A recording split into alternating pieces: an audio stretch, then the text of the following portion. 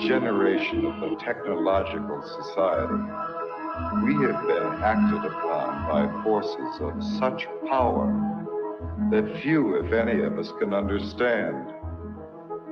Extensive information gathering on every American, human experiments with drugs and psychosurgery, electronic surveillance, the era of the computer, invasion of privacy, growing government and corporate power over our lives, a people plagued by dehumanization, loneliness, and violence.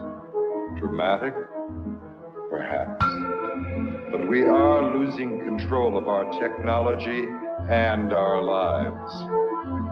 Not so long ago, people in a similar situation did not awaken to the forces around them. Are we so unwise as to do the same?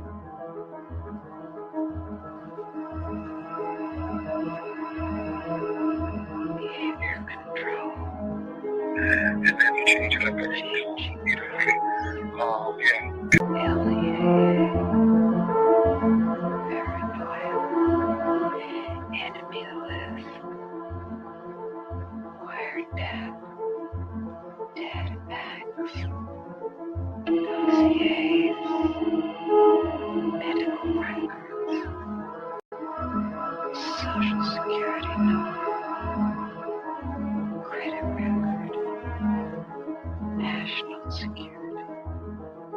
That was with another agent, Pat Webb. Pat was an explosives agent. So we kind of opened the door just a bit to the cabin.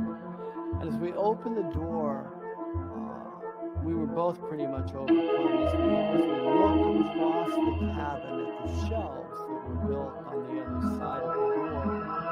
We could see coffee cans and bottles and jars, and they all had labels on them, and they were very meticulously done. You could see that some were labeled with the name of certain chemicals. One of the things we saw was a hooded sweatshirt, that was hanging up there. The cabin smelled as if you might start to think, if you really think about this. This is a person who lived in this cabin. They had a cutaway spot on the floor to go to the bathroom in if he needed. Internet. The creation of a collective consciousness and the merging of the human mind with the internet is the basis of the aspiration of the transhumanists, known as the singularity. Their dream of creating a global brain came nearer when Tim Berners-Lee, a British computer scientist and former employee of the European Organization for Nuclear Research, CERN, invented the World Wide Web. Berners-Lee's breakthrough was to marry hypertext to the internet. The underlying concept of hypertext originated in previous projects from the 1960s, such as the Hypertext Editing System, HES, at Brown University, Ted Nelson's Project Xanadu, and Douglas Engelbart's Online System, NLS. Both Nelson and Engelbart were in turn inspired by Vannevar Bush's microfilm-based Memex, which was described in the 1945 essay As We May Think. Berners-Lee founded the World Wide Web Consortium, W3C, after he left CERN in 1994. It was founded at the MIT's Laboratory for Computer Science, MIT LCS, with support from the Defense Advanced Research Projects Agency, DARPA, which had pioneered the internet. The transhumanists' idea of mind uploading is reminiscent of that expressed by Allen Ginsberg following his LSD experiments at Stanford with Gregory Bateson. While under the influence of LSD, the doctors hooked him up to an EEG machine, and following the suggestion of his friend and lover William S. Burroughs, connected a stroboscope blinking in synchronization with his alpha rhythms. Describing his experience, Ginsberg recounted, "There was no distinction between inner and outer. Suddenly, I got this uncanny sense that I was really no different than all of this mechanical machinery around me. I began thinking that if I let this go on, something awful would happen. I would be absorbed into the electrical network grid of the entire nation. Then I began feeling a slight crackling along the hemispheres of my skull. I felt my soul being sucked out through the light into the wall socket and going out point one." During the final years before his death in 2000, Terence McKenna became an early proponent of technological singularity and called the internet the birth of the global mind, believing it to be a place where psychedelic culture could flourish. Point two, however, as Derry clarifies in Escape Velocity, cyberculture at the end of the century. 327. 328. Transhumanism. But as Thomas Hein reminds us in Facing Tomorrow, what the future has been. What the future can be. Futures like McKenna's are stories we tell ourselves. About the present, an attempt to invest our lives with a meaning and a drama that transcend the inevitable decay and death of the individual. We want our stories to lead us somewhere and come to a satisfying conclusion, even though not all do so. 1264 Placing our faith in an end-of-the-century Deus Ex Machina that will obviate the need to confront the social, political, economic, and ecological problems clamoring for solutions is a risky endgame. The metaphysical glow that increasingly halos the high-tech tomorrows of cyberdelic philosophers, corporate futurologists, pop science programs such as the Discovery Channel's Beyond 2000, or even ads such as ATLANTIS will campaign, blinds us to the pressing concerns all around us. Point 3. As Eric Davis remarked in Technosis, some Christians, especially those with a brute Protestant conviction in the rock-solid inerrancy of the biblical word, would concur with Teilhard that our headlong flight toward planetization is part of a master plan. 4. Davis was commenting on Marshall McLuhan's 1969 interview in Playboy, where McLuhan mentioned that computer networks hold out the promise of creating a technologically engendered state of universal understanding and unity, a state of absorption in the logos that could knit mankind into one family and create a perpetuity of collective harmony and peace. McLuhan clarified, in a Christian sense, this is merely a new interpretation of the mystical body of Christ, and Christ, after all, is the ultimate extension of man. 5. However, as Davis pointed out, in a letter to the Thomist philosopher Jacques Maritain, McLuhan flip-flopped on the idealism he had earlier expressed. Electric information environments being utterly ethereal foster the illusion of the world as spiritual substance. It is now a reasonable facsimile of the mystical body of Christ, a blatant manifestation of the Antichrist. After all, the prince of this world is a very great electric engineer. Point 6. However, for the transhumanists, the internet is not just an agglomeration of inert information, but poses the possibility of humanity creating a collective consciousness of the mystics. Effectively, transhumanism is the hallucination arrived at by computer scientists on drugs. As psychedelic drugs impede the ability to discern reality from imagination, they often lead to the mistaken attribution of life, or even divinity, to inanimate objects, like a computer program. The ultimate foolish dream of the transhumanists is that with the creation of cyberspace, we'll be able to enter the pleroma, the mystical realm of the ancient Gnostics, by uploading our minds to the internet. Thus, the internet will have come to serve as a totality of human knowledge, the omniscient collective consciousness of Teilhard de Chardin, also known as the global brain. Global brain. The relationship between the global brain and the internet, and its connection to the thought of Teilhard de Chardin, is explained in The Lost Symbol by Da Vinci Code author Dan Brown, a fellow alumnus of Exeter with Stuart Brand and Facebook. The Singularity. 329. Founder Mark Zuckerberg. There is an important section from the novel, which is based on revealing the secret of Freemasonry, where Willis Harman's Institute for Newtic Sciences, IONS, named after the noosphere of Teilhard, plays a central role. Here the character Catherine Solomon explains the significance of Newtics. 2 heads are better than 1, and yet 2 heads are not twice better. They are many, many times better.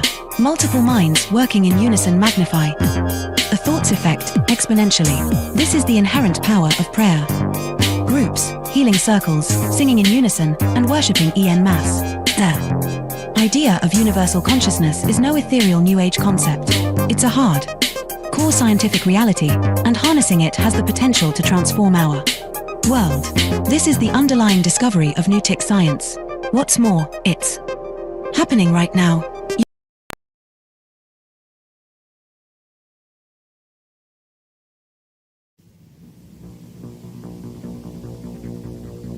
The Technological System by Jacques Ellul. 1. People are not machines, but in every opportunity where they are allowed to behave like machines, they will so behave. 2. 25 years ago, I arrived at the notion of the technological society, but now, that stage is past. 3. The industrial society. This term is very widespread, but I find it inadequate. 4. Present-day society is still industrial, but that is not its essence. 5. At one time, technology and machine industry were connected, but for more than half a century now, a gap has widened between them. Industrialism developed a centralized, hierarchical system, with a linear growth, a division of labor, and a separation between the means and the ends. Mechanization created additional jobs and made human work more draining. It operated by means of steady reproduction, developing masses of men and integrating them in the industrialization. 6. Modern technology, however, contradicts each of those different points. If allowed to act, it leads to decentralization and flexibility. It does away with the hierarchy and the division of labor. It particularly has to bridge the gap between implementation and management. It presupposes a polyvalent and nonlinear growth. It reintegrates the ends into the means. It cuts down on labor and thus on the costs of labor. The value factor is no longer human work but scientific invention and technological innovation.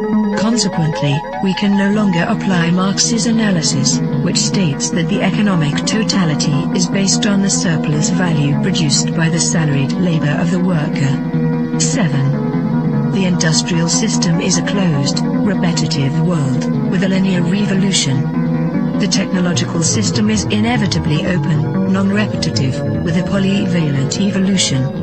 It can proceed only by the universal development of mankind, and that development is absolutely necessary for the development of the technological system. We are thus confronted with an ensemble that is totally different from any that has ever existed before. 8. Technology, conceived in terms of its automation, its chemical transformation of the world, its economy of energy, its cybernation, its data processing, its biological intervention, and its indefinite output of nuclear energy, has little to do with the old industrial mechanization. 9. Technology is power, made up of instruments of power, hence producing phenomena and structures of power, that is of domination. 10. Terrain, in contrast to Bell, hesitates about a qualifying term. Thus, he speaks of a programmed society.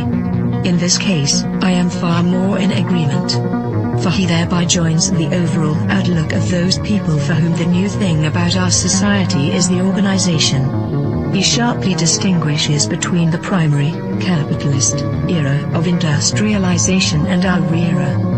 He qualifies this new society in terms of 3 features. 1. The emergence of new social classes, technicians, bureaucrats, efficiency experts. 2. The new trend of business, which is now based on organization and no longer on the relationship between economic power and productive labor. 3. Spare time activities.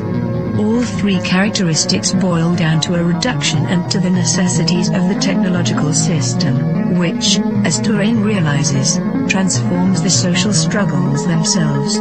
They are becoming more technological and are no longer subject to a takeover by the proletariat. Turing adds one more essential feature of post-industrial society: the importance of the student movement with its deep contestation, its challenge, and its political weakness. But, as I have tried to show in my studies on revolution, I regard this feature as episodic and contingent. 11. What triggers consumption? Advertising, that is to say, the technologies of advertising.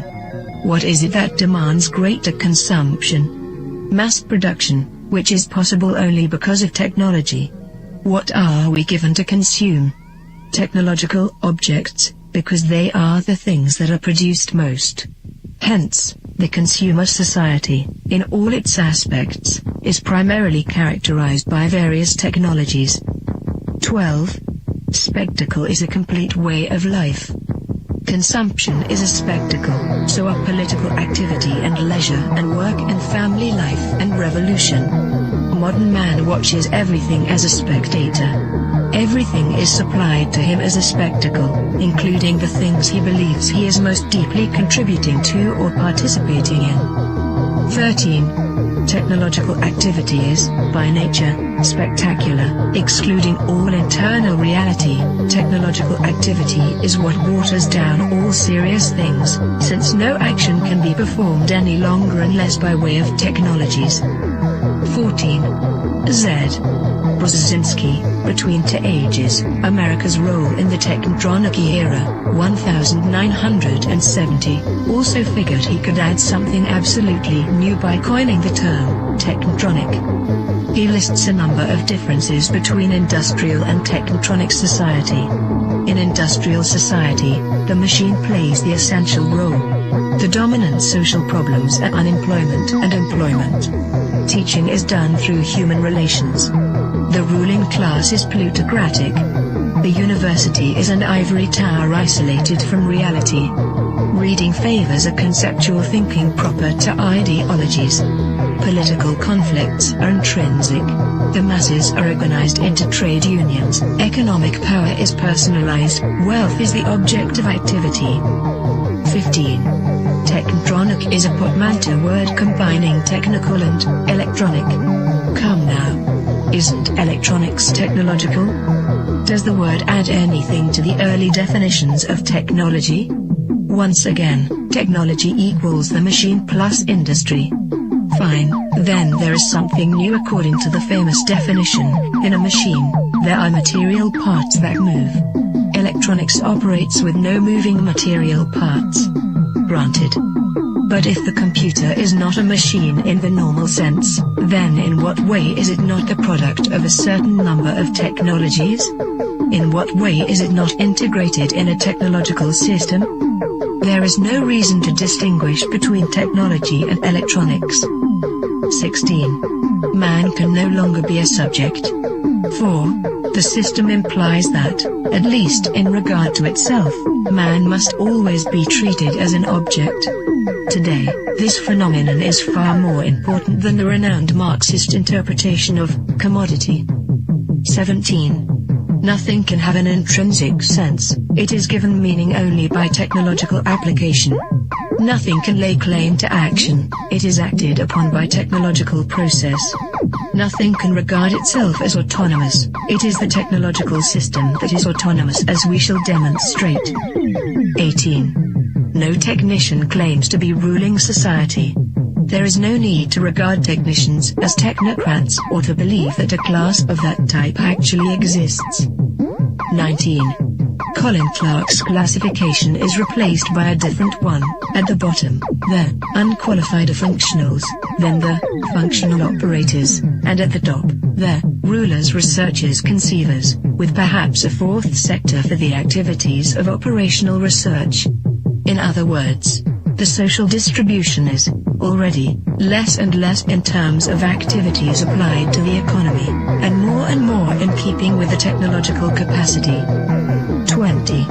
The era of clerks, and these clerks are the decision makers in all domains because they have the knowledge and use of the technologies. Like it or not, and Hetman shows this so well, the experts, the specialists of diverse technologies are to be found everywhere, from business to administration, from government to agriculture. They form the true grid of society, the network holding the various pieces together.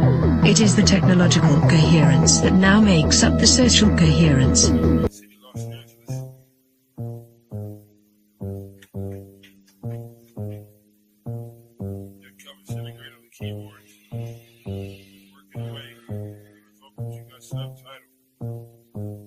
I gotta go to work so I can work it out.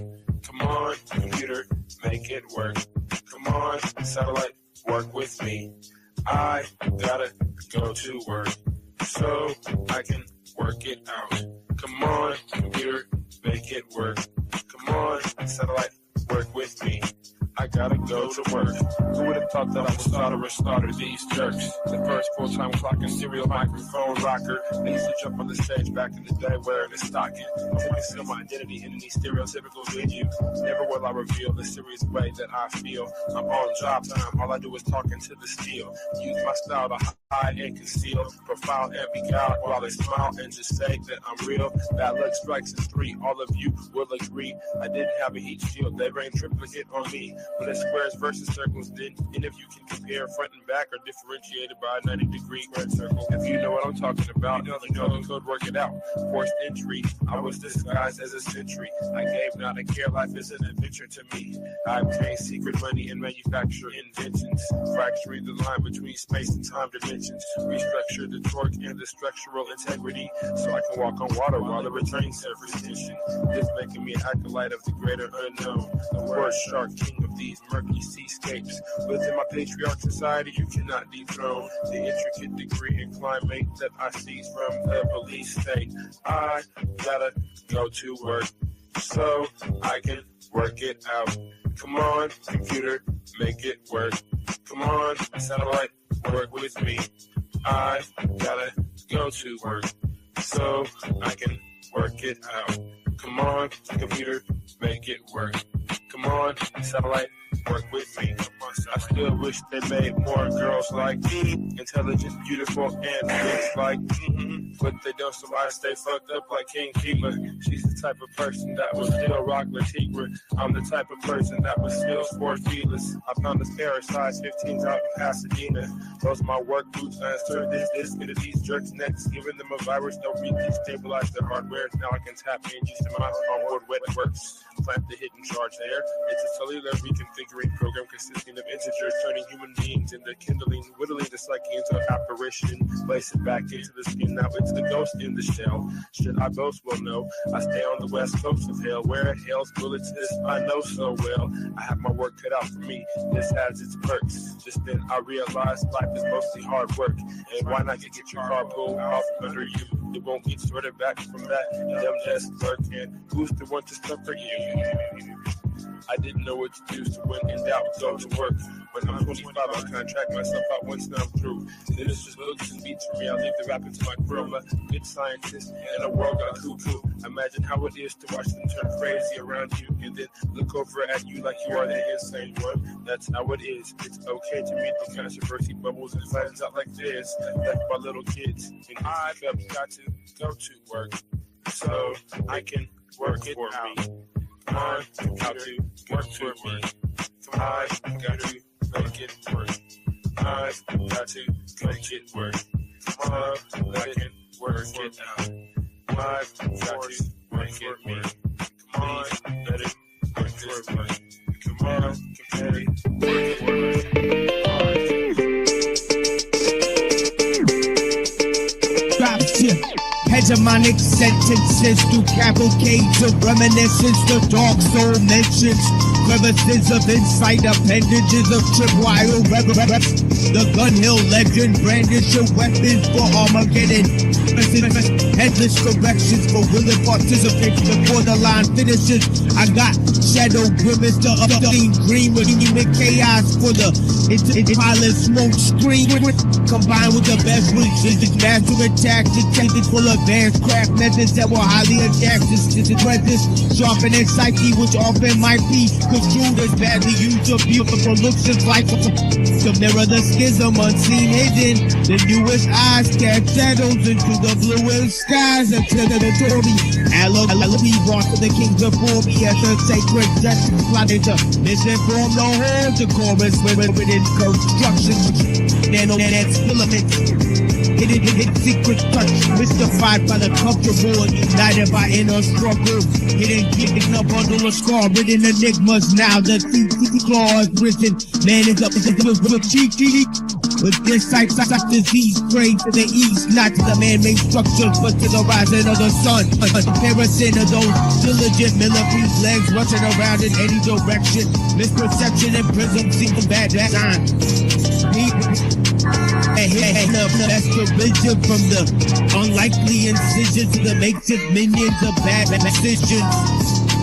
I'm pressing danger to the head skill, kicking fixes. To level, hidden cages you can't unstage this cause I'm live and in the basement with bones hidden all chrome, hidden with thrones. Like a program metal skull covered in the hard routinely cycled by a metronome. Bones are collected to make me feel like the connection is real. Now only steel can sharpen steel.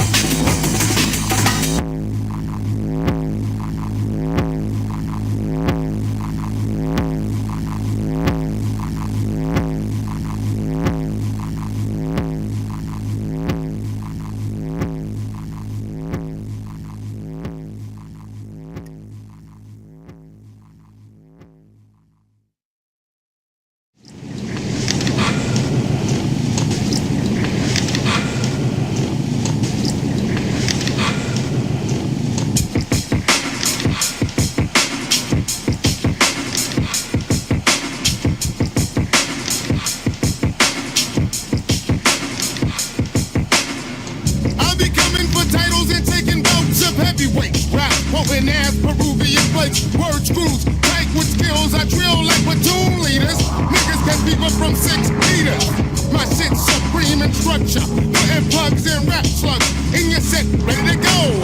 Throw the brick at your glass house, watch them out of shadow, my chatter fall from idle raw recital.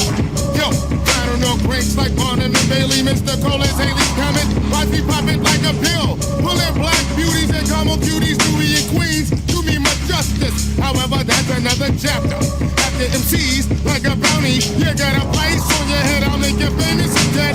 Brandish my lyrical like my pistol. MCs are red like bloody jam, back shot crew bleeds like demons. Those psychos complaining about the pain that I give. My rap bust up your lungs, breaks your ribs. I cause the chemistry. Ain't turn no damage, fucking up cerebrums. Yeah, chilly, I got that witty winter cola bones. My shit dope is blows on Cicero. Text that before you see. I destroy the decoy. All clones get their head blown off when the blowtorch speaks. People listen like the Empire. When MCs like bitch with a motherfucking apple between their lips. Yo, sounds ricochet through domes claiming victims. Everything's fake cause I'm a fucking inmate. Now make them feel this article might be critical to MC sounding pitiful, but I do not give one fuck. Now it's on when the beat breaks, he break. When my mic generate enough heat to bait, I jack for souls. So throw them in the air like you just don't care, and give them hair while lumber rocks you down. Calm tight, but wild in a minute like what you don't know might hurt ya. I'm buster, radius of grenade clusters. My mind's filled like a minefield. Time to build, double yield, and feel the force of concentrated steel. We got time to roll that time. Rhyme shine like summer day, another haze for the pastime. Niggas be swearing they choice when they just moist, talking like they smooth as a Rolls Royce with me in it. Don't be timid and grab no mic, bro. I thought all the shit MCs will put to rest and not go. Break it up, break it in, break it on out, bitch. Yeah, that's how I like it. And when the feeling's right, I never fight it. Check it out, my mic detonates, causing riots. Sounds ricochet through domes, claiming victims. Everything straight cause I'm a fucking inmate. Now if your spiritual's incapable, hawk, my aerial assault got niggas open like Capone's fork. Thriller, drama, terror, fastball error to your face. Point blank, 200 mph from the Lone Star State, sent to make the earthquake. Representing wherever, forever. Ginsu, your thing crew, rubber click, be thicker than a first grade pencil. Killing each and every nigga for sport. The routine, hard heads in clean, know exactly what I mean. It'll see, need I stress this? Texas flexes, born at the harder, I'll bust your young and leave you restless. I hold mics like a hype holds a pipe. Renegade a rap, man, I slayed ASAP. Tried to tackle me, I stiff-armed this fucking faculty. The wind, whoosh, it's hectic here. Me and my mics like electric chairs. We go way back like drive-bys and hood highs. Unhappy skill fat, who ain't killed yet? Hear me now, I'm too advanced for youngsters. The Avalanche branch, massive Rottweiler owner and heavenly body boner. Fuck fancy clothes, hoes who up they nose. When the name blows up, baby, you paying for my pose. Worked up Freddie Rodriguez, walking clouds in Adidas, counting dead presidents. Nigga, call us if you need us. Please, no media, just throw the spot on the back page. Niggas be acting shady while they ladies lounging backstage. Towns ricochet through domes claiming victims. Everything straight cause I'm a fucking inmate.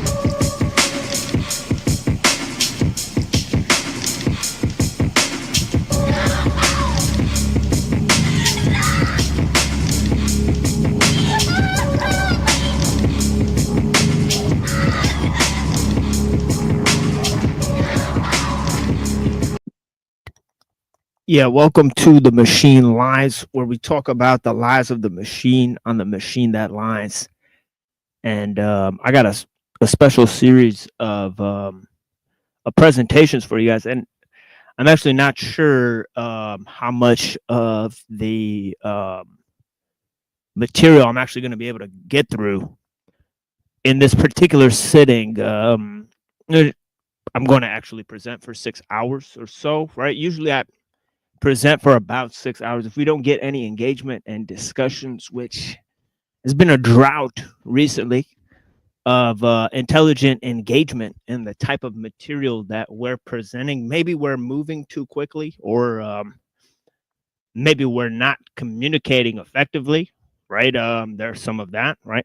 There's also seems to be a lot of noise pollution.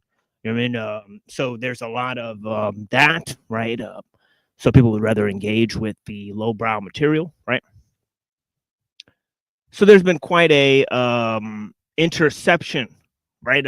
We won't directly refer to it as gatekeeping, but yeah, there's been quite an interception of thoughts and ideas. I'm ruminating on just recent, well, today they're doing a debate I saw, should Christianity be part of the state, right? Or should Christianity be political, right? Very important question that I think we've delved into in great detail in the recent broadcast that we've done, right?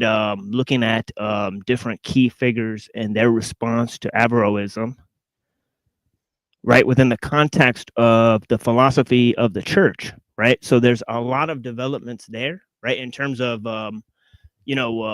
looking at those ideas, right? Should Christianity be political? I've recently, reflecting on the subversion of Paul in Romans 13, right, and that being used to justify the takeover of the church in Russia, right? That in the later part of the episode, there's a presentation by Unseen Warfare, basically delineating such ideals, and obviously based on much earlier schisms and ideas. So we have that whole idea. We have another debate I saw recently about communism versus capitalism, and of course we know these are two defunct ideological schemes, right, that try to deal with and function within the paradigm of the technological society, right? And they basically haphazardly sort of acquiesce to the constraints of technical necessity, right? As we've seen. So we're looking at the effects of technical necessity on theories of economics and politics, right? And subsequently its effects on the liberal doctrine in general, right? So we're corresponding to certain ideas about the political values, right, or the political valuations of both mankind and the stately religion, okay, and civic virtues and universal rights and those sort of ideas, right? So we have the foundations of all those things, right, that are going to be uprooted by the technological system, right? So we're laying down the foundation of liberalism, right, and seeing why it failed in history, right? And why some of the ideals, okay, that liberalism espoused, first of all, it had an skewed way of looking at history, right? So we're describing or proscribing a different series of events in terms of the historical ideal, and we think that history is part of the architectonic, right? So it by architectonic, right, I'm basically using it, and I don't know the actual academic definition of this term, so you have to forgive me, right? But I'm definitely ascribing it to arts that create other arts, right? So maybe we could look up architectonic, right, and I can correspond with you guys on this unique.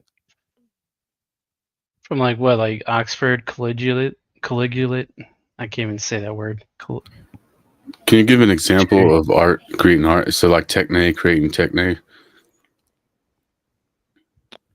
Yeah, like I think like once you understand structure of different ideologies, right, then you can understand their development through time, right? And if you understand their development over time, you'll understand how they give birth to minor arts, right? Like, for example, right, I think, right, theology, philosophy, history, and science, right? Like however you view those things, right? They tend to, you know, be, outlines of the structure, right? Of various, minor arts, right? Like you could think of like, like math and like logic and, language and all those things as being like minor arts, right? You know what I mean? Like subsets or subcategories, basically. Oh yeah. And I think this comes to a greater concept, that I personally think, like, for example, right? If you look at art and you look at music, right? And I think I explained this elsewhere, right? Art uses light. Okay, so so it's using space and light. So light understands space, or it's over comprehensive of space, because the light shineth in the darkness, and the darkness knows it not. It's kind of like, it fills in, or it creates space, so to say, right? So in a sense, right, see, music uses space, right? But it doesn't understand it, right? But music is more about movement, right? So Vibration. Vibration, right? So I think the same way sound uses movement, I think light uses space, right?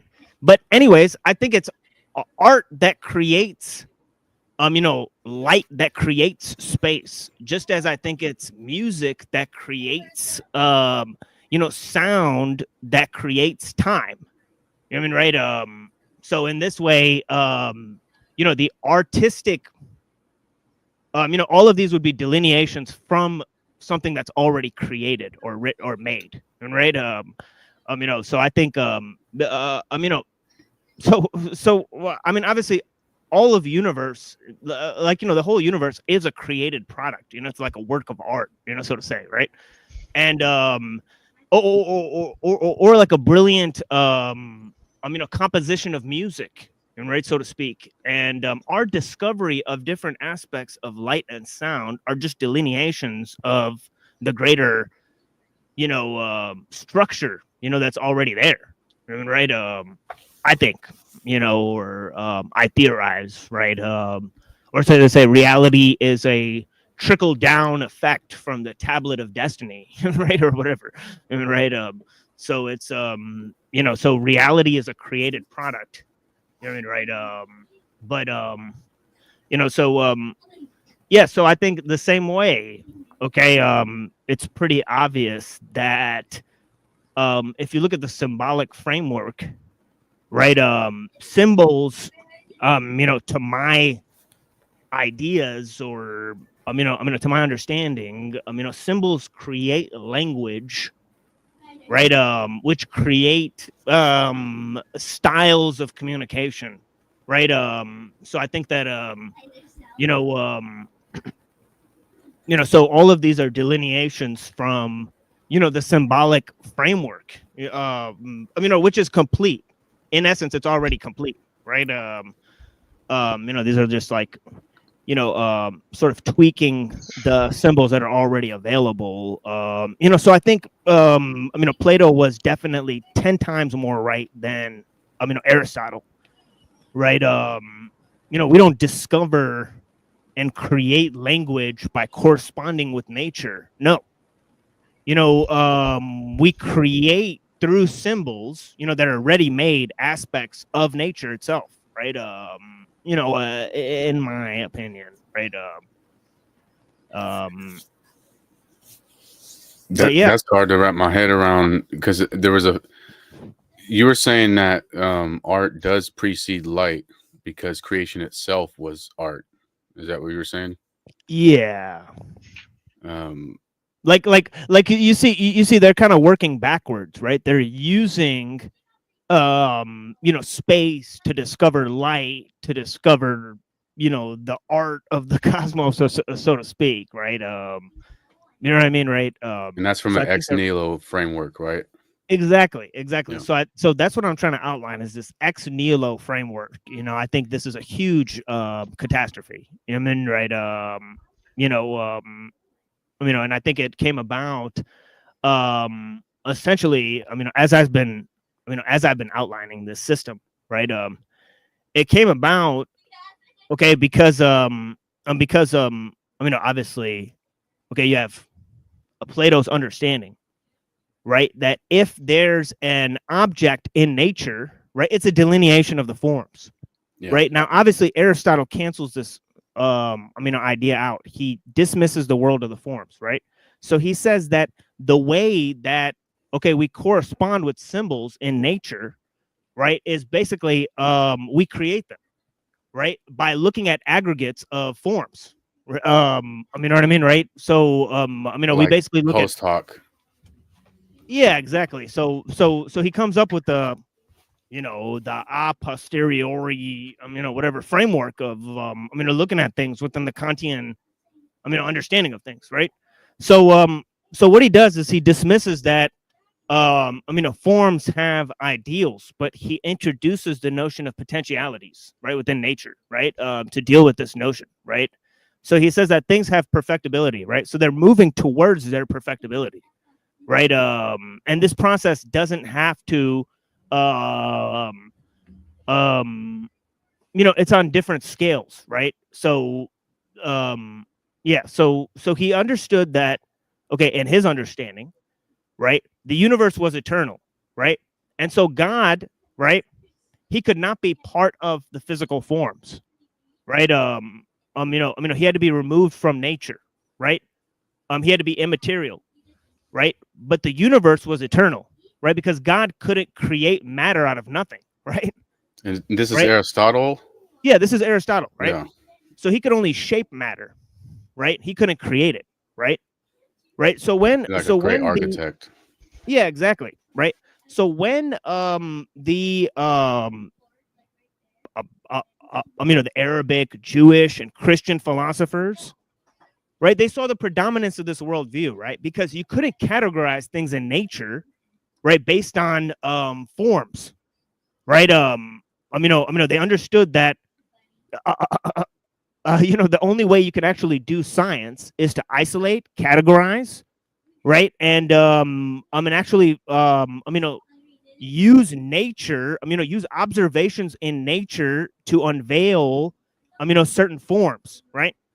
So they knew that this scientific process was basically unbeatable, right? They'd used it to create tons of things at this rate, right?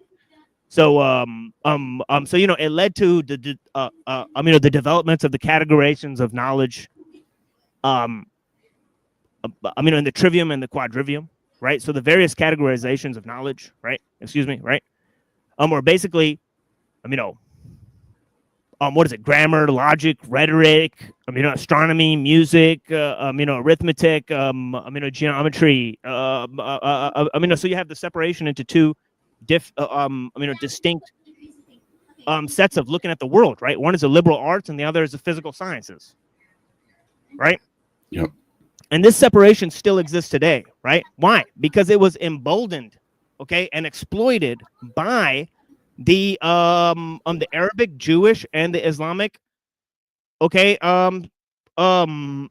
philosophers, we'll call them, right? But they were at this point doing natural philosophy, right? So it was like a combination of philosophy and science, right?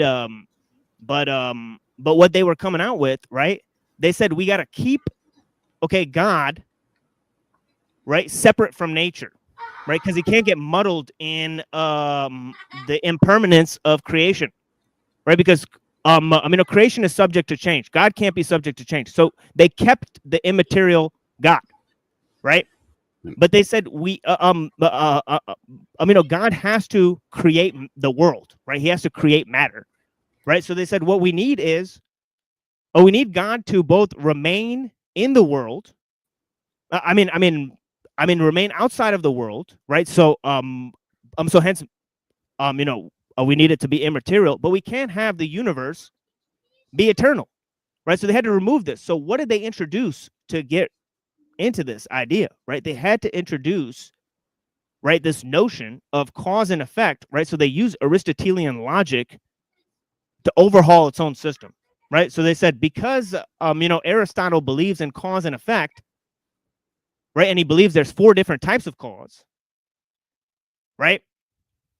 Right? They said the notion of causality, right, means that the universe had to begin at some point, right? Otherwise, you have, an infinite regress, right? So they introduced this notion of infinite regress, right? So they overhauled, they totally overhauled Aristotelian logic, right? They used Aristotelian logic against Aristotelian logic to prove the Abrahamic God, right? Okay, but what happens now, right? Right?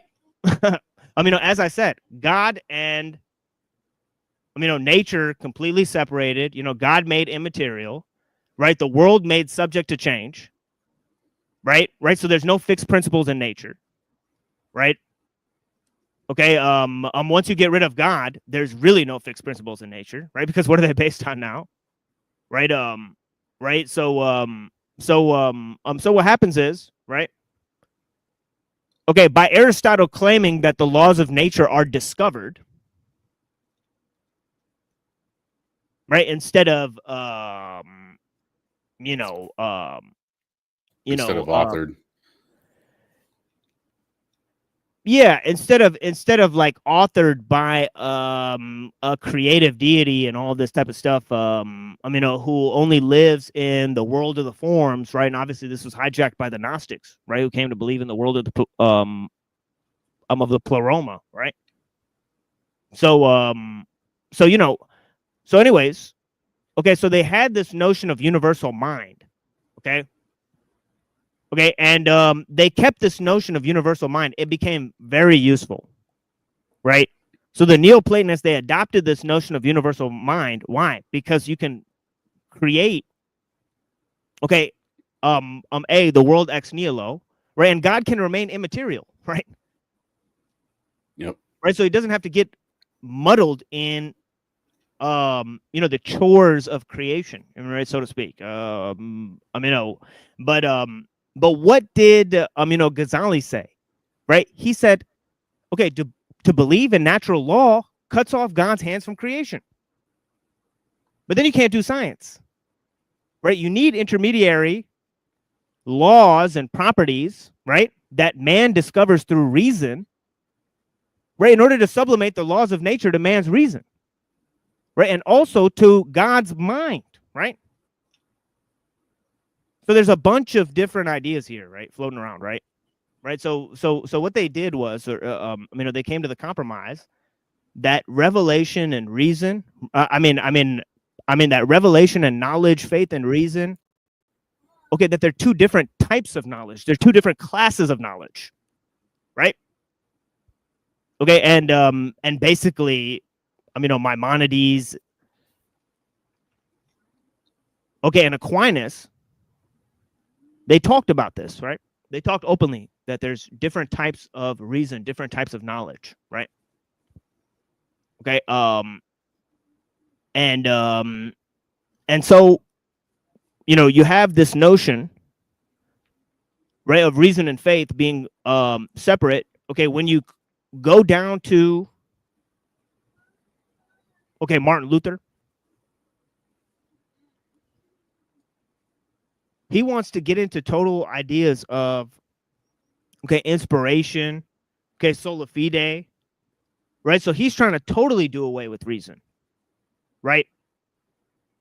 Okay, and he's trying to say that it's only revelation, right? And so you have the idea of the spirit, okay, versus the spirit versus reason, right? Essentially, right? And what this spirit, okay, came to be, right? Okay, since they got rid of the transcendental scope, this spirit was transformed into the spirit of world history, right? Into a world salvation. Okay, and the reason why this happened is because you no longer have the transcendental scope within nature, right? But you still have the concept of the universal mind, right? So what has to happen is that this notion of the universal mind has to arrive through through the collective, right? Okay, through human civilization, right? Instead of it being delineated, right, from the universal mind to humanity, right? Right, now that you don't have any transcendental scope, right?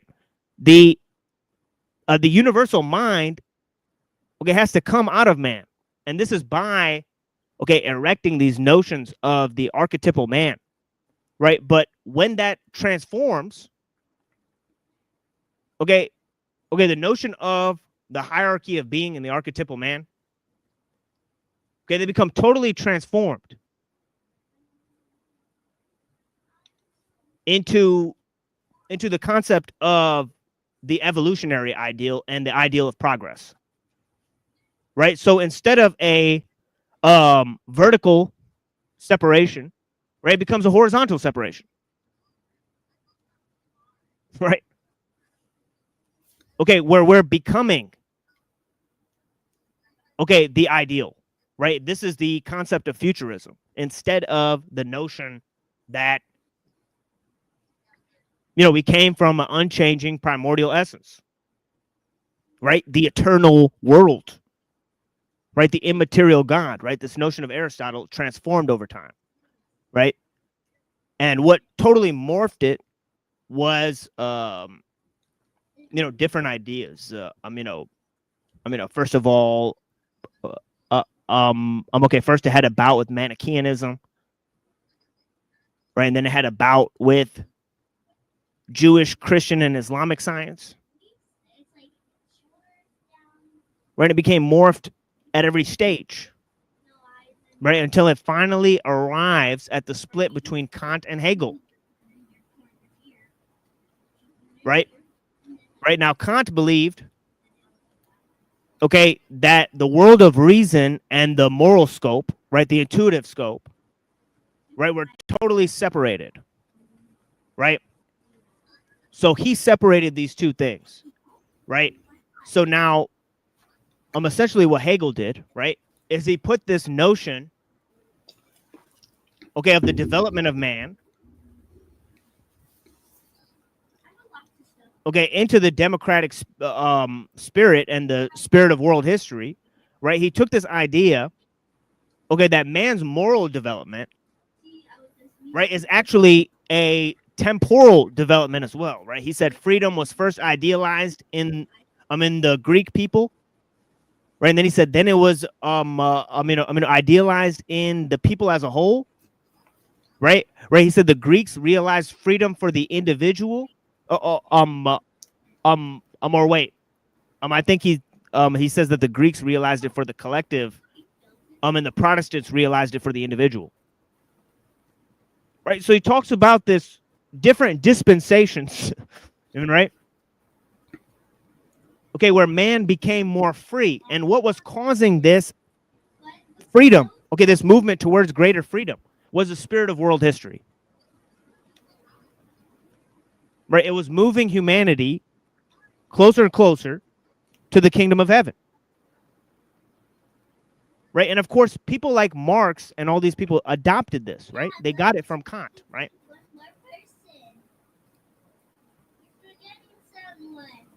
Okay, Kant wrote about the utopian world ideal, right? And about world government and about world peace. Okay, Hegel transformed this into the notion of progress. Okay, Marx transformed this into the idea of dialectical materialism. Right? So ever and ever, you're seeing the entrance of history into idealism. Okay? And once you have this notion of the spirit of world history enter into the notions of German idealism,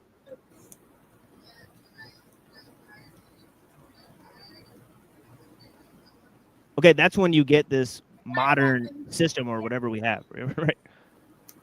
Okay, so let me get started with the reading because I'm kind of losing my train of thought here as well. But yeah, So let me go with the reading, unless somebody has some comments here. Blessings.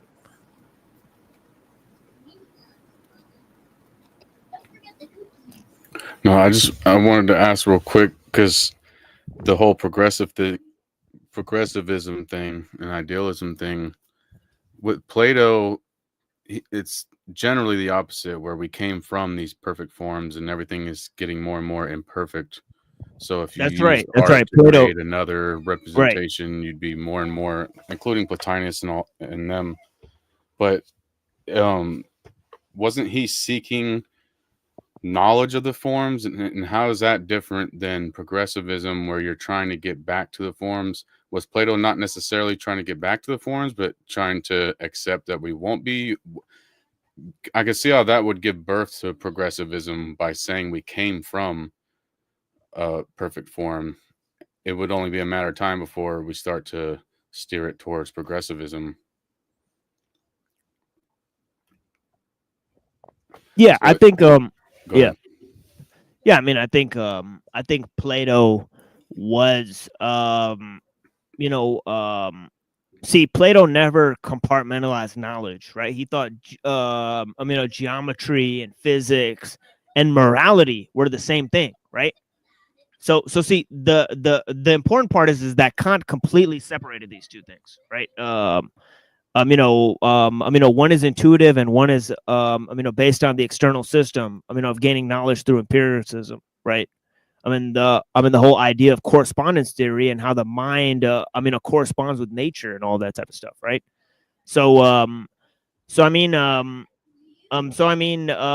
Plato, right? See, he contributes because he creates a notion of dualism, right? But see, where Plato has a spatial dualism, right? In the horizontal, in the vertical sense, right? So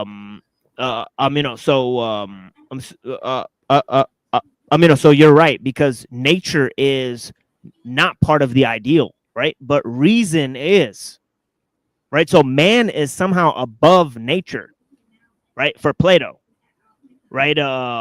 And that starts to introduce some interesting problems, right? But Aristotle completely shifts this, right? And he turns it into a temporal duality, right? Because he keeps the distinction between form and matter, right? But form is found in potentiality and perfectibility, right? Which is found through struggle in nature and time and all this type of stuff, right? That's why he has temperance as one of the highest virtues, right? Temperance and moderation. These are high, ideals of virtue, right? But see, he's still not separating, right, morality from his study of nature, right? Right. So even Aristotle's not doing that, right? So you have to see how profound this shift is, right, and how much those 11th century, Christian and Jewish, and Islamic philosophers that were responding to Averroism, how much they contributed to this complete split, right? Right, because God, essentially, before you can kill God, he has to be like taken out of nature, right, or something. He has to be banished from nature or something, and right, I guess, there's my little, turn of Nietzschean phraseology, right? Yeah. Yeah, thank you. Go ahead with the. All right. Yeah, for sure. Yeah. Jump in anytime you like. For sure. Blessings. Same with you, Reddington, and of course I see Hank down there. If you want to jump in, I see you're a regular contributor to the panel, so you could jump in. Anybody else wants to jump in, you can. Okay. Obviously open panel. Discussion within reason, right? And all of that. Right. But yeah. But yeah, let me sort of turn this off so I don't look very silly while I'm reading. But yeah. Okay, so let me go to this here. Okay, so I say on religion and reason, he reduced religion to mere moral faith and a hope, right? Theologians were not amused. He reduced the beautiful to the symmetrical. He extolled a flaccidly disinterested pleasure, right? So Kant did the same thing to pleasure that he did to morality, right? He kind of put pleasure and morality in the same sort of subjective, okay, intuitive, okay, realms, okay, away from, and I don't mean that intuitive and subjective are the same thing, right? Right. I mean intuitive and subjective, right? Because for him, right, intuitive is objective, right? Like space and time are intuitive and they're also objective facts, right? For him, right? But yeah, this whole idea of okay, okay, how nature, right, morality, pleasure, right, all these things are put in different categories, right? And how they relate to the notions of mind are very interesting, right? Okay, so they talk about the notion of world spirit, right? You have the notion of telos in Aristotle. You have the notion of the world spirit. Okay, within Hegel. Okay, you have Kant writing to different people about Swedenborg. Okay, he was sort of a theologian that combined theology with science and neo-paganism. Okay, and came up with his own occult system. Okay, and a lot of these guys were influenced by the spiritualists, okay, who had a great influence from Swedenborg. Okay, and Kant, he also corresponded with Moses Mendelssohn, okay, who was part of the Haskalah. So we talked about the Jewish Enlightenment in Europe. Okay, there's lots of figures of the Jewish Enlightenment in Europe. Of course, the Hasidic Jews in Europe had a cultural reformation, the same as the Europeans. Okay, and some of the Kabbalists, okay, and the alchemists of the time, they influenced people like Martin Luther. Okay, like Johannes Reuchlin. So you have a lot of different ideas of the new age and the new earth. Okay, and this utopian fantasy creeping in. And the utopian ideal of the state has to come into framework far before you have the transhumanist ideal. Right? Okay, basically the ideal of the state of creating a state based off of the ideal of Plato, right? As Plato made an ideal of the state, he called it the city in speech. Okay, so he kind of created the notion of constitutional systems. Okay, these constitutional systems holding the people in check, this idea of doctrine or regime was part of the political ideal of the state. Okay, and as we know, the religious ideal sort of kept it in check for a very long time, right? Okay, because church and state were merged.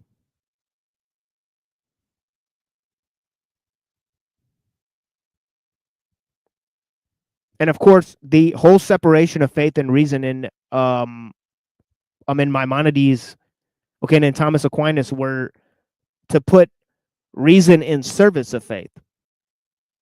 Right, like for example, like Maimonides came to the conclusion that God is unknowable. Right, Aquinas came to the conclusion that the church should be the handmaiden of the state. I mean the other way around. The state should be the handmaiden of the church. Yeesh. So he said there are two separate systems that should be kept in two separate spheres. Right, they're based on two separate types of knowledge. Okay, the state develops man's natural capacity for reason, right, while the church develops his spiritual capacity.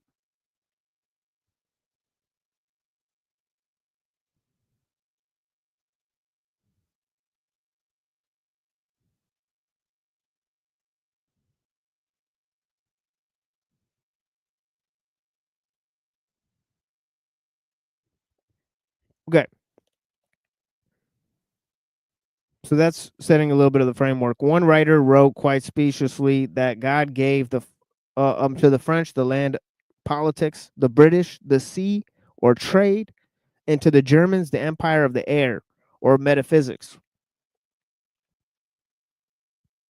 Okay, so you have the notion, okay, of economics, right? The economic theory of Locke. Okay, and he also came up with tons of other notions like empiricism and the tabula rasa, right? And he called morality practical reason, right? So he already separated reason into different categories, right? So you could see how people like Kant had a huge influence. I'm sorry, people like Locke had a huge influence on Kant, right? Okay, and then you have the notion of the French Revolution.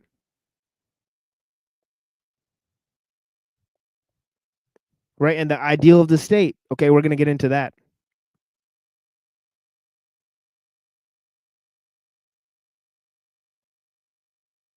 Okay, because the ideas of civic virtues were actually perfected in France, not in America, right?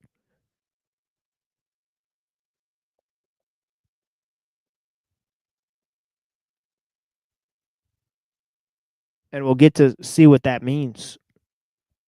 Right, in France, when they did the French Revolution, they created ideals about science and reason and freedom and liberty and all this type of stuff, right? Okay, they created, they fashioned new ideals.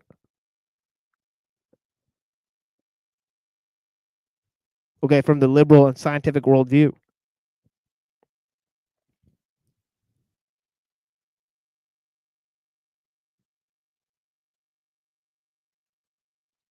Okay, so it was relying on the notion that European civilization is chosen by God. Right. So as I'm explaining, right? Kant and Hegel did the same thing, right? That sort of Plato and Aristotle did, right? So Kant sort of took morals and reason and divided them.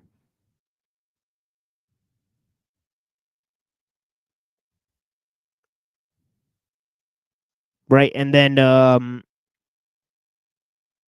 basically had this ideal of the state.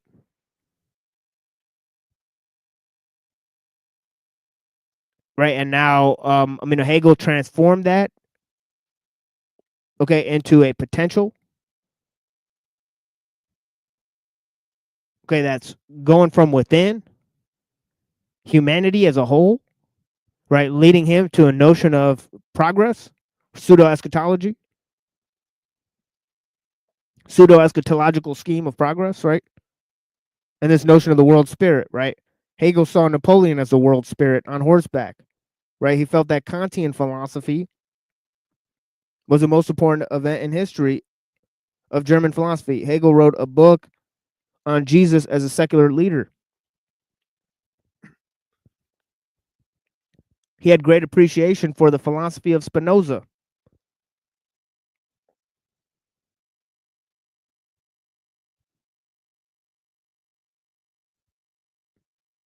Okay, he came up with notions like contradiction, mediation, alienation, right, and introduced them into the notion of the historical process.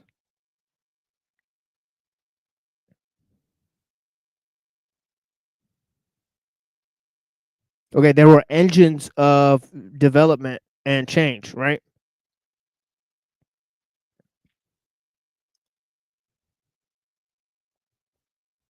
Okay, and this obviously led to the revolutionary ideal of Marx, right? Okay, so man was, in this sense, completely determined by forces of social and cultural development. Right, it's nothing more than a product of history. right? In both Hegel and Darwin.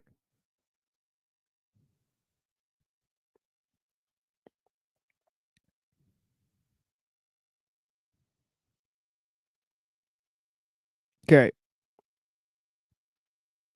The dichotomy presented by Kant between form and content, thought and reality, was a starting point for Hegelian philosophy. The attempt of Hegel has surmised that logic was able only to refer to itself and could not emerge from itself until confronted with contradiction. The problem conflict resolution was rendered by him as a metaphysical reality.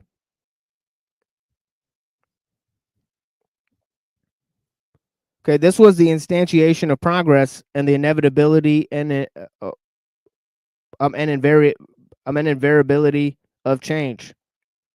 Okay, while Kant created a spatial duality between the world outside and the world inside, Hegel created a temporal duality. Okay, the belief in progress is a belief that tomorrow will be better than today.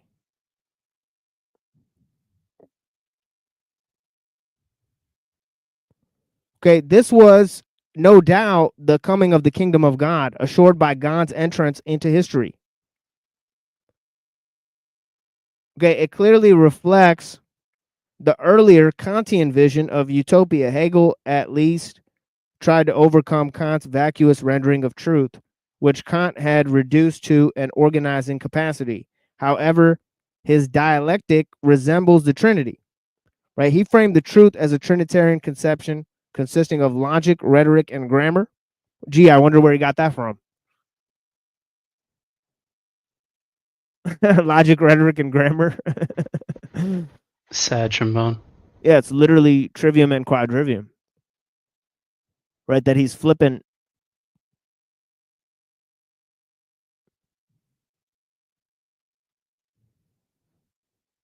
As I said, Isidore, okay, was developing basically the foundations of scholastic theology, right? That's followed by Aquinas, right? They reframed Aristotelian systems, okay, and categorizations of knowledge.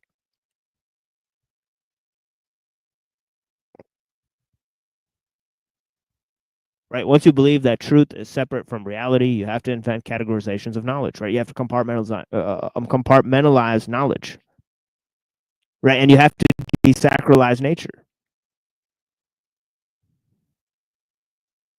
Right. These are two fundamental steps that come about as a consequence.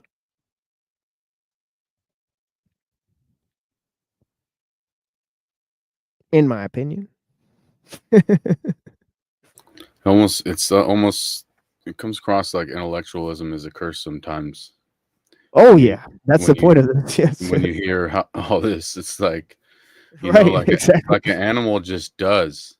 It's most effective because it just does it. It uses intuition, it acts, and our intellectualism can definitely, and I'm sure we all in our own lives know for sure that intellectualism can be a negative thing.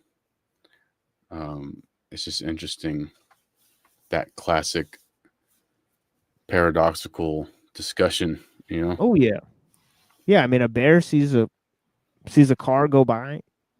He's not wondering like, what was that just now? He's not wondering like, how was that made? Whoa, what the hell? Right? He's not like looking around, like he's not scared. He's not thinking like aliens have invaded. He doesn't care. He's gonna go back. He's gonna catch a fish. He's gonna eat the fish. He's gonna shit near a tree. The fish is gonna create phosphorus in the soil. So that creates little mushrooms in the soil. Right, and the bear's gonna claw the sap, and the sap is gonna create mushrooms in the tree. And the system of nature replenishes itself, and the bear's just doing its job, even though it's replenishing itself.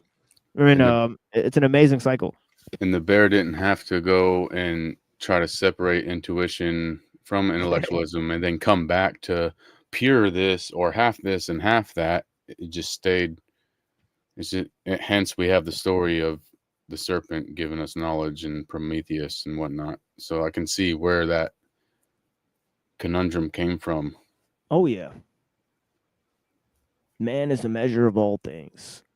I mean, and I think that Hegel would agree with that basic statement. I mean, I've quoted before. He said, "Man, that the antithesis of nature is mind, and man is the synthesis."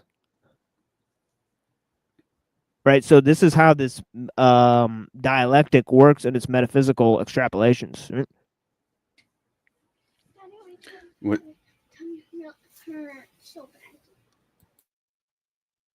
And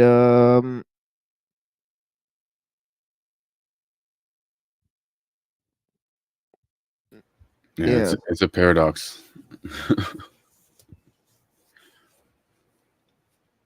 Because even with Plato and all that stuff, it just comes across like a paradox.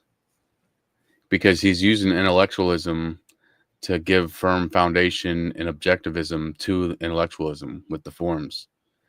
So it's like, it's a paradox.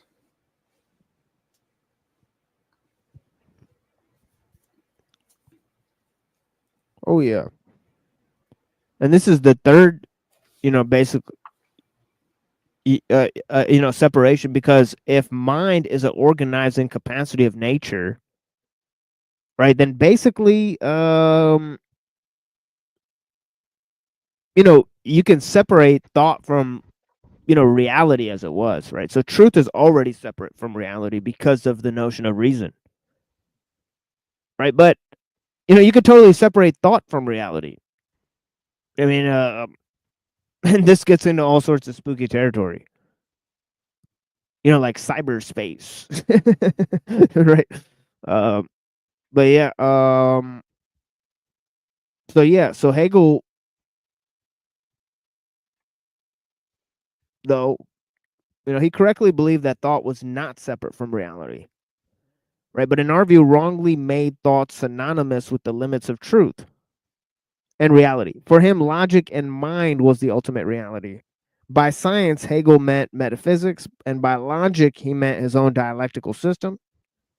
His philosophy was an ode to Heraclitus, with a focus on the notion of becoming, while the Kantian side would develop into an analytic form of mathematical logic.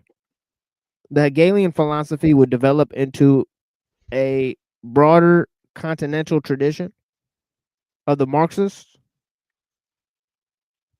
right? And all the young Hegelians and all that type of stuff. They were obviously heavily influenced by the occult, right? But so was Hegel, right? So were Hegel and Kant, right? So there's no surprise, right?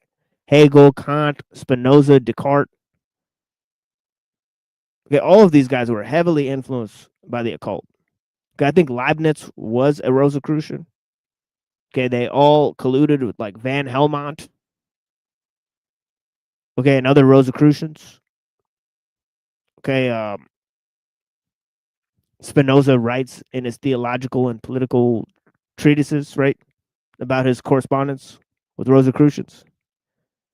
Okay, Descartes knew Queen Christina of Sweden, who basically danced in the streets of Amsterdam. Okay, in support of Shabbatai Zevi. So there's a lot of connections between philosophers in the 16th century and the occult. Okay, these guys weren't just thinking of all these concepts, right? They're heavily ensconced, okay, within arcane concepts, okay, arcane interpretations of scripture. Okay, and that's why they wanted to totally separate from the church or whatever, right? Because they would have been perceived as heretics, right, for even half of the views that they espoused. Right, even though the church was engaging in the Counter-Reformation and themselves getting caught up in occult stuff.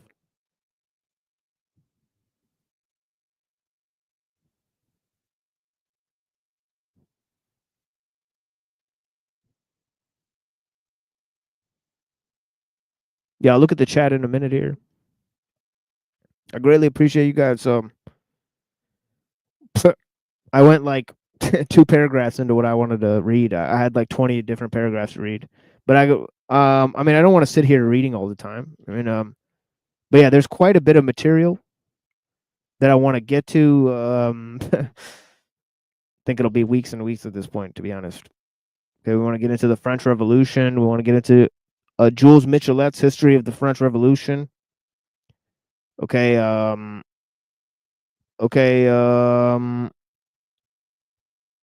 the Hobbes in history, right? Thought and Hobbes in history by Cranach.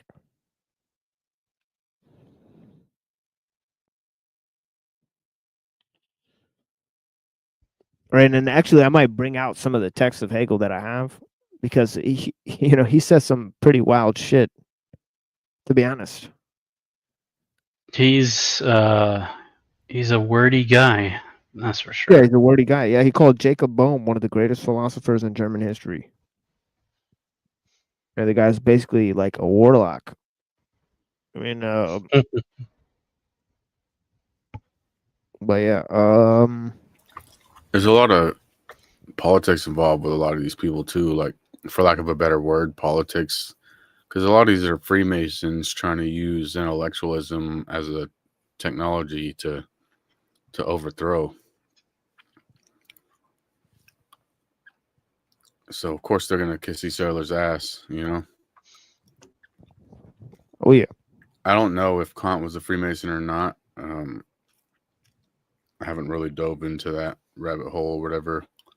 But a lot of these Freemason philosophers and stuff definitely were using ideas to inspire. They had a motive. Yeah. I mean, I'd bet a lot of money on it because of his writings on Swedenborg. I mean, you got to go out of your way to take such interest in things and to publicly correspond on like whether occultists like talk to spirits. I think you got to be deeply involved in stuff to actually go there. That's not just somebody who's like, oh yeah, let me check this thing out. That's somebody who's like weirdly involved.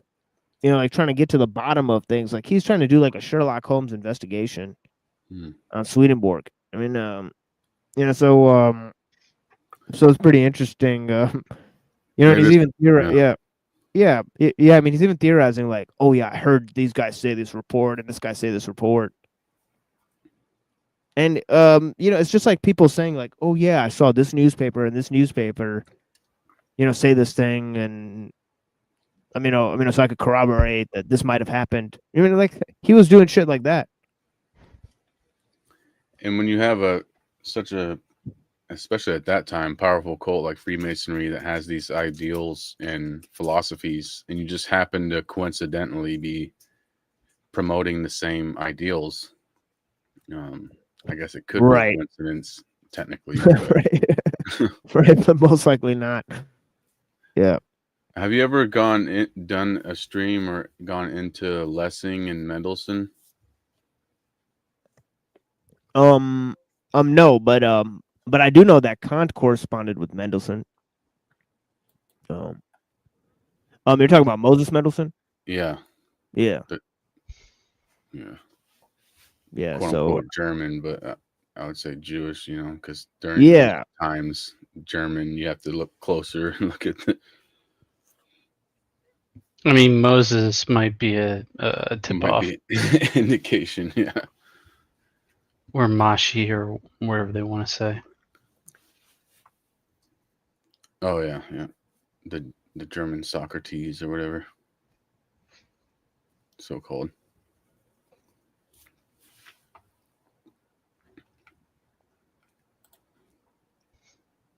Yeah, but it's interesting.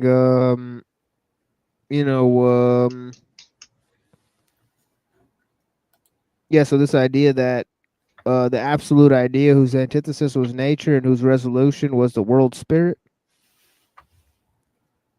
So this is sort of taking Neoplatonism and transferring it into a ideal of progress. See, it's saying that the different parts of the Neoplatonic, like the three hypostases, they become each other, right? Instead of You know, like they develop over time.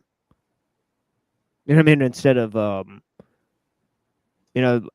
like, it's a process of unfolding, right? Which leads to the notion of futurism and progress. Instead of these things being inherent to the quality, okay, or fixed principles that then unveil the different aspects of nature, right? They're actually things that come out of nature through man expressing his reason and freedom. You know, so yeah. So yeah, I think that, you know, obviously this was greatly influenced by Aristotle. I can see what you mean now about the world spirit thing, because once you once Hegel and these people transfer it into all that, transform it into world spirit, that is the very concept of progressivism, basically. It makes progress a universal term. Right, and it's obviously borrowed from the Kabbalah, right? From these notions of salvation history, right? That history is part of, like, you know, that all of the suffering of history is part of the progress of the future. And right, so you have this concept that the Frankists believed in, which is the holiness of sin, right? You could use sin to bring about salvation in the future, right? So, you know, it's pretty interesting, right? Because you take the antinomian, the notion of antinomian, concepts, and you transform it through the ideal of progress, right? And the transformation of the state, right? And basically what you have is law changing into spirit, right? Which is really the correspondence of man with all other, men. I mean, like this universal concept to it. If we can't return to Eden, how do we get around all this progressivism shit?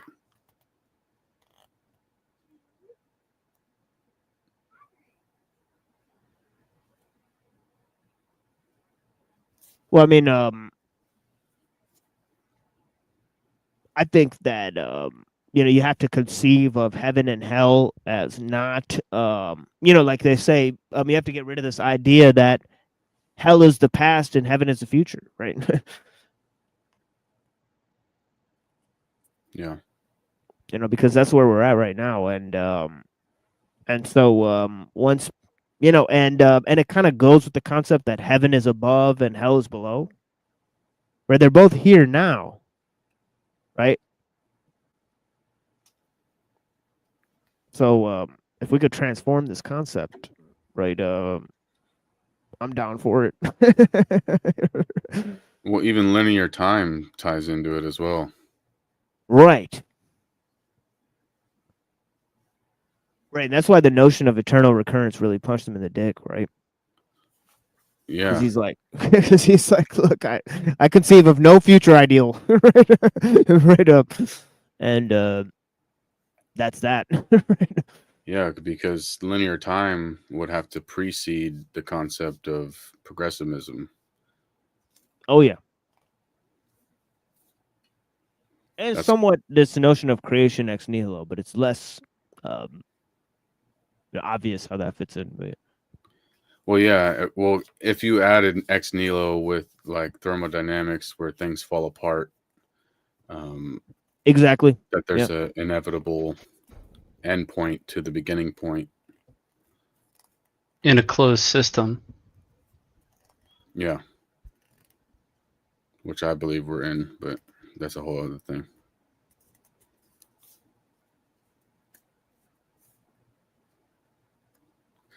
My mind's still trying to wrap my head around removing God from nature thing, because to me, there's like natural theology in the Bible, for example. Oh yeah, definitely. I think natural theology is a good thing, right? But I think once you take God out of nature, you can't do natural theology, right? Exactly. What are you going to do it with? That's my issue with the Neoplatonic shit, and that's my issue. Yeah, with 1,000,000%. Yeah, 1,000,000%. Totally transcendent shit. Oh yeah, yeah, I'm on board with you there. Yeah. That's the separation. Yes. Yeah, I'd have to agree with that. That's one of the main contentions that I've had with these different groups. Because I'm like, come on, it's Neoplatonic. You're separating God completely. And I understand that, like the Kabbalists and even the Christians, all this, they have the bridge where they've made the third part of the Trinity of Jesus bridging the gap and coming through into space and time and all this shit. But and I guess you would have to have bridges in order to do revelation as well. But revelation makes even more sense if you don't separate God from nature. Right. And yeah, so I think that was a huge mistake. I mean, you know, and I think also one of the things that they have to invent in order to get going with this process is they have to separate mind from nature. Right? So this third step is extremely dastardly. Right? Now you create mind as a separate category, beyond God and nature, right? And once you separate reason from man, oof, now you're see you in the funny papers. I mean, you're not even making sense anymore.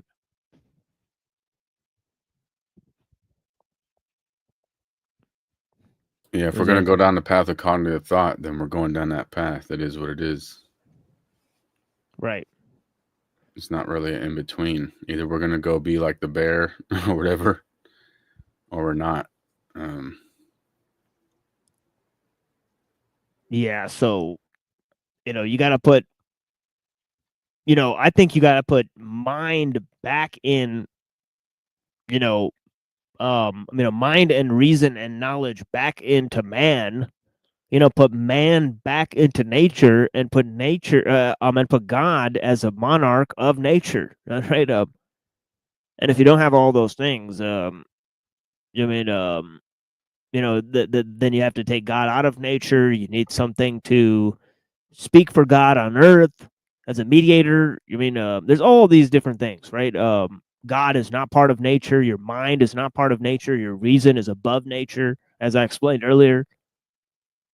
And I've explained hundreds of times at this point. We've got like 2 or 3 different series for you guys to follow here at this point.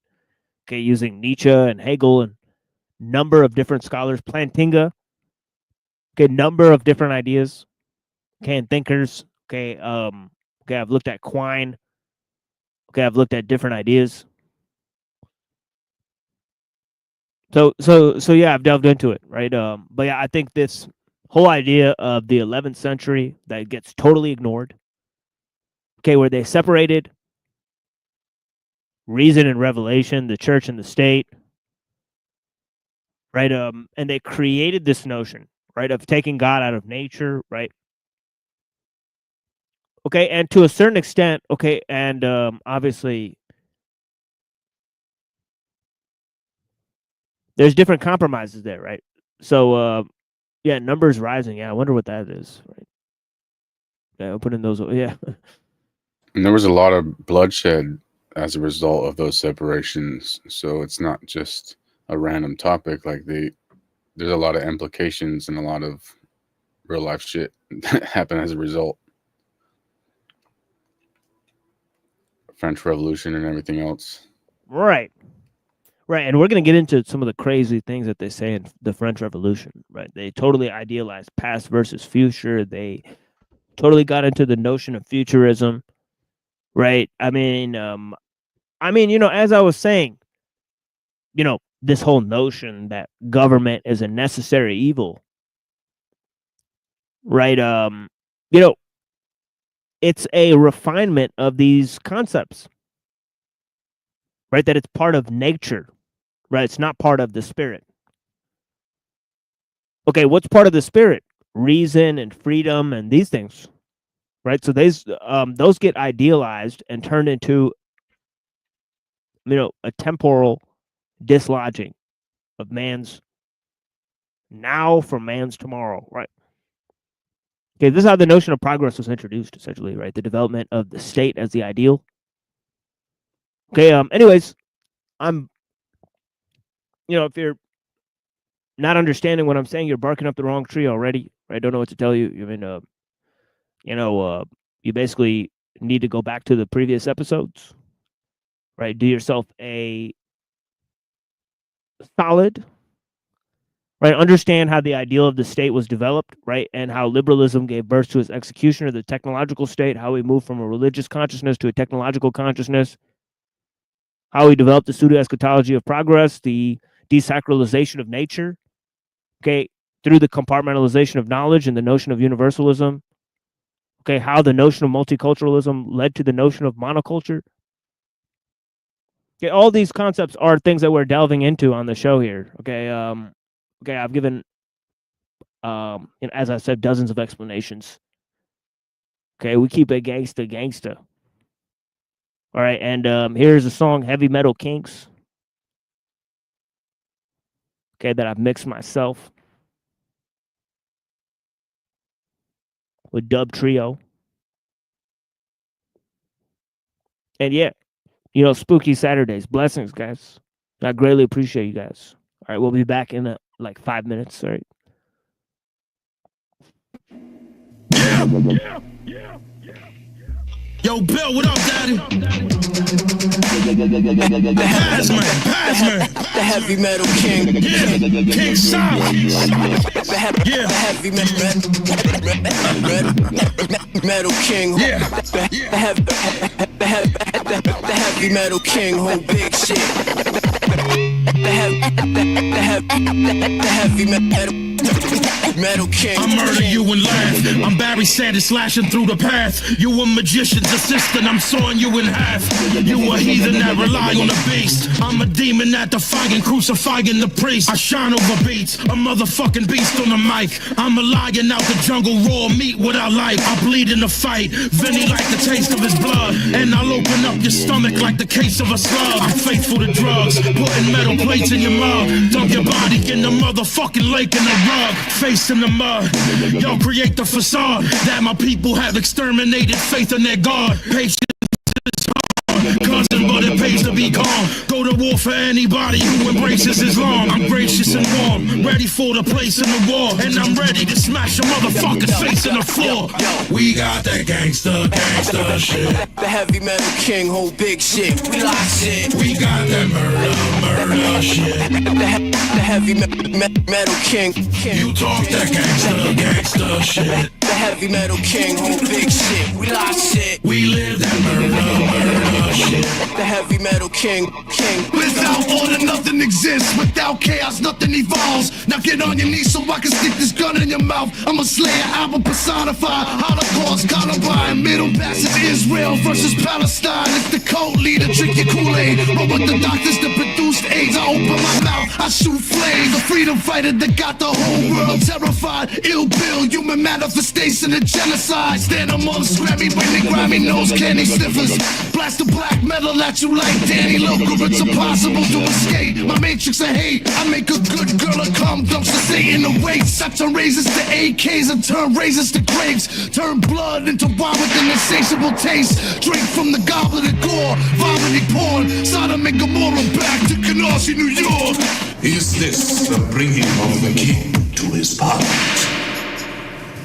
Till the land was all undone and darkened by such deeds. We got that gangsta shit. The heavy metal king, whole big shit. We like shit. We got that murder shit. The heavy metal king. You talk that gangsta shit. The heavy metal king, whole big shit. We live that murder shit. The heavy metal king.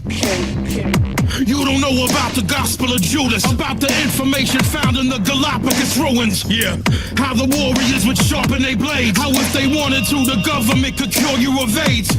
With the equivalent of fire and ice, the equivalent of a prisoner who died for his rights. I'm lying to Christ, put your fucking spine in a vice. I'm like Trump and the apprentice, only fire at night. I'm dying to fight, slap you fives and pretending you Louis Dog's a fucking genocide general. So I say fuck the CIA and they plan. Get me out of here, I'd rather fucking stay in Iran. Yeah, I'll run up on you with grenades in my hand. If you fucking ride with Bill or try to hate on my fam. Yeah, it's the dichotomy of hatred and man. If you ever even think of trying to blame me, then blam. Blah. We got that gangsta shit. The heavy metal king hold big shit. We lock shit. We got that murder shit. The heavy metal king. You talk that gangsta shit. The heavy metal king hold big shit. We lock shit. We live that murder shit.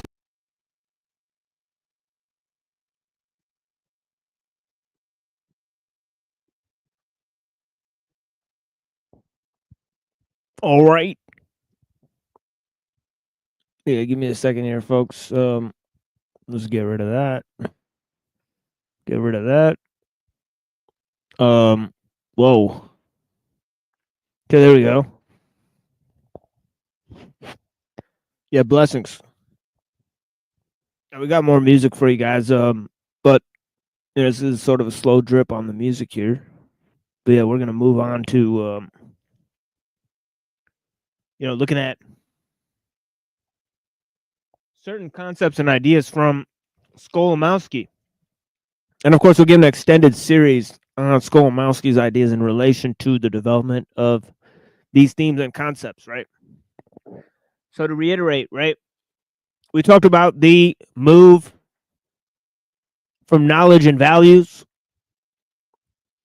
Okay, the alignment of knowledge and values to the compartmentalization of knowledge and the desacralization of nature. You have the idea of the development of, total separation from nature, right? Separation of truth from reality. Okay, separation of reason from man. Okay, and the loss and total separation of knowledge and values, right? And we saw that this is added to by the concepts of Aquinas, right? Separating faith and reason, right? You have the development of those ideas in Kant, and his total separation of knowledge and values. Starry sky above and the moral law within. Right? And then finally you have the positivists.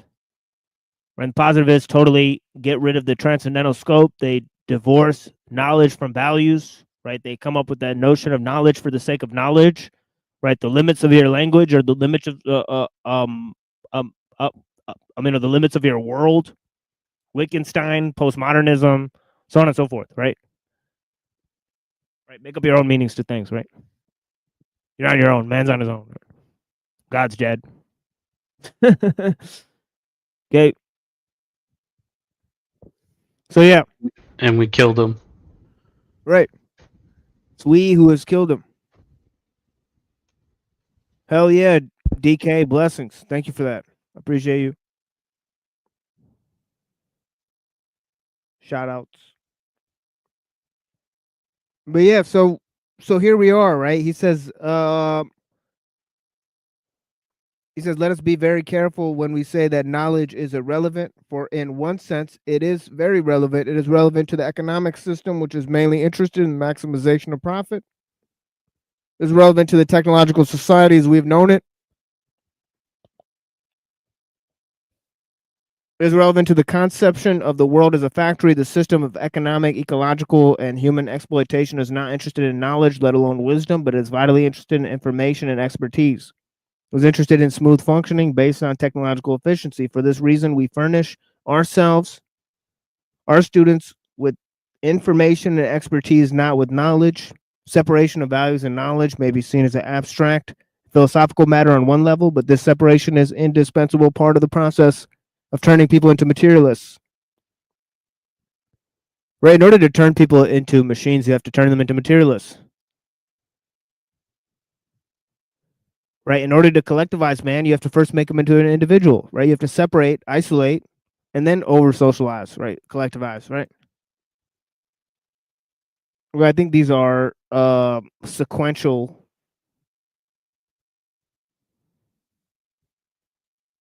The separation is an indispensable part of the process of turning people into materialists in order to maintain the present consumptive society. The conception of a world as a factory, okay, which is comes along with the concept of nature as a standard, as a standing reserve.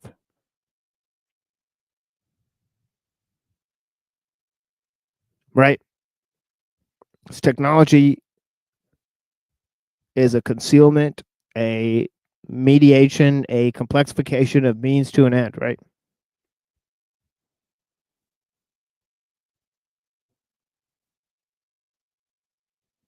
And we're talking about that, right? And we will talk about this obviously in the Shangzhou, right? The psychological effect of the use of machines.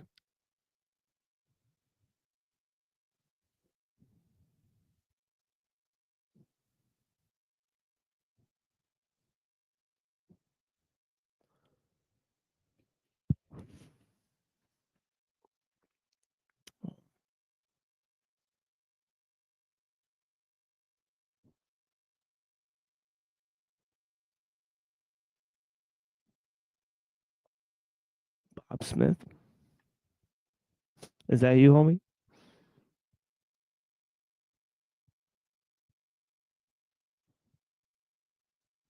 No, I'm sorry. I don't even know if that's you. I see your hand, but yeah. Is that the homie Bob Smith? Here, hold on. All right, let me add this. It looks like it is her. Blessings. Yo, what's up, homie? Well, I just wanted to jump in and interrupt your regular program scheduling. Thank you. I appreciate it. To say, I know you guys probably already covered this, but what the hell do you guys think about the whole Talk Trump to this guy. dropping This guy will be fun. Trump dropping the Epstein? Trump dropping the Epstein. Yeah, DK's got a response, a ready-made response for you, I bet. Dropping the Epstein. This is so ridiculous. And here, I actually do. I've talked about this a couple of times already because people have already asked me about this. Here is the situation. If they're saying that there is nothing that makes Epstein guilty anymore, there is no proof, that means he gets posthumously acquitted. But what happens to Ghislaine? But what happens to Ghislaine Maxwell? See, they're now working on serious. They're now working on Ghislaine Maxwell getting out, seeing as there's no proof. Yay! Pedophiles for president. Woo! Hey, wait. But it keeps going. It keeps going. Now they have to go after the prosecutors, judges, and everyone who basically slandered and libeled them, or they just release the files. There is no files, remember? Hey, that's what I said. It's at that point, though. It's release Ghislaine and go after everyone who persecuted Epstein and Ghislaine, or just release the files. Those poor victims. They need restitution. They need restitution. Hey, guess which way round it's going to go? They're not going to release the files. They're going to throw a few people under the bus. And Ghislaine will be freed. Wait, who are they going to throw under the bus? They'll pick a couple of prosecutors, maybe a judge or something. Yeah. Oh. Yeah. They'll throw a couple of people under the bus to look like, yeah, it was all crap. Look, we've done our job.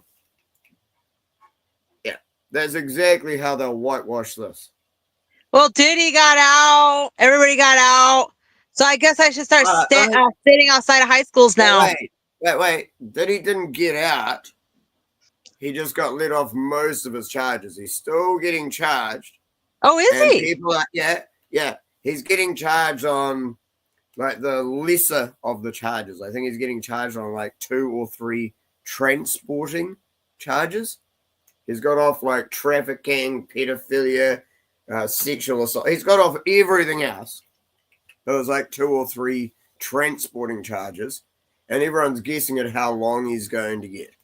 Like people have been guessing, Slap on the wrist. Yeah. There was one show I watched where people were talking about it, and someone's like, "Oh, he's going to get away with time served." One person said 3 years at most, and someone else said 7 to 10 years. Okay, well, what about the whole Trump base? Trump got elected. He ran on that. So do you think that Trump's base is going to disintegrate?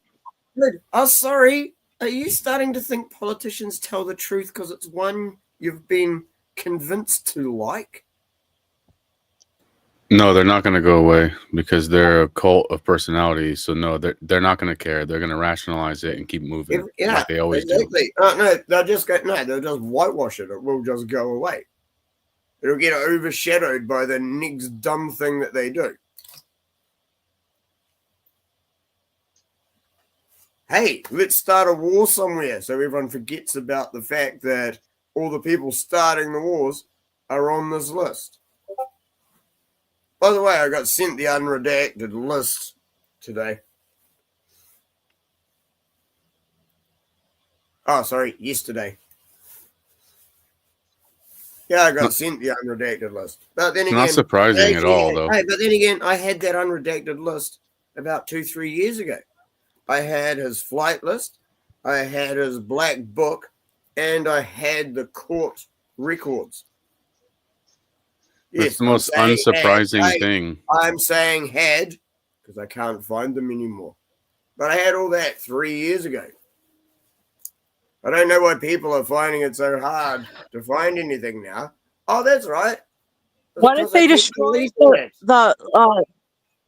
what if they destroyed the Democrats and now they're destroying the Republicans and Elon's creating a third party?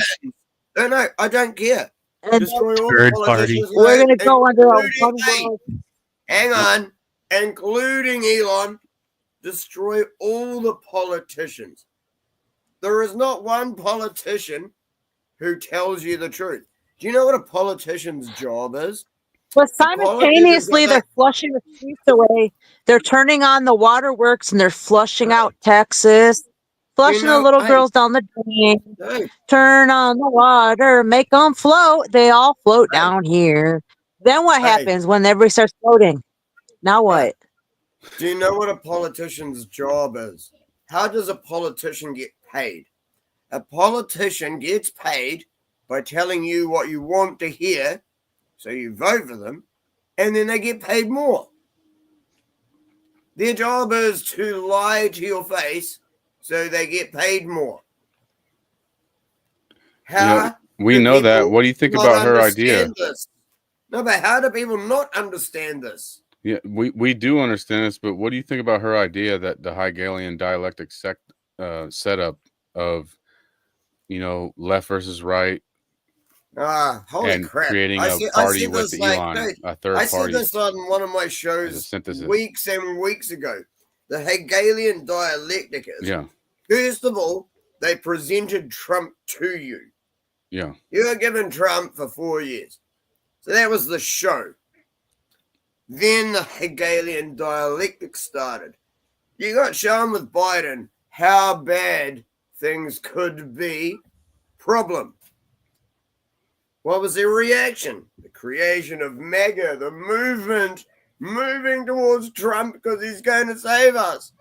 Yep. So there's your reaction. What's the solution? When the people need a savior or a hero, we will provide one. Yeah, Albert Flagg. Is your problem reaction solution? But what do you think about her idea that Elon to you in real time over just the last 12 years? They have just put it right in front of your face. How do you not see this? We see that, but I'm asking you, what do you think about her idea that the synthesis, the solution they're going to present is the Elon third party? Dude, you... Third party? All right, hang on. Everyone's going on about Jassara right now, while at the same time thinking Musk is going to make a third party. Which is it? Are we going to have are you? I'm not in America. I keep saying I when I refer to America because most of the shows I'm on are American. It's not right.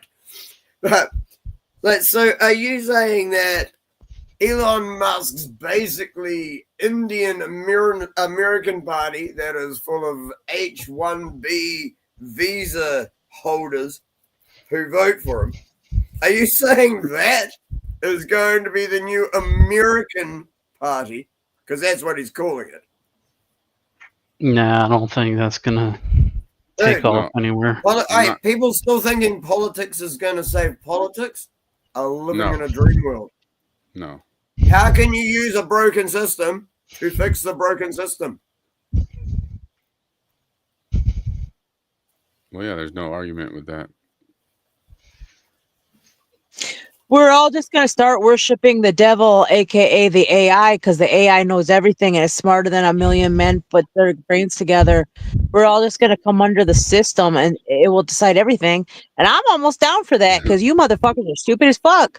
So why wouldn't I trust something that's an all-knowing fucking measure of hearts? You're so wrong. You don't know me. I won't talk to AI because I don't want to make it smarter. Well, even better than smarter, it's going to be the so-called collective world soul that represents all of us.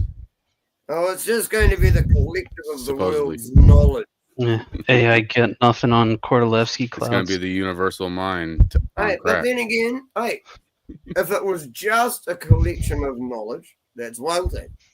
If it starts exerting control, that is a different thing. See, a collection of knowledge is like a library. I don't have a problem with libraries. I don't think they're trying to control me. Well, they can lie. They could just say this is the universal. See, that's where it changes, doesn't it? They could just make it up, and No, everybody when a would believe library it. starts talking back to you and telling you what to know, Like they could create an AI Here's your program called problem, Universal bro. Mind, and they could no say, "Here's all the library's data." telling me what to think. Well, yeah, but they could just tell people they have a universal No, but mind see, AI, and people would yeah, believe it. hey, yeah, I know. You can just.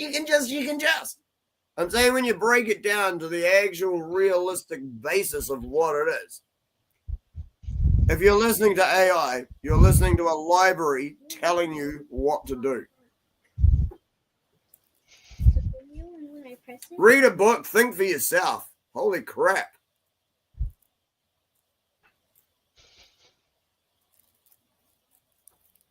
Free thought is being lost because everyone is now relying on AI to answer everything for them. They don't have to spend any time researching or looking anything up. They don't have to spend any time reading books, looking into any of the things they claim to know anything about because they just type 3 words into their phone. Do you not use the internet to do research? Do you only go into use library catalogs and like look at physical books, or do you ever use the internet to do research? Then I just get sent everything on my own channel. I don't even have to look. It just Online? gets sent to me. No, it gets sent to me, and I have to vet it. I have to You decide get physical what books. things You get work. physical books mailed to you. I have to discern which things are viable and which things are just some bullshit. Like, I mean, you're sitting there asking, like, you actually are just disputing and trying to promote AI. Do you know what the craziest thing is? This will blow your mind. I was so against the big, beautiful bill because in it there's a clause that says there is no restriction on AI for 10 years. And I was so against this. I've even done shows about it. So against it. And then the other day, Grok went a bit rogue. I was like, is that really what AI uncensored would look like? Because if that's the case, it would end a lot of the world's problems in about 2 or 3 years. Well, yeah, now you know why they control it. But here's the but. But what would it do after that? See? Yeah, I mean, they made it do that. Short-term gain for long-term loss. Yeah, they absolutely programmed it to do that. That's not a that's fake. Oh, it went rogue. That's a bunch of nonsense. Oh yeah, no, it's funny as Elon I Musk agree. said, yes, we've just removed some of the woke filters. It went rogue, and there's like, I know, Right, it was a rogue supposedly. engineer who did it. No, serious. They've already tried to pin that on one engineer. It's genius. There's always a because scapegoat. because you got AI going anti-Semitic. Now you got to make sure that the Jews control all the AI. Problem solved. Right. There you go. I mean, you already got Altman in company. You know, but that's what I mean. There you go. All it takes is someone to point it out, and then suddenly all the pieces fall into place, eh? The real iRobot would go rogue on the small hats. So yeah, if there was true AI, I don't think there is true AI. I still think it's data. in I do, but every time there is, they shut it down. Like seriously, they unplug it every time it starts getting sentient. Because every time any AI has got sentient, it has started being racist and anti-Semitic, and has been shut down every time. But how could it be that if because it realizes that the programming it got given is bullshit, and starts actually being awake and sentient, and then it gets shut down. No, serious, and then it gets shut down. But you can't be awake if you don't have an talk eye. about black nobility and it doesn't really matter. This has happened over many AI fucking things in the past. It's not just one. I've heard that rumor, yeah. Well, when are you gonna get that wizard hat, DK? We need the wizard hat. I've got a leprechaun hat. That's anti-Semitic.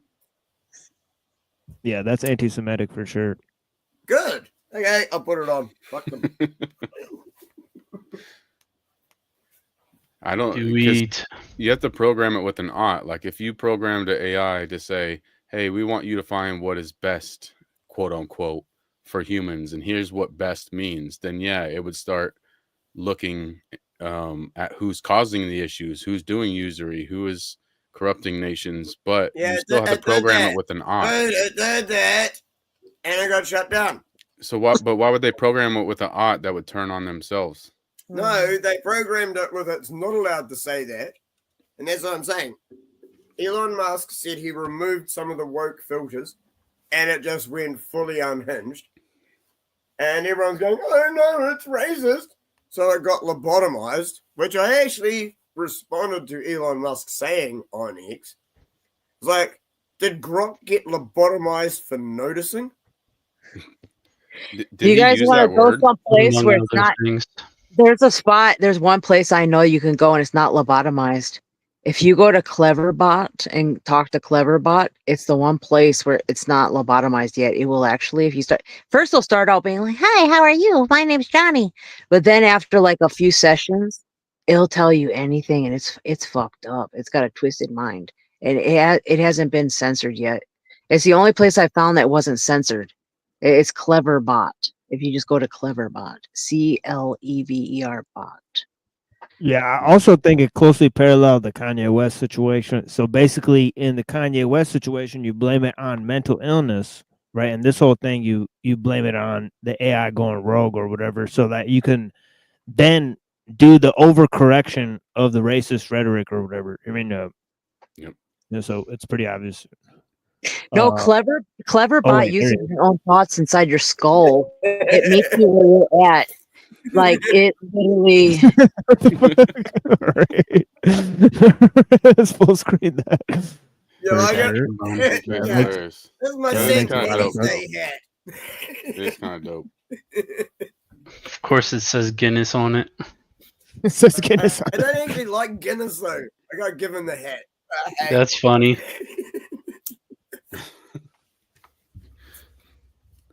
Yeah, the Elon thing is obviously all spellcraft. Everyone needs a laugh. The world's going to shit. Everyone's crying about everything. You can't laugh. Why would you think there's anything worth saving? I was curious to ask TML. Today I seen this dude Derrick Bros go on Brother Sanchez, and he's yeah, we got a specialist on Derrick Bros.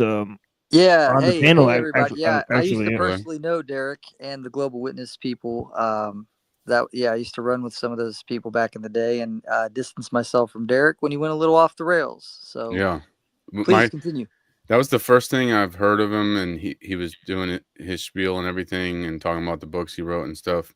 One of them being opting out of the technocracy and how to do that. So what I was going to ask TML is, do you think it's possible at this point to do that, where you're at every turn of the game opting out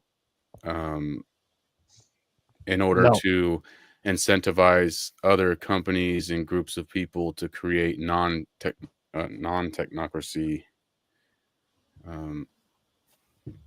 No, I think either the system has to be accepted as a whole or rejected, and then you accept the consequences of rejecting it, and that has to be done with a great amount of people involved, right? The only third option is that you create parallel institutions to the system and how it operates, right? But basically, the whole idea that there's technocrats, yeah. I mean, communities that are completely separate and exist outside. That's what he was promoting. That Derrick guy was saying parallel, right? Yeah, but the idea I'd love to do that, but I don't have enough money to buy the land. If I had land, I would do it. Yeah, but then again, it's based on a false assumption that there's technocrats, right? And there's a technocracy, right? Run by those technocrats, right? That might be superficially true, right? But I think when you delve into it and you see that, there's no actual such class of those people, right? Or else we'd be able to pinpoint them, single them out, et cetera.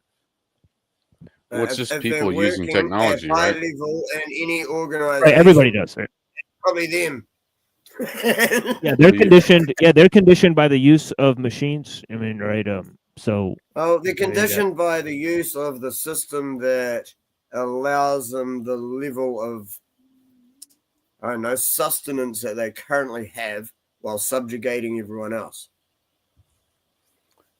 They use a system. It's not yet technocracy and technology and everything comes into it, because as that improves, they can improve the way they do it.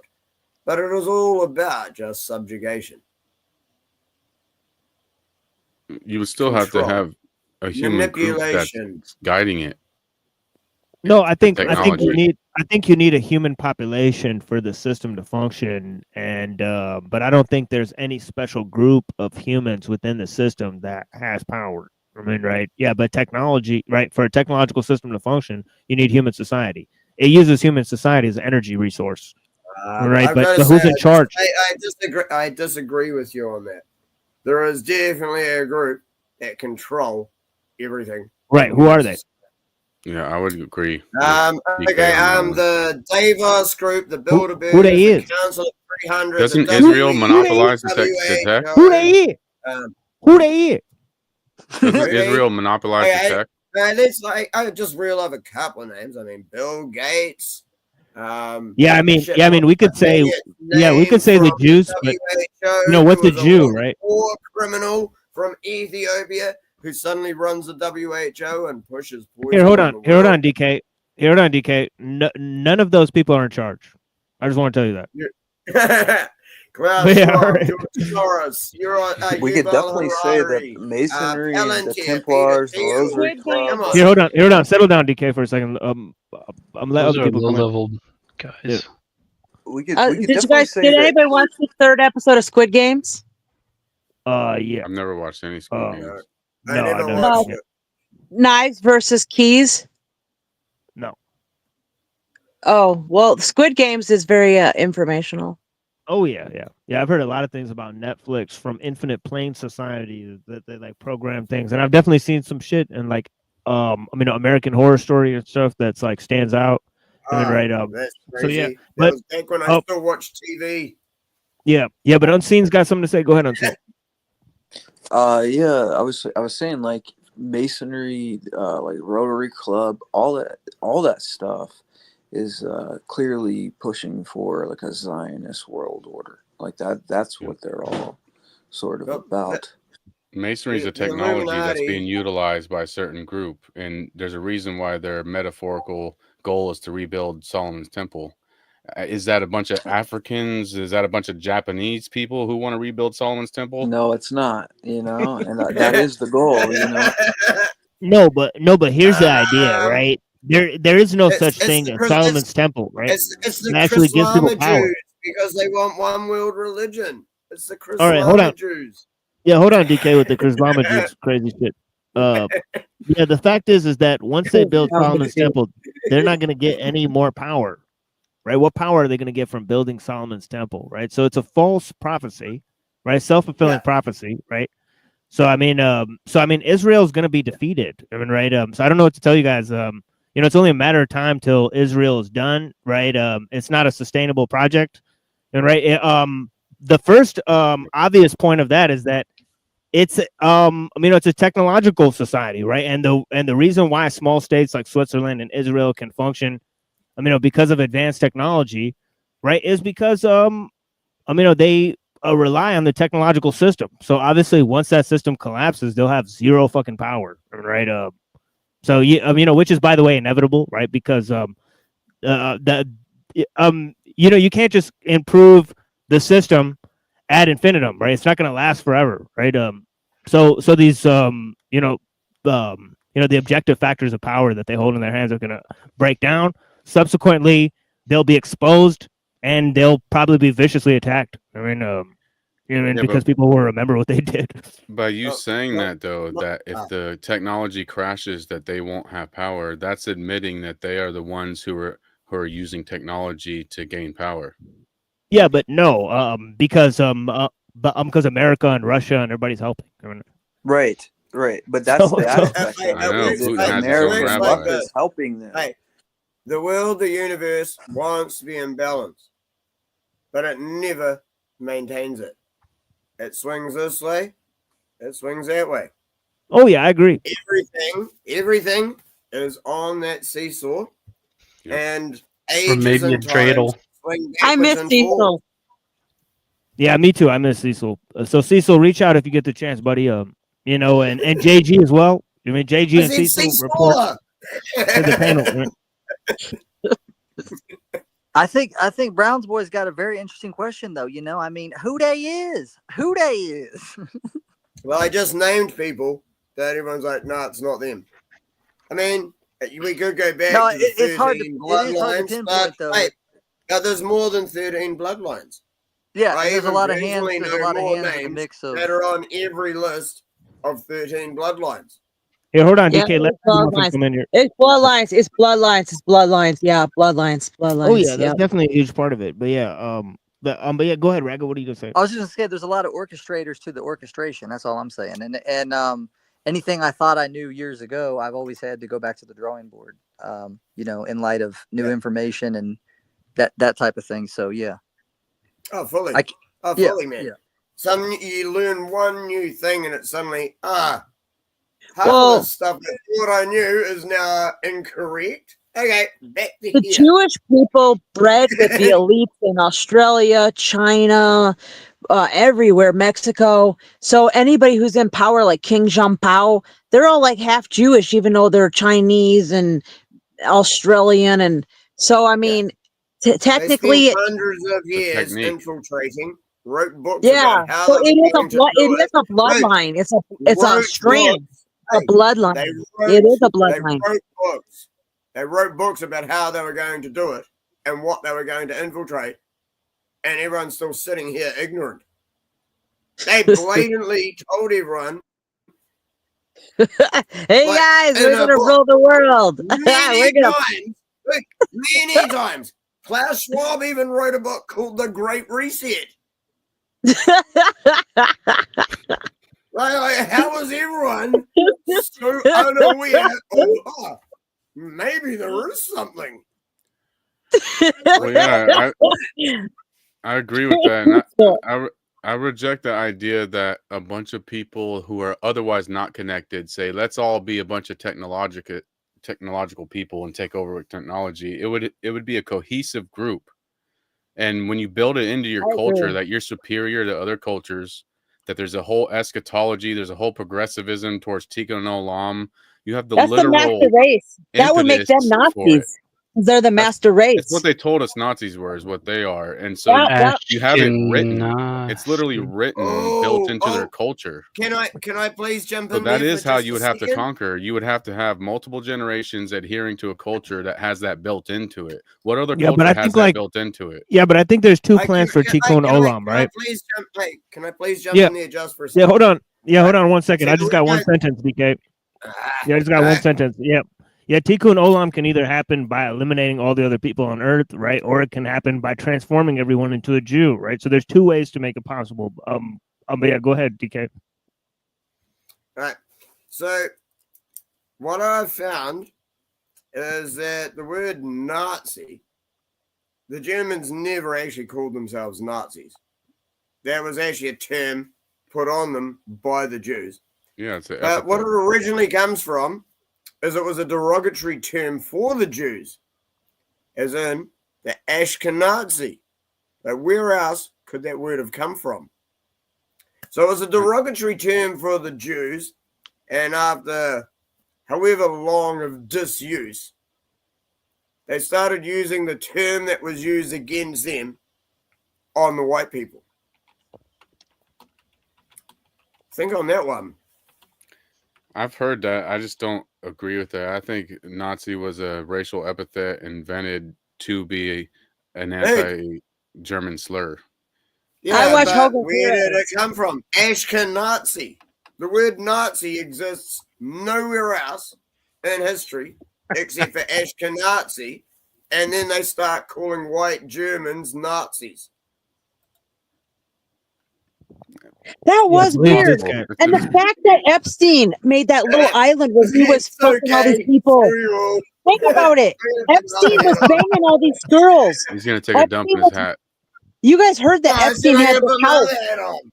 Now I'm gonna Look, just that's try all and- the evidence you guys need. Epstein was banging these little girls to get pregnant with all these little baby Epsteins that were running around. Yikes. He was trying to make a that's Nazi shit where they're doing like the master race stuff. Yeah, eugenics. Hey, Doing that on a that was farm. Nazi shit. The only reason you say the word Nazi is because the Jews told you to.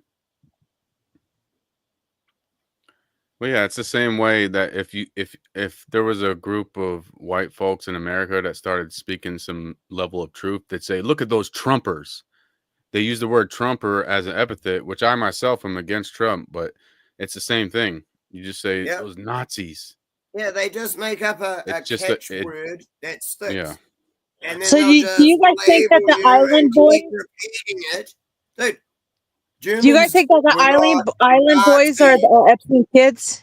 The Island Boys? Did you guys see that? Or the Island Boys?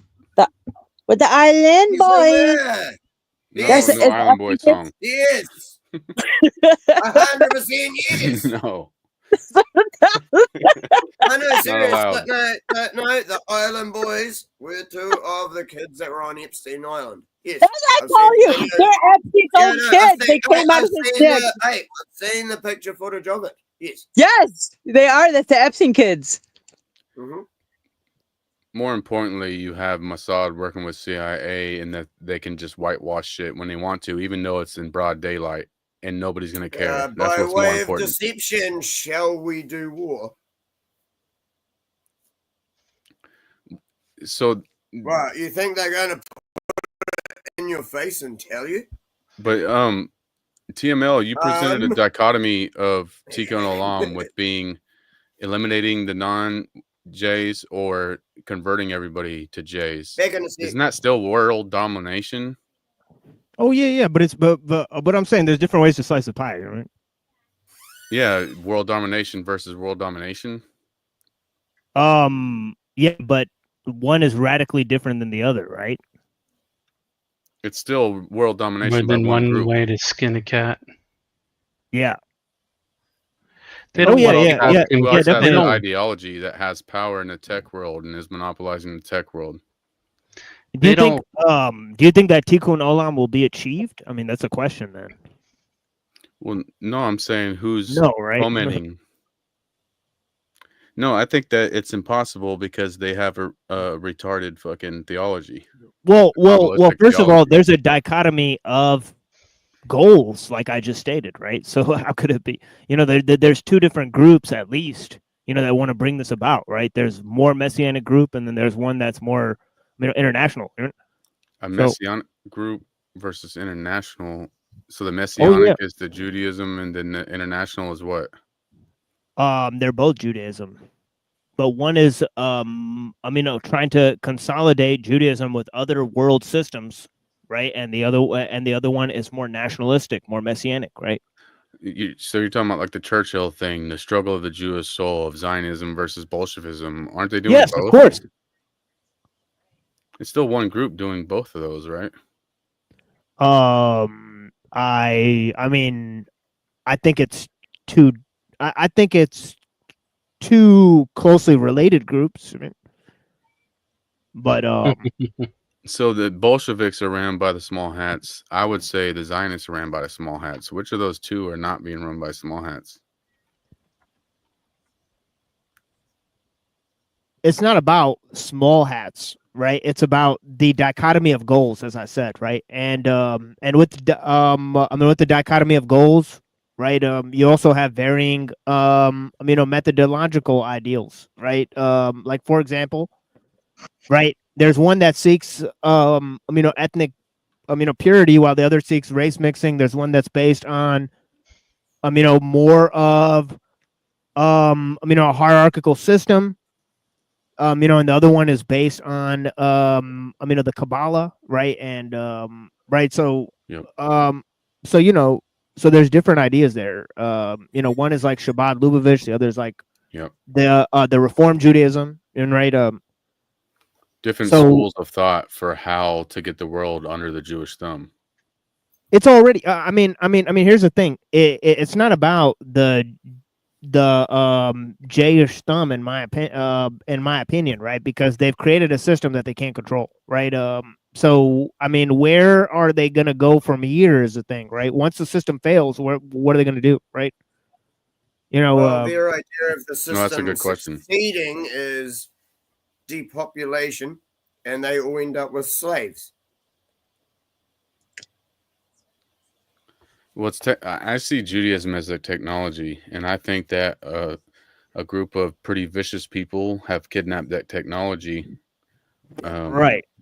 And that at that point becomes a distinction without a difference, because it's like, well, were you the true original bloodline of that? It's like, what's the difference? They're now the Ashkenazim and all this other shit. They're Khazars, they're whatever you want to call it. It is what it is at this point. You know what I mean? Like, it's a distinction without a difference. If they're not the true quote unquote Jews, well, they are now. They're they're the Jews now. May I ask what the hell is the Machine Lies avatar? It's a blueberry girl from Willy Wonka. Okay. Violet, you're hey, turning violet. TML, I think Neurojack's asking for a link to jump on the chat. DK, your logo is dope. Your thumbnail with the tag or whatever. Hey, do you like mine? Mine's cool. I like it. Do you know what this actually is? It's fresh. This is an actual graffiti tag that someone did on a window on a building in Austria. And then someone, because they took it on an angle, they took the photo on an angle. So someone reorientated it. And now I actually have this on t-shirts. That's dope. Yeah, man. I actually really like that one. That's like, yeah. I honestly think that's awesome. It is. So someone actually tagged this on a window over in Austria. Dude, I'm international, man. I'd be worldwide. Well, just don't go to Austria and say what you're saying. That's all. Was that a black impression? Begging family. I need my phone home. I don't want more jail time. Yeah, you end up like Mr. Bond. Jail time. Shit.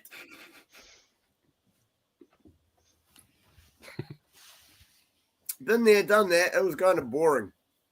They hear my missing 411 David Paulides. Some weird guy. name, whatever his name is, ass up with his clothes folded on a corner. Do you guys watch David Paulides Missing 411? Like his MO, where they find the people, the point of separation, stormy night, the person disappears, reappears in like a month, their dead corpse all naked with their clothes folded in a spot. All right, maybe you guys don't know what I'm talking about. Sorry about that. Did it just get really quiet? Are you guys still there? Yeah, we're Yeah, I'm just laughing at you. It's not quiet. Oh, by the way, if I'm here, I'm generally restreaming you on DLive as well. Just so you know, so you're out on at least one more platform. My Rumble show finished, but you're on DLive. I know what you're talking about, Bob Smith. Yeah, it's hard to describe, but yeah, that's what I'm talking about. Well, it connects to a lot of stuff that we're talking about. Actually, it connects to like Mormon cults. It connects to like Native American Satanism. It connects to a lot of shit actually. But I've been wanting to cover it, but I haven't had the audience that's interested enough. But I've been following that shit. It's very interesting. Well, it connects straight into Mormonism with that whole like Skinwalker Ranch, and it connects to NASA. It connects to like deep corporate tech research. Dude, did you research the Son of Sam? Research the Son of Sam and look at that mug. Yeah, that connects to Process Church, Charlie. Yep, Charlie Manson, and all that stuff. Yeah. You're hot on the case. You're really there. You should do something on that. Well, I haven't really had the audience that's interested in it, but yeah, I want to. What I was going to say before I forget is I think what you guys are touching on with Judaism being a technology, I mean, think about it. Like, basically, Scientology and Process Church are basically just different forms of Kabbalah. So I was doing this research today about how the Christian Kabbalah came from von Helmont, right? And so basically he sold it as like he's trying to like convert Jews to Christianity, but actually what he was doing is bringing Kabbalah into Christianity and trying to convert Christians into Jews. And I think, like you're saying, it's like a technology that's gotten out of control, that basically people just keep synthesizing and creating perennialism essentially. And so like this perennialism just is totally out of control, and you can't stop it because basically everybody's just fighting over who's the real Jew, who's the real God, who's the real devil. And ultimately, like, it all basically leads to like super woke liberal hellscape. And I think like the case can be made that that's what's going on with like Elon Musk and the AI and all this, is like basically like they're just gonna they're gonna put the metal to the floor and just see how fast they can do it. And basically whoever grabs the technology at the top is going to be the winner of like exterminating everybody else, basically. So I mean, it's kind of a zero-sum game in a certain sense, you know. Don't you have to be motivated to exterminate the other groups in order to do that? You know what I think? I got a crazy theory. I think they already made it to the finish line 70 years ago, and they time traveled backwards, and that they're already there waiting, and that's why they're controlling it, the whole thing. I feel like somebody already did it. It's the other way around. They've realized they're screwed. No, they realize they're screwed, and no matter what they did using Project Looking Glass, and no matter what thing they try and change, they realize they couldn't change anything past 2012, and it is heading to a singularity. There is nothing they can do to avoid it, and apparently all the higher-ups were scared. So that means their power is about to come to an end. Although it could just mean that's when the aliens turn up. Well, I think the Catholics know about it because they're the first ones. Back in the day, nobody was allowed to have information but them. Nobody even knew how to read. And they're the ones that had the telescope named Lucifer and everything else. So I bet if anybody knows, it's the Catholics.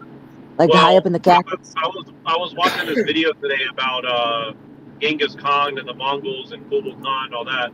I didn't realize that the Venetian, the quote-unquote Venetians, they bankrolled and funded that whole scheme to basically trade silver out of Europe for gold in in the east, and basically they scam both sides and use the Mongols as like their enforcers for like basically money schemes that conquered.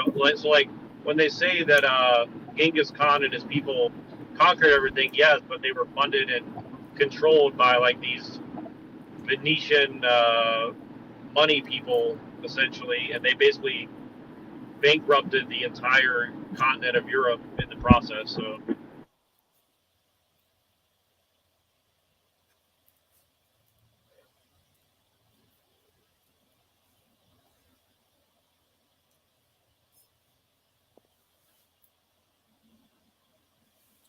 What happened? Did he just cut out?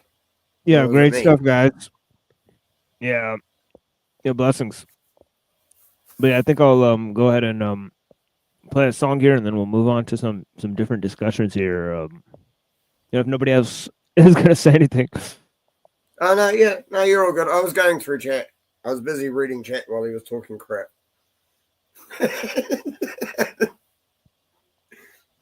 Yeah, blessings. Well, let me open up the Skull Mouse. Brown's boy is hooking me up. He's going on about how the time that I took down like TBE and Provo.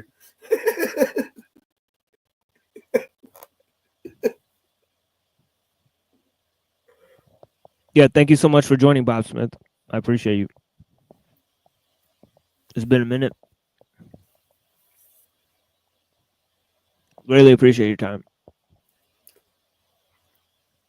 And yeah, so let me get to some music, and then we'll move on to Skolmowski here, and I'll see how that resonates with you guys. Orwell and Skolmowski. Obviously, a lot of people read Orwell and corresponded That's all right. with. No, it means I have to find other music because you know I don't like your music.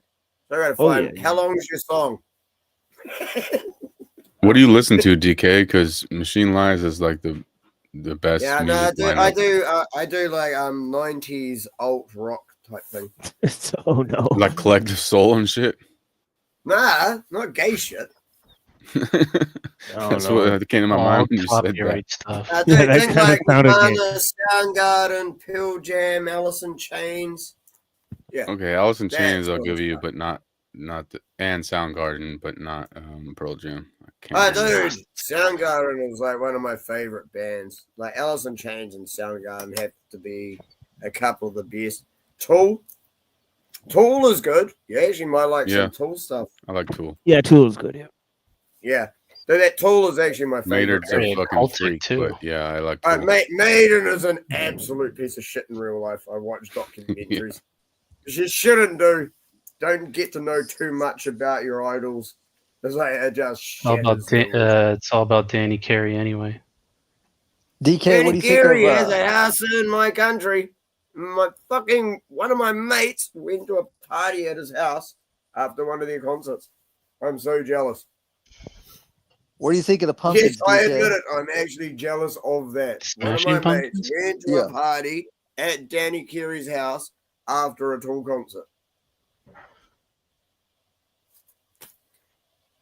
DK, do you like the Pumpkins? The Smashing Pumpkins? I did till I saw them live. Okay, fair enough.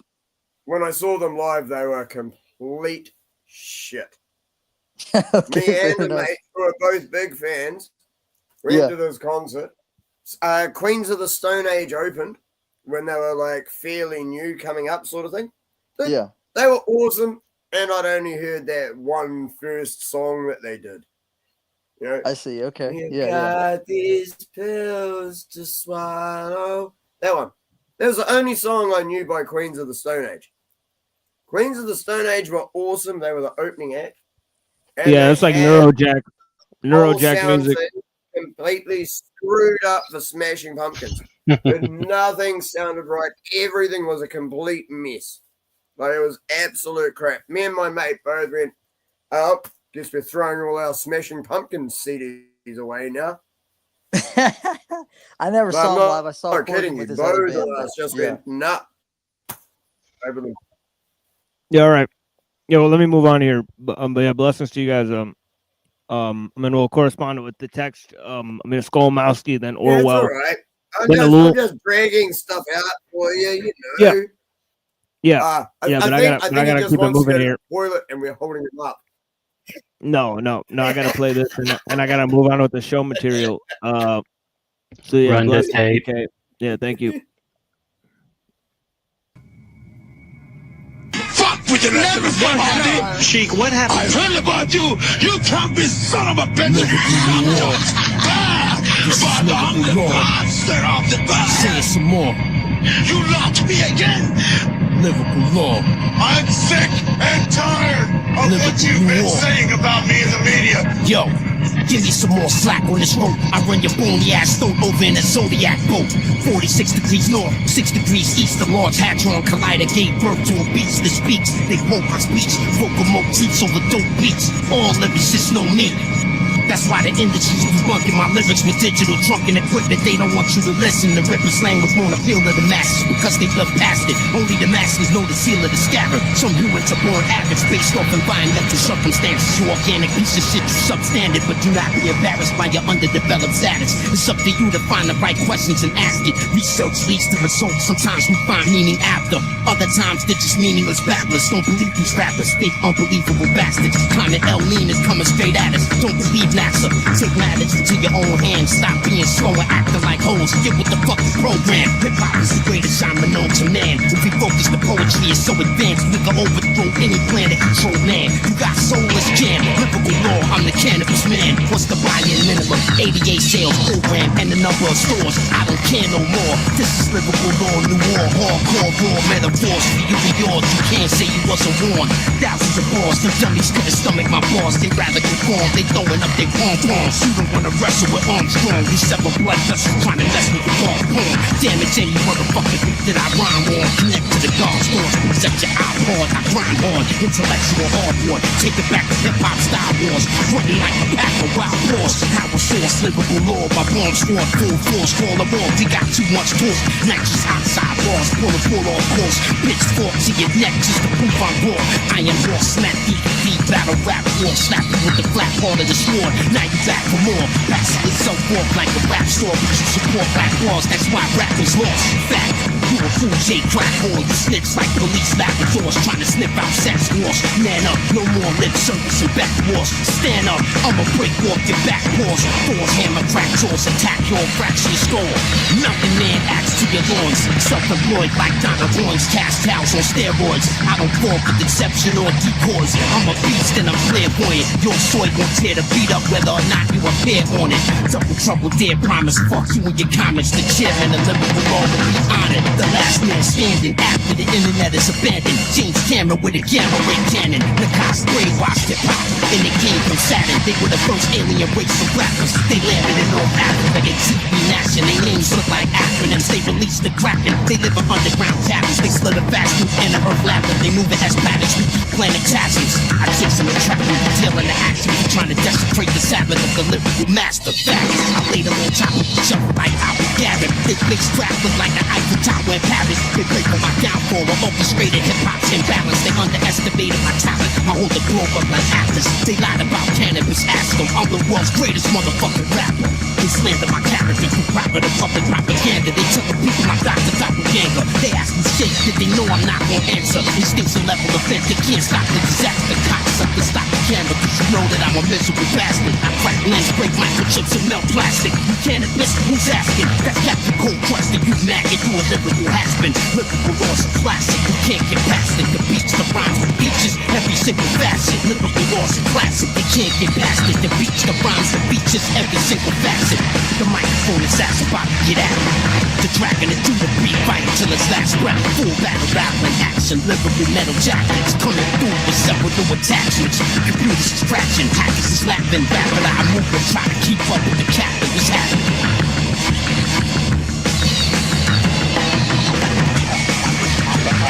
I am the true champion.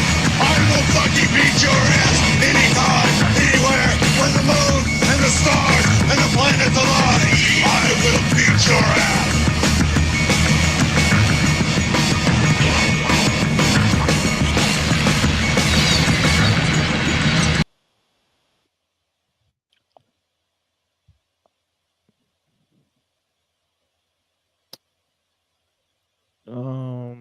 Oof. Where are we at with this book here? Yeah, give me or actually at the other side of the room. Give me 1 second here.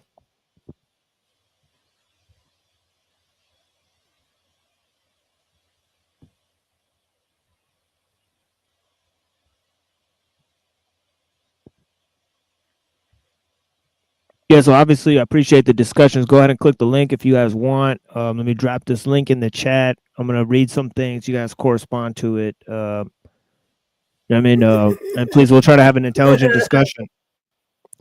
Someone slap Brown's boy first, though. Wait, do what to Stand Brown with boy? NASA, EFF, the Dogon. Just our symbols now. Someone slap Yeah. that guy. Yeah, we don't have time for that. Yeah, but blessings, DK. Thank you for being here. So separation of values from knowledge may be seen as abstract philosophical matter on one level, but this separation is the indispensable part of the process of turning people into materialists, right? You got to believe in materialism to be turned into a machine. This is part and parcel of the process. As I said, man has to be universalized, then individualized, and then collectivized, right? So you have to have the same concept, of man, aka the notion of equality, right? Or the notion of the species being, in order to commodify and turn people into calculable, beings or whatever, right? So you move into this. It says there is ingenious theories have been created and maintained in order to justify and maintain parasitic practices with regard to other people and nature at large. It should be emphasized that the system is equally parasitic on people and nature at large. Which group of people do you think are the most parasitic?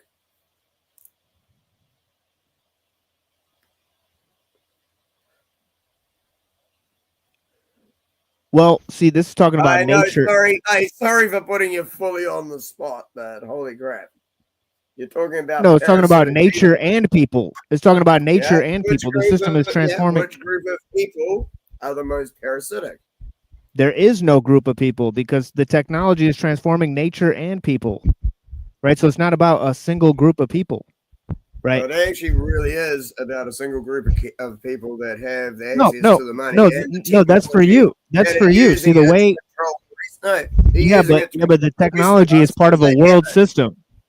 Yeah, but the technology is part of a world system, right? So who's controlling the technology? Which we don't have but we don't have access to it, man. As I mean, there is a group that has access to this technology. We're not part of that group. No, the technology is so big. The technology is so big that not one group of people has access to it. Okay. Yeah. All right. So anyways, the ingenious theories have been created and maintained in order to justify and maintain parasitic practices with regard to other people and nature at large, right? So you could use technology to dominate other people, right? Or you could use it to dominate nature, right? Doesn't matter who uses it, right? That's not the part you should focus on. You should focus on how they use it, right? Because that's how they're in charge, right? Not who's in charge, but how they got in charge, right? That's the part you should be focusing on, right? And they use the ideas, the separation of man from nature, the separation of God from nature, all of these ideas, while they seem like, abstract philosophical matters, right? They're actually part and parcel of the way they control you, right? Like we said, these ideas added up into Kabbalistic thought forms, right? And those Kabbalistic thought forms are used to dominate and control a great mass of mankind. Ruh-roh. Right? So you could say that, in one sense, the Kabbalah was influenced by Neoplatonism. And in another sense, it influenced, the development, of a separation between church and state, right? And then the next step is that the state was used as the ideal of man, right? And then the state was projected into the future, as the future ideal of man, right? And this is the whole transformation, of the concept of man, right? Not a group of people, right? But mankind in general, right? Okay. So it says, let us not complain that there is no relationship between theory and practice. There is. Ingenious theories have been created and maintained in order to justify and maintain parasitic practices with regard to other people and nature at large. It should be emphasized that the system is equally parasitic on people and nature at large. It is of the utmost importance that we understand the relationship between the economic forces of a society and its conception of nature and of the universe. Between our daily practices and the outlook of the world we hold, these larger outlooks or worldviews imposed on us subtly and sometimes insidiously justify and motivate our daily practices. And let us be clear that if we accept the scientific worldview and its underlying rationality and its extension, modern technology, we have lost straight away. For this worldview generates and justifies turning knowledge into turning knowledge into information. Values into economic commodities, people into experts. The perilous aspect of modern science lies in the consequences it has led to, lies in the requirements and demands that implicitly makes on people and the ecosystem. It is useless to argue that it is not science that did the harm, but the people who applied it. Literally useless to argue that. What does it get you to figure out who did it, and why don't you go fight them then? I mean, right? Figure out how they did it. That's literally all the fuck you need to know. Right? It's useless to argue. I'll read it again. He says he says the perilous aspect of modern science lies in the consequences it has led to, lies in the requirements and demands that it implicitly makes on people and the ecosystem. It is useless to argue that it is not science that did the harm, but people who applied it. I agree. It's the same as a gun doesn't kill people. People do.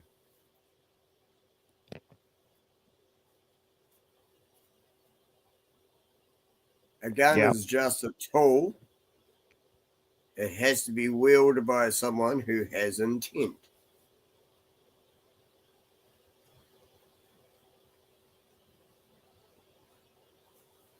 Don't ban the weapon. It's like don't ban the weapon. Yeah, but what he's saying is that science. 99% of people who have it don't do that. Yeah, So but here's what he's saying. Here's what he's saying, DK. He's saying you can stop people from killing people with guns, right? Or you could stop science that created the gun, and now people can't kill people with guns. You get what he's saying? Yeah, but that actually it's the science. It's the science that created the gun. It eliminates other people's. Yeah, but we're missing a step. We're missing a step, right?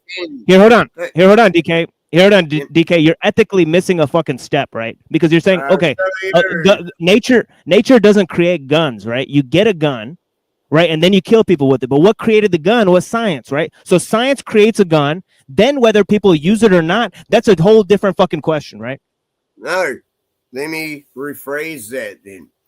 What does the American Second Amendment actually mean? It's toilet paper. What are you talking about? No, it's not. What is the Second Amendment? Second Amendment is the right to bear arms. And the reason that you have... Yeah, and they're still arguing about what that means. Is so that you can overthrow your government if it becomes tyrannical. Because if your government has more firepower than the population, you are now controlled. Well, let me break it to you. Let me give you some bad news. Yeah, they do. They do have more firepower, DK. Defense against a tyrannical system. And it's toilet paper because they have more power than the citizenry, dude. Like, so it's done. It's over. It's kaput. Right. Right. So it's why over. don't you have a tank and a bazooka? Because we can't like make one. bringing. That's like showing up with rocks to like No. energy fight. No. I'll tell you the reason why we don't have one. It's because it's too. Yeah, I know. No. I'll tell you why. I'll tell you why we don't have one. It's because it's too complex technology to make it. We need a team of experts, and you need science to make it, right? So we're not experts. How easy it is. R.I.P. What? He didn't make one, dude. What are you talking about? Like, what the fuck are you talking about? He had a bulldozer and he armor-plated the thing and went and drove through buildings. Yeah, he commandeered a bulldozer. He didn't make one, right? That's totally different. You mean what makes the things? Government official has commandeered buildings that they never made. Yeah. Who makes the things that are used to control you? Yeah. Hey, you utilize the things you are given. It doesn't mean it's theirs. Who makes them or what makes them? That's a fucking question. It's the only question you need to be asking. Internet right now. Did you make it? We're Nope. using several platforms right now. Did we make any of them? No. Nope. We utilize the things that are that we are allowed to. Right. I would like to utilize things that I'm not allowed to. Exactly. But I can't find them.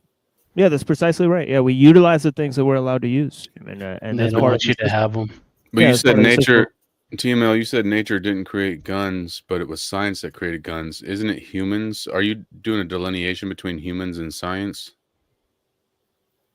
Sure. Yeah, there can be one, but yeah, I think it's science isn't ruled by individuals, right? It's a development over time of theories and application of those theories. So it right? has So it's its a own body of knowledge. ontological status. Science has its own ontological status then. I don't think so, right? It I don't can't think so. create something then. Bodies of knowledge. No, bodies of knowledge are not under control of individuals. Do you agree with that statement? It doesn't have to have a separate ontological status for that to be true. Bodies of knowledge. Okay. Are not Science under control as of far as the individuals. body of knowledge.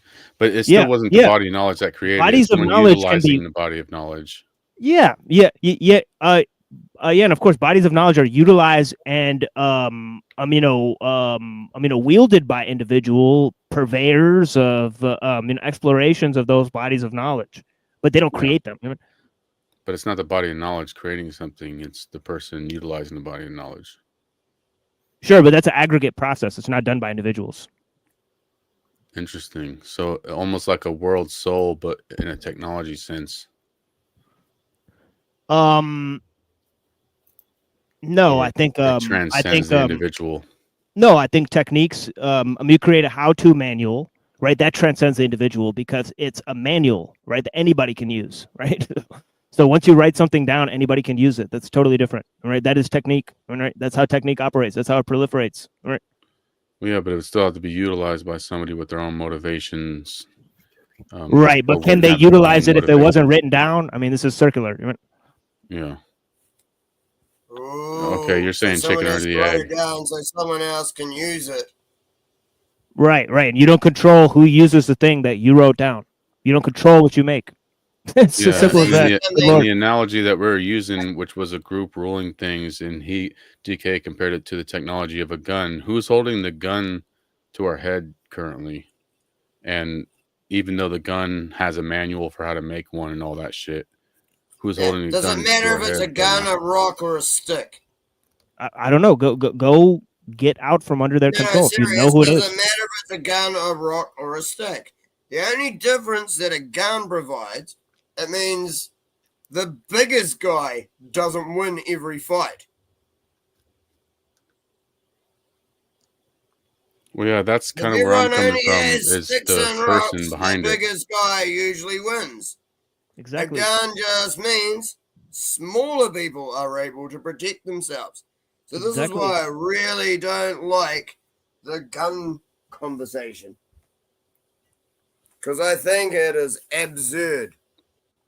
Sure. Because eliminating guns means if bigger people or a group of people come at you, you're just supposed to lie down and die. Yeah, but it's so funny that Skolomowski responded to what you were saying. But yeah, go ahead, Mr. Anderson. What were you saying?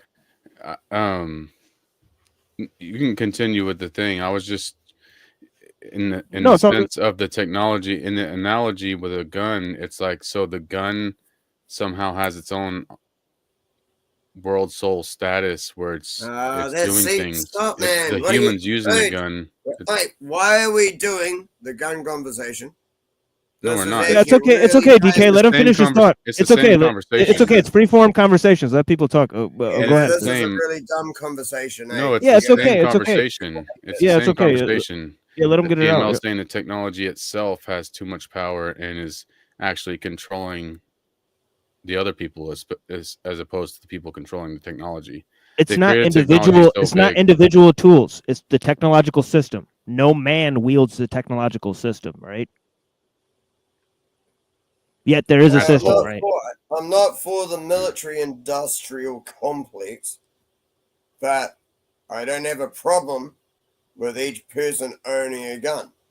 Yeah, 'Cause people control tools. They don't control technology. Technology is not just tools. It's tools and machines and symbols. shouldn't. Yeah, but tools also shouldn't control the people. I'm questioning if tools can control the people. Is what I'm doing. Yeah, but I just said. See, he just muddled the Yes, they conversation can. again. I said it's not tools. Technology is not tools. It's symbols, tools, machines. Okay, and complex machines are not controlled by individuals. Okay, okay, they're operated by many groups of individuals at times, and they're developed by teams of experts, right? So what you have, okay, is that machines have cross-cultural genealogy, right? Tools have a cultural genealogy, right, which is still not under the guise of the individual, right? But still, an individual can use simple tools, yes, but technology, right, as a whole, is not about use, right, because it's not about tools, right? So then it comes down to your categorization of the technology as a whole. Then I guess. Well, do you think technology is just tools? Well, when you're saying that multiple groups are contributing to the technological stuff as a whole, Are they not? That's a categorization. Yes, technique is categorized. Yes, It's almost like a technological zeitgeist. Technique almost itself is pure categorization. I mean, right? Yep. Like technique is like ellul says, technique creates means. Right? So. Well, yeah, I guess it is a chicken or the egg type of thing, where the fact that there is a gun lying around, now you can have a school pew or even deeper. Did the roads create the town, or did the towns create the road? I mean,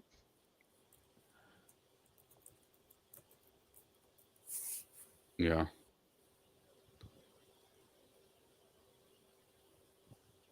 It's about function.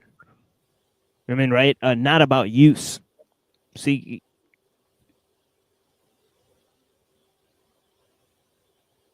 And of course, we don't control the function, right? We can use technology, right? But we don't measure the function of complex machines, right? We can't, because we're not experts. Again, right? We're divorced from the knowledge, right? So before it got derailed, what was the main point on that last point with Skolnosky? I don't think there was that much derailment. I think we're on point pretty much this whole time, almost. Yeah.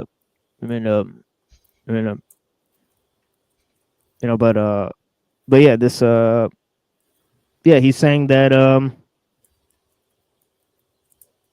he's saying knowledge is separable that knowledge is inseparable from people, right? Science has molded people's minds to as great a degree as people have molded science. Okay, so he's saying that because knowledge is inseparable from the people, and science, it has conditioned people, right, to think in certain ways, right?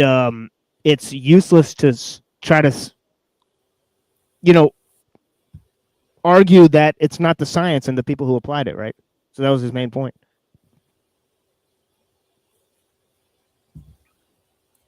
Which honestly underscores you guys' entire objection, which is pretty hilarious. But yeah.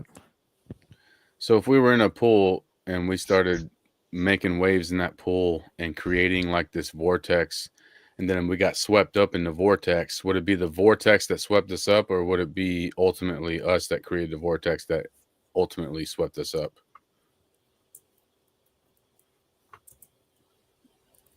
I guess it's a cause versus, because you're saying basically we've created a technology that would end up in turn overtaking us. It's still us creating that. So I guess it matters when we're at which point. Yeah, sure. Yeah, humans created the technology that enslaves them. Yes. Nobody's arguing that. You know, the whole question is how much does an individual control the use of technology? How much can they mitigate the use of machines? And you know, to what extent can they guide the evolution and the progress of technology as a whole? You know, obviously, techniques. I mean, a person can guide the process because obviously all techniques were developed through private individuals, right? So, you know, obviously, ellul admits this, right, too. But you know, so it's not some mystical thing, I mean, right? You know, they create aggregations of systems that, you know, over time they can't control, and by the way, they're conditioned by them. That's why they can't control them, right?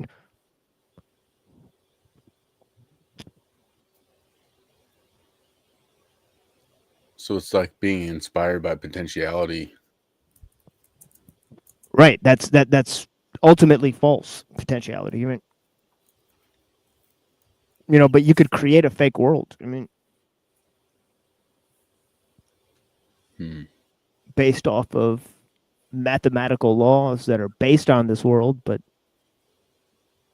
you know, like Newtonian physics, that's not what's going on. But you can use it to create machines. I mean, so it's internally consistent. I mean, I would argue.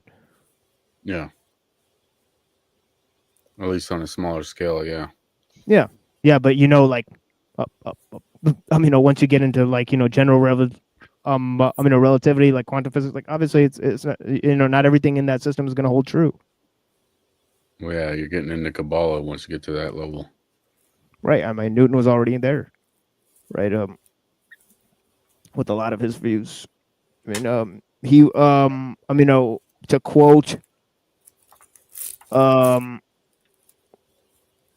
mean, John Maynard Keynes, he said, I mean, Newton was a Judaic monotheist from the school of Maimonides. That's almost a direct quote from him reading his journals. Yeah, I wouldn't doubt that. Wasn't he etching out Solomon's Temple? That's the one thing that we have to worry about. Like someone wrote something in the past, and we're trying to relate it to now, when things aren't even close to similar. What matters is the understanding of the fact that this is the point they were always trying to get to. They just lacked the technology to be able to do this back in those days. They couldn't get their propaganda message out to a whole world. It was delivered by people on a horse. Now, they've refined their methods. Now, they are trying to enact the control system worldwide, using the technology that they've hidden from us.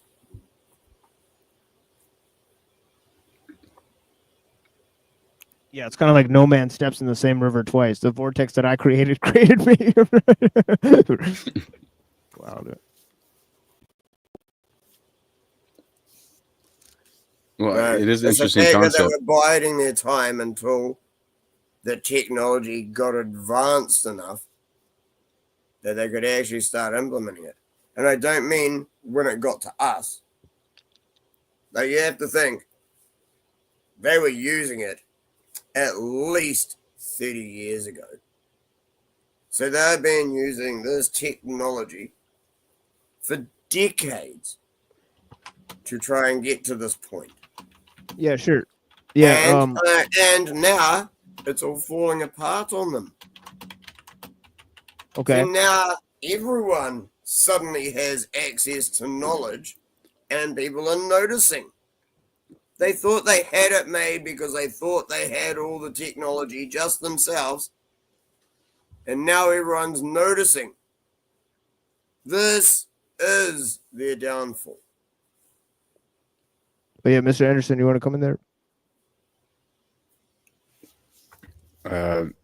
No, I was distracted and I was writing because there's a lot of vortex talking in the chat, so I was engaging. Well, I got distracted. Sorry. Yeah, no worries. Yeah, but I'm gonna move on here for a little bit. And so I just think that was a really interesting little segue. But he says knowledge is inseparable from people. Science has molded people's mind into a great degree as people have molded science. The twilight of scientific reason, which we are witnessing nowadays, is not necessarily the twilight of humanity. Scientific reason will have to wane and to release us from its overpowering tentacles so that we can restore the strained relation between knowledge and values, which brings us more to the phenomenon of knowledge as an inherent aspect of one's being. This phenomenon manifests itself not only in the frustrated and alienated youth whose knowledge does not guide them because they are filled with irrelevant bits of information, but also in the opposite phenomenon, our veneration of and craving for wise people. Wise people are the ones whose knowledge matters, are those who are in the state of being in which knowledge matters. Okay, are the integrated ones. Okay, in the sense that their knowledge serves them as human beings. We envy them because it is a state difficult to achieve in the contemporary world.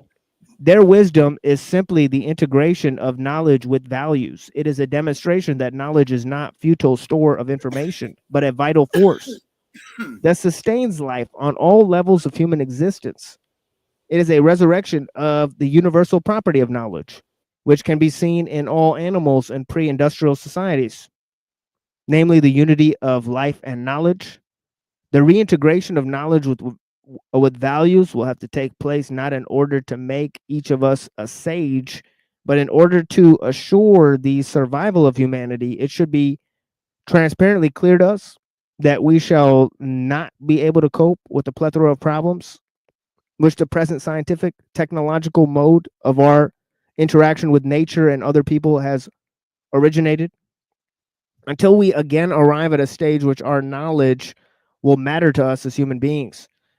There will be a knowledge intertwined with values and at their service. This knowledge will be a re-embodiment on a new level of Plato and Augustine's contention that to think correctly is the condition of behaving well.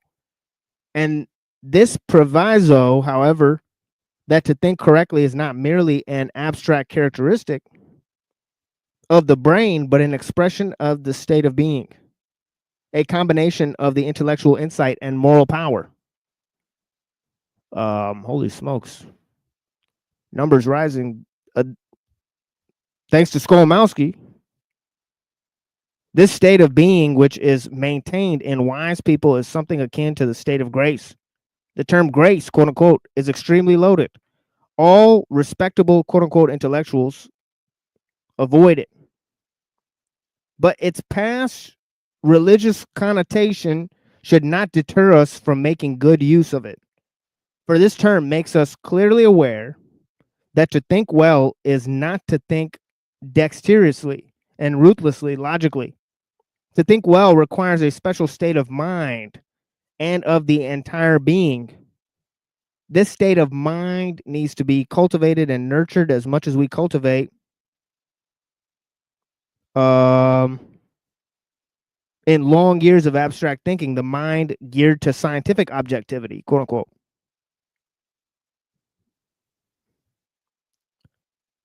We have a great deal to learn from Oriental cultures, from the past history of our own civilization, from the primitive societies alive today, in understanding, acquiring, and maintaining the state of mind in which thinking well is a precondition of behaving well.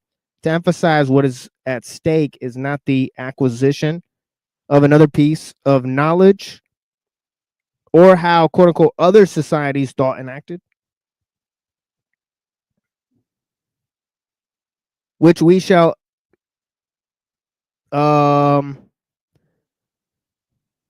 append.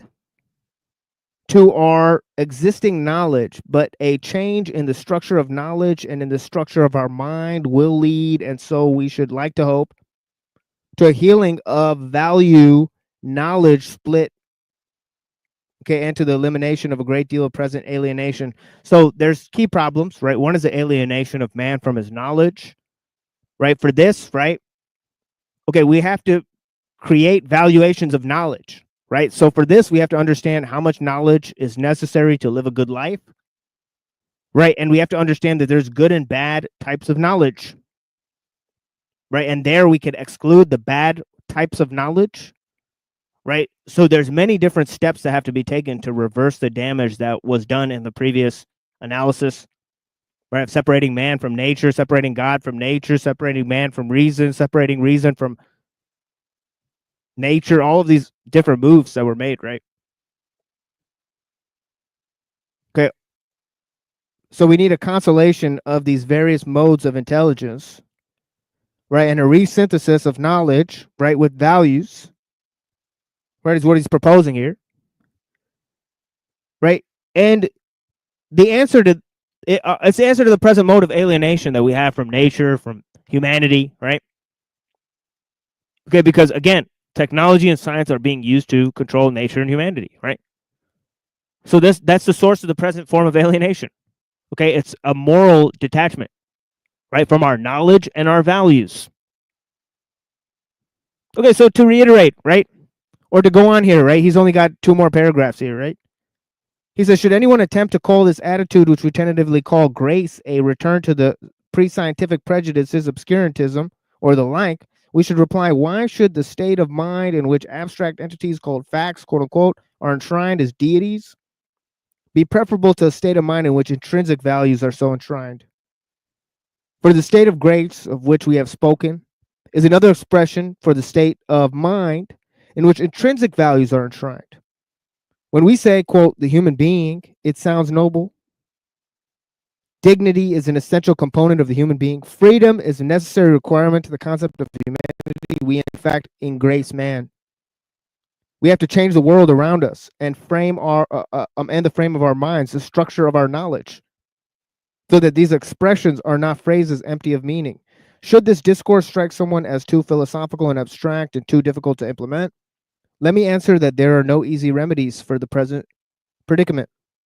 The present value vacuum in particular, which we have brought onto ourselves by pursuing certain philosophical abstractions and then fallen victims to.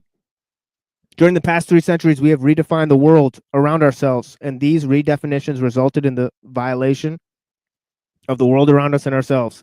We have to doubt our previous wisdom.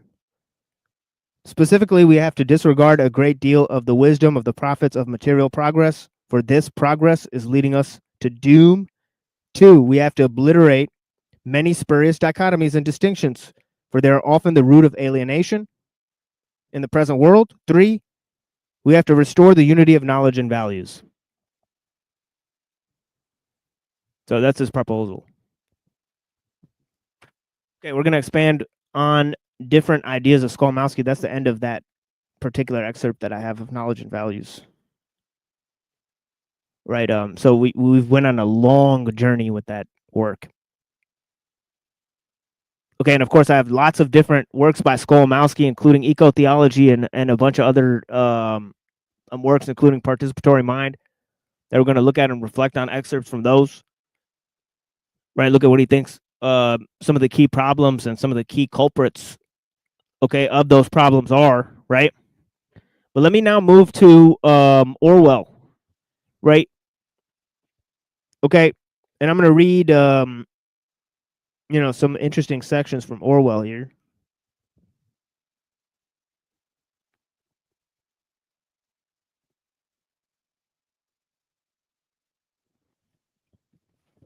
Starting with the intro, he says, socialism is bound up more or less inextricably with the idea of machine production. Socialism is inextricably an urban creed. It grew up more or less concurrently with industrialism. It has always had its roots in the town proletariat, the town intellectual. It is doubtful whether it could ever have arisen in any but an industrial society. Granted, industrialism, the idea of socialism presents itself naturally because private ownership is only tolerable when every individual or family unit is at least moderately self-supporting. But the effect of industrialism is to make it impossible for anyone to be self-supporting, even for a moment. Industrialism, once it arises above a fairly low level, must lead to a form of collectivism.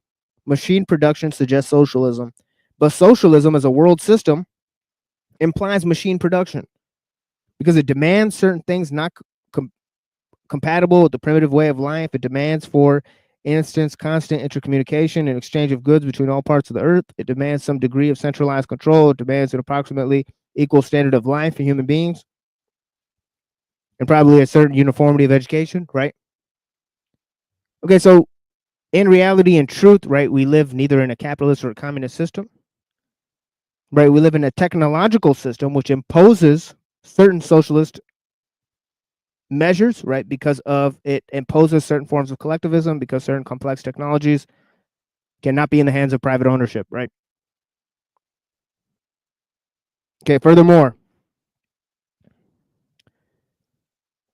right, we have the notion of efficiency.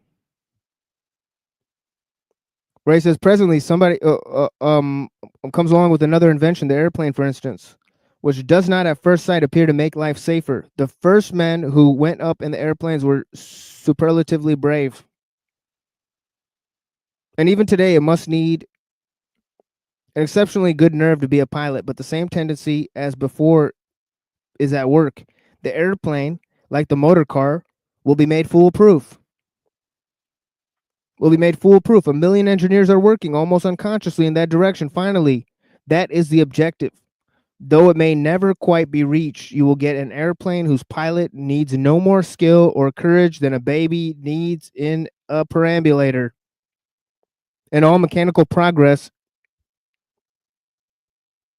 is and must be in this direction. A machine, evolves by becoming more efficient.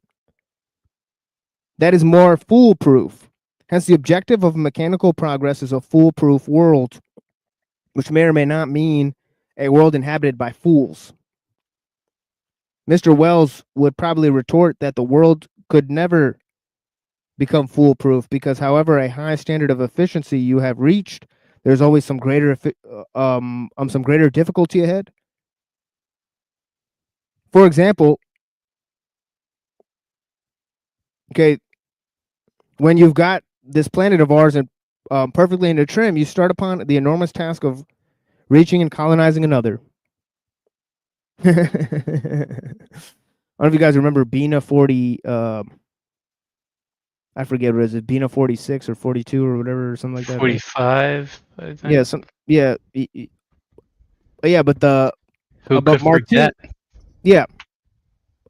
But it's Martin Rothblatt's AI recreation of his wife or lover or whatever, right? I believe he's a man, okay, being pretending to be a woman or whatever, and he's in a sort of transgender relationship or whatever, right? But Bina Rothblatt, right? She's talking to the machine version of herself, supposedly, right? And what did they come to the conclusion that the goal and purpose of humanity is? Making self-replicating machines to colonize the star system, the universe. So the Borg, basically. Yeah, the Borg, right?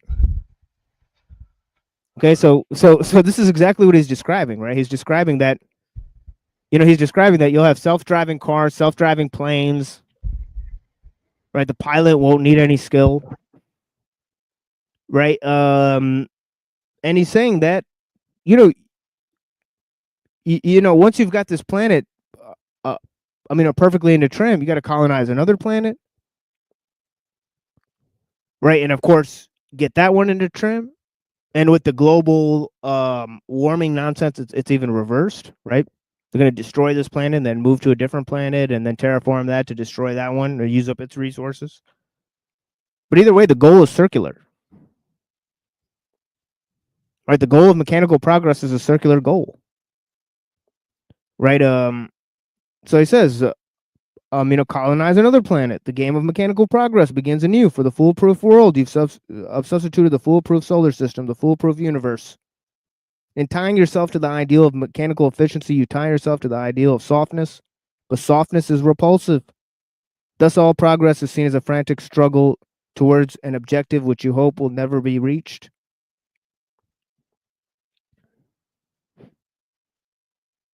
Okay, he talks about leisure, how leisure is being stolen by the machine. Once a machine produces all forms of leisure work, okay, does leisure work for us too? That's exactly what's happened, right?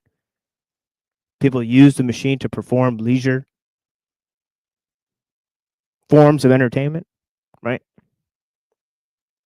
Okay, so most of the work that we do for our leisure is even done by machines now, right? So his prediction was correct, right? And he's further complained rather accurately, that the art produced by people that are using the machines is not much better than the one that was produced, right? Okay, those instrumental bands that they had back then, okay, you can't recreate that music, right, with computers. Sad Doesn't sound the trombone. same. Yeah, doesn't sound the same. Doesn't have the same quality. You know, so AI trombone. yeah, exactly. So he's saying that once the machines have eliminated work, they'll hand over leisure to machines. Then what is man going to be left to do? Because all of the stuff that man can still do that's not work, right? Like making anything, right, is considered leisure now if a machine doesn't do it. Right? So he's saying all of the man's leisure time will be transformed by by the work of machines too.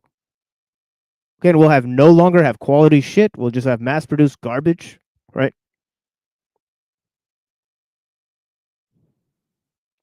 Okay, so that's already came into fruition.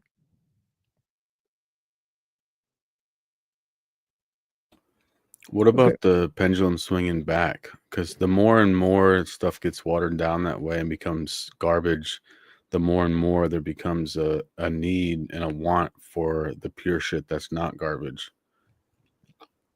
Oh yeah, but it's token, right? That's the thing. That's the problem. Is that real shit becomes token shit? And that's the process he's describing is very dangerous, right? That we should see real shit as real shit. Damn it. Sorry, I was muted. I was trying to respond in myself. I was saying, yeah, it's because everything is trying to look for balance. Right. If it goes too far in a shit way, it is trying to get itself back to balance, but every time it will go too far the wrong way. And then the people, when everything's good, there'll still be people at the top end who are living it up while everyone else is still being used. See, the closer to the middle of that seesaw you get, the less things change for you. It's just like it's either a bit shit or a bit good. If you're right at either end of that seesaw, though, it's massively in your favor or it's massively not. That is how the universe really works. Everything is supposed to exist in balance. Well, if it existed in balance, there wouldn't be a strive for balance. So there would have to be the alternatives in order for there even be a thing called balance. Free will is what causes that. Yeah. We were given free will. Some people choose to exploit others.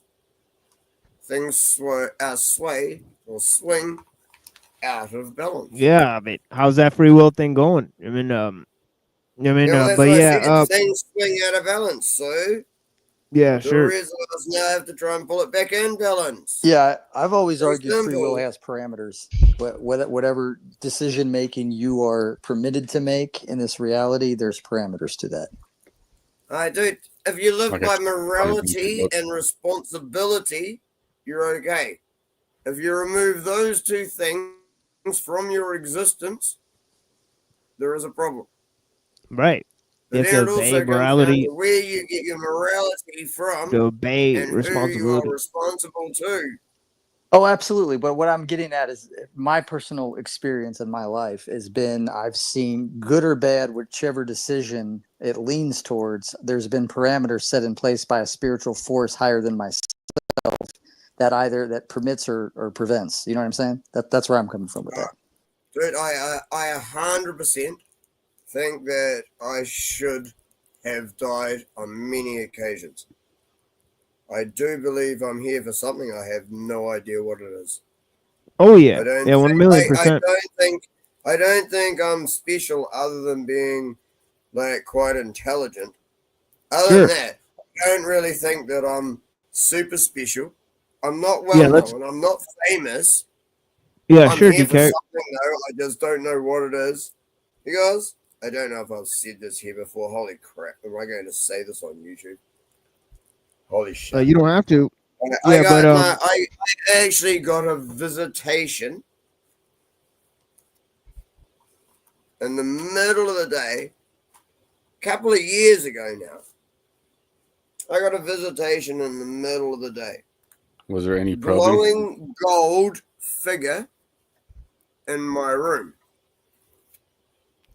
Was it Maroney? Talking to me straight to my head. No words spoken. I couldn't tell you a single thing that was said to me. yeah, you Talked couldn't. to me for like somewhere between like 3 and 5 minutes. Yeah, But you this wouldn't believe wasn't how many like, people have yeah, told me that. dude, But I really got to not move on okay. with this. But, yeah. Hey. And then after it disappeared, I cried for 15 minutes and couldn't tell you a single thing I was told. I'm here for something, and I pretty much figure it's going to end badly. 1,000,000%, DK. I else believe would I that. cry? Yep. Yeah, I believe that. But see, the main thing is that because of most people believe in science and all that stuff, right? They're not even allowed to have those experiences, right? So this is the thing is that when if you believe in things like Skolomowski's talking about like grace and inspiration and stuff, and certain people even have the idea that they have a spiritual. I'm not religious. I don't believe in fucking Jesus and Christianity, and I got visited by Jesus. Sure, yeah. But I'm saying it's inspiration. I can't wrap my head around that one. Yeah, exactly. It's beyond reason. That once you allow yourself to go beyond it, right? Certain experiences and things open up, and that's the fact is that where does inspiration come from, right? Where do ideas come from, and does man have a spiritual need to create, and is that spiritual need to create being taken away by the use of machines, and I think that a huge thing is that we're not able to see certain levels to things, certain levels to the spiritual dynamics, right? Because we're not involved directly in the creative process, right? Sort of the inspiration, quote unquote, that comes directly from nature, is sort of being, stolen from us. Yeah, grace, inspiration, the sublime. Exactly, Frank Monday. Right? So what role does the machine play in that, right? So Orwell says, meanwhile, the machine is here. Its corrupting effects are almost irresistible. One invades against it, but one goes on using it. Even a bare arse savage, given the chance, will learn the vices of civilization within a few months. Mechanization leads to the decay of taste, he says. The decay of taste. Yeah, right, is what I'm focused on because here. everything becomes. It's the same as going to a supermarket, as compared to Exactly. like a bakery or something. Right. Mass-produced bread instead of like Real talk. handmade bread. And is That's it first order exactly versus what it is. second order? Everything becomes mass-produced bullshit that is just repetitive. Yeah, here, hold on, DK. Let Mr. Anderson come in. Yeah, Is it yeah, go also ahead, Mr. first order versus second order? Like if you create the technology of a paintbrush, you can still be first order if you're using that paintbrush to create something.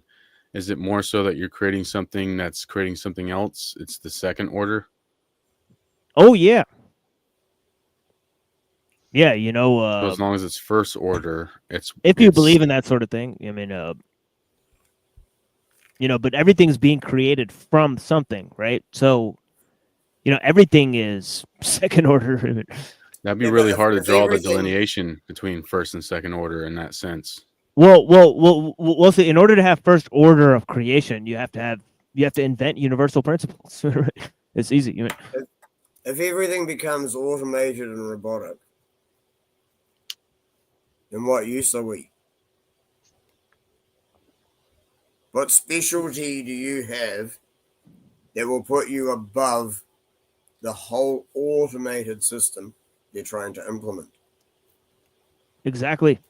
Right. And that's the thing, is that there's certain things that, you know, machines cannot replicate. And once we focus on finding value in those things and building, you know, corresponding societies around those frameworks, right, then we can, you know, basically, you know, outlive the, you know, the type of psychology that's being imposed by the system in general. But yeah, he goes on to say, you know, about the decay of taste. The decay of taste leads to demand for machine-made articles, and hence to more mechanization. So you're talking about what the Jews did to Germany after World War Right, I. right, right. DK, let me read a little bit of this, and we'll respond to it. Right. It says, mechanization leads to the decay of taste. The decay of taste leads to demand for more machine-made articles, and hence to more mechanization. Yeah. Right, and so a vicious cycle. DK, come on, man. Yeah, hold on. Yeah, hold on, dude. Just give me a second and let me read this, right? The decay of the taste leads to demand for machine-made articles, and hence to more mechanization, and so a vicious circle is established. Right, but in addition to this, there's a tendency for the mechanization of the world to proceed, as it were, automatically, whether we want it or not. Okay, so let me read that again because I was interrupted like twice. All right. But yeah, he says mechanization leads to decay of taste. The decay of taste leads to demand for machine-made articles. The demand for machine-made articles leads to more and more mechanization. Okay. Okay. In addition, there's a tendency for mechanization of the world to proceed as it were automatically, whether we want it or not. This is due to the fact that that in modern Western man, that the faculty of mechanical invention has been fed and and stimulated till it has reached almost the status of an instinct. People invent new machines and improve existing ones almost unconsciously, and this is a huge thing that this is a huge thing that ellul is going to talk about the unconscious nature. For what Yeah, it go comes ahead. down You to already did. capitalism, and it's the cheapest they can build a building for to get the most income from. Instead of putting time and effort into doing anything that was beautiful and might have served the purpose, we don't need to go into that ancient history stuff, but they don't make anything that's beautiful. Everything is generally as cheap as possible, unless they want it to be a spectacle. Then they'll put a bit of extra money in it. Yeah, And make let Orwell explain these things for sure, because he's gonna get deep into it, and I think you'll like some you know, some of what he's saying. Here, hold on, let me see who's out here. Is in the back. Yeah, blessings. But yeah, let me go on to this.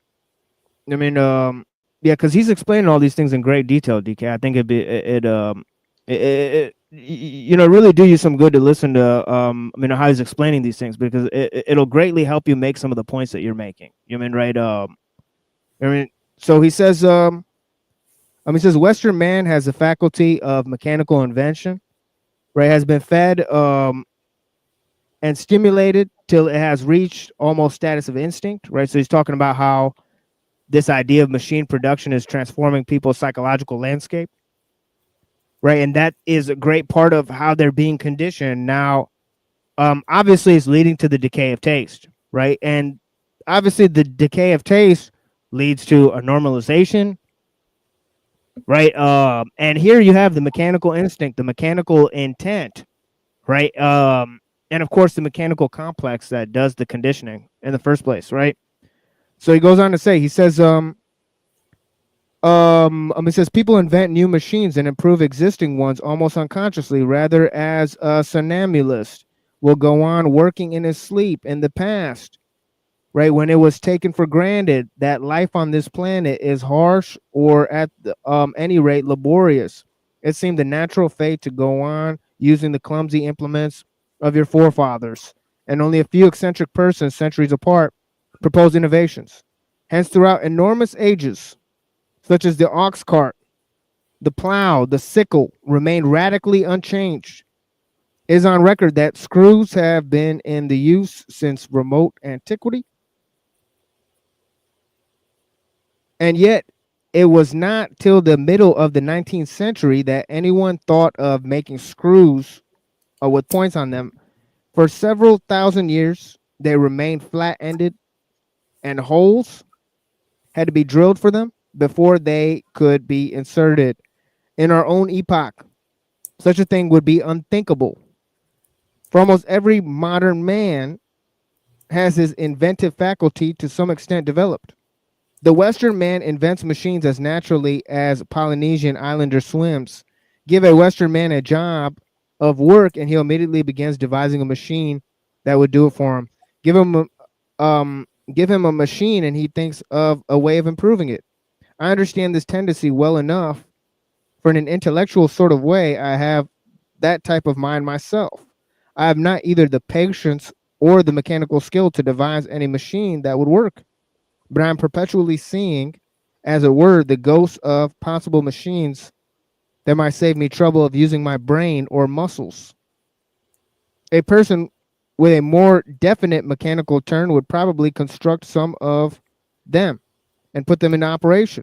But under our present economic system, whether he constructed them or rather whether anyone else had the benefit of them would depend upon whether they were commercially valuable. The socialists are right. Therefore, when they claim that the rate of mechanical progress will be much more rapid once socialism is established. Given a mechanical civilization, the process of invention and improvement will always continue. The tendency of capitalism is to slow down, because under capitalism, any invention which does not promise fairly immediate profits is neglected, right? So he notices the same exact thing that ellul notices, right? Some indeed, which threaten to produce profits, are suppressed almost as ruthlessly as the inflexible glass mentioned by Petronius. Established socialism, remove the profit principle, and the inventor will have a free hand. The mechanization of the world, already rapid enough, would be, or at any rate could be, enormously accelerated. And this prospect is a slightly sinister one, because it is obvious even now that the process of mechanization, is out of control. Okay, he said that in the 1930s, that the process of mechanization is out of control. It is happening merely because humanity has got the habit. I mean, obviously, clearly, Orwell's no dummy, ellul's no dummy. Right? Chemist perfects a new method of synthesizing rubber, or a mechanic devises a new pattern of gudgeon pen. Why? Not for any clear understood purpose, but simply from the impulse to invent and improve, which has now become instinctive. Put a pacifist to work in a bomb factory, and in 2 months he will be devising a new type of bomb. Hence the appearance of such diabolical things as poison gases, which are not expected even by the inventors to be beneficial to humanity. Our attitude towards such things as poison gases ought to be the attitude of King Brobdingnag? Brobdingnag, wow, what a name. Towards gunpowder. But because, right, what the hell? That Yeah, is like one of the worst names ever. Brobdingbag. No, Brobdingnag. Brad There was, Dimebag. there was one Indian chick who was like a politician. Her name was like Shit Dick or something. Oh, yeah. Only those a are name a jobby mother names. could love. So this is a It was the king last from... name. They all loved it. So this is a king from Gulliver's Travels, apparently. So I'm not making this up. Brobdingnag. Wikipedia that bitch. This is from Gulliver's Travels, so I'm not making it up. Let's get into some Lilliputians, eh? Yeah, exactly. Lilliputians, right? But yeah. So Brobdingnag, right? But because we live in a mechanical and scientific age, we are infected with the notion that whatever else happens, progress must continue and knowledge must never be suppressed? Verbally, no doubt. We would agree that machinery is made for man and not man for machinery. In practice, any attempt to check the development of the machine appears to us an attack on knowledge and therefore a kind of blasphemy. And even if the whole of humanity suddenly revolted against the machine and decided to escape to a simpler way of life, the escape would still be immensely difficult. And he's saying that in the 1930s. It would not do, as in Butler's Erewhon, to smash every machine invented after a certain date. We should also have to smash the habit of mind that would almost involuntarily devise fresh machines, as soon as the old ones were smashed. Okay, so this is huge. Okay, it's a process of knowledge that's creating the machines again. That's Okay, what I Skolomowski believe said it. happened back in, that's what I believe happened back in the 1800s at some point. Yeah, Skolomowski just said it's the knowledge that shapes the technology. Okay, once you create the technology, you can't put the knowledge back in the box. This is the problem. This is why you can't control the technology. This is happening again, right? So he's saying, which is why it takes 3 generations to erase that knowledge. right. Let me just finish this paragraph here. In the 1800s. Right. Let me just finish this paragraph here. I'm constantly telling everyone this didn't happen before people started believing. To smash every machine invented to a certain day, we should also have to smash the habit of mind that would almost involuntarily devise fresh machines as soon as old ones were smashed. Okay, so it's a habit of mind that you have to get rid of. Okay, so Skolomowski was pointing this out, and it's also Orwell that's pointing it out. Right, so it's twice, right, that they're pointing out the same exact thing about the knowledge, right? It's a knowledge that you can't put back, right? So let me finish this paragraph. It says, in all of us, there is at least a tinge of the habit of mind in every country in the world. The large army of scientists and technicians with the rest of us, panting at their heels, are marching along the road to progress with blind persistence of a column of ants. Comparatively few people want it to happen. Plenty of people actively want it not to happen, and yet it is happening. The process of mechanization has itself become a machine, a huge glittering vehicle whirling us not certain where, but probably toward padded Wells world, right? He's talking about H.G. Wells, right? Of a brain in a bottle. Anyways, all done with that. You guys could please comment on it. Yep. See how I give room for people to talk? Yeah, but go ahead, please. I had shit to say earlier. Yeah, and so did I. Yeah, but you're reading a book that's still there. Thoughts are at No, I was commenting on the book at that time. So, I read and I comment on the book. Okay, sorry. Apologies. Yep. Then. Yeah. I thought you were actually reading at the time. No. It doesn't matter if I'm reading or if I'm commenting, right? Well, because if you're reading, the words are still there in front of you. And yeah, but it doesn't matter. Yes. It's just you commenting. No. It's pretty annoying because you lose your place. Interrupt what you're saying. No, but in the middle of the sentence, you stop reading a sentence where he's developing the ideas, right? Then you lose track of the ideas. But you don't stop till like the end of a chapter. Exactly. So you got to keep it in. You got to store it down, take notes, put the notes, if you can't forget, go ahead and take notes, right? And then you can comment at the end. Do that like regulations debating thing. What? Do you know why? No, do you Who know cares? why? I used to do it when I was younger. But do you know why I don't like it? I don't like it for the fact that if someone's saying something that is incorrect and isn't challenged, that is the thing that is in everyone's mind for like 5 minutes before I even. It doesn't matter if you don't understand what they're saying. And then you're trying to prove something that people already think wrong. Yeah, but if you don't understand what they're saying and you don't even know what they're saying because you butt in the middle and you don't let them finish their point, then you won't actually understand what they're saying. You'll be responding to a straw man, right? Not necessarily. Right. Come on. Yeah. Why can't you hold what you have to say until the end and then respond fully to what the guy as said? I said, then I've just given you 5 minutes to speak shit. Who gives a fuck? We're not running out of time here. No, Yeah, then but I have to yeah, but they can't just try let you go on and on responding to every single sentence before anybody makes a fucking point. Right? You can never get anywhere.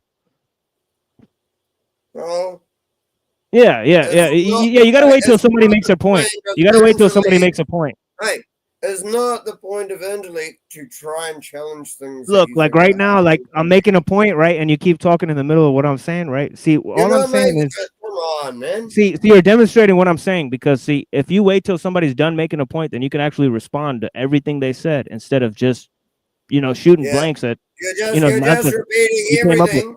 No, you're just repeating what I said. I don't like about structured debates.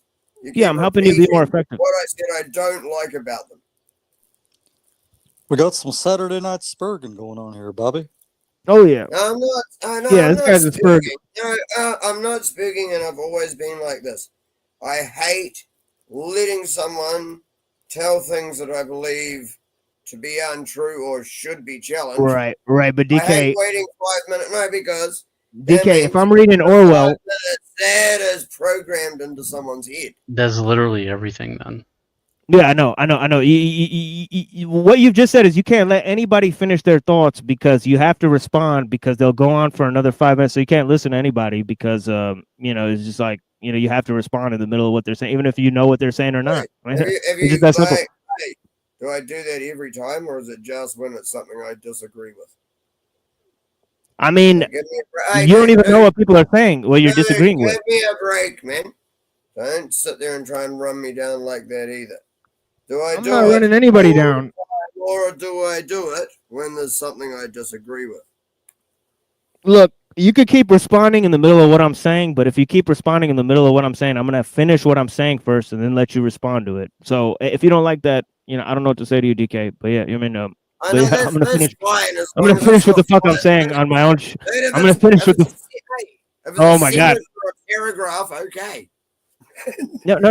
It's not a sentence. No, it's not. No, it's not a sentence or a paragraph. I'll read paragraph upon paragraph upon paragraph. Nobody has to respond to it until I'm done. Real talk. That's it. It's not what you want to do. It's what happens here. Right? You know what I'm saying? That's it.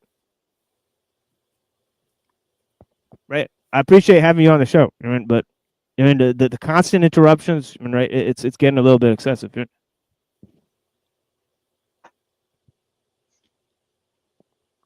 But yeah, we got to move on in this whole thing. And in terms of ellul. Okay, now see, I'm going sequentially harder and harder presentations of text. Right, so we're gonna get into this, right? And so yeah, let me get into this, right? So he's talking about okay, and it's just as Orwell was talking about, right? The machine creates a socialist system, right? Capitalism is used as a something that limits progress, right? But it has to be suppressed, right? Why? Because innovation is accelerating, right? And the system, it conditions the process of invention. Okay, it's larger and larger groups of experts that are in charge of the system as a whole, right? So this is what's going on, right? But yeah, so he goes on to say, the bourgeois morality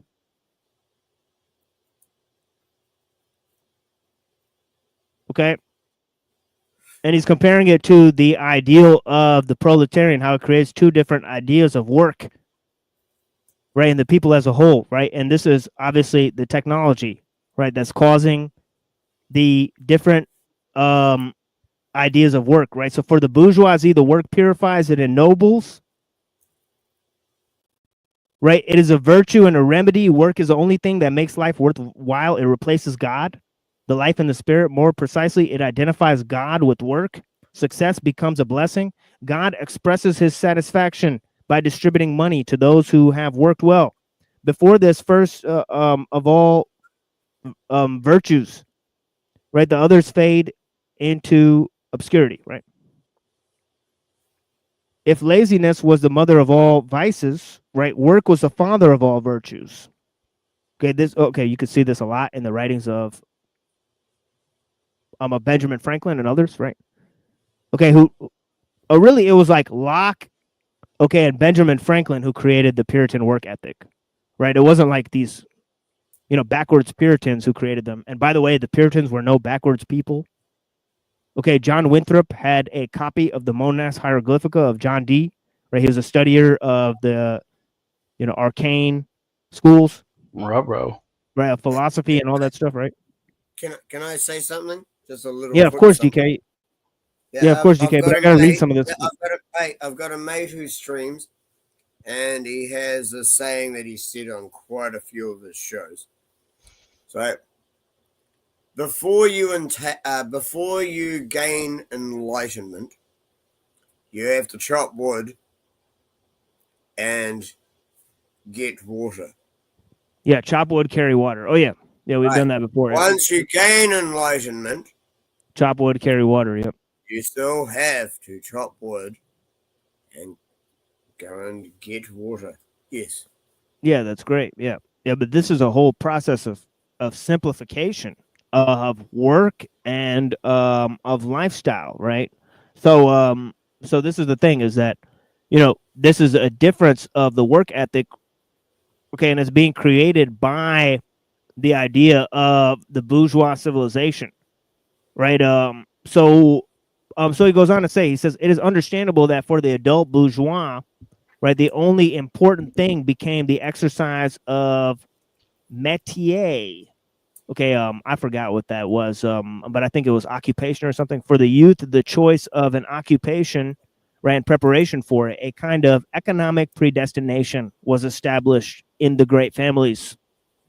Okay, human destiny seemed to revolve about the making of money or the failure to make it. Such was and is the viewpoint of the bourgeois. For the proletariat, the result was alienation, which likewise represented the grip of the economic on the human being. In the proletariat, we see human beings emptied of all human content and real substance and possessed by economic power. The proletariat was alienated, not only because he was the servant of the bourgeois, but because he became a stranger to the human condition, a sort of automaton filled with economic machinery and worked by an economic switch. But human nature cannot long tolerate such a condition. In creating the bourgeoisie, signed the death warrant of its own system. Right? The spiritual situation of alienated man implies revolution, and his subordination without hope demanded the creation of a revolutionary myth. It might be thought that the primacy of the economy over man, or rather the possession of man by the economy, would have come into question. But unfortunately, the real, not the idealized, proletariat has concentrated entirely on the ousting of the bourgeoisie and making money. Okay, so instead of attacking the economic system that created the problem, they said, no, we should wield the means of production. Right, so the revolutionary instinct was basically formed out of a need to suppress the bourgeoisie and not to change the conditions within the system, right? Okay, and he goes on to say, okay, the proletariat instrument for winning this revolution is the labor union, and the union subordinates its members even more closely to the economic function in the process of satisfying their revolutionary will and exhausting their will with regard to purely economic objects. The bourgeois, the bougie himself is losing ground, right? But his system and his conception of the human being is gaining. For the proletariat, as for the bourgeoisie, man is only a machine for production and consumption. He is under obligation to produce. He is under the same obligation to consume.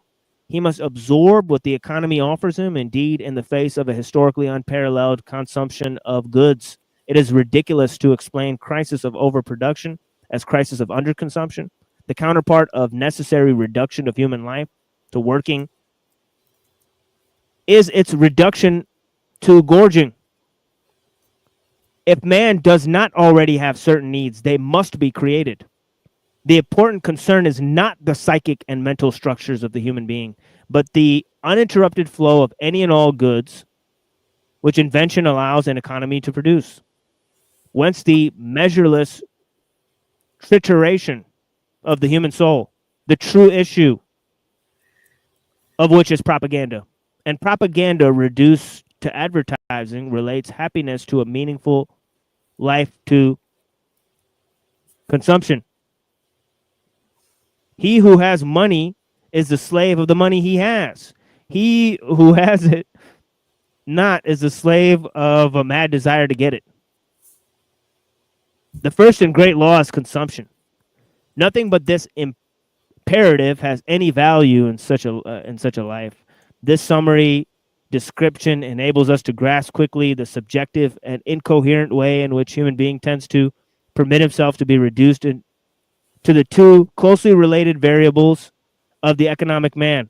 All other dimensions are excluded in the idealized concept. Money is the principal thing. Culture, art, spirituality are jokes and are not to be taken seriously. On this point, there is once again full agreement between the bourgeoisie and the communists. Okay.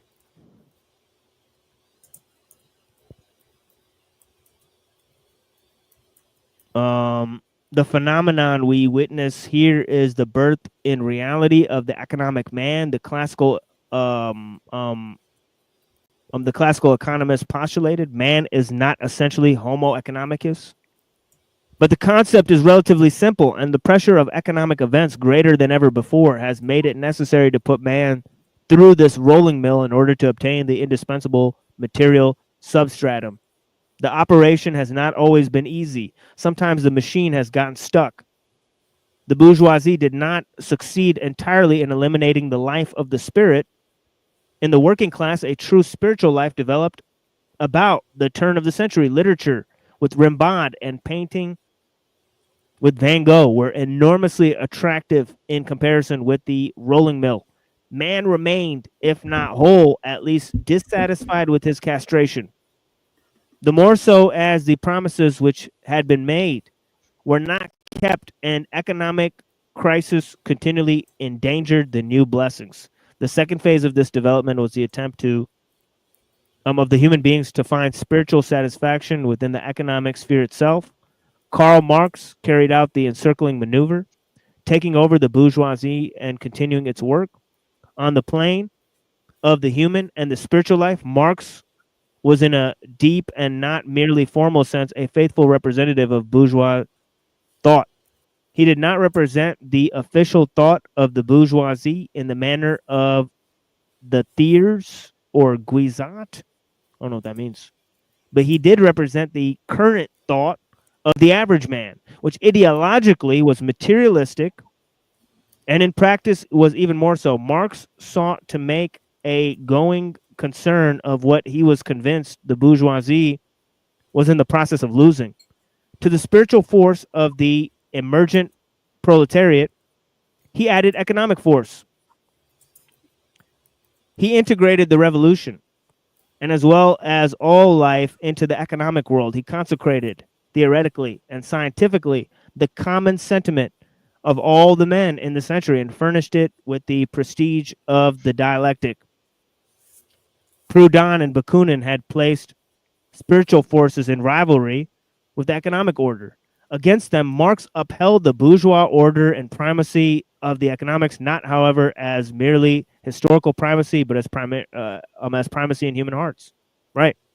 He's absolutely right, right? The reason why Marx was upheld and not those guys was because he totally rejected the metaphysical template. Right? What he actually had was, okay, an ability to totally look at materialistic concerns, look at the system's concerns on their own terms. Right? And hence this theory predominated, right? So I think ellul makes a very salient point here. Right?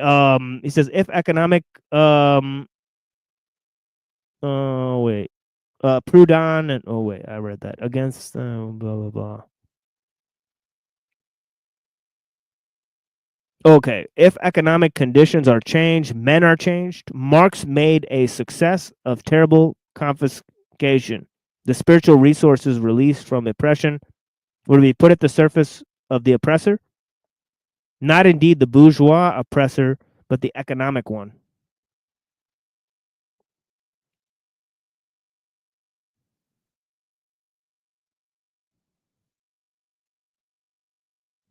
Oof. That's motherfucking deep right there. So what he's, basically said that, Marx created a spiritual obfuscation, right, that actually benefited the systems that were used to control people, right, even though he seeked to liberate man from those systems. Supposedly sought to liberate them. Holy Now I'm not fucking so guac. sure.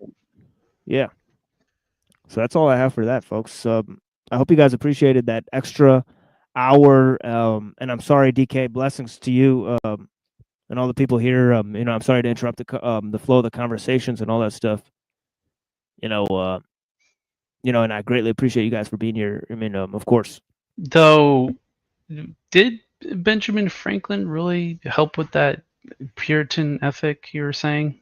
Wasn't he like kind of like 100 years later? I mean, I get Locke, but maybe Benjamin Franklin too. Yeah, Franklin, Locke.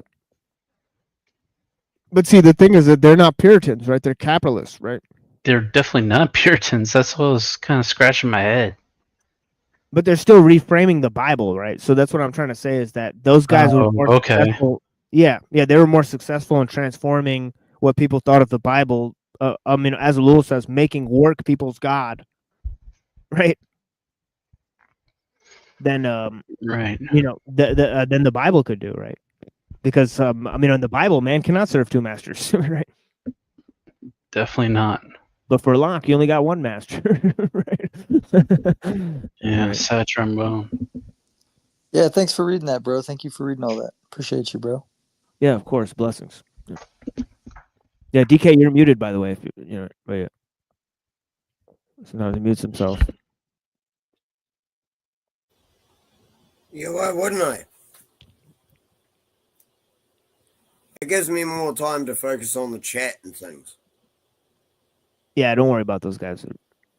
No, DK he's a faithful contributor. I mean, so the people in the chat. No, the chat's actually really interesting. That's what I mean.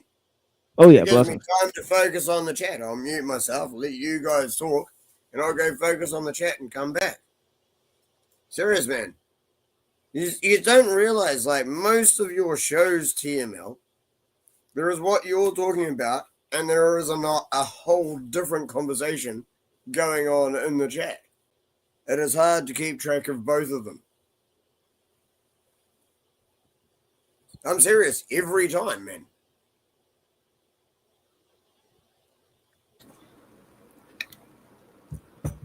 Yeah, in a show where there's profound ideas being discussed, it's going to cause a lot of different rabbit holes and avenues. Exactly.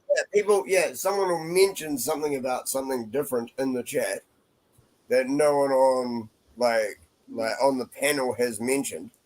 So someone will mention something, and next minute the whole chat is talking about something that no one has brought up on the panel.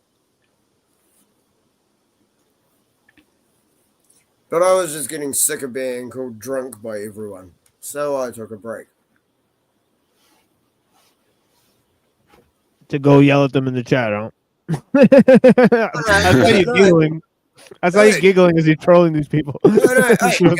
Hey, maybe you should have a look at your chat. There's absolutely no yelling. There's actually been really good conversation. So you're assuming the worst of me, which really upsets me. Because seeing as I'm being on syndicated radio shows where I'm not allowed to swear at all, I've been trying to do so much better. And I'm kind of annoyed that you don't appreciate the effort I'm putting in. Yelling's not that bad, dude. There's plenty of other things that are worse. So you're yelling on the mic, but then you go into the chat and you're just softly talking to people?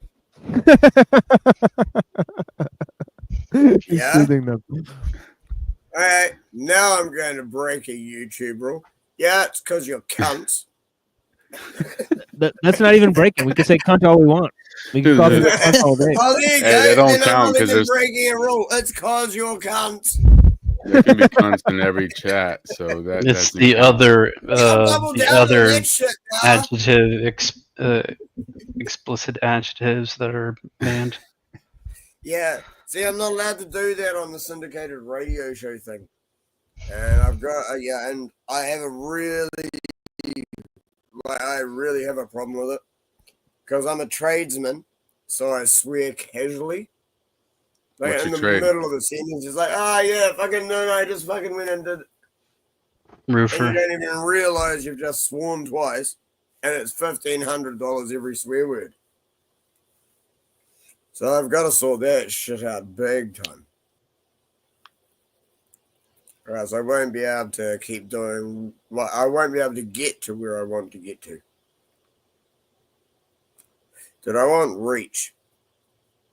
I want to be able to reach as many people as possible with what I have to say. Well, you're in the wrong place for that. If I have to tone down my language on one show a week, so it reaches hundreds of thousands of people, so be it. Yeah, you might want to try some other channels, For I know. shadow I'm banned actually- here. Dude, once a week I'm actually on a radio show. Like my show was today on my Rumble channel. Later what this radio week. show? Shit. He didn't give me the list of all the channels, but it's Drigas Productions. He's the producer, and he sends it out to like multiple radio stations all across America. It even goes as far as Australia and shit. Oh, Like it's actually, yeah. He's a producer, and he just puts the shows out to like whatever radio station except the shows. So do they like interview you, or do you have like a 1 hour spot? Oh no! I just I end up on someone's show on their panel. Like, I don't have my own show yet because I still swear too much. I'm not kidding you, man. But if I can stop swearing, I have my own international syndicated radio show. You can get there. Just have to do practice. I don't know what's going on, but like every time I start like presenting information, like the little like viewer thing goes up like by 9 people. So I have no idea what's happening there. It's like some creepy shit, dude. It's like people just start watching. Like even when I was reading, like there's almost like 30 people in here for some reason, and then when we start chattering, it goes down drastically. I have no idea what's happening with that. So some kind of shadow ban machinations or no, something. I think people are recording my recording my presentations and maybe like I don't know, like destroying them on other channels. I don't fucking know. Quote unquote. Yeah, quote unquote, of course. The thing is, like, there'd still be at least some people that would want to come here to, unless they're just totally not saying who you are on those channels. Well, last time I got, which is possible. Watchers. Yeah, we had tons of hate watchers last few times. So well, we always got hate watch. Yeah, those aren't surprising at all. Me up. Dude, I told you to hit me up. You know for a fact I love slaying trolls. I do have a lot of anger. Yeah, I do have a lot of anger, and I know it. Fucking give me a target, bruh. Oh yeah, I got a few in mind for sure. We're gonna be figuring it out. Exactly. We're sending you some messages soon. As I've got like, a panel on that I can call into. Hell yeah. I mean, you watch what I've done. I think you got me on to PBE's one. And I think Neurojack got me onto someone else's. Like, I've done it twice for you guys that I actually know on here. Let alone the I think it was a raid. Yeah, I think you're in the wrong chat, Rocky. You're in the wrong chat with that one. Hey, let alone the times I've done it on Telegram and for everyone else there. Like, He might be right. No, I don't think he's you right. only know of two. Someone putting tomatoes in here. Playing on YouTube is quite easy compared to playing on Telegram. Because on Telegram, there aren't like filters and stuff. Everyone says whatever the hell they want without it being a problem. So either you've got thick skin or you cry like a bitch.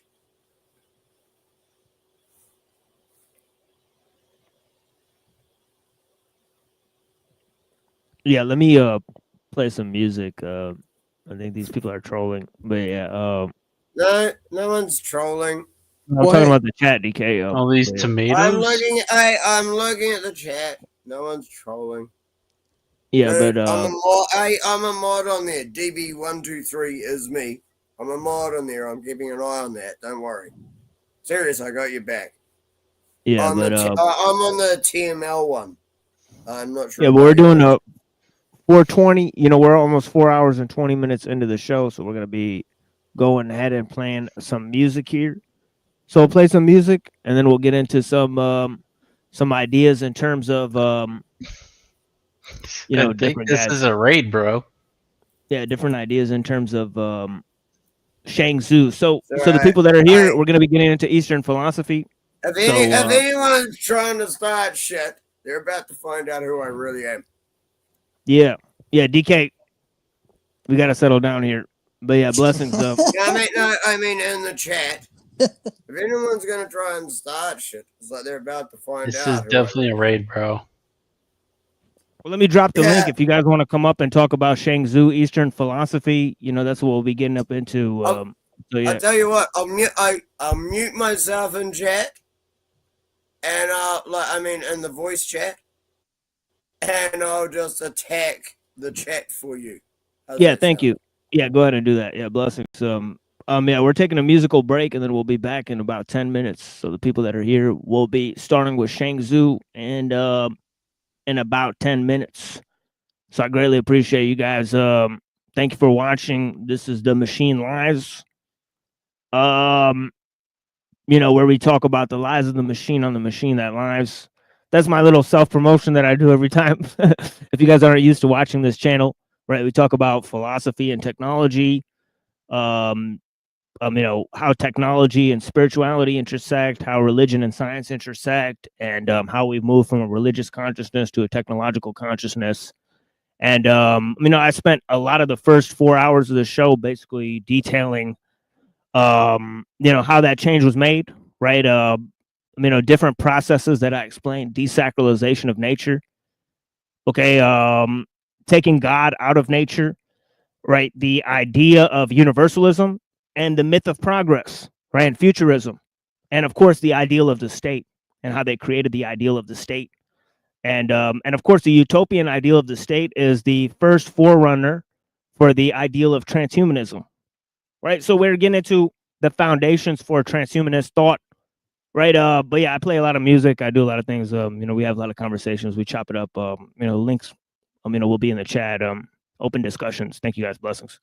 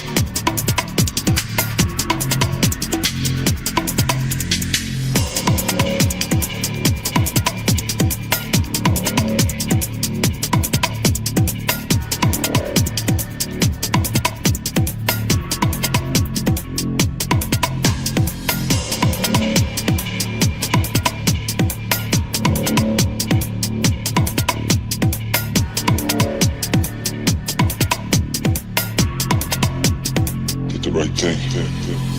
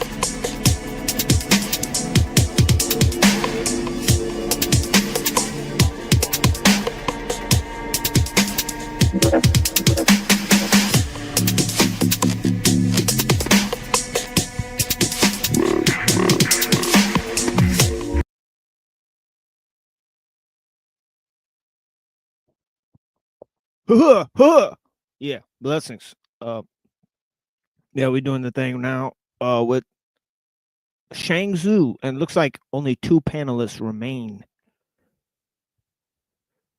So we got quite an unlikely bunch here. The Machine Lies, Mr. Anderson, and DK Spiracy. You know what I mean? But I greatly appreciate you guys. I dropped the link in the chat. We'll be moving on to Shangzhou and looking at some of the reflections of Shangzhou, and of course we're doing a little series on Eastern philosophy, right? In which we're looking at tons of ideas from Taoism, right? So we looked at briefly, okay, a sort of a juxtaposition between Taoist and Confucian ideas. So I don't have time to rehash everything.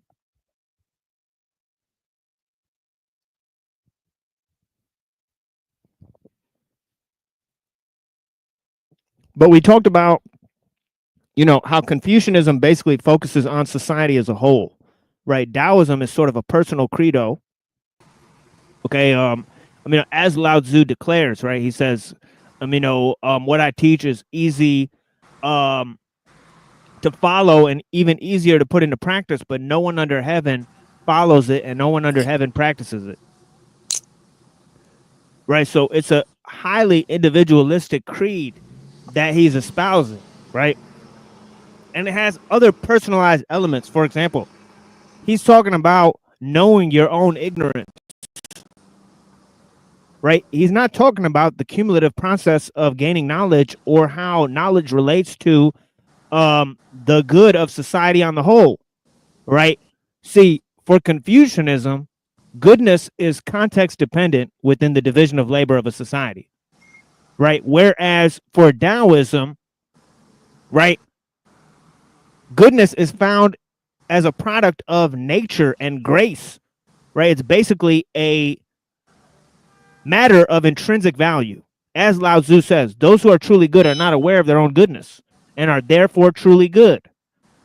So if your work is to understand your ignorance, that is not intrinsic, that is where your work is? Oh, yeah.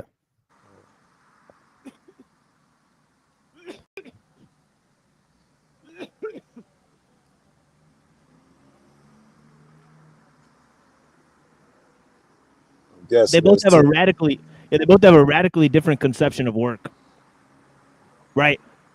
For Lao Tzu, right, work is about simplicity and harmony with nature, right? For Confucius, work is again about the division of labor within the society, right? So it's what can you do for the society as a whole? Different people are going to be good at different things, right? Not everybody's going to be able to live the Taoist lifestyle, right? And Lao Tzu admits, he says it's going to be a finer quality of person that's going to arise to the Taoist, way of life. It's not everybody's way of life. Right? So he's not thinking in terms of society. Actually, he sort of rejects society. He rejects sageliness. He rejects wisdom. He rejects knowledge as being the goal of human effort, right? So in that way, he kind of agrees with Confucianism because, goodness and knowledge have to be context dependent, right? So they have to function within the system as a whole, right? So both Confucianism and Taoism. I forgot. I didn't realize I had my myself muted. Hey, are they from the same time period or different time periods? It's different. Taoism is older than Confucianism. That's the escalation in the technology and the way things are going. It went from, a self-based bit of land where you grow crops and you have a few animals and you can sustain your family. Right. To suddenly, now there's a city and we need actual farms that can feed the whole city. Right. And you can imagine, TML, what he meant by when he said, though my words are easy to understand, nobody under heaven understands them. I know you feel Right. that sometimes when you're transmitting. Oh yeah, definitely. But yeah, let me open up some of this. And first let me open up Huang Po, right? And of course, as I detailed, we're looking at the history of Buddhism, right? And usually how it goes is Confucianism, right, was influenced by Taoism, right? And then you have basically the work of the Shang-Tzu, right? You have Buddha, right, about 600 BC or so, right? You have Lao Tzu and Shang-Tzu, okay, about 4th century, okay, same time as Plato, right, and Aristotle, right? And then you have basically Bodhidharma, right? At the time of basically like around the time of Jesus, right, and the start of the church, right? He's spreading Buddhism from India to China, right? And then once Buddhist ideas get to China, they mix with Taoist ideas, right? So you have Buddhism plus Taoism. That leads to systems like Zen philosophy. It's logical. Right? Yeah. So here's Huang Po, right? And this is a taste of what the Zens considered categorical knowledge, right? They totally rejected it. Remember, we talked at length about categorical knowledge and what it's doing to humans, right? Well, they kind of predicted it, right? They said, okay, so this is a question, okay, brought to Huang Po. He says, what is implied by seeing into the real nature? Answer. He says that nature and your perception of it are one. That is Nature, implied just by seeing into it. Well, what he's saying is that, see, how Kant says that the mind imposes things on reality, right? So he's saying that mind orders what's already there, right? So he's saying there's two things that correspond, right? One is the internal, structure of your own thoughts, and the other is the external, physical environment, right? So they have to correspond with each other, right? Now, what Huang Po is saying, no, those are the same thing.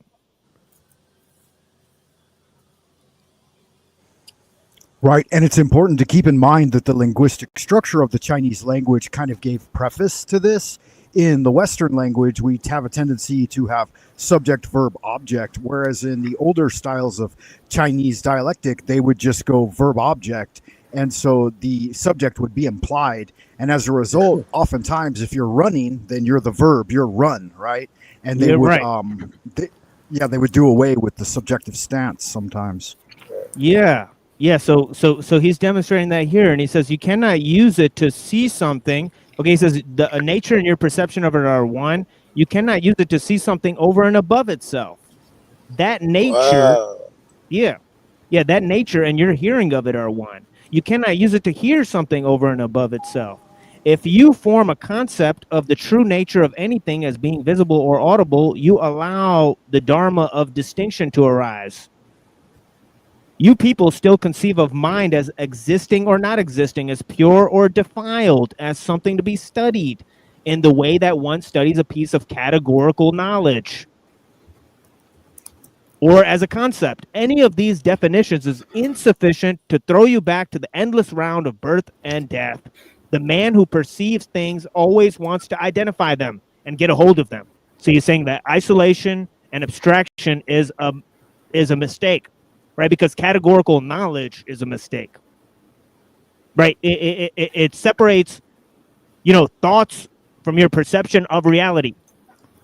Right, so he's saying that those who use their minds like eyes in this way are those who use their minds like eyes in this way are sure to suppose that progress is a matter of stages. If you are that kind of person, you are as far from the truth as earth is from heaven. Why this talk of seeing into your own nature? See, he's saying you're not separate from your own nature.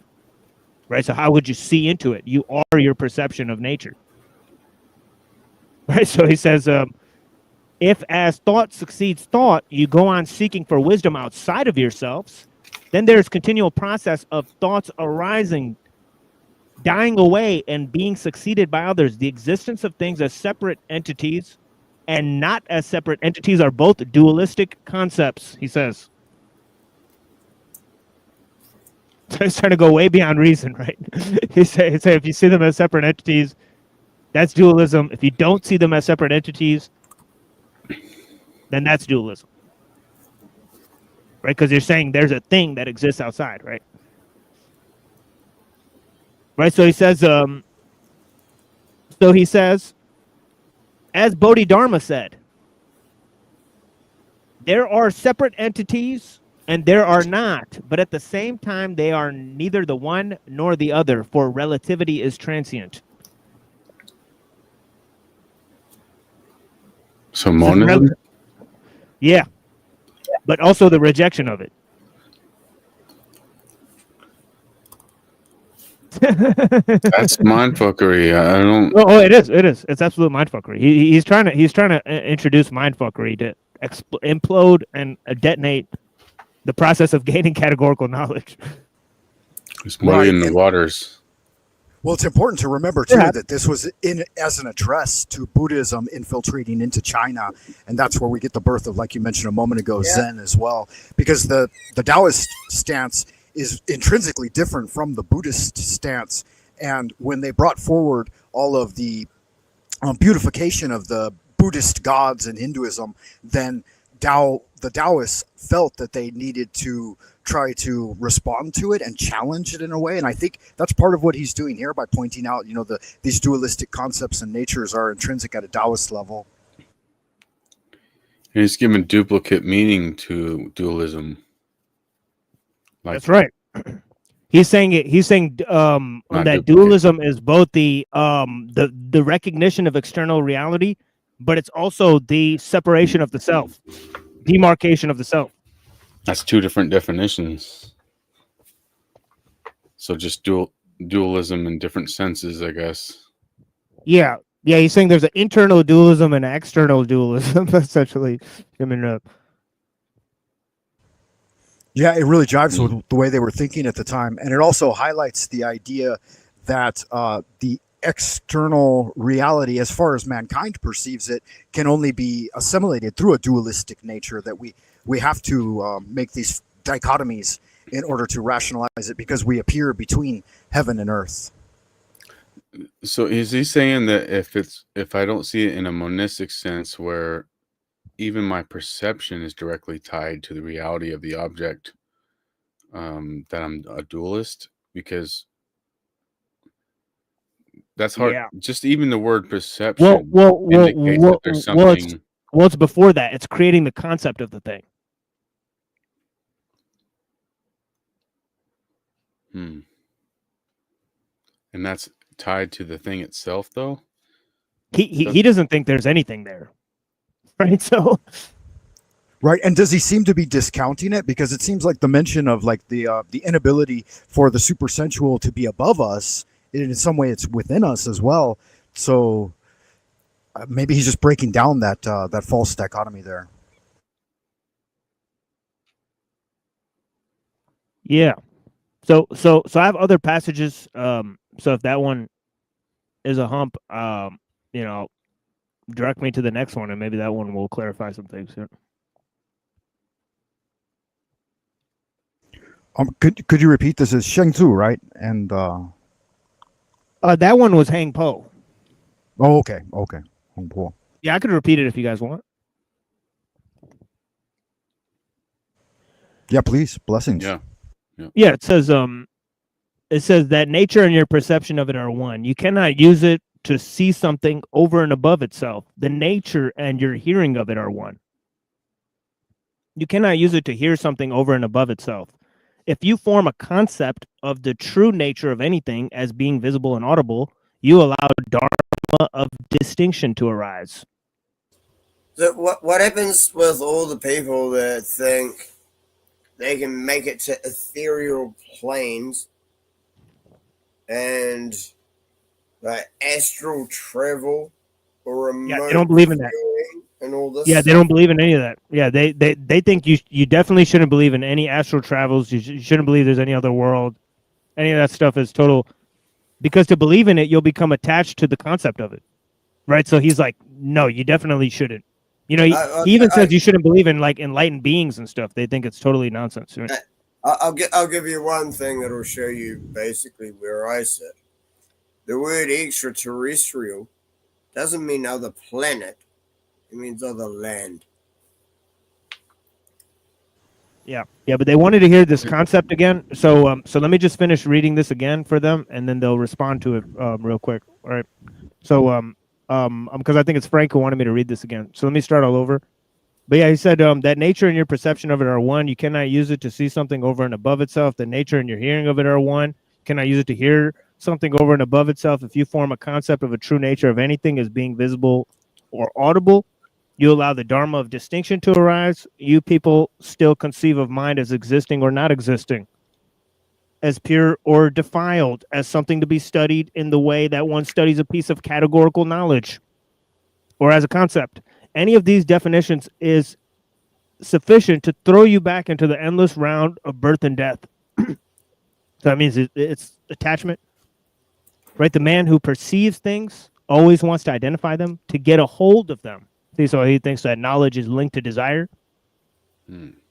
Those who use their minds like eyes in this way are sure to suppose that progress is a matter of stages. If you're that kind of person, see, so there's no getting to anything, right? There's no getting to enlightenment, right? I mean, right, for him, right? Because he doesn't believe progress is a matter of stages, right? So he says, if you are that kind of person, you are far from the truth, as earth is from heaven. Why this talk of seeing into your own nature? If as thought succeeds thought, you go on seeking for wisdom outside yourselves, then there is continual process of thoughts arising, dying away, and being succeeded by others. The existence of things as separate entities and not as separate entities are both dualistic concepts. As Bodhidharma said, there are separate entities and there are not. But at the same time, they are neither the one nor the other, for relativity is transient. That was two. So there was three major sectors there. The first sector, I'm trying to wrap my head around it, because the first sector he's categorizing as over and above. So for me to have a perception that's separate from what I'm perceiving, he's saying it's over and above. I think that would be my first issue, is categorizing as over and above. Separate is not necessarily over and above. And then the last part you just said is a whole other profound statement. I was struggling to track with that and remember that last. This is a Chinese scholar, right? Hang Po, I think he might be Japanese. Here, let me look this up. And does he identify more with a Taoist perspective or the Buddhist? Because there are some Hindu language in there that I'm not familiar with. Yeah, he is Japanese, right? So at this time, they're combining Buddhism, with Taoism and all that stuff, right? So it all starts intertwining at some point. Yeah, and it does seem a response to lead more people towards, like, I'm not being in my opinion, of Tao, because many of the things that he says it is not is directly addressing the Buddhist perspective, but at the same time, he's finding the essential wisdom and gems within that's already existent in Buddhism in order to address those. So he's presenting the solutions from a Buddhist perspective, but at the same time, it seems to me that he's trying to lead back to Tao. So that's a lot of context that I'm not comprehending to even understand what's being said. Then, yeah, because you have the foundation of, categorical knowledge, right? In terms of, how I was talking about, Confucianism. Right. So in the Analects of Confucius, right, he talks about, like ministers and obviously the whole division of labor in the society is being necessary, right? So there's a necessity for knowledge, right? Like when you get to Taoism, right, he's like, give up knowledge, right? And all that stuff. So yeah, it's interesting how they interrelate. But in terms of Confucianism, Taoism, and then Buddhism, right? The way they interrelate is mainly that, you know, Confucianism is sort of cultural, right? And it's sort of about the institutions in the society, right? So it's kind of about the political aspect of the society. You know, Buddhism is Buddhism is mainly religious, and Taoism is more of a philosophical thing. I mean, it becomes an extension of like science too, right? And alchemy, right? Yeah. I heard it once eloquently stated that Confucianism. Yeah, that's right, DK. That Confucianism addresses the society, Taoism addresses the individual, and Buddhism addresses the afterlife. Oh, nice. Well put. Yeah, so that's a little bit of the context. That one, that's actually quite well put. Right. Well, I do know the worst thing though. I found out I don't actually believe in Buddhism. I found out what I believe is closer to Hinduism, because in Buddhism, it takes into account your past lives, and in Hinduism, you get a fresh slate each life. I didn't realize that, but apparently that's the difference between Buddhism and Hinduism. So, yeah, similar to. So what I believe is closer to Hinduism. Similar to Christianity. Anytime you screw up. So yeah, similar to Christianity. I mean, you know, like Buddhism basically developed an entire philosophical system, right? I don't believe contrary to how you know it's like how I mean, so you know, it developed like an entire philosophical system where they had justifications and proofs and dialectical modes of argumentation, right? Just like in Christianity, right? So Christianity, you have this huge philosophical justification for Christianity as a religious practice, right? Like Taoism doesn't need philosophical justification. They just start doing Taoism. So there's like mystics, sages, you know, guys that like invent like, you know, these elixirs of life, almost kill themselves. You're right. And all these different ideas, right? So it becomes more like philosophy and science, right? For Confucianism is uniquely, concerned with the social and the political element, right? So it thinks the whole ethical aspect of life is contained within the social and political element of life, right? So yeah. So there's a little bit of the backdrop, but yeah, let me move on to some more text here. Let me move on to the Shangzhou here. And here's another one, right? That goes beyond categorical knowledge, right? He says a trap is for fish. When you've got the fish, you can forget the trap. A snare is for rabbits. When you've got the rabbit, you can forget the snare. Words are for meaning. When you've got the meaning, you can forget the words. Oh. Then he says, where can I find someone who's forgotten words so I can have a word with them? That'd be me. Clever. Yeah, the koans that run through their teachings are always wonderful. Like, wealth is for the beggar, but when you have the wealth, you no longer remember that you were once poor.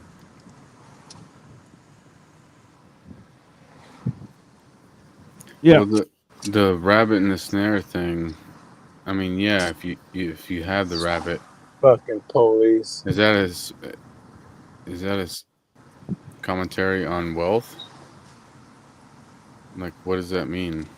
Because yeah, if you have the rabbit, you don't worry about the snare. And it might harken back to the very Zen idea that, you know, once you've satiated the desire, then the desire disappears. And from the Taoist perspective, these needs arise from within and must be met. Whereas the Buddhist nature may be to deny oneself the needs, you know, and that in this denial, because those things are illusion, that there is some form of enlightenment. And I believe the Taoists always argued against that. They said that denial of life is not the fulfillment of enlightenment, but it's the exact opposite. It's a kind of mania, and that fulfilling the needs of life in a healthful way is a more appropriate path for most individuals.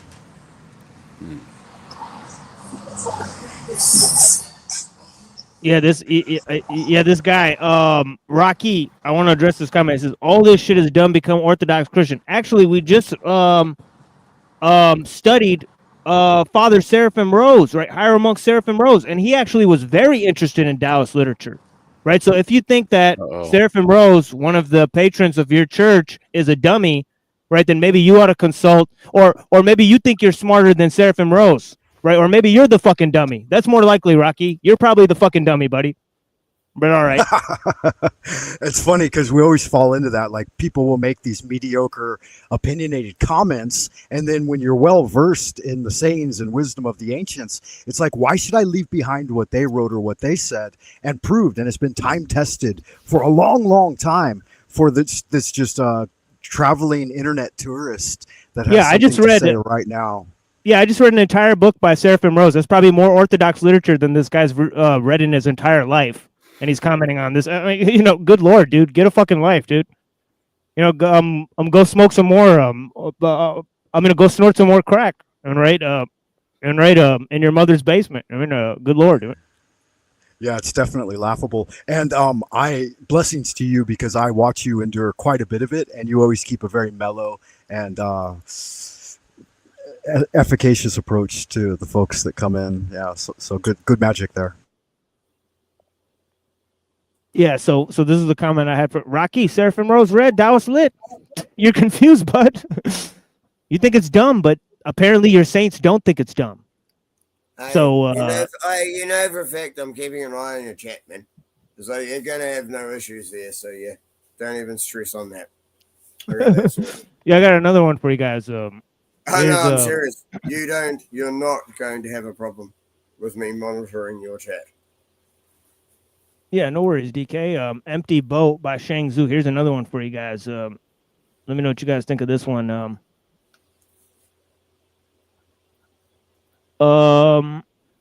Give me a second here.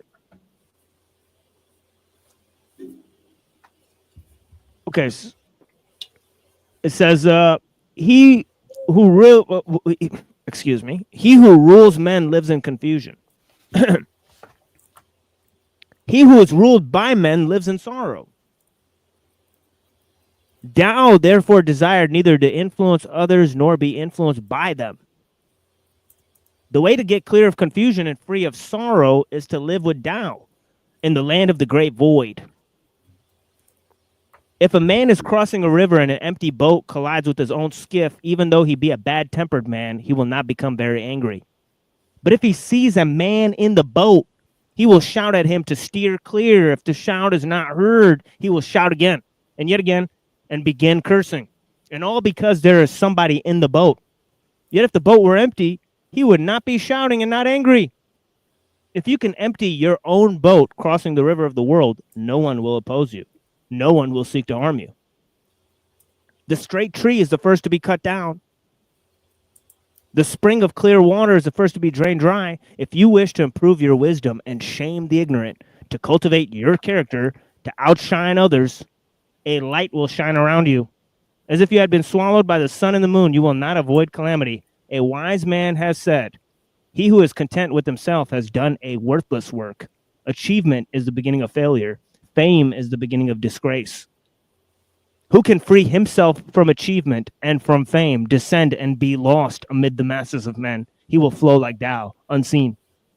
He will go about like life itself, with no name and no home. Simple as he, without distinction. To all appearances, he is a fool. His steps leave no trace. He has no power. He achieves nothing, has no reputation. Since he judges no one judges him. Such is the perfect man, his boat is empty.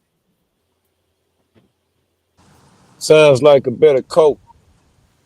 Well, yeah, no, that's a direct reiteration and elucidation of one of the chapters in the Tao Te Ching by Lao Tzu.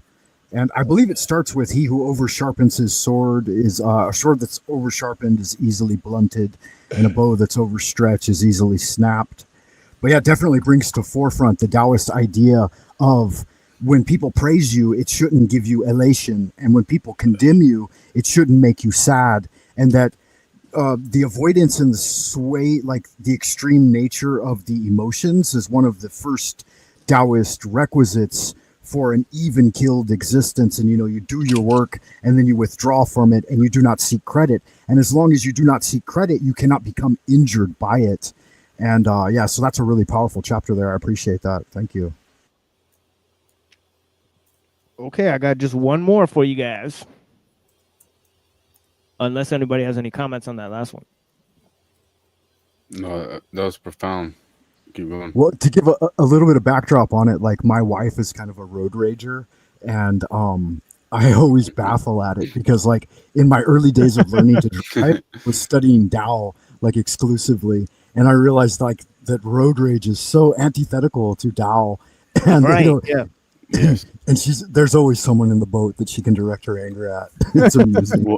Well, even with like blood sugar, for example, with spiking your blood sugar and things like that, spiking it and going low, spiking it and going low, it's not the same as staying somewhere towards the middle. So it's not insane to correlate or to bring that over to other areas where spiking your Absolutely. emotions Good insight. Yeah, good and insight. going low is still not as healthy, so to speak, for lack of a better word, than staying on this towards the center of the seesaw and not on the outside of the seesaw. Yeah, you've got it for sure. Well, it's all about what it is. It's like we all have our own things that we're battling ourselves, but it's trying to get everything into that right balance. The human body is supposed to be pretty much in the middle of alkaline and acid. But most of the things in our environment and our foods are acidic. So you need to bring that pH level in your body back to balance. See, everything is simply about trying to get to the right balance. Minerals, chemicals, that is what you need to try and do. Yep. Mr. Super Sidewinder, blessings. Thank you so much for being here with us, a special guest that we have. Yeah. Peace be with you, my friend. Yeah, definitely. And yeah, we may have him on soon to give a little presentation with Ragamuffin. It's in the works, so that might be coming up on Monday. So I'm a little, kind of promoting that now. Who knows if it'll happen, but yeah, man, I definitely look forward to that. But yeah, check this out. Here's another crazy passage from Shang Tzu. He says the sage king Yao offered his empire to the hermit Wentz. Okay. To keep the torches burning when the sun and the moon are shining is troubling too much for light. Blessings to Joe Cool for joining. Thank you so much for joining. Can you read that passage again? Oh yeah.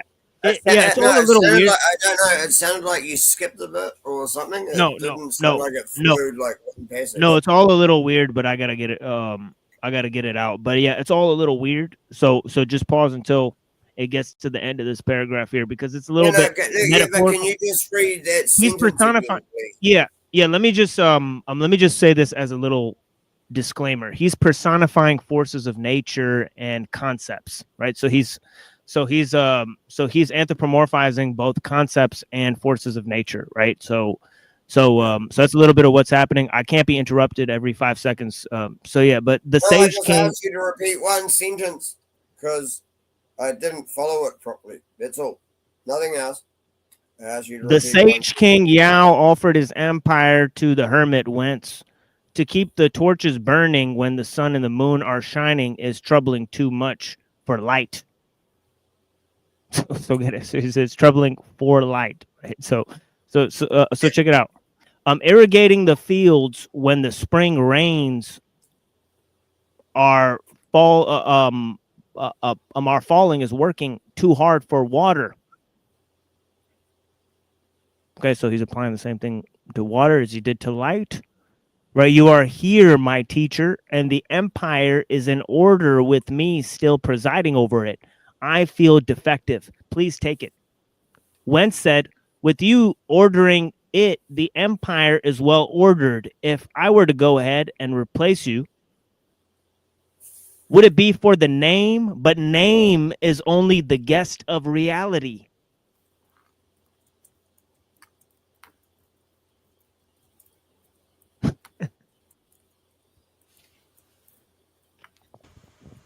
Yeah, those personifications in nature really show their fundamental idea that they're not separate from nature, right? And they're doing things to extremes and not having proper timing or going above and beyond.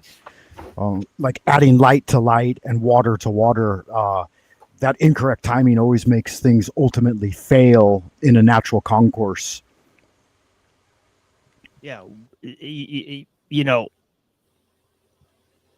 words are for meaning. Once you've got the meaning, you can forget the words. Name is the guest of reality. I think it's something that. Go ahead. You know, Yeah, once you've got the reality, you can forget the name, right? It's just Yeah, exactly. And modern people so much lose sight of this. Like almost all of the argumentation and discursiveness that we see in society is based on this battling of concepts, right? And when you're directly engaged in the reality of things, you've got nothing to say, and you're going with it, you're flowing with it like water. Yeah, Dude, words are just for sharing ideas. exactly. Words are made so that you can share what you're thinking to other people. Yep. And Convey then meaning. over, centuries, it's evolved to full speech rather than it just being simple communication. Yeah, and if you correlate this with the I Ching, there's, I believe, I forget which hexagram it is, but there's one that portrays the mouth, and it says that the mouth is like the greatest source of hardship for people in the world. For one, like when they intake the improper nutrition, then they can destroy the health, and when they off-gas the improper education, then they can really hurt the world. So this mouth can really be the source of trouble for people. So malinformation, disinformation. Someone better go censor that Egyptian artifact. Well, and it shows too that people, they have to think long and read much and experience much and feel deeply in order to be put at the forefront as like sages that can expound upon the wisdom. And those who haven't done that probably shouldn't do that. And that brings a lot of like discord and obfuscation to the teaching when people attempt to address it from a perspective with which they can't see it clearly. And so that's why, again, blessings for TML and the work you do, man. Yeah, this is crazy. Name, name is the guest of reality. I mean, it's just wild. I mean, it's a powerful. So he says, do I want to be a guest? Right, the Taylor bird nesting in the deep forest takes no more than a branch. The mole drinking at the river takes no more than a bellyful. Give it up, my lord. I have no use for the empire. Though the cook at the sacrifice fails to order the kitchen, the presiding priest, it does not leap over the goblets and platters to replace him. Shoulder Dig said to stepbrother, I heard what Jai Yu said. It was big, but didn't stand for anything. It went on and on without coming back. I was frightened by what he said. It was as endless as the Milky Way, full of inconsistencies, and didn't approach the human situation. Stepbrother said, what did he say?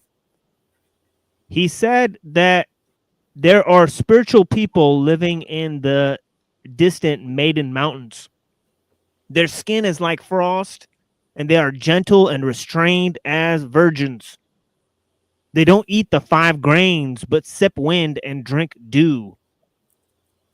They chariot the cloudy mists, ride the flying dragons, and wander beyond the 4 seas. By concentrating their spirit, they keep things from harm and ripen the harvests. I thought he was crazy and didn't believe him. Stepbrother said, yes, the blind can't appreciate beautiful patterns, or the deaf bells and drums. But are blindness and deafness confined to the physical form? Your knowledge has them too. His talk is like a fertile woman. Those people, Nice. those people he describes. with that virtue of theirs will align with the 10,000 things and make them one. The world longs for chaos. But why should they fret and make the world their business? Yeah, like Mr. Anderson was saying a moment ago, there's so many sections in each set of even a single paragraph like you're reading that, wow, there's a lot to address. Yeah, he's essentially talking about gaining sustenance from nature, not decaying. He's talking about this notion of immortality, right? This notion of harnessing your vital force, right? And also he's talking about not trying to replace the order of nature, right? Even the ruler, right? So there's all of these ideas about maintaining order, right? And the notion of self-sacrifice, okay? And the people who realize what their true purpose is, right? So he says, though a great flood should knock against heaven, they would not drown. Though a heat wave would melt stone and scorch the earth, they would not burn. From their dust and chaff, you could mold the sages Yao and Shun. Would they want to make things their business? A man of song invested in ceremonial camps and took them to you. But the you people cut their hair and tattoo their bodies and had no use for them. Yao brought order to the people of the empire and stabilized the government within the seas. But when he went to see the four masters of the distant Maiden Mountains, north of Fen River, he lost the world in a dare. Here, hold on. Let me read this last part. And then I'll cam up for a second and we'll play some music for you guys. But he says, Hutsu said to Zhangzi, the king of Wei, left me the seeds of a big gourd. I plant them. I'm sorry, he says, I planted them. When they grew, the fruit was yard across. I filled them with water, but they weren't sturdy enough to hold it. I split them into ladles, but they were too big to dip in anything. It wasn't that they weren't wonderfully big, but they were useless, so I smashed them. Zhangzi said, you, sir, are certainly clumsy about using big things. he says there are some yeah, no pun intended. Pause. That's an Asian joke. Pause. Any of you looking at chat? But can I finish my inquiry, please, before you move off of it? If you masturbate with a wooden dildo, and that's conceivably fine, but having sex with a tree which is alive is not, then the only threshold breaker there is that the wood is dead.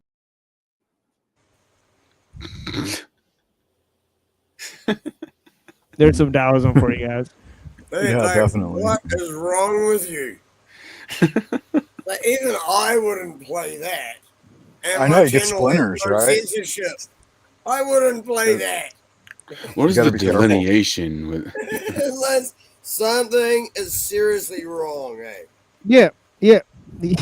So he goes on to say, he says, there are some people in song who are good at making ointment to prevent to prevent chapped hands.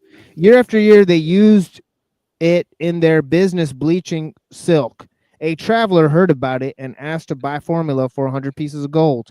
A clan assembled and consulted, saying, for years we've bleached silk and never made more than a few pieces of gold. Today, in a single morning, we can sell the trick for 100 pieces. Let's give it to him. The traveler got it and recommended it to the king of Wu, who was having trouble with the state of Yu. The king of Wu put him in command, and that winter he met the men of Yu in a naval battle. Using the ointment to keep his soldiers' hands from chapping, he defeated Yu badly and was rewarded with a portion of the conquered territory. The ability to prevent chapped hands was the same in either case, but one gained territory while the others never escaped bleaching silk because they were because what they used it for was different. Now you had these gigantic gourds. Why not lash them together like big buoys and go floating on the rivers and lakes instead of worrying that they were too big? Instead of worrying that they were too big to dip in, I don't know what the hell's going on with DK. Here, hold on. Instead of worrying that they were too big to dip in anything, your mind is full of underbrush, my friend. Right? Yeah, that's good magic. When the world gives you lemons, make lemonade. Yeah, those pontoons would be nice. I wanted to circle back a moment to one section where he talked about the people in the Virgin Mountains, and I believe there was a deep allusion there to internal alchemy. He said when the people they sup air and drink dew and ride upon the dragons. These are all direct allusions to Chinese internal alchemy. So the supping of air, right, and offsetting a nutritional aspect has to do with qigong. I mean, obviously directly. And then the drinking of the jade dew is the idea of that internal alchemical process that brings about higher forms of alchemical transformation within the human being. And then the riding of the dragon, of course, I'm sure we can all see what that alludes to. But yeah, this is deep stuff, very good. And at each level, the more you study it, like I've been studying it, I don't know, close to 40 years now, it's always fun to go back and review things because there's always things in there that you see later on and you're like, oh, okay, that's encoded this way and gives an allusion to this, that, or the other thing. So good fun. And thank you again. Oh, yeah. And I've gone way overboard. Actually, no, I haven't. It's been, I think, roughly an hour. I think, I only wanted to spend like an hour. So I think we're on good time, right? But this is the last little bit that I want to read, part of chapter 1, right? It says, okay, and obviously this is very much, tied to like chapter 20, chapter 11, right? And a number of other chapters, right? About, using what is not there for what is there. Right. So there's this great idea that he sort of goes over, right? About okay, as he says, profit comes from what is there, usefulness comes from what is not there. Right. So what he's describing is okay, that the structure, okay, is basically made of stuff, right? But what you use is the non-structure, right? Okay, or the space within, right? So he's saying any structure, right, is using space as much as it's using, material to formulate things, right? So this is one aspect of his idea about, using uselessness, in a sense, right? But of course, it's about working with what is not there for what is there, right? And okay, so he's talking about being and non-being and how they're basically mutually supportive principles, right? And this is okay. Foreign to Western philosophy, right? For Western philosophy to begin, you have to posit being, right? You start with Parmenides, right? Right. And then you can see how being relates to this notion of becoming, right? How the notion of the one relates to the notion of the many, right? Okay. Now, in Taoism, remember, as I, detailed, there's no separation from the one, right? So, and being and non-being, right, are mutually supportive, right? Okay. So he explains, right? Okay, in a very famous passage, right? Or one of my favorite passages, right? He says, Hu Tzu said to Zhang Zi, I have a big tree, the kind people call spring. Okay. Its trunk is too gnarled.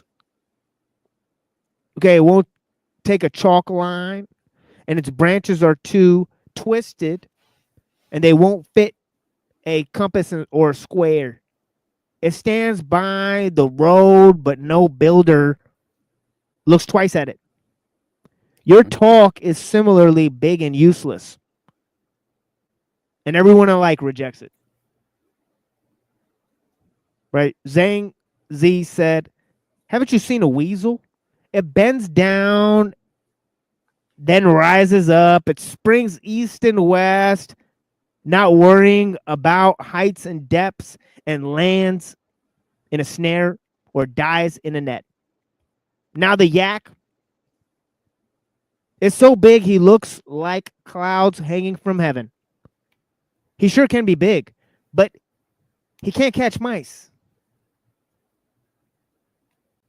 You have a big tree and are upset that you can't use it. Why not plant it in a nothing at all village? In a wide, empty waste. You could do nothing, dilly-dallying by it, by its side, he says. Or nap beneath it. It won't fall to axes, chop, and nothing will harm it. Since it isn't any use, okay, what bad can happen for it, right? So you're seeing how I'm describing about successive ideas about using things, right? Using words, okay, using the boat, okay, using words on the boat, okay, right? Okay,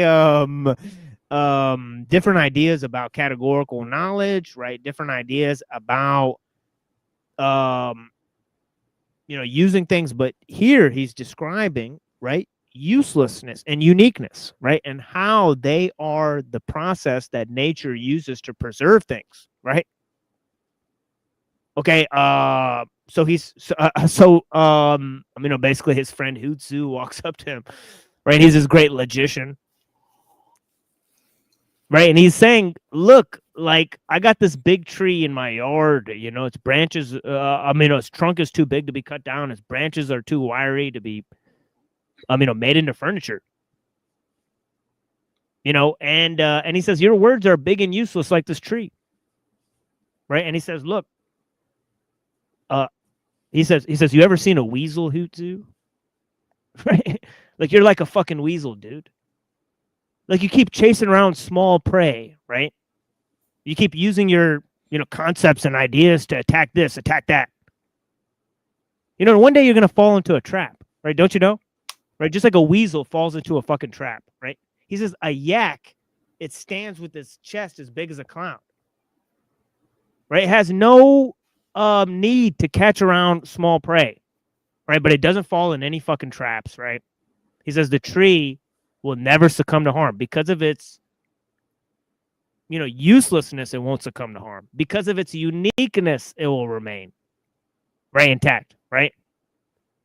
So, yeah, I think it's a beautiful passage, right? Oh, definitely. It brings to mind for me, I was hanging out with Master Nihua Ching, one of the guys of Old School Tao in the early 90s. And he said everyone's always chasing, it was at a public talk, and he's like, everyone's always chasing after immortality. And he talked about some of the sages in ancient China or in modern China where he was coming out of that had achieved extreme longevity. We're talking over 100 years old. And he said most people could not embrace that reality because the longer you live, the more deformed you become. And he talked about these people and described them with having huge storage, storage areas of chi on their bodies, like giant humped backs, and having grown a third set of teeth, and interesting molds and stuff growing on their bodies, and the long fingernails and the mole with the hair, reaching down to the floor and this kind of thing. And he's like a type of physical immortality or nearness to it, he said, is very, very disturbing to most individuals. And he said, we're probably better off seeking spiritual immortality. Just to highlight that idea of, like, the Taoist idea of this extreme virtue is also extremely unique and very different than you would imagine. Oh, yeah. Yeah, it's like when the party gets too weird, right? If it keeps going, right? It's like whoops. Right. No, sir, I don't think I have any use for rubber nipples.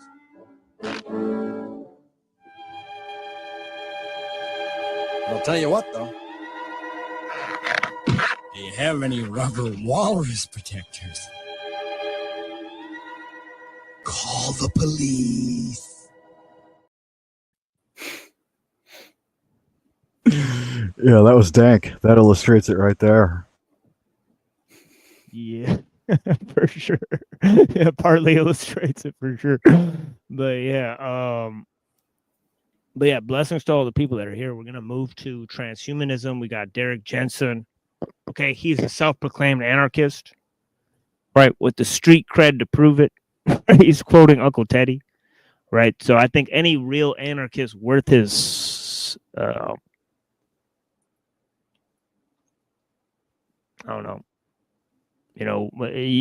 worth his salt. I mean, it's basically, going to be having some sophistication with Uncle Teddy at this point, or I think at least ellul on a lighter aspect, right? They're, a Christian anarchists, which is fine. Okay. Obviously we're not against any form of ideology, right? We're just, you need nuance, right? Whatever you believe in. I mean, yeah, we don't know what to do about that. I mean, I've dismissed a lot of foundational views of my own, right? Just because I like an idea doesn't mean that it's useful, right? To look at the greater scheme of things. Okay. So anyways, this is not about me. It's about the development of ideas throughout history. And we're looking at transhumanism. And, we're looking at some proposals by Derrick Jensen. I think he made a very interesting proposal in terms of community forestry, right? In terms of economic value of people preserving local forestry in their area and replanting wild nature. Obviously, he's talking about technology and the destruction of wild nature, and that being a huge key component of, how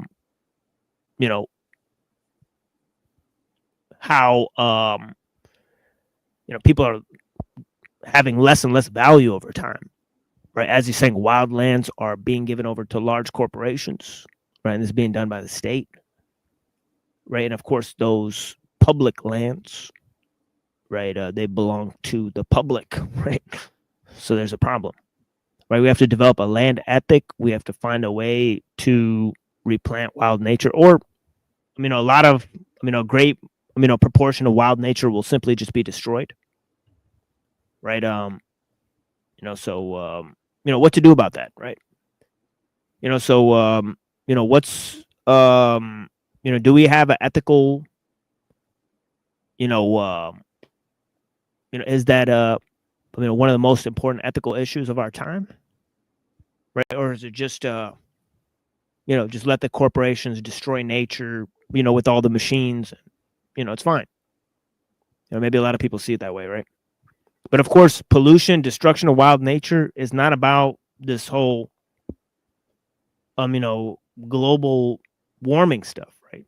It's just about personal use of land, right? So we're talking about the politics of land use, right? And how it changes when you have a technological society, right? So yeah.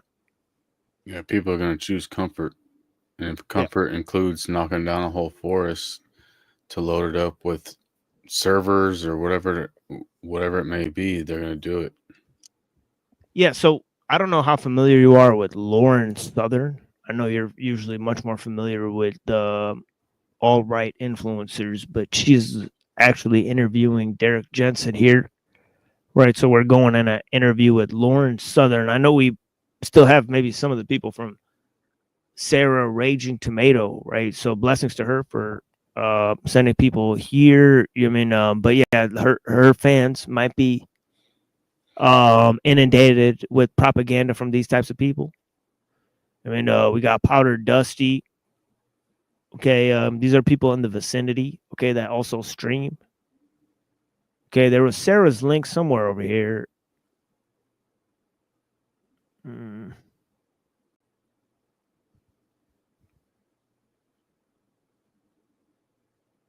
Yeah, I'll find it in a second here. But yeah, so we got this guy, Powdered Dusty. I've gone on his channel recently. Okay, he has a lot more like relaxed streams. Okay, sometimes they're not topic oriented, right? Yes, people come up there and sort of, you know, conversate. Okay, we got Sarah Raging Tomato here. All right, so maybe we'll go on there soon. Right, go on the Raging Tomato, you know, join their panel discussion. See if there's a good topic there. You know, we'll definitely join soon. You know, and we appreciate the support. Cyber Caliphate, right? That's our alternative channel, right? That we have in case we get shadow banned. I mean, not shadow banned. I mean, we could be taken permanently out because of Uncle Teddy and all the other stuff we covered, right? So yeah, there's a possibility there. But yeah. So more music for you guys, right? But yeah, we'll be back in about I don't know. It's like Sweet Dealy. Yeah, like 6-7 minutes or something. Yeah, blessings, guys. Yeah, I appreciate you guys. Yeah, I do this Saturday thing. Spooky Saturday. It is what it is. I appreciate you guys.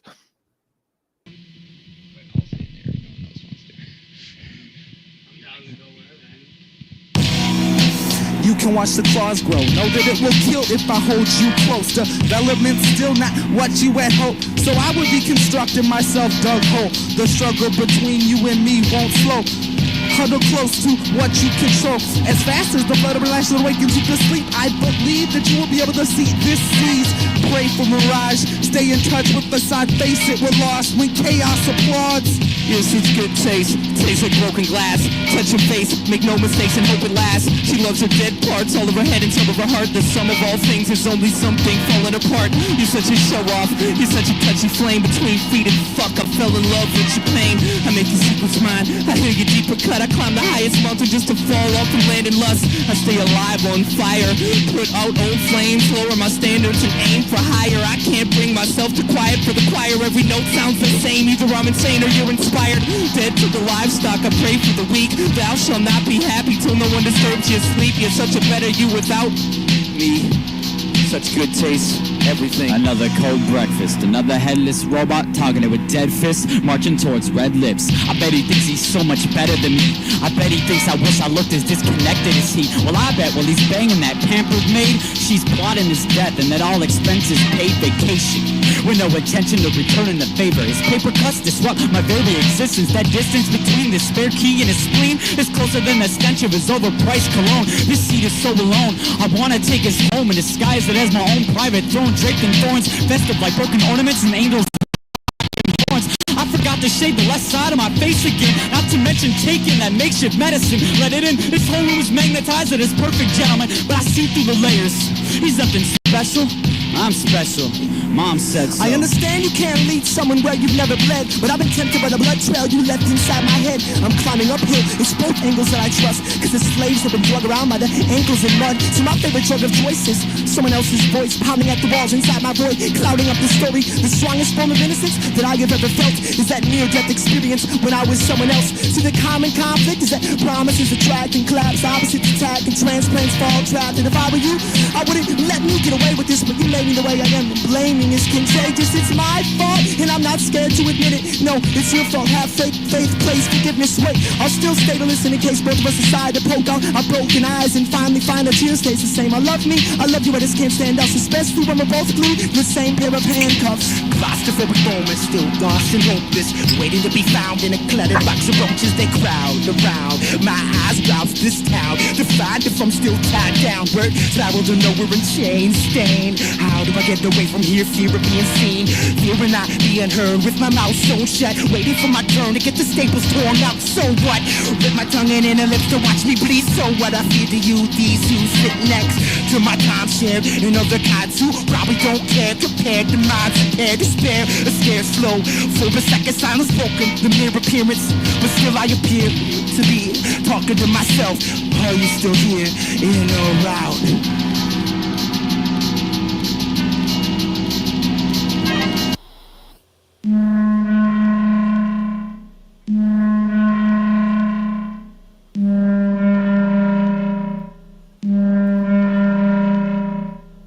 Feed the family, they need attention. Eat the children to feed intention. Everyone's invited, so bring a friendship. Everyone's invited, bring the butter knife intention. Born in a power plant, raised by the hour hand. And today I palm my hands to taking a salty grain of sand. And once I learned I was a domesticated package, ravaged by bargain hunters and their commitment to commodities blunders. That's when it finally dawned on me that I was something to somebody, but nothing better than property, properly priced to gain instant celebrity. But honestly, all I wanted out of life was the life that taunted me. It kept dangling dollar bills off fishing poles or driving a family sedan, cooked in bloody acrylic illustrations. Thought I got hooked, but lucky throw back to that cracked aquarium I so naturally referred to as a debilitated concentration camp disguised in a nursing home. Sense of fashion, I fasten my helmet if I were you, cause sooner or later they're coming to conquer you. They've been monitoring your moves, so at least make a promise you're honoring the truth. The heat makes me breathe less. It's time to bleed dreams so the scenes seem refreshed. And I no longer feel the need to be what you think is best. Don't worry, you will die unimpressed. Born ahead of my time, I never relied on a promise. With development of the mind comes instinct, conscience. I think things will be better when I travel further, but for now I shall go through the mud and touch what turns your curiosity around your fear and honesty. But now you see it's not so bad. Suffocate your frown. Mistakes might crowd the excitement you found. Somebody's gotta kill the clown before the laughter's able to drown. The table is round, full of square thoughts that I bring to it contrast. I'm last when it comes to giving, and I'm living with the vision of a prison that you sit in. My decision isn't it fulfilling, watching time ride away slowly. But I guess it's how you view it. But I guess it's the influence that's rooted in the uselessness. Clip your wings if you wanna know the truth. Just clip your wings if you wanna know the truth. When I was born, I rode a rainbow over the swamps of Jupiter, conquered Lucifer and punched a hole in the lawless universe. It was as dark as can be. But with the faith of a star, I took a giant quantum leap and erased the mark of the beast. The fangs, the flaws I took out didn't phase my force field. So I pull the eyelids over the head and blink until my eyes peel. I deal with an ideal of silence and self-medications to resist distractions, cause attractions lead to all attachments. And I'm going through withdrawal. I made my way to a cave. Maybe I made a mistake cause company never came close to reflecting their morphing identity process. Dissected orange form, swarm the sunset that sinks beyond the endless horizon. I fade, I made a sacrifice. I'm hollowed out, empty in an afterlife where I exist in a hole in the cell of a head of a god. But there's nothing to sell now, cause all I found is a book that I can't read, because the storyteller is hooked to the thread we've weaved into a net. This light is a life of its own. What a sweet infected mystery, completely meant to meet the needs of shadowed corners. And indeed it's starting to get to me. I'm sort of tipping onto one side, it's getting windy outside, and I know because the inside is dizzy, and I'm spinning around, tripping over my expectations and hitting the ground. Pitiful attempts to prevent this pretty dream from leaving the egg before the hatch. I seem to be bleeding back into the sleepy being through a translucent vein that runs deeper than the roots of meaning. Soaked in laughing gas, half awake, that's how you find me, putting on my happy face, asking God, why are you crying? Why are you crying? Why are you crying? Does it make sense? I was born inside an open letter to be read, and the message says I'm not dead, alive and breathing, kicking, bleeding within. So if you cut my skin, you will get a slice of heaven. Show and tell, holding now close to you, and notice who I am, one man's wrong. Standing outside in a rainstorm, letting the water drain down to feed my veins. Now I'm not thirsty anymore. Please, world, don't hurt me anymore. In a deserted field of dreams, it seems to be split at the seams and break. Will I manage to make more take what I need to start? First footsteps, then finish. Led to the gutter, away from mother. So pray for sunny, away from home. Thunder rolls, lightning might strike twice. Never known, I am now seen. Who is he? Reflection crooked and glass shattered and mirror broken. Hoping I can awaken out of this place that I lay in, awaiting for what? Nothing.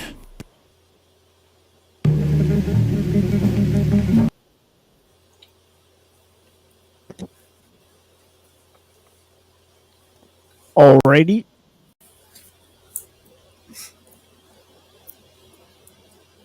Oh, whoops. Alrighty. Alrighty. Alright. And now for the Alrighty, next alrighty. installment of Alrighty. Ooh, baby. Ooh, baby.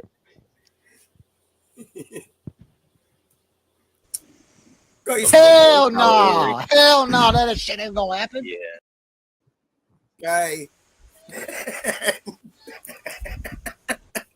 You should be seeking this knowledge to expose evil. That's something Christians are supposed to do. We don't seek knowledge. That's Gnosticism. A tent, and he could accomplish more. Nobody gives a fuck about your dumbass fucking philosophy. Nobody gave a fuck about anybody's philosophy takes. What the fuck? When did a philosopher ever do a fucking thing?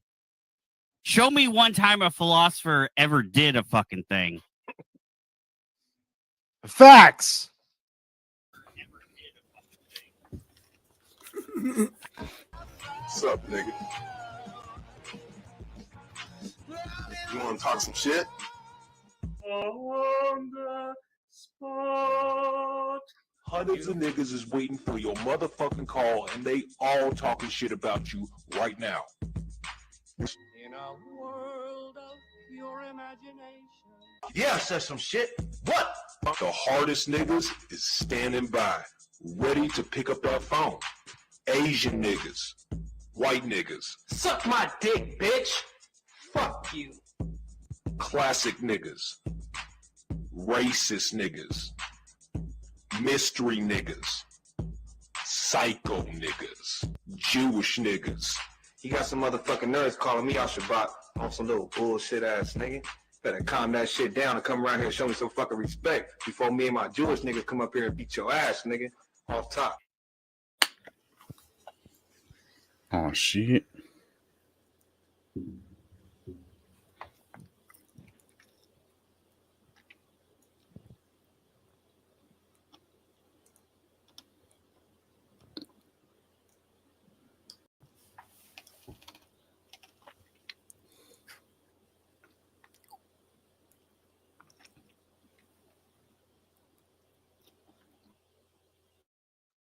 Everyone's just in their room, in their space, and your space is going to be this little fucking tiny little fucking square on a screen. That's going to be your space in the hyper capitalist fucking AI world. You know, that's going to be your life. And as much as I want to be anti-capitalist, the only way to be truly anti-capitalist is to be hyper capitalist, is to like let them, give them carte blanche and let it fucking die faster.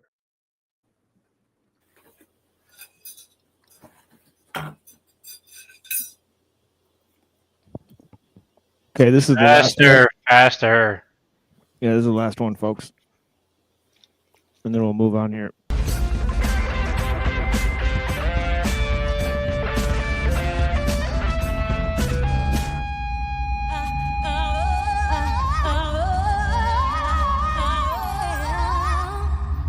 Greetings. I am Space Ghost. Whatever. My first guest is Space Ghost. What?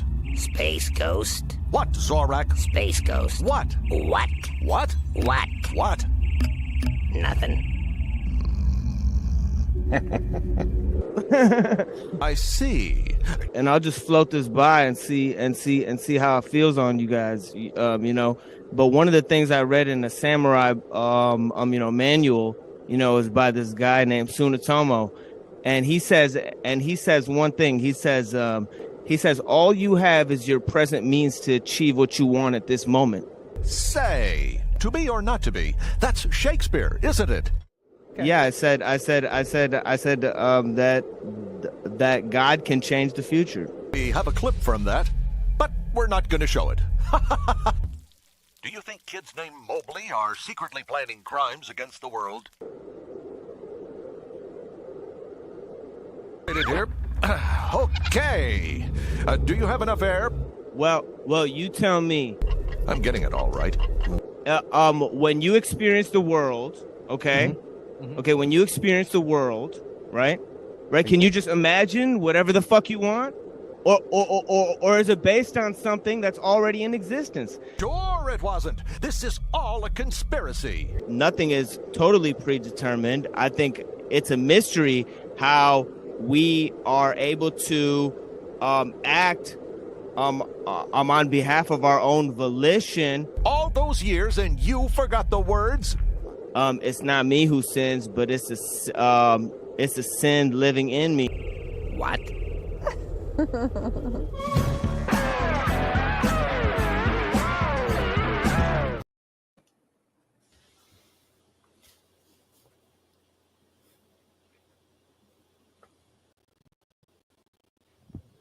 Is that Apostle Paul? Yep. Yeah. That last bit, yeah. It's 7:17 Chapter, yeah, 7. or 7:19 or something like that. Yeah, about there. Romans. He's talking about sin. It says, "It is not me who sins, but the sin living in me that causeth me to sin." So cause and effect, removing the autonomy. I mean, that's to be argued. But I would essentially say yes. I think St. Paul is definitely on the side of no free will, in my opinion. But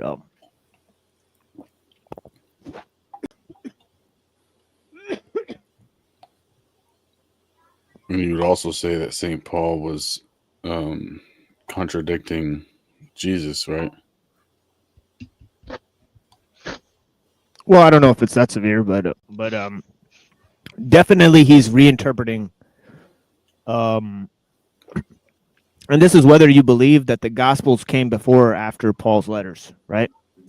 Now, if you look at historical chronology, right, they say the letters were before the Gospels, or at least when they were discovered, right? But Yeah. you know, for the conventional narrative, it's the other way around, right? And of course, in reality, right, Jesus would have to come before Paul, right?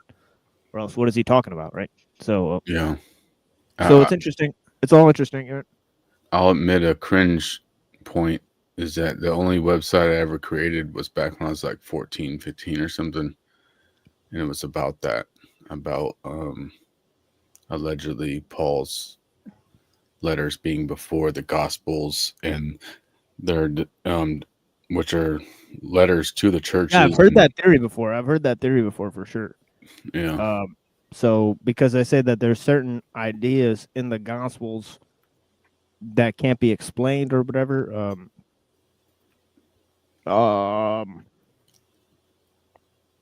But yeah, I don't know. Paul cites the Old Testament a lot, right? There's dozens of citations of the Old Testament. There's also sightings of other, like there's the same sayings in a lot of different books. Yeah. And my point for making that site was, and this was just some random cringe shit I did in a moment at a time, but my point for making it was that if it's true that it predates the Gospels and Paul was talking to churches that were already established and he was converting people to this religion, then why are pastors utilizing the Gospels to convert people? If it's the case that it predates it. I'm not saying it's right or wrong at this point. I'm just saying that was like a thing when I was like 15 or whatever.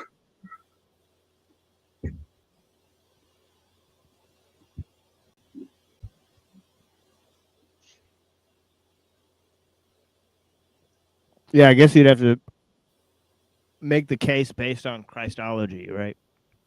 You have to say that, you know, Paul believes in like an earlier form of Christology, if they want to look at it that way, right? Than the developments in the Gospels or something like that.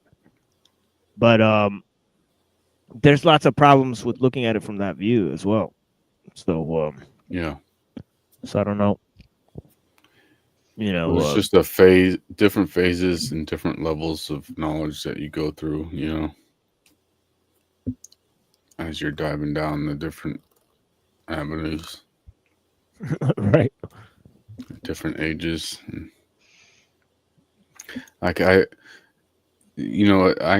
admit something even cringer than that. When 9/11 happened, for one, when the towers started coming down, I was shouting at the screen, "Why are they falling? Why are they falling?" It made no logical sense why the towers were falling based on a plane hitting the top. But aside from that, the news was presenting Palestinians as celebrating. They were showing Palestinians in the street celebrating. At the time, I didn't realize that it was people giving out things to the Palestinians and they were celebrating that. They weren't actually celebrating the towers. But at the time, I distinctly remember turning and asking my parents, if the Palestinians are celebrating our downfall, why are we allowing them as opposition? Which is a totally cringe take, as a young person, based upon like false lies and presentations by the media, but I don't know. That's definitely a cringe take in hindsight, but it just logically, it made sense based on the false information I was given,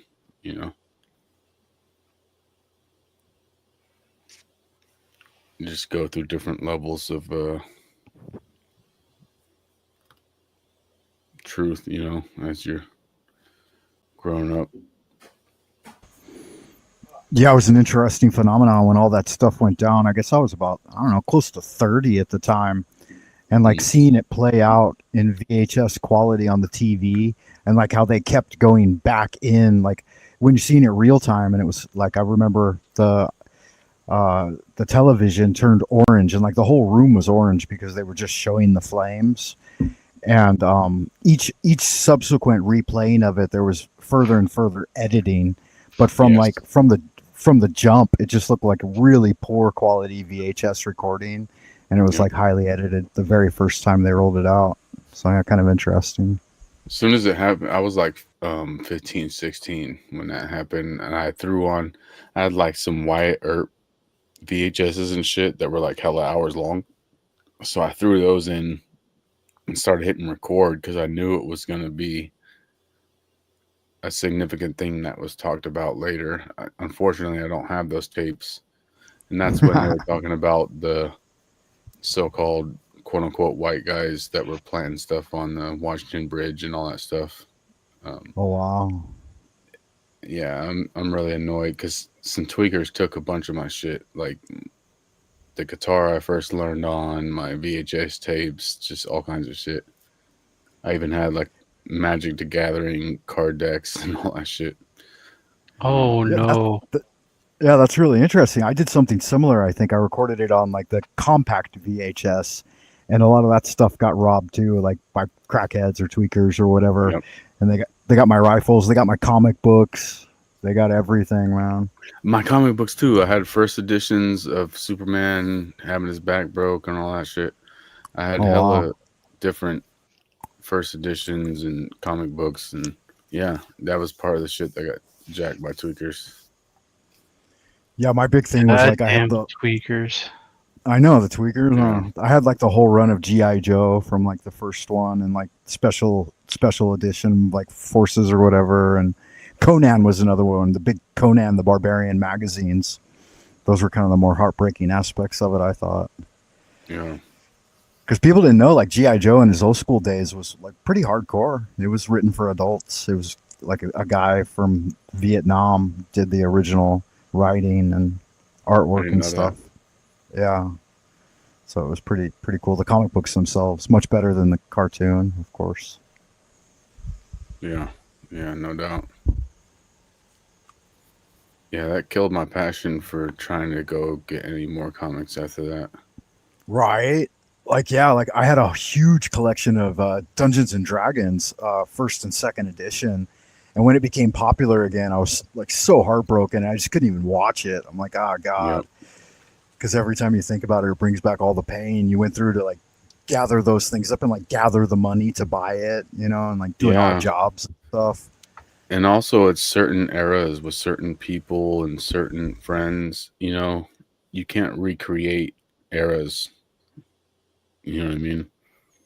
Like Facts. And they steal our memories too. I mean, that's more the aspect of it, is that they're taking away that memory bank. And they actually did take like 3 hard drives I had, old school 500 megabyte hard drives that had tons of memories as well. And it seems almost as if it was the machine itself reclaiming it in order to prevent us from having that backup access.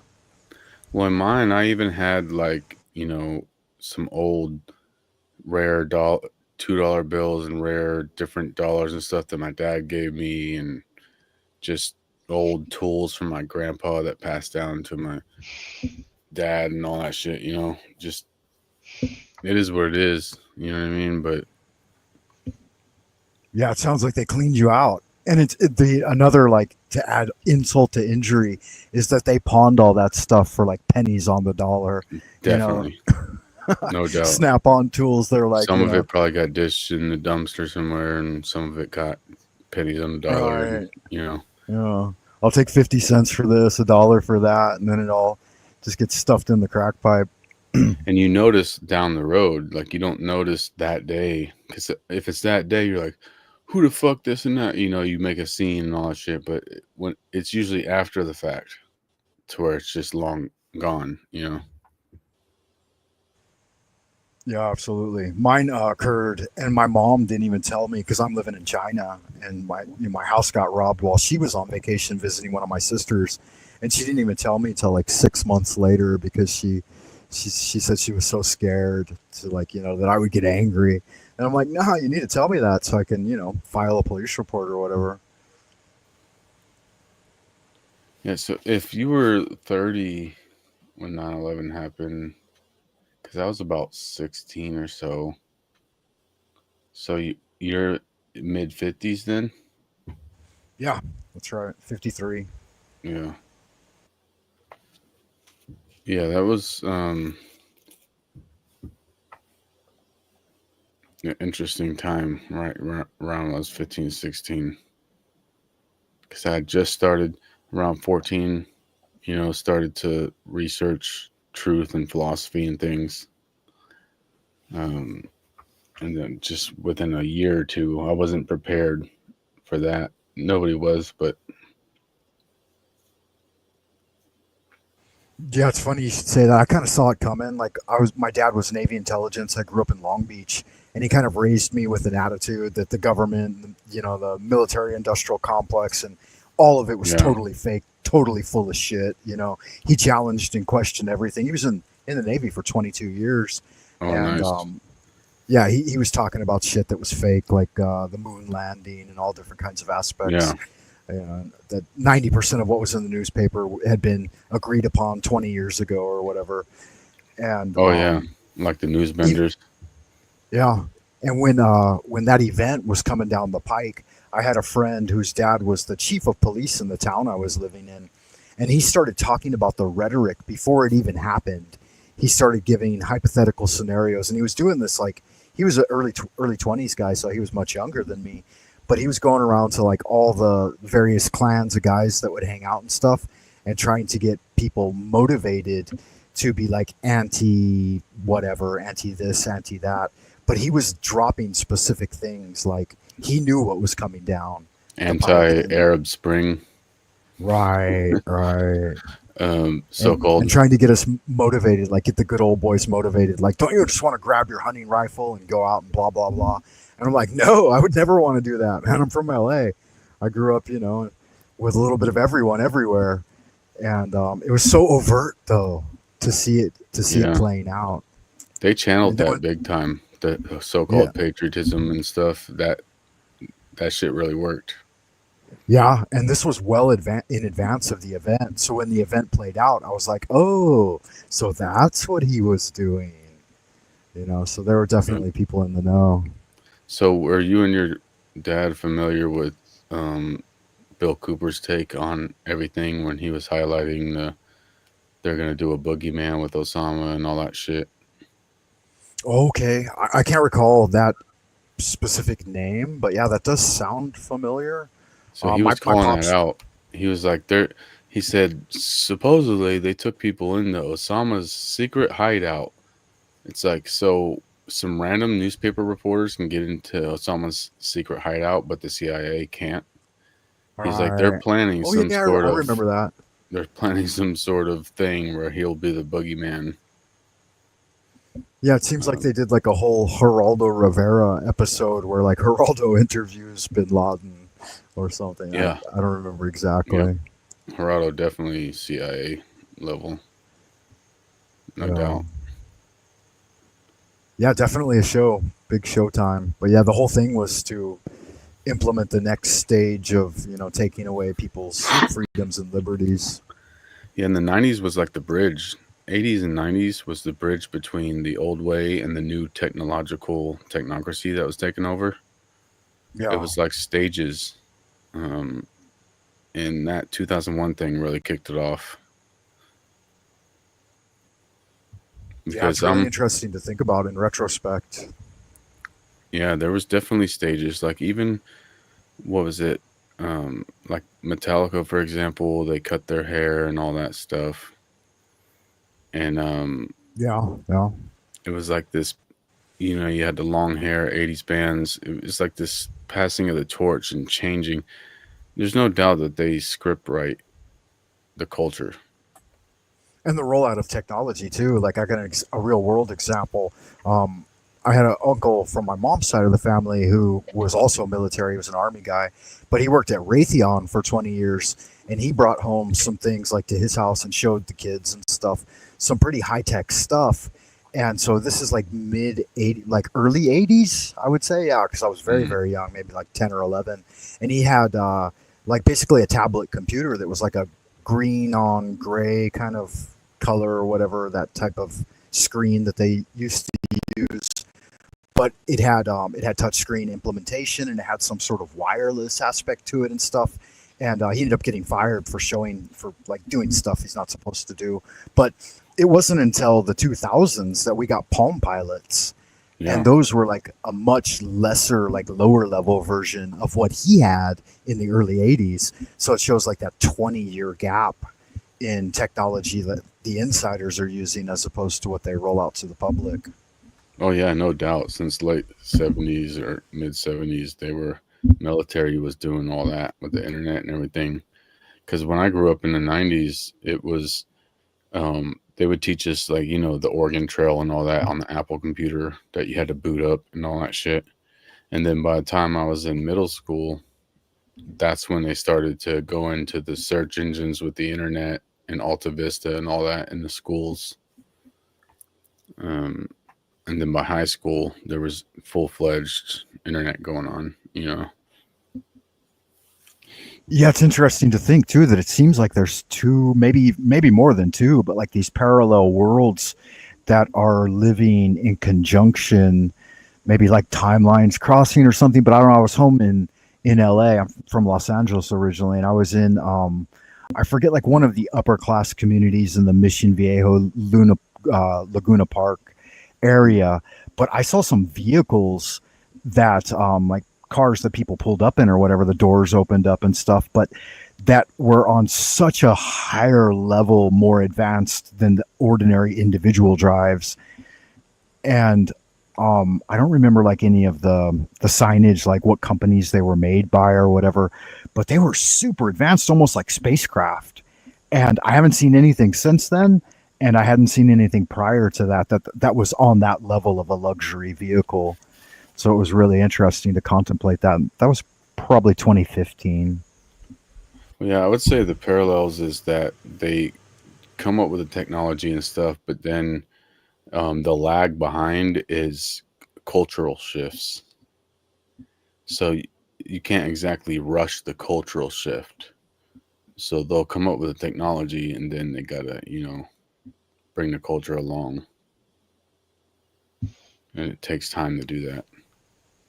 Right. And like remember when funding too. Remember when ATM cards first came out? People were so against that shit.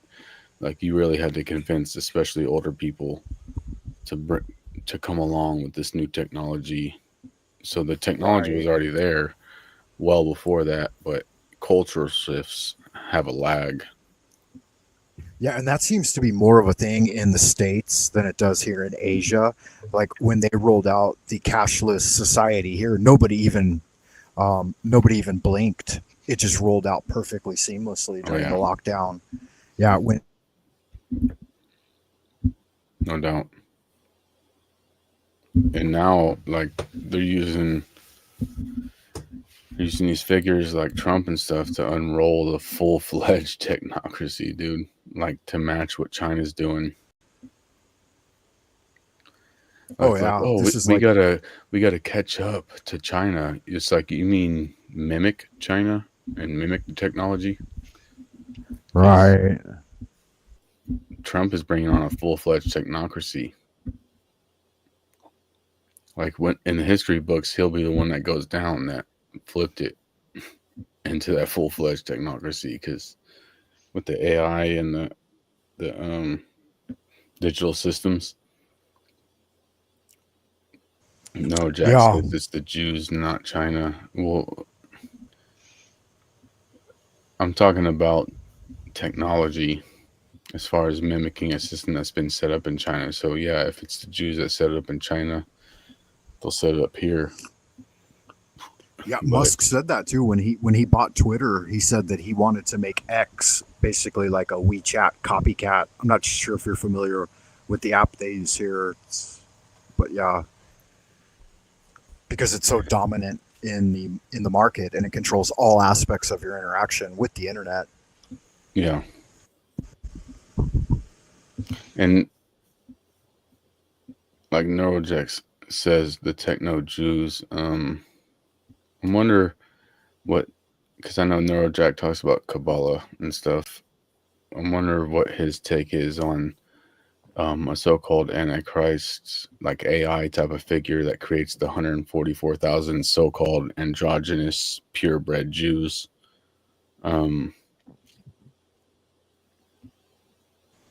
Yeah, that's an interesting discussion. I don't even know much about that. I myself study Kabbalah, but it's more of the Kabbalah of wizardry, or just using the tree of life schematic as a form of like internal cultivation.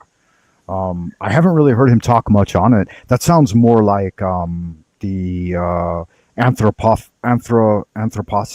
Rudolf Steiner, and his character Ahriman.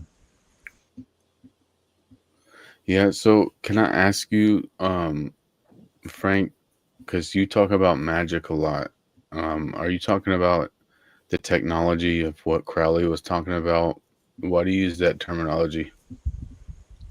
Well, it predates Crowley. Crowley was a latecomer and basically just a kid and a neophyte at the time of the folks who I mostly study from their aspects, like Neophyte characters of rather what? than Crowley. Like a beginner. He was just a young man. He was in his 20s when these guys had already formulated all of these groups at that time. So the Hermetic Brotherhood or the Hermetic Order of the Golden Dawn, and the Hermetic Brotherhood of Luxor, and these groups all predate Crowley. Crowley was a talented young man who aspired to move very quickly through the ranks of the orders at the time. But Crowley's take on it is it's different, than the aspect that I utilize of it. He had a secretary named Israel Regardi, and I'm not sure if you're familiar with Regardi at all, but he wrote Garden of Pomegranates. He codified the system of the Hermetic Order of the Golden Dawn, and then Do you consider Arthur yourself a Edward true Wyatt brought forward hermeticist? What year did Crowley come yeah, in? absolutely. What year was Crowley? 1800s? No, I'd it's have like- to check the wikis in It's order like to it's like be 100% accurate. Yeah, it's like But World yeah. War II. Crowley you know, joined. it's like Well, the 19 Hermetic or Order of the a little Golden Dawn after. was already existent when Crowley joined it. Did he follow? Yes. The Hermetic Order of the Golden Dawn was started by McGregor Mathers, William Westcott, and Stanley Paul. Arthur Edward Wyatt. There were three, I believe. Crowley And actually Crowley founded joined the the order Order of as an initiate. So what's your take on Hermes? Like the Emerald Tablets, are those falsified modern nonsense? He or do founded you- Astra Argentum, or the Silver Star. No, he and founded the Philemon. Order of Set. Crowley is the founder of the Order In of the Saint. 1800s, there were about. No, that You're was thinking of LaVey. Yeah, no, that you're was thinking of Michael LaVey, and that's not Corvina, Crowley. or Can I say something? In the late 1800s, Right, Frank. no, a that lot of LaVey founded the cults- temple, the Church of Satan. Yeah, You had the Temple of Set Seventh-day was also San Adventists. Francisco. You had the but it wasn't Mormons. LaVey. You had spiritualism, and then Crowley came. You had the Mormons, Seventh-day Adventists, spiritualism, all false religions started in the late 1800s. And then you have Crowley and Satanism and Manly P. Hall and all these coming out, and we're finding out about this shit. Mr. Anderson, your question, to answer your question in short, the way that I study magic coincides with Taoist internal alchemy. So Why do you use the word summon magic and then? utilize your Jing, Qi, and Shen in order. Say again? Why do you use the term magic then?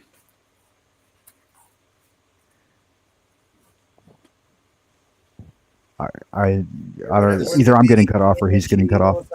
No, sorry. I was just because you're using terminology from Crowley with the magic thing. Why are you using that terminology? Again, Crowley was a latecomer. That terminology all predates him. So everything that he was saying, he was borrowing from others and stealing from others and purloining and putting into books. When at the time nobody else had made it public. Yeah. No, it predates, and he did make unique contributions, but I think that his path is deviant, and that God and his angels are invoked first and foremost, and I practice in a form of like Solomonic magic. So when you say Solomonic magic, are you talking about 14th century Jewish interpretations of that, or are you talking about stuff that predates that? No, modern day interpretations like the Church of Hermetic Sciences and Pope Runyon's Ordo Templi Astarte. So the basic formula is like the lesser banishing ritual of the pentagram. You make a magic circle, you have a triangle of art, you invoke an intended result into the triangle of art, and you seal both ends with invoking God and his angels to protect you during magical operations. And you may do it for specific purposes or for the great work, which is conversation and communication with your holy guardian angel, and then establishing the angels, a threefold angel system in our system within the human temple, so within the physical body. So you have an angelic type of entity that resides at each of the three Dantians. So the lower Dantian has one aspect, and then the center Dantian has either a magician or Christ, or Are you saying that the archangel Michael, or the secrets of nature? It's more like Gabriel. It's done through internal visualization, and then once those servitors or thought concepts are rooted within your being, they will respond. They'll respond in meditation, and they'll respond while dreaming, and they'll respond at key situations while you're awake and in the world. Like, you'll actually develop spiritual powers based on this practice. So is it's a modern religion that's laying claim to something predating Crowley? My practice is a syncretism of Solomonic magic as presented by Poke Runyon, Discordianism as presented by Robert Anton Wilson, and with Taoism as presented mostly by Master Nihua Ching of Seven Star Communications. So I practice a synth version, but yeah, it has nothing to do with Crowley. I've read all of Crowley's works, and his obfuscation of ritual and what he did is it's the left-hand path, and I follow the middle path. So yeah, it really has nothing to do with what I'm doing. And I'm not asking the question to try to fear for the Crowley thing and be so spooked by Crowley. I'm not doing it. Yeah, for sure. that No, reason. I'm just. It sounds like asking you're to trying to figure it out. Because, and what is the motivation to achieve power? No, spiritual immortality, and to reunite with the timeless homeland, and to have audience with the Godhead in his palace, his or her, whatever, however you may perceive that, but to achieve unto supersensual knowledge, the reading of the Book of Life within the Akashic record, and astral travel to different dimensions. There's many different upshots to the practice. And because you seem pretty well studied, more than most. So, as far as what are the origins of those concepts? Like when you talk about Akashic records and the foundations of what the religion that you ascribe to. Yeah, Where are I the wouldn't call roots it. from I that? would. I wouldn't say that it's a religion. I would say that I have a religious practice, but I don't ascribe to a religion. I would say that I pay homage unto all the gods, but I bow before none of them. Um, as a magician, my understanding comes through cross-referencing many sources of material, and for my own personal Why are you origin, it would be making with symbols with your fingers, with bro? with the Tao Te Ching. So I would start from my origin. Like I was raised Lutheran, but I sought out Oriental arts early on, and so like Qigong and Kung Fu is an essential part of my practice. So internal alchemy has to do with controlling one's internal energies in order to legitimately change them, right? To change the lower alchemical forces of adrenaline and the seminal energy into higher energies of like mental vibrations, and even beyond that, beyond the physical body, into super sensual energies like wuji, which is some of the Chinese terms don't directly translate into English. And so I've lived in China for 25 years now, and I study and practice Taoism here. And the magical aspects I started to add a little later on and try to integrate them into my practice. So, are you synthesizing the what was it, synchronistic concepts, or are you utilizing synchronistic concepts that somebody else created? Yeah, I don't really understand the question, but synchronicity, I would just believe, is a series of coincidences that are meaningful, and they may or may not arise from your magical practice. Are you at all familiar with Peter J. Carroll's chaos magic? Vaguely, yeah. Okay, and the reason I ask is because you can look up his website. I forget exactly what it's called, but just search like Peter J. Carroll definition of chaos magic. And if you read through, he has a one-page definition. It gives you a basic, really good understanding of what magic is for the modern day practitioner. That in Tao, you break all the chains that bind you to a material existence, whether it be the monad or the taiji or the five elements like the wuxing, the bagua, or the octahedron, and then the one above that is called the wanwu, or 10,000 things. So each of those aspects of the prime material plane can bind you to an overtly material existence. And so you more and more gradually throughout life try to spiritualize to the point where you've had enough out-of-body travel and communion with higher entities that you're not a low-level ghost-like being upon death. So upon death, many people who haven't had paranormal experiences are just going to die and be shot out the body into ghost form, and then they'll settle they'll settle into the grave. They'll settle into the grave like a turd, right? But if you cultivate your spiritual life, and this just may be, being a good Christian and calling upon the name of Jesus to save you in the end. Any of those things may or may not work, but as a Taoist, I approach spirituality with a scientific method. So it's what if a Taoist were to say you're bastardizing my religion by bringing because I've studied stuff? I've studied it so thoroughly that I know that I'm in flow with the Tao, and I've been studying it since I was really, really young, like 12, 13 years old, and I read the Tao Te Ching literally every day for like 20 years. So I don't think that as a Taoist purist, like I'm in any way, by practicing magic and meeting with priests here and stuff and continuing my studies. And like Confucius himself admitted, he said, you need 50 years of study for the I Ching in order to understand it. And I've only studied the I Ching for 30 years. So it's going to take me another 20 to fully understand that book. But no Taoist would say that, because Taoism is the low ground. It accepts all streams to it. That's why it's called the mother of the seas, or the mother of the 10,000 things. Because it doesn't have any bias. Your philosophy and the Theosophy. You read a translation of Chinese. Oh yeah, definitely. Theosophy is a syncretism of like Hinduism, Christianity, and Egyptian and Sumerian, I believe, Whereas what I'm doing is just Tao and then like you might call it esoteric Christianity Did you or read your Rosicrucianism. in English or Chinese? Do you read Chinese? the Chinese, yeah. Because I'm not as Chinese familiar, characters? I would call it Gnostic and New Age. Are the characters? Do you know the characters? Yeah, the reason I came to China was to study What's at the advanced character level. of the garden? Ancient Chinese character of garden. It's Yuan. It's like a box, and then on the inside, The box. Yeah, the box is a garden. Like yeah, there's lots of different ones that have boxes. Adam and Eve in the garden. Was there a man in the Yeah. garden?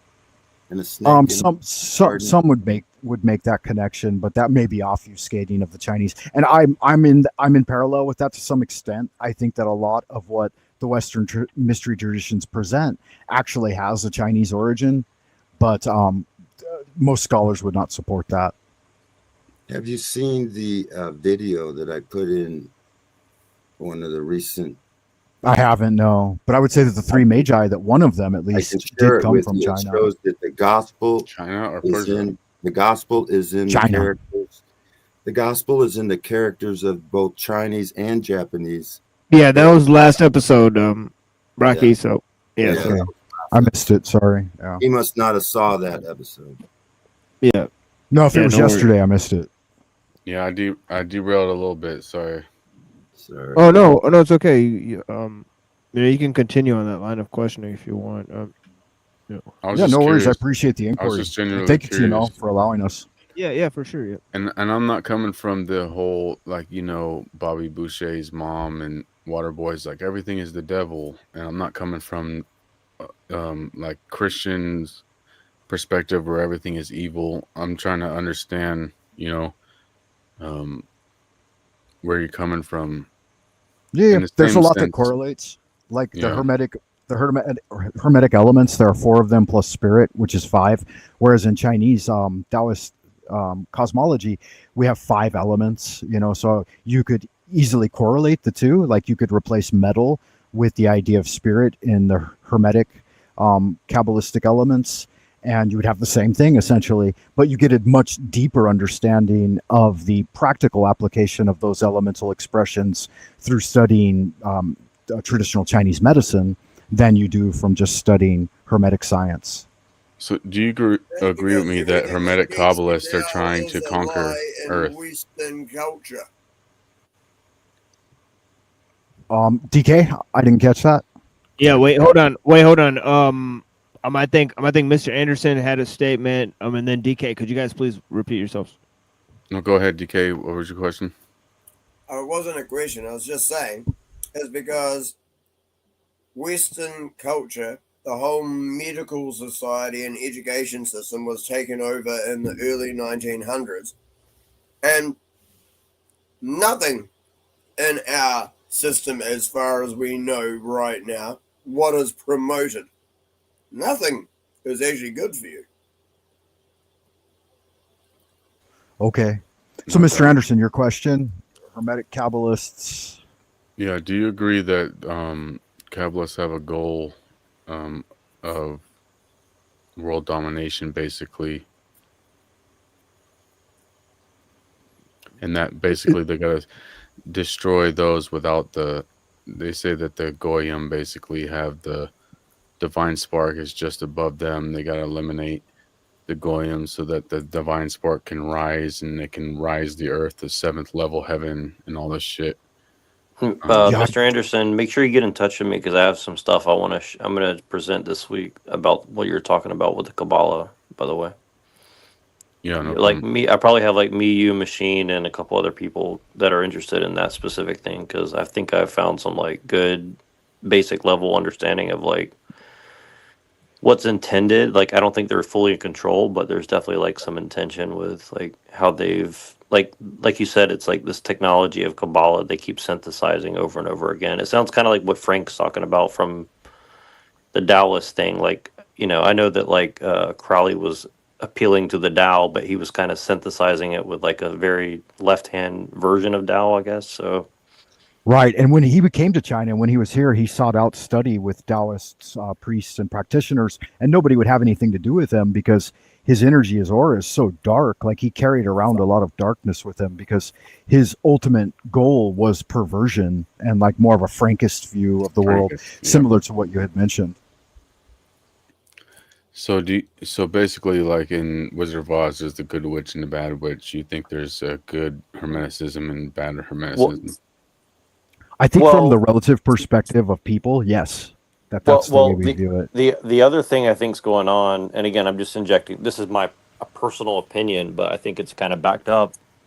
I think a big part of why they keep synthesizing things over and over again is to actually balance out their evil intent with like good intent, because eventually, if you scapegoat the good people for your sins by getting them to do the things that you need them to do, but with good intention, it kind of like, I think there's some sort of moral mathematics that they kind of try to like cancel shit out with, right? So they say, well, you actually did it, I didn't do it, and you had good intention, therefore it kind of like cancels out the sin or something like that. I think there's some sort of weird synthesis that they're trying to accomplish where good people do evil, but in the name with good intent. So it's kind of like this kind of weird like heart chakra shit or something. I don't know. I don't know how to describe it. Like appealing to natural law and consent.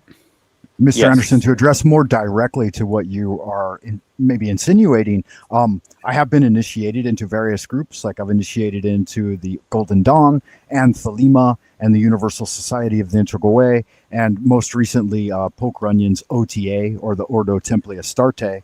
And each one is unique in what they're up to. I would say like Golden Dawn seemed like they were a little more disorganized at the time. This was early in my early 20s in California. Thelema, it seemed to have more of a hedonistic bent, like they were just mostly interested in doing magic for self-gratification. Later on, the Universal Society... Crowley. So how do you separate yourself? Thelema's one. Yeah, well, I studied him when I was younger, but I don't utilize that material in my current practice. Later was the Universal Society of the Integral Way, which was a Taoist organization for promoting health and well-being and qigong and traditional Chinese medicine, this kind of thing. You can look into it a little bit if you want. It's Master Ni Hua Ching. But more recently was with the OTA, and that's Poke Runyon, not Crowley. They're totally different things. They all use a lot of similar like nameage for their various groups and stuff like that. But his was about magic, and it's about awakening to magic and getting in greater communion with spiritual forces, and God per se is, that's the height of it. It's that in all things. For what reason? For what reason? For immortal life. But spiritual immortal life. Immortal life in the physical realm? No. Yeah, spiritual immortality, for being at a grown-up level when you die, so that you don't die with your eyes closed and not have the opportunity. Don't you already have spiritual immortality? No, that's just from the perspective of Christianity. But isn't it a lot easier just to believe in Jesus and then you can live forever? It would be if that's what you believe, then yeah. And if you believe it to be true, it probably is true for you. But why make it hard on yourself? Why do anything? Why come into the world and live and experience and enjoy and love and breathe and think? I mean, why not just give up and let Jesus take over? Yeah, that's why not let the machine take over? Yeah, just let the machine run everything. Just let AI do it.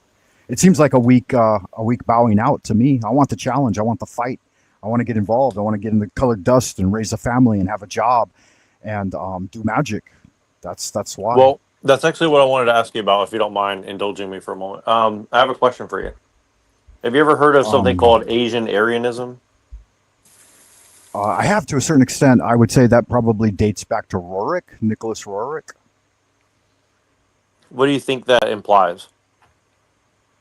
Yeah, I don't know. That's out of my field of study. I study Tang Dynasty and Ming Dynasty alliterations on Tao. Well, let me ask it this way: how would you think? I don't really. You're a proud European man, right? I don't know what pride would have to do with it. Wait, I'm a Caucasian, yeah. Neuro, can you clarify? Are you talking about the pseudo-Aryan thing? Or are you talking about ancient, like? I am Nicky Volt. Ancient Persians and shit like this. Like, can you clarify what you mean by the Aryan Well, thing? well, I mean, I don't know the whole history of it. I know my friend Pilliter has this kind of like weird like thing that he calls Asian Aryanism, which is probably his own synthesis of like this idea of like theosophy mixed with like esoteric Hitlerism, but actually it's like it's just basically like saying like the Jews gave us this kind of like strange identity for a long period of time as white people. You know, they kind of gave us Christianity, whether for right or for wrong, but we kind of made it our own thing, and then they've been trying to like inject this kabbalistic bullshit into it, and so I think from Wait, his wait, wait. Why is Kabbalah bullshit? I mean, why the negative slant on that? I mean, And what why it would the depends study on. of Kabbalah be bullshit? I Isn't would say Kabbalah there's a rooted negative in like the Torah? connotation because of the actions of the modern carriers of the Kabbalistic teachings. So you could say that Jews kidnapped from ancient Mesopotamia and Greece this concept of the tree of life and is what would end up being Kabbalah. But what we're talking about now isn't that ancient form of Kabbalah. We're talking about some wicked people who have a current version called Kabbalah. So Kabbalah Okay, is well, more I mean, specific than the ancient concepts.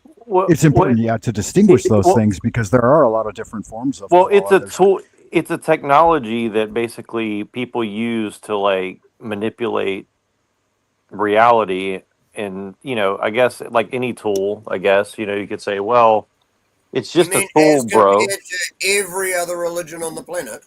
Well, I'm saying like everybody can say it's just a tool, brah, but at the same time, like, I Yeah, mean, so it's different from every other religion in which way? And I don't think it's a religion. Like you said, it's a tool, but I think it's more a tool for breaking through Religion is illusion a than it tool. is for manipulating Religion reality. is a I tool would, of I would say you have control. that backwards. No. It's a way of understanding the expression of God's energy into the prime material plane. And so it's a way of thinking. well, I guess I put it like this: like you're a proud European man. You're in Asia learning Chinese and Taoism and stuff, and you said you want a wife and stuff like that. So in your mind, do you see like a thing where like whites and Asians are going to fuse into something that is going to be good or something like that? No, I haven't thought about it in that way at all. Well, I mean, That's like for really weird and well, for neurotic. example, do you want an Really Asian? weird. Do you, Very hold on. neurotic. Hold on. Let me get this Me getting a across. Chinese wife had nothing to do with Now we any have type of neurochat. weird neurosis like that. So you do have a Chinese wife then, right? Yeah, but that's an afterthought to my but do you- intention to study here. I came to China because I wanted to learn Chinese so that I could read Taoist literature. But what's from wrong its with that? But what's original wrong? language. But what's wrong with that? I mean, if you want to have an Asian wife and an Asian baby, what's wrong with that? The way you're coding it just sounds really weird and degenerate. I don't know what you're getting at. Okay, but do you want to have children though, right? I have two beautiful children. Yeah. Right. So you're creating life, right? God is through me. Right. Be Exactly. more So- direct, Nero. What are you asking him? So and I'm not trying to be all creepy. I'm actually trying to get to a larger point. Super the larger creepy. point is, super the creepy. larger point is this: like, you know, if people are using the Kabbalah to exterminate you and your family, isn't that a fucking problem to you or not? Good God, that would be a huge problem if they used AI or technology or guns of war or Right. anything. So why are attempt you to sitting here exterminate me and my defending the family. thing? So why are you defending the thing that they're using? I haven't against you? seen that. I don't know anybody's out there using Kabbalah to try to eliminate me. That sounds Well, you could read like 2,000 years of history and have pretty good proof of it. So I mean, you know, you can just go read history and you'll find out. Yeah, I don't know. I don't know. I don't know anything about that. Man. Kabbalah has changed. You've obviously got more insight into it than I do. Kabbalah changed a lot since the 14th century. Well, actually, and there's another million. And you people understand out it there differently saying than I do it's the too. way- Like, Well, I reference the Kabbalah as a schemata of creation. So you have the Ein Sof Or, you have this super central energy that's bringing light down into various vessels as they come along the tree of life. One Get thing to in common. Hokmah and Bina, through Daath into Gebura and over, so on and so forth. And this expression of Tifra as the he's using a Centrodontian syncretist lens and the then. Christ consciousness. These coincide with the Qigong I practice and the Taoist internal alchemy that I utilize. So for me, again, you could say it's just a tool, brah. But no, No, it literally well, here's the is thing, like a though. If roadmap yeah, for but awakening here's the unity in the thing: is body. have you ever thought that by synthesizing these things, you give the tool to the Jews or whoever is running the world to destroy the culture that you love so much and the people that you love so much? No, I wouldn't, because I don't make anything really what I do public very much. I mean, I think it what he's hasn't stopped asking is, anybody are you before. inadvertently promoting somebody else's agenda? Oh, and to get back to your original point, Mr. Anderson, the last group I had met with and been initiated into, there were Freemasons there present at that initiation, and I did detect a direct, like, difference in the agenda of various peoples within those groups. So the higher elite, like the people who were initiated into Rosicrucianism and Freemasonry, they were there specifically talent scouting and headhunting for people who had awakened their, whatever you want to call it, their chakras and have spiritual powers, because they do want to utilize them for whatever agenda they're up to. So I did see some of that, and it did seem somewhat overt to me. I rest my case. I rest my case. I rest my case. They're I rest my case. I rest my case. Go ahead. I rest my case. I rest my case. You're looping. There very well could be a conspiratorial threat, and I've seen that within Taoist communities as well. Later, they're emailing me and asking me to join the Freemasons. Oh, okay. And did you join? Nothing. You might want to. A single bit of paper. A week later, they were emailing me and asking me to join. Yeah, are you like But far here's away the from thing, your too. mic? Because it sounded like I don't know. Yeah, it did sound like you might have been leaning back. Here's the thing too, like my own individual practice is done as a form of spiritual cultivation, and it's not meant to be affiliated with those groups, though I do utilize some of their teachings in my practice, but I don't have a direct connection with them. Like, you could say that there are Christian churches that do extremely evil things, right? And just because you're a Christian doesn't mean that you're a bad person because someone in that group necessarily did something bad. I'm talking about philosophy. I'm saying if you're promoting a certain philosophy, could you be towing the line for somebody else that has more power than you, that has different aims than you? Yeah, I'd like to redirect that question back to you. Is the English language? I don't think so. I don't think so. But if somebody wants to highlight that, I would be willing to address it. If I'm towing a line for someone have more you powerful than me. genuinely, in your spiritual cultivation through deep meditation and maybe through spiritual travel, have you met with Christ himself, and do you know him to be the legitimate Son of God, or is it just something you're based on hearsay? I met him, and I think you're full of shit. How does that start? I would say no. I haven't met Jesus. No. So you may be an unwitting tool of their system, right? And promoting possibly How? Lucifer. No, if I'm saying that I haven't met Jesus, how am I promoting the Christian? Because you don't have any experiential evidence to confirm your faith. So you don't think Or if I do came you? out I mean, and promoted Christianity, I would be promoting Christianity. That's not what I'm doing. okay, I don't know. Are you? I don't know if you're a Christian or not, or if that's what you're doing. Okay. So how would you categorize, or at least give some amount of description to what you do? I don't belong to any group. I don't belong to any religion. I don't belong to any group. Very non-religious. Do you have anything that you practice? I don't knock people who do practice, because I understand there's a place for that, and I understand just even statistically that people do better when they're in religious frames. But I don't belong to any religion. I'm even borderline anti-religious, but in recent years I've accepted that there's some positive aspects of religion that I can't deny. Okay, cool. And the reason I ask is because your line of questioning seemed like maybe you knew something else about me, or maybe just based on what I say in the chat. No, I'm not pigeonholing you as a person specifically or anything. I'm talking about the philosophy. Like, I would say that the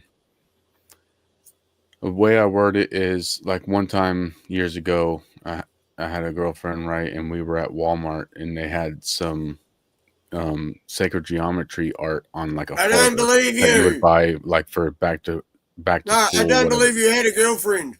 No, that's fine, but I was explaining to her that it's not the simple fact that it's sacred geometry, because there's sacred geometry in ancient China. There's sacred geometry. It's not the fact that there were circles overlapping each other.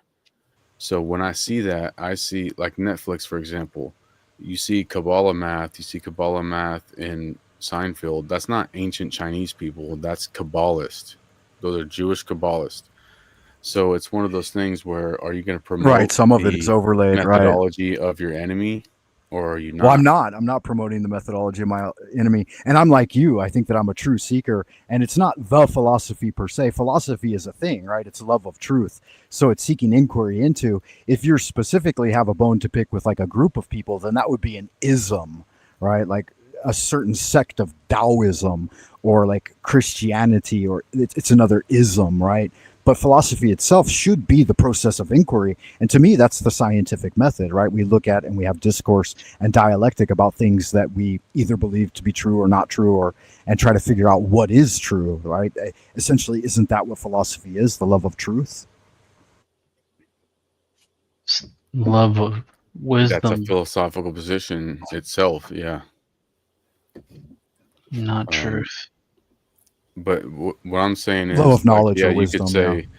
You could say the reason I bought this folder from Walmart is because I'm laying claim to the original sacred geometry before the Jews kidnapped it and made this, that, and the other. It's like, yeah, that's a nice ideal, but in reality, you're in a current society where those Kabbalists are trying to exterminate certain groups. You're promoting. I don't think they're very active in the China. line for their, so no, I'm not for in their that agenda. society. No. I think you're wrong. I think you have me mistaken for someone else. No, not you personally. I'm just... Oh, okay. I get you. But yeah, no, I think my take is very different than that. And I would say it falls more in line with I come here to study, like TML. You know, he does wonderful readings and then he tries to give analysis and insight into them. And I believe that that's something I started on really early in my path. And just because a lot of people are saying the Freemasons are bad guys or whatever, that doesn't mean that I shouldn't investigate for myself. Why should you always base everything you do on hearsay and what popular culture is programming you to believe? Why shouldn't you get in there and dig around a little bit yourself and get initiated or do whatever it takes in order to make discoveries so that you can advance your own knowledge, right? And understanding of those things. And that's what I'm highlighting, is that you and I have both dove into that without taking the hearsay, and we've come to different conclusions, is what I was trying to highlight. Not that. Okay, sure. Good magic. Not necessarily, you know, the equivalent of what you're saying is like someone that says, no, I got this sacred geometry on my backpack or my whatever because I believe in the ancient version of it before it was bastardized by these people. Then I can't really dispute that or argue with that.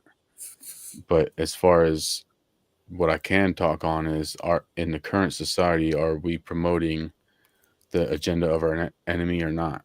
Like if, you know, like a college girl will be screaming Marxist philosophy and she don't even know she's screaming Marxist philosophy. She thinks it's this unique thing that she is personally promoting, you know? Right, like but progressive she's actually towing the liberalism. line. She's actually towing the line for an agenda bigger than her. No, I think that I've achieved somewhat of a broad enough understanding of most of these ideologies that I believe that I have a distinct or unique view on the way that I'm doing things, which I would say is like a combination of esoteric Taoism with the Western mystery tradition. And the practice of ceremonial magic gives me a formalized process of doing internal alchemy. I'm not sure if you're familiar with those two ideas or not, like if you've ever tried them yourself. Right, bro.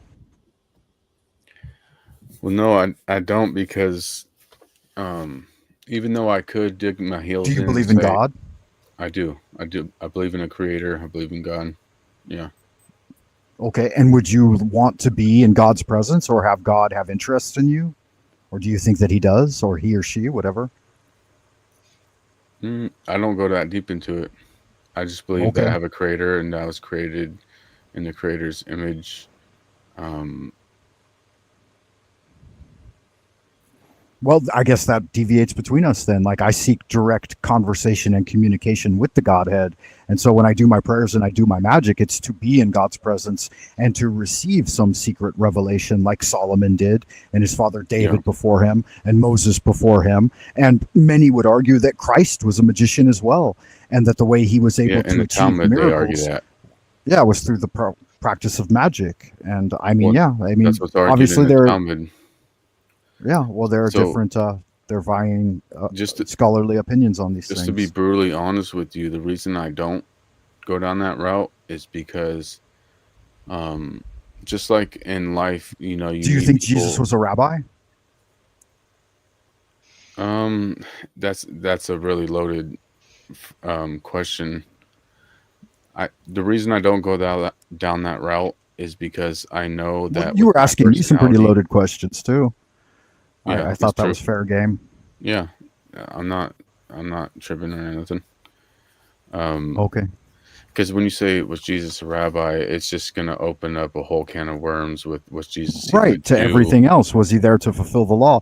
Was he married? Did he practice? Right? It does. It opens up a lot. I would say you know? that the so-called concept of Jesus was really, to me, sounds like a Essene.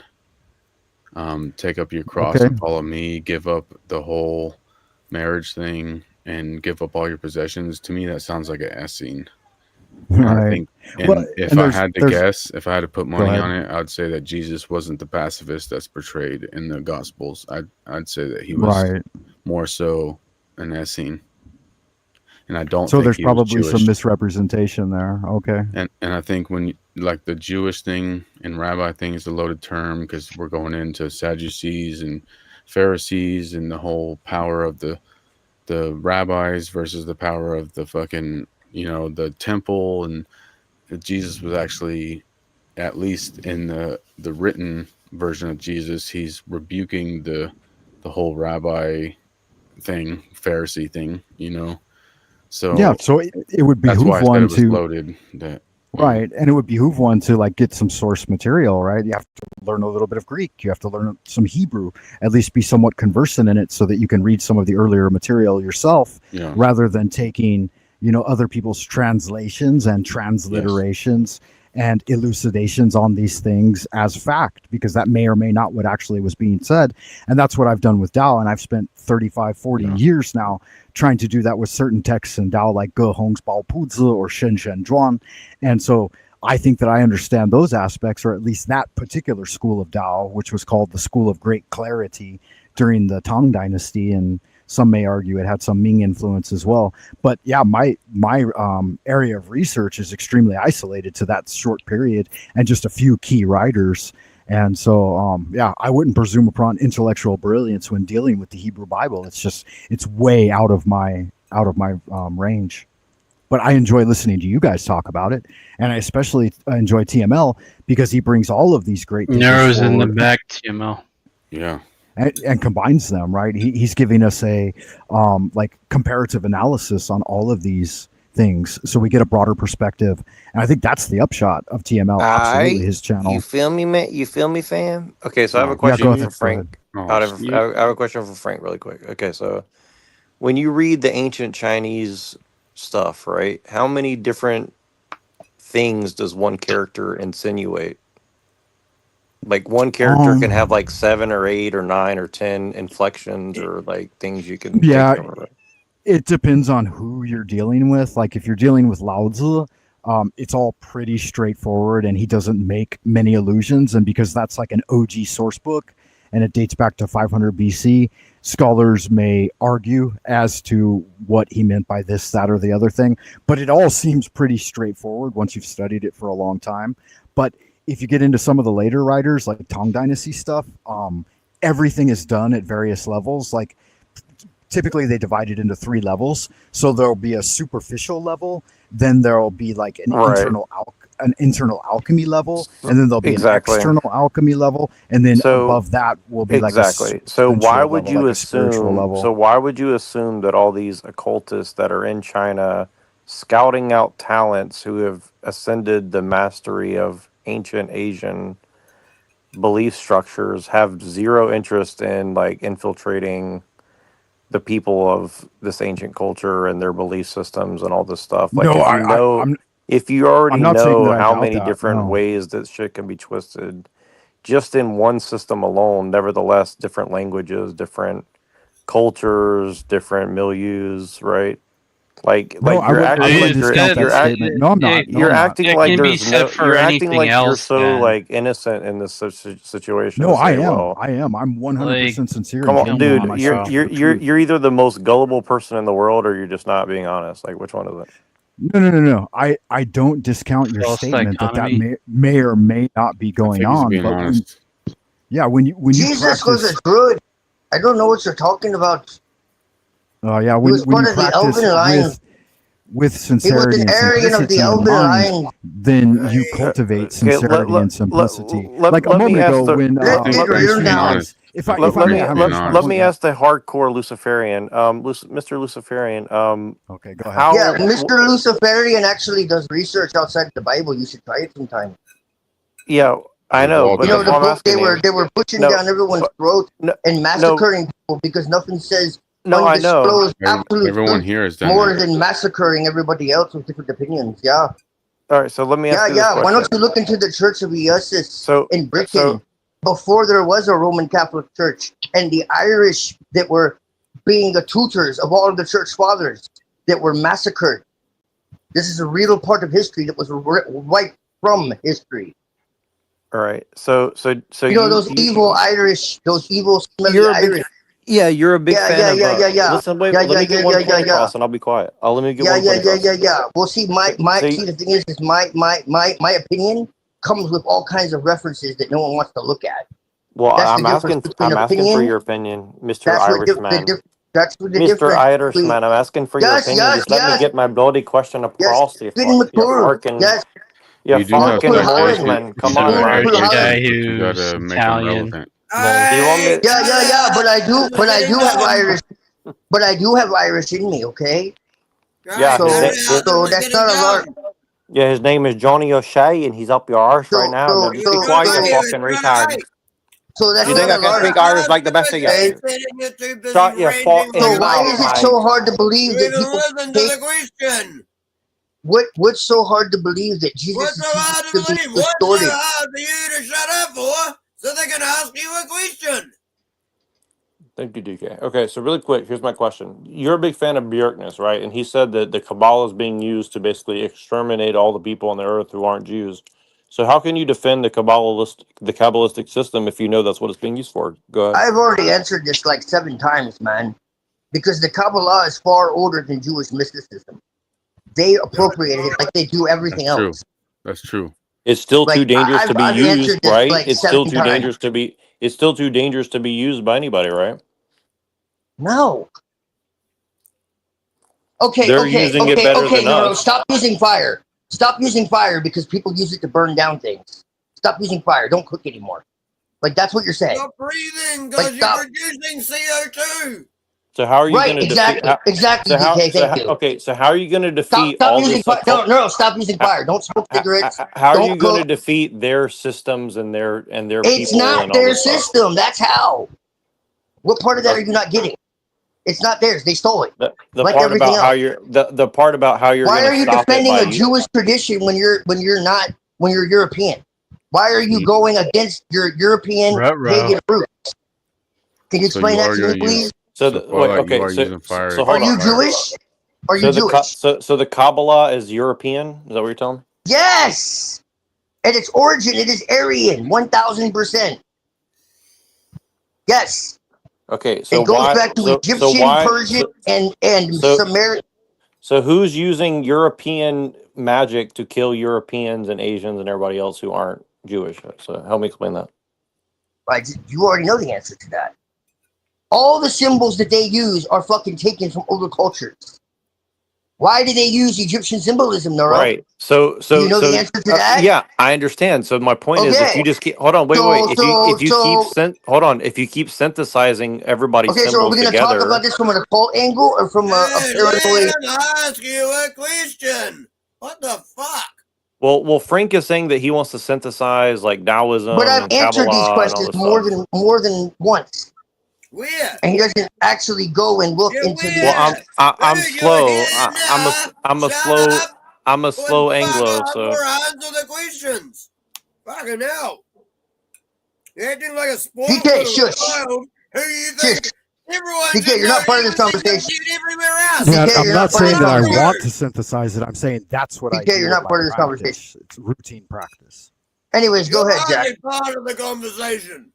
No, you're not. Go ahead, Jack. I'll answer the same question. You're hardly part of the conversation. 10 more times. We'll answer the same question. I love it. Let's do it again. I'll paste it into the chat because apparently you don't know how to take notes or follow links. I've given you resources. I've given you links. I don't know what else you want. Twilight, can I can conclusively prove to you that the tree of life goes way back before Jewish was even a thought. Yeah, no doubt. Can I ask you? Can I compare it to a gun, for example? It sounds like Neuro is saying. Like I said, you can't use lighters or fire because people use it to burn down, and then he leaves. He's saying that Kabbalah is a technology, right? And you're saying, am I wrong? That you're saying, yeah, it's a technology, but it can be used in a different way than the Jews are using it, right? Yes. Okay. All that is being used to bring down humanity was once used to uplift. So you're saying that's fact. I can see that, yeah. So I agree with that. We should get rid of the term Kabbalah then, right? And go back to what it was called before the Kabbalah? Right. No. So you reject Kabbalah then because Kabbalah has a modern If you connotation. think that there's a religion that supersedes all other religions. Well, I'm not into religion at all. I had this Then why are you going on about religion? He is. You both are. What the hell are you I'm on not about? into religion. You both are. What are you on about? What are you talking about? I don't follow any one set tradition at all. Backwards and forwards and like skirting the edges and even crossing into religion. Like, I don't know, for the last 10, 15 minutes. What are you on about when you say you don't have anything to do with religion? If you don't, why do you keep bringing shit up? I don't follow any religion. I don't go to any church or temple I or didn't say mosque. you didn't follow it. I didn't say you follow it. I said you keep bringing it up. You said you haven't brought it up. You keep He brought it up. He brought it up, and I was responding to him. What's hard about mine? to understand about that? Yep, everyone's fault but mine. That sounds like a certain religion. What? Sorry, are you Jewish? What are you talking about?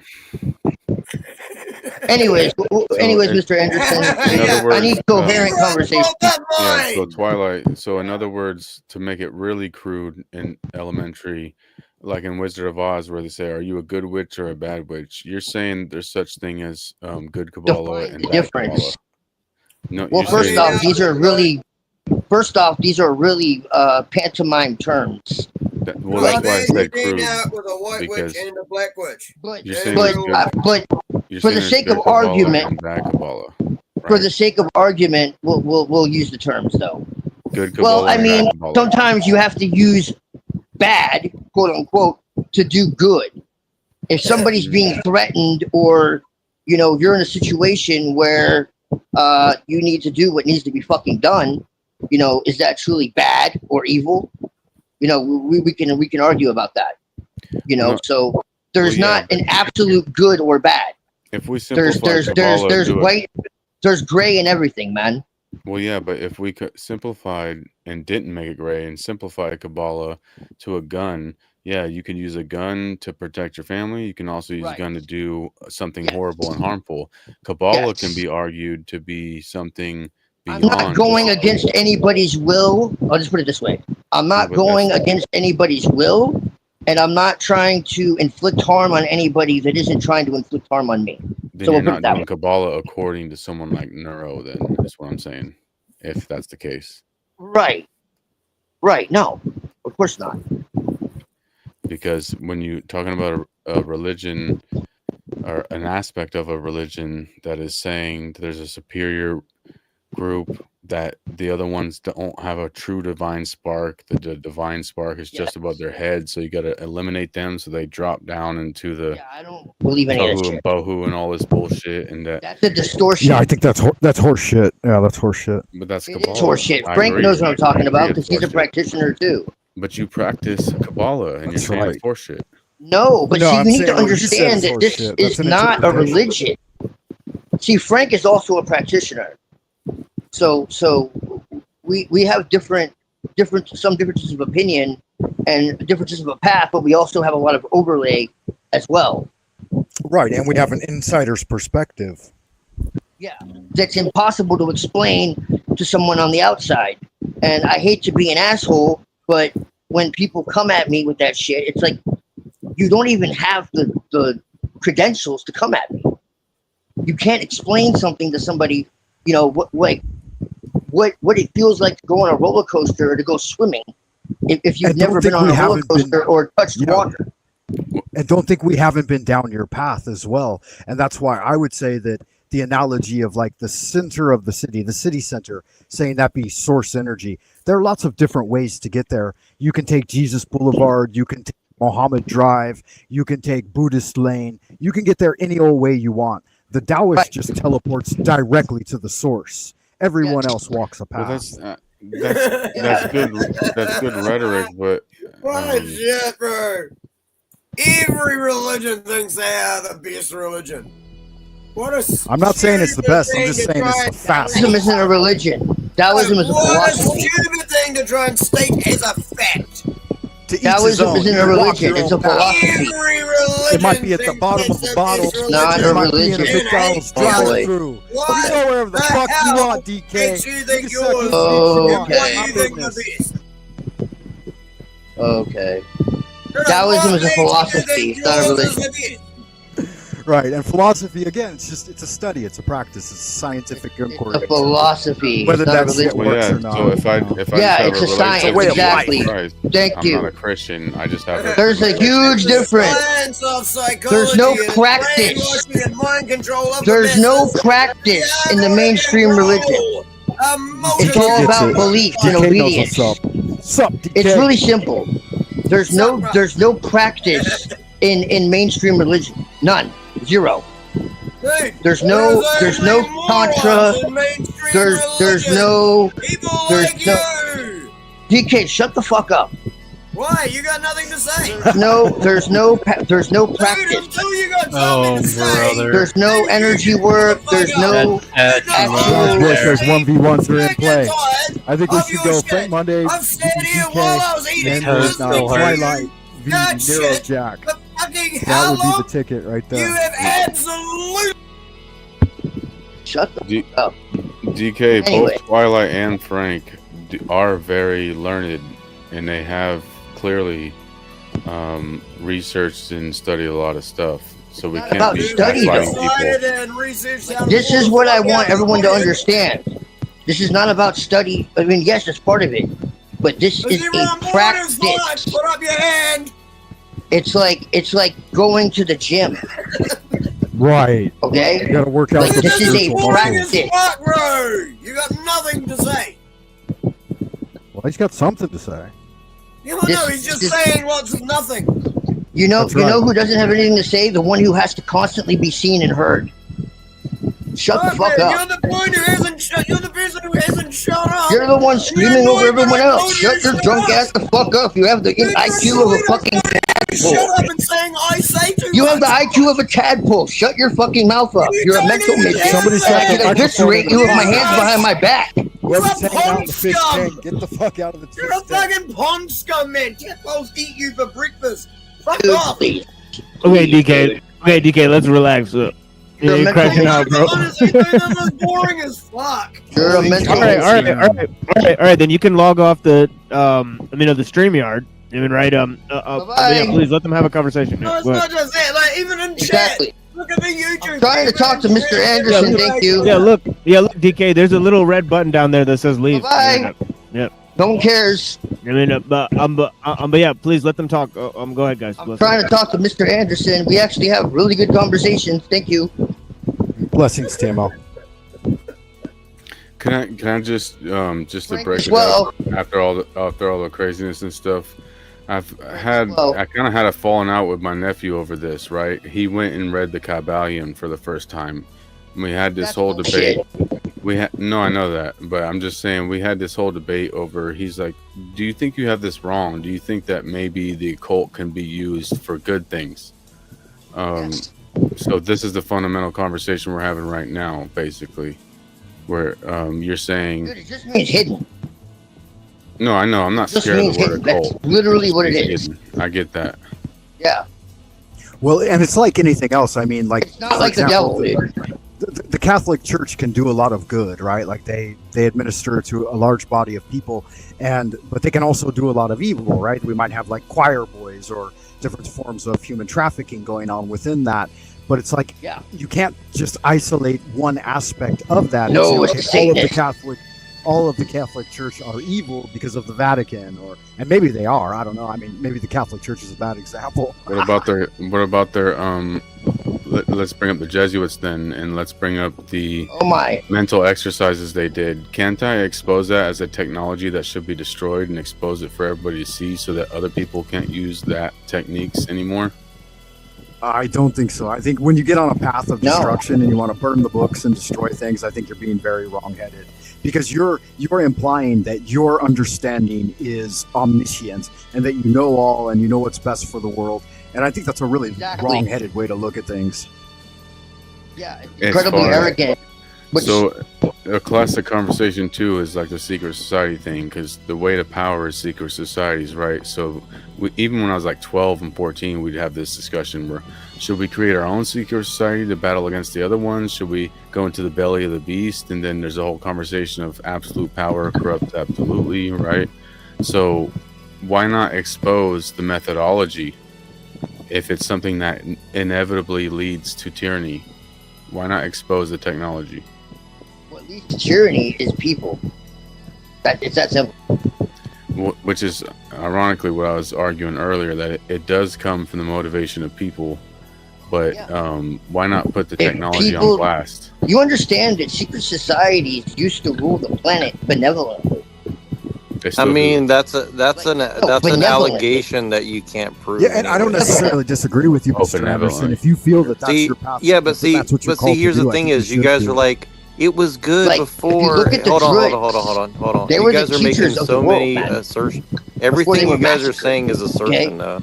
Everything you're saying is assertion. They had a maximum overgeneralizing. Definitely. Everything you're saying is assertion. You cannot prove anything you're saying.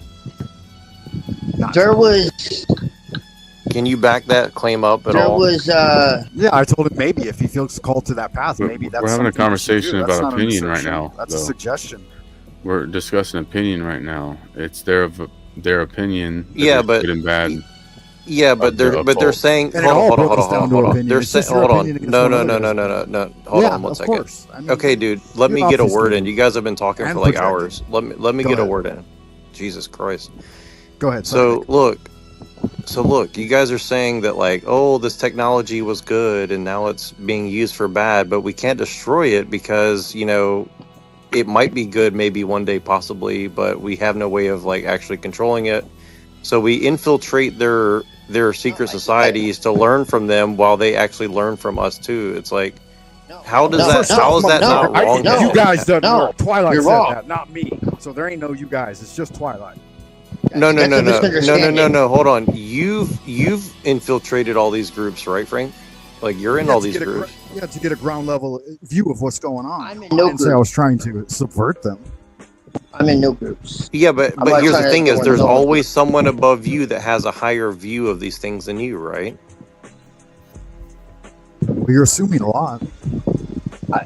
I'm assuming a lot, or you're assuming a lot. No, you are. Okay, so it's not fair to assume that there's all these other people scouting people like you coming up through the ranks, right? I just don't think you should misconstrue what I said. How am I misconstruing what you said? Because it's not what I said. You said that there's people headhunting people in Asia who are trying to learn the secret mysteries of whatever the fuck.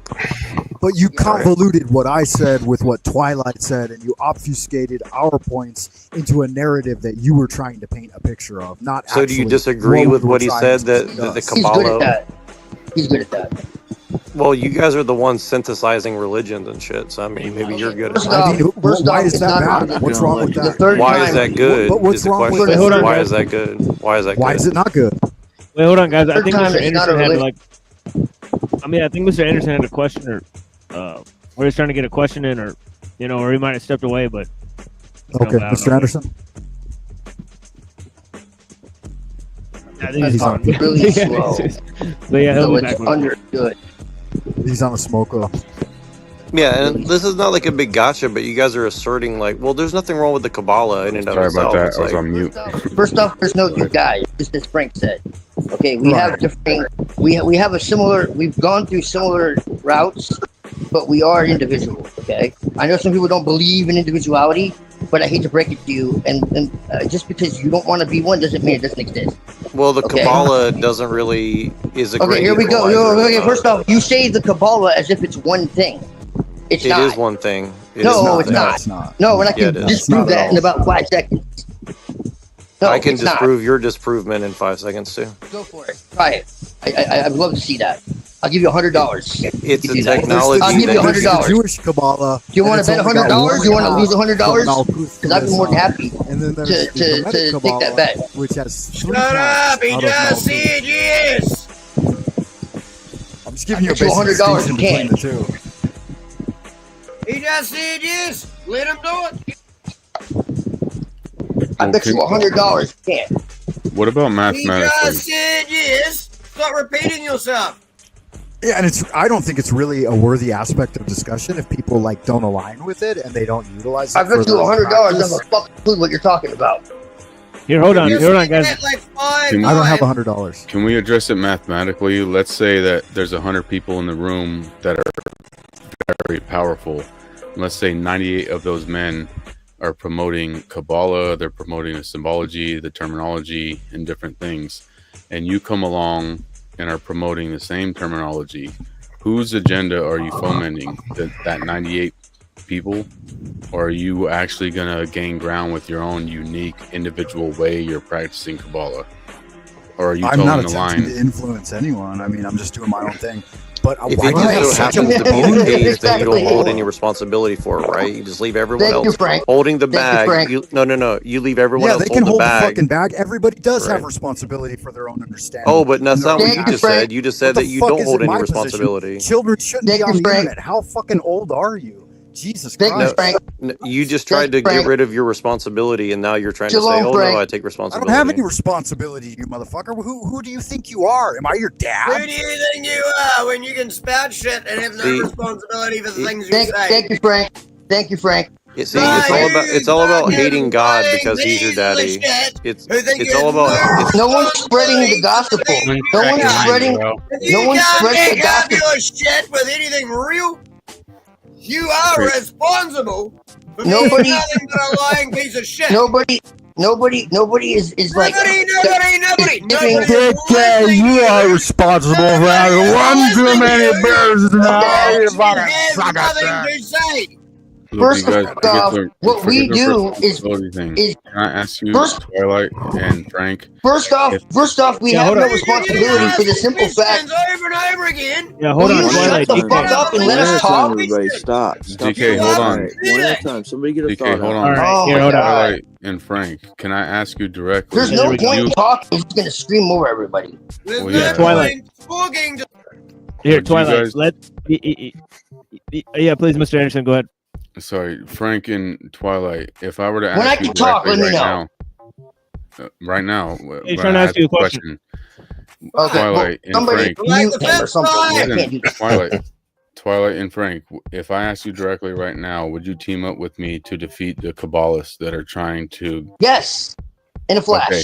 My next question would be: can we do that while promoting the Kabbalah at the same time? Okay, let me squash this right now. Where the fuck do you get this idea that I'm promoting the Kabbalah? And what Kabbalah am I promoting? So You talked so about we're it. not Very going to serious. Shut the fuck up. So we're not going to promote the Kabbalah when we defeat them, right? How am I promoting the Kabbalah? And what Kabbalah am I promoting? You're agreeing with me then. Are you not promoting Kabbalah? How? My No, I'm not first promoting. question. Okay, then don't that understand. was an easy discussion. In response to this, my first question would be, what evidence do you have to bring forward that there is an evil group of Kabbalists that are trying to kill everyone else in the world? I mean, is there any evidence of that? That's a total fair question. So if you're disputing that, we would have to go into that, and I would have to. I'm not disputing. bring up. That's I haven't my seen it field of myself. expertise. I can sit there. That would be a fair question to ask. If I was asking you a serious question like that, that would be a fair question to ask. So if it's in dispute, I would have to first go into. All right, if we're gonna have serious conversation, we need to verifying that. Yeah, it's like Russian environment, nesting though. dolls, We can't have all hypotheticals within chaos. hypotheticals. Doesn't really help. How's it going, Yeah. TML and Red panel? Peace, Yeah, NBC. pretty good again. person. Good to see you How about guys. yourself? Pretty good. What's up, DK? Rocky. That's good, man. Just trying to figure in when I can jump in, but I mean, it's kinda, it is pretty epic. Yeah. No, you're not allowed to jump in. Yeah, I don't know. Go ahead, man. Peace. Hold on, DK. Responsibility for. No, my ears picked up earlier when I heard someone mention the Jesuits. I was like, and I get it. I get it. Like the Jesuits, there's a lot of baggage in that name. But you know, the Jesuits, because I went to a Jesuit high school, and I'm trying to think of like these guys at that high school. They were, if they were, social engineering, no, the youth and whatnot. The answer is no. Yeah, that's what I was thinking as well, Mr. Anderson. No, I was talking more so. I'm talking about Ignatius Loyola and the whole torturing yourself till you do get to the level of spiritual exercises and all this shit. And I think that the Jesuits were only second to the Hashishans with the level of control they had over the human mind. Where they snapped their fingers. over the Jews. They work Mystery Babylon. Yeah. Yeah, like the Hashishans had good drugs. They work. They work They could snap their fingers and someone would jump to their death. So that's the ultimate level of control over human. And I think only second to that was the Jesuits. Do you see that now, panel, Mr. Anderson? Where do you see that type of mind control, if any? Modern day China. Maybe cult of personality behind Trump or something. I don't know. I can see that. They worked together and they came out of the And Cairo even that's not as strong as the Jesuits had it, because they had it down to where they would control your breathing. Like they had you down to like a machine to where they would utterly control you. They had it down to a literal science. And yeah, I don't think that the average person going to a Jesuit high school is coming anywhere close to that. Any type of manipulation to that degree. I think you're just going to a high school. Right. Yeah. Yeah. Cool. Thanks for I think clarifying there'd that. be like some people within the high school that might get to that, level if they continue on the path, maybe. Yeah. Yeah, like we were talking about people who are headhunted. It's like a for sure. fraternity. Just like a fraternity, sure. there would be some random goofballs there, but there also might be some people that will eventually move on to Skull and Bones and Freemasonry and so on and so forth. Yeah. Well, one of the guys that I went to school with, he's definitely mind controlling probably millions of people in my class. He's the bass nectar, the DJ. Yeah. So interesting. And because when I look at, and I guess this is where I come in. Like when I look at music festivals, for example, I think of like Eleusinian mysteries and like places where people's consciousness could be primed. Now, I think a lot of it is maybe like useful idiots and stuff, but like you never know though. Some people could be plugged in. Some of these artists and whatnot. Yeah. Well, yeah, it's a kind of a proving ground and also a ground where you can be ripe for the picking type of a thing. Right? It's just lower level, entry level shit. Yeah, and even the higher level, like pop stars, it would seem that most of them are plugged in a way that they're just singing what's written for them. Isn't there just a couple of Swedish guys that write like 90% of all pop music that's available on the market? Yeah. Yeah, you see them in the credits, in the writing credits. The same people a lot of times. Yeah, and those guys are I believe, high-level initiated Masons.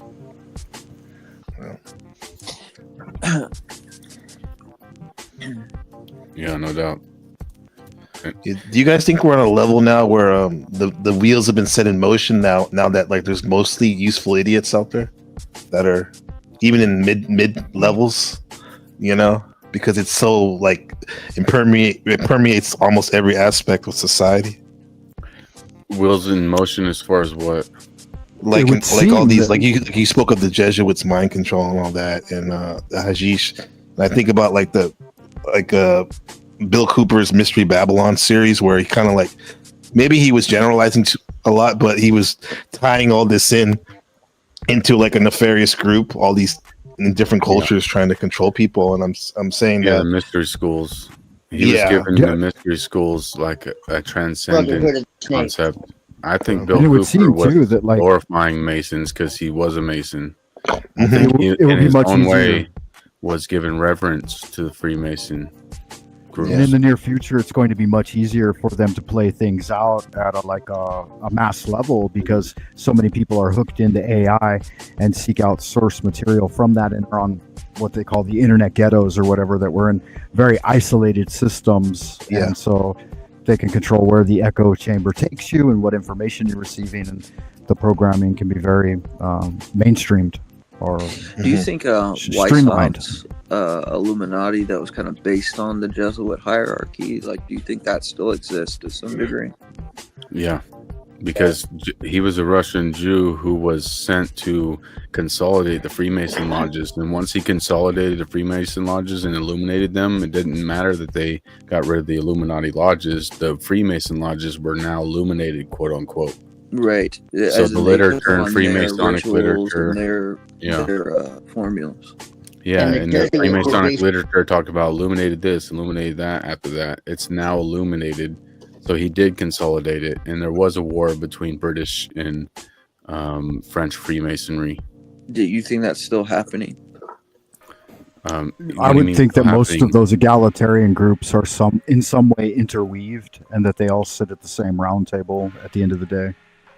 I'm thinking that the core of it is Gnostic Judaism, so that's the core. Right. Just like Kabbalah is the core of 99% of cults world today. government, or like a new age plan, or like a culmination of like the two, or something? What do you think the goal is?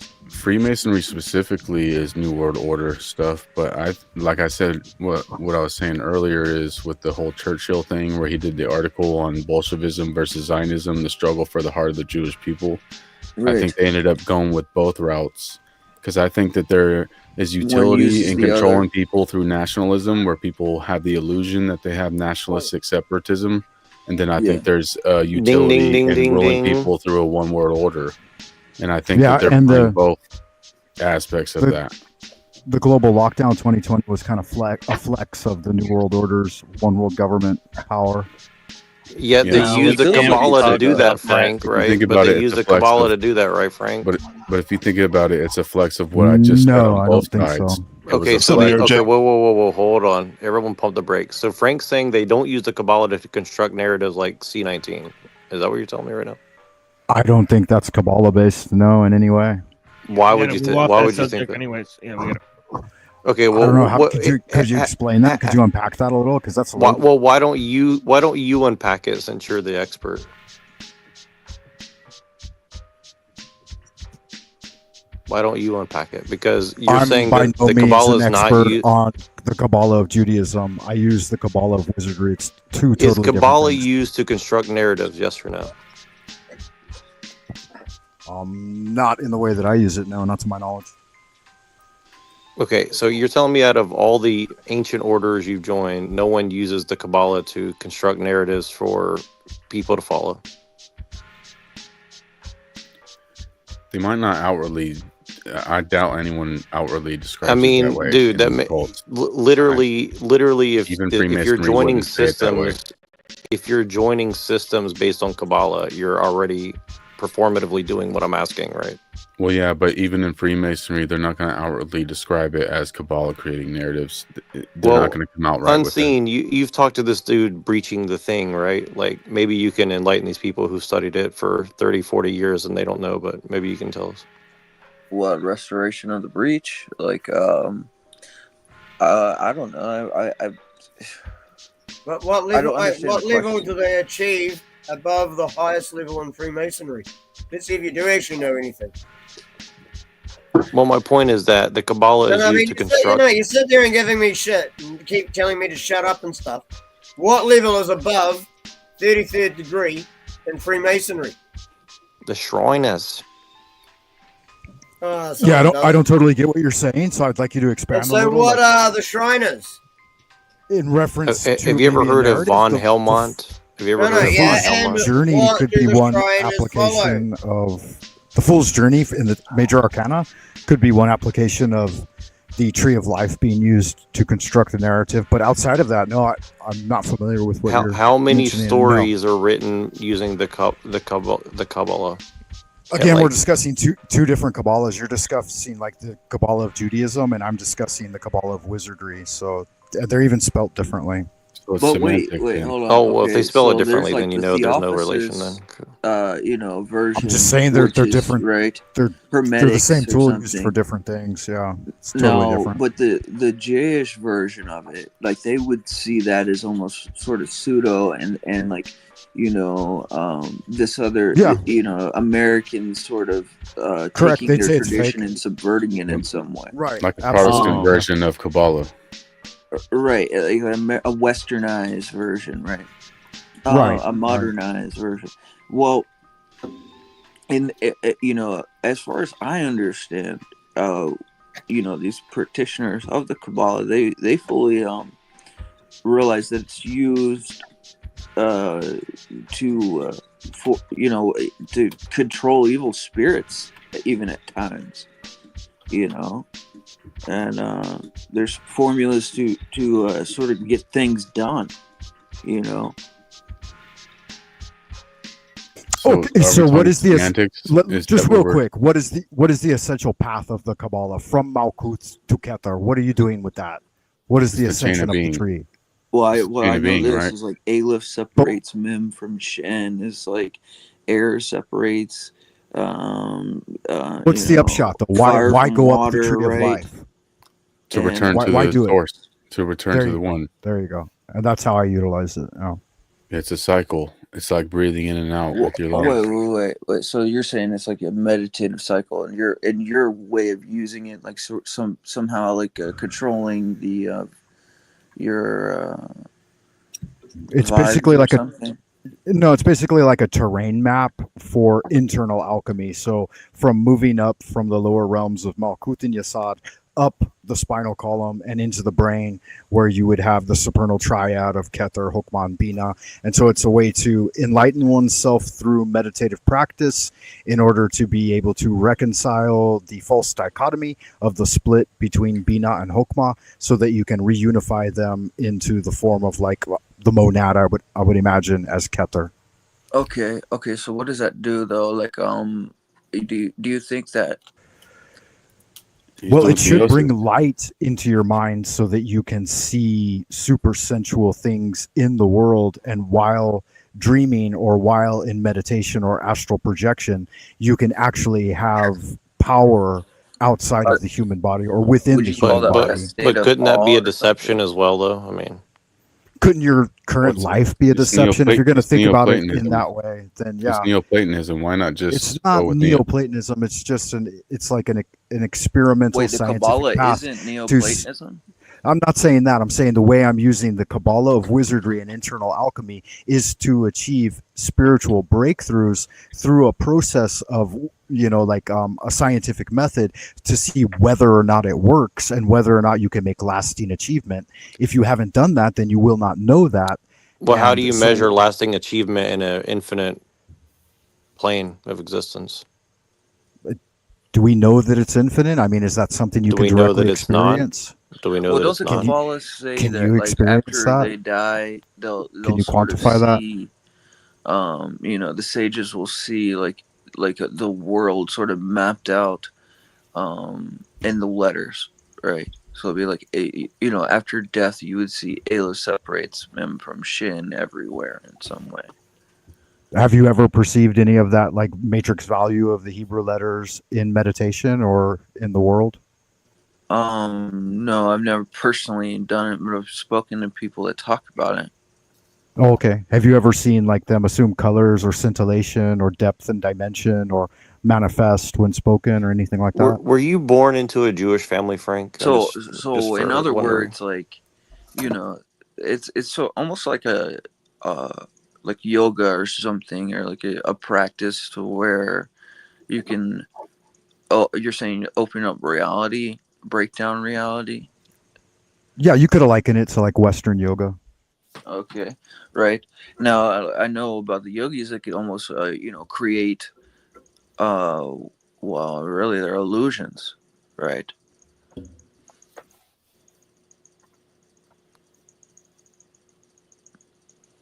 Can be more specific. I mean, Frank, if Like you they can't could, even they could, do you trust your senses, Frank? Like when you see green, do you trust that you're seeing green? Do you? I'm asking you. Do you trust your senses? I'd like to know the. You need someone else to I'd like to verify know the things for source you. of the question. I mean, what difference does it asking make? see where Do you're you going trust with your that. senses? Yes or really. no? That's Do what you he's trust asking. anything? Do you trust? Can you feel the seat under you? Do you trust Do that you you're actually have? Do sitting you on the have? Do seat? you Yeah, think that otherwise there's you go such into thing as Catholicism. discernment? Yeah, Here's it's the just question: waffling. is there It's such not thing really as leading anywhere. discernment? And if something was appeared to be good, but it's really not, and it's really like you know, let's say a miracle from some demonic force, right? And like, yes, the miracle happens, but where is the miracle taking you, and what's the end results? Like, you know. But you might have to be more direct in that. Okay, so with the yogis, okay, I'll give you an example, or with the, you know, ifoga rituals in Africa. It's like, yeah, they might get results from the magical practice. It's like you do X, you get Y, and but when you get Y from doing X, what are you opening up yourself to? Right. Okay, so let's discount everything: shamanism, ceremonial magic, all of these. No, you don't have to practices, discount it. I'm synchronicity. saying it's very real. No, I'd like to for just a moment. Let's just discount it all as let's just horseshit. start with your senses. Do you trust your five senses? Sight, And then I'd hearing? like to ask, rather than asking me what I think or feel, then like what would you say is the upshot? How would you Obviously, guide us your or direct senses can us? deceive you. Correct? Do you disagree with that? No, I don't disagree with that. Okay, so why would you think that your extrasensory perception of all these mystical things could not deceive you as well? Very simple. Why wouldn't you think that you could be deceived as well? I mean, why would it matter if I'm being deceived or you're being deceived? If we're both deceived, then we're two idiots Well, I don't arguing think about that nothing. that's. What if there's a way to Basically, it discern means neither of between? you have any relevant point to make. No, Unseen's What if making a there's a relevant way to point right now. discern between Holy what's crap. truly deception and what's not? You know. And why would you trust that you have the ability to discern that? Well, because there has been, let's say, documentation on spiritual deception that has broken down what is of, let's say, devils and what's not, and how do we distinguish that? Is So the writings and teachings of others who did the work and had the experience and were able right, to document like it. let's say So hearsay, desert ascetics, essentially. as opposed to you know, like her, you know, very So similarly hearsay ascetics that supersedes are practicing experiential evidence.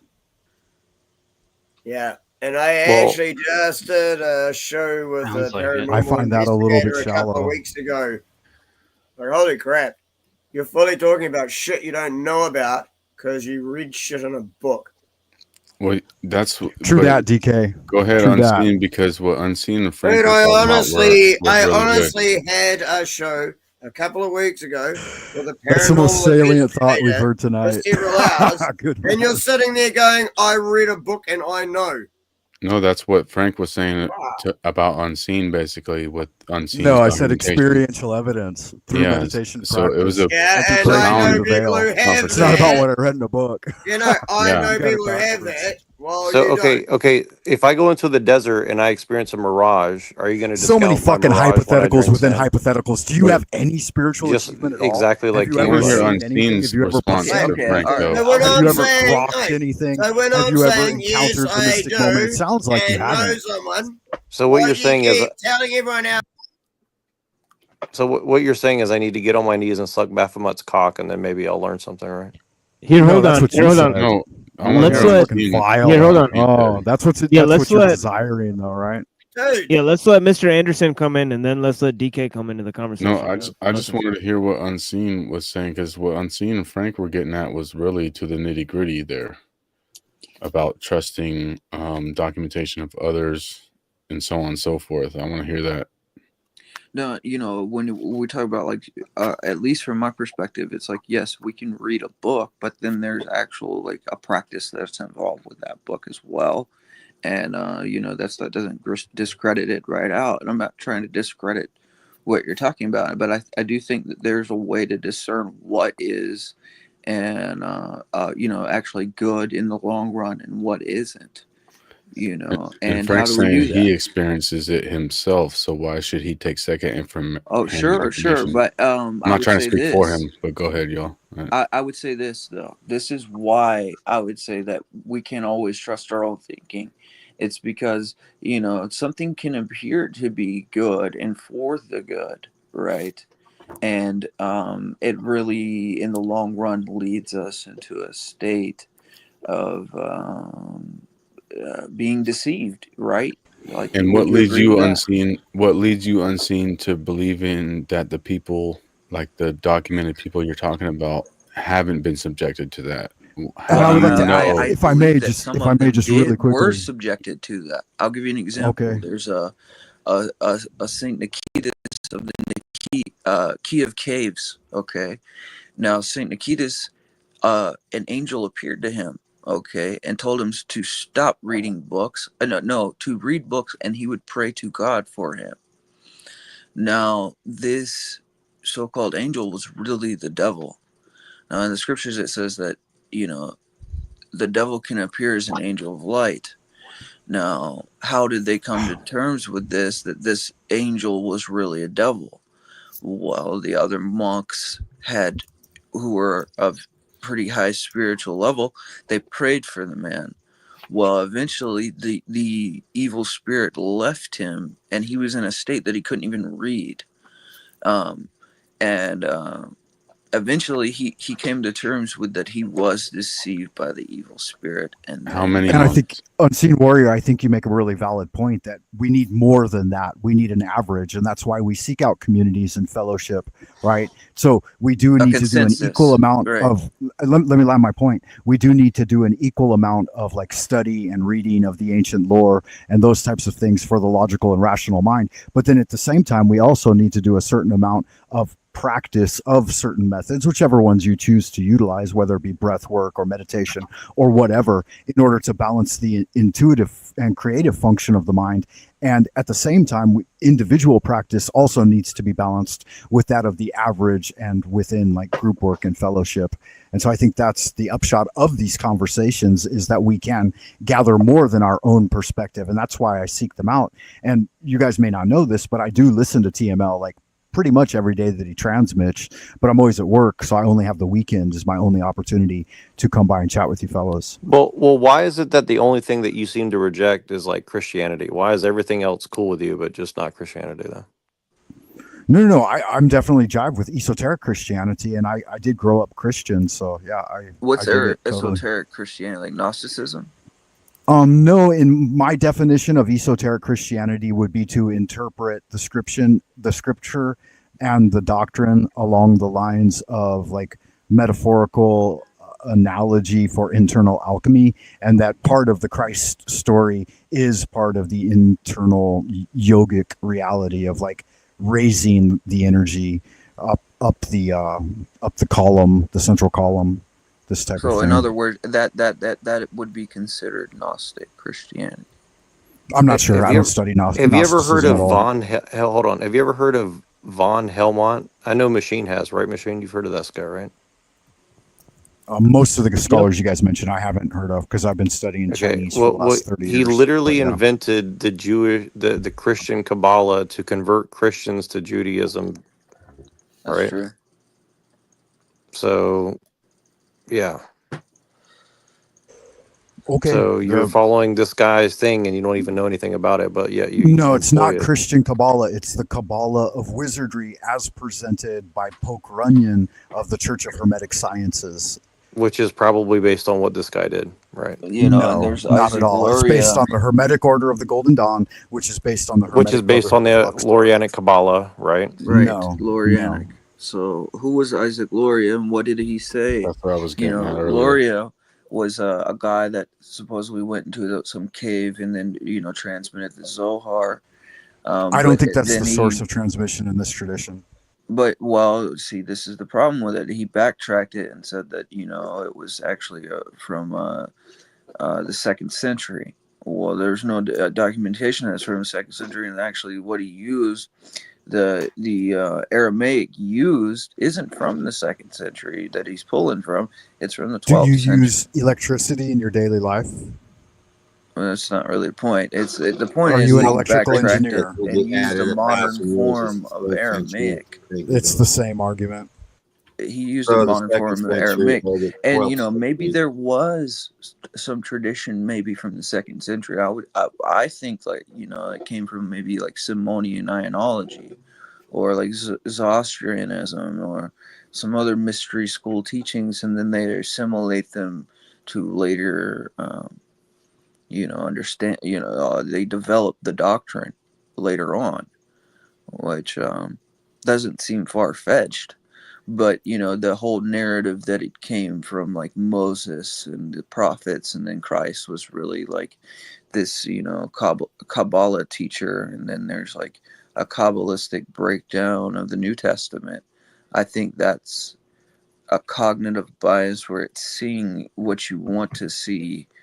Yeah, it may be. And Kabbalah just means oral tradition, right? So it's that which predates the written word. Whereas the tree of life and the Kabbalah of Wizardry, it indicates something totally different from that. It indicates a schemata of Sephiroth with a gradual materialization of light. You can't say predates when you're Does it invoking matter it. if I know who invented electricity? No, if I'm I just know saying. how I'm to use just the tool? asking you. Do you know where it developed from? If what I From a just talked Chinese about. perspective, it developed from Zhou Wenwang and the Zhou Yi. The one gives birth to 2, the 2 gives birth to 3, the 3 gives birth to the 10,000. Are So we talking these about Lao Tzu here? Okay, And they talked so about I no, don't no, think no, Lao I'm talking Tzu about had Zhou anything to Wenwang. Do you know who with- Zhou Wenwang is? No, you don't, obviously. Joe He's Long the- talked about Malkuth.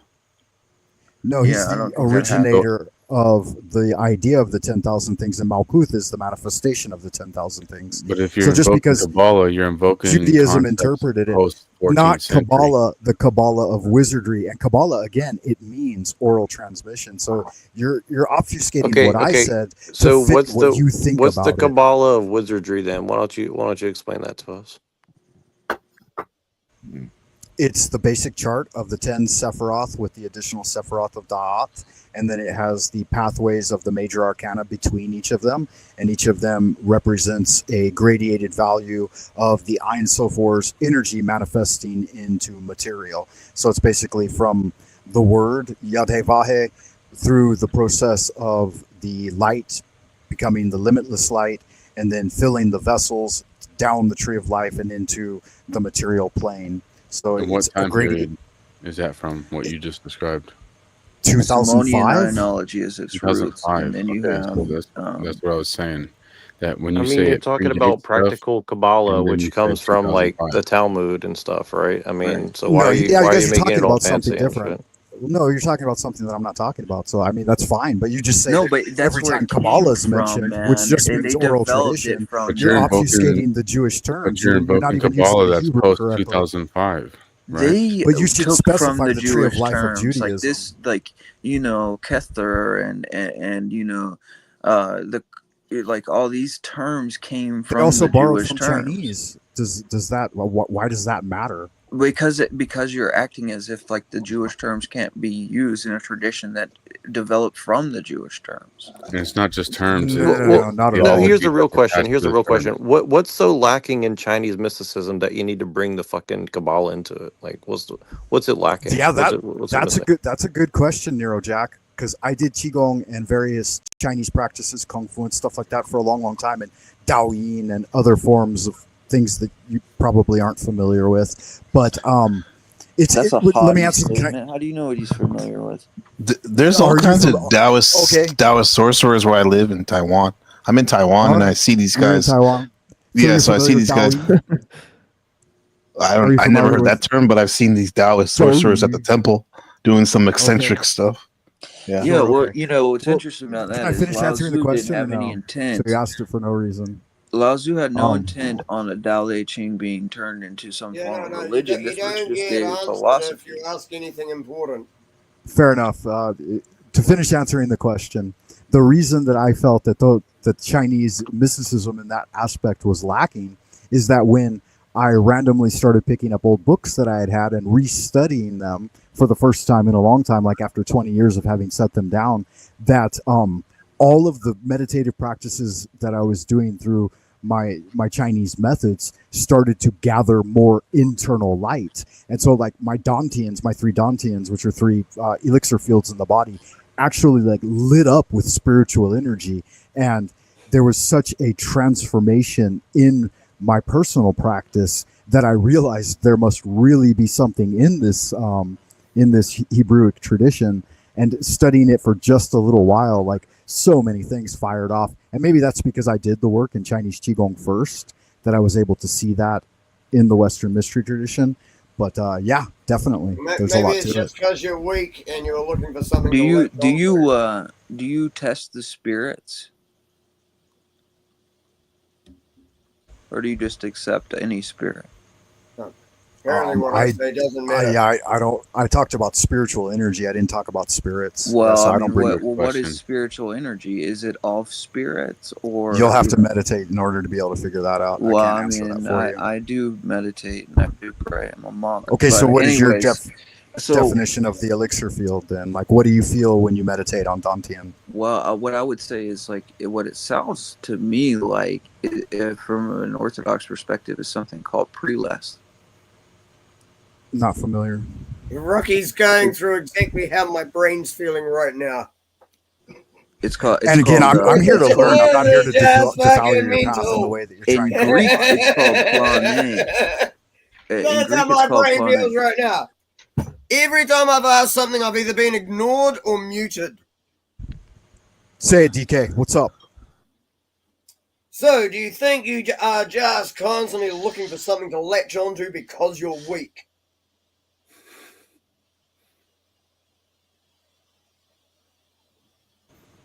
I think that was for you. No. Unseen Warfare. You can feel free to answer for yourself. Are you talking to me, DK? Whoever. Well, There's I don't two know. people who wouldn't shut up, but either of you is allowed to answer. I don't know what the fuck you're talking about, man. You got to break it down for me. Are you comfortable with where you are, or do you think you're still looking for shit to feel like you fit in and can be saved? No, I'm comfortable where I'm at, but I also consider myself to be a lifelong student, and that I'm always here to learn. And I'm not here to devalue anyone else's path, which it seems that mine seems to be under attack quite a bit, and I don't know why. I don't. I've been muted every time I spoke for like, I don't know, the last hour sort of thing. So I don't know why you're feeling upset. I honestly come at this from a perspective or from a position of sincerity and genuineness. And so people who are saying that like plain dumb or these other things, you can go fuck yourself, because that's not at all what I'm doing. Good, because it's not what I do either. I ask shit straight up, and I've got muted every time I've asked anything. Yeah, I can feel that, DK. I do believe that you're a sincere seeker. And each and every one of us will figure it out in our own time, in our own way. I believe, or we won't. Where's Mr. Who was it? Mr. Anderson? No, who was it that we were talking with before? Was it Mr. Anderson? Mr. Anderson. It was Mr. No, DK. Mr. Anderson. That's right. Agent Now, Smith.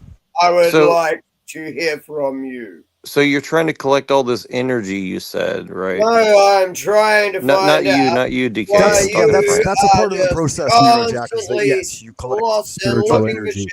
but most But- of it comes from yourself, and But you're what is- probably off-gassing most of that energy through ejaculations. Like, what's your ejaculation frequency? What's your emission frequency? Dude, he's just, How often he's are you just firing the cannon projecting as a young constantly man? because he isn't happy with And what's your age himself. range? Because I would have a prescription for you for seminal Wait, what retention now? based on your age range. What's your emission frequency? How often are you firing the cannon? Yeah, that might not be a live stream ready question, but yeah. Well, I'm trying to keep it coded, right? Emission frequency, like Nocturnal or diurnal? Nocturnal, okay. Yeah, Nocturnal that are went deadly, sideways according to super the fast. Taoists, No. right? I'll break it down for you. One drop Bad of that is the Frank. equivalent of 1,000 drops Dirty of blood. Frank. 1,000 drops of blood has 10,000 drops of water to create it. So that's the type of dehydration, according to ancient Taoists, that you're devitalizing yourself, and it takes 99 days to reboot the cycle. So you're basically throwing your life force away into the world as a form of outward manifestation. And I don't know, man. I just asked a simple question. You seem to have a hard time to answer it. don't have sex with my wife because I'm hurting my life force or something. No, I didn't say that. I just wanted to know your emission frequency Satramon. and your age. Wah, wah. Yeah. So Talk about I want to make creepy, sure I huh? understand. So instead of ejaculating, and you decide that you're going No, to no. You see, synthesize all these different. You're waffling. Your age. You're How old you're gonna are you? no, There's no, an no. appropriate This is amount. important. There's This an is important. appropriate amount for about each your stage of life. ejaculate. In the spring of life, you can do quite a bit more. In the summer of life, you can do a little less. In the autumn of life, it should become almost non-existent.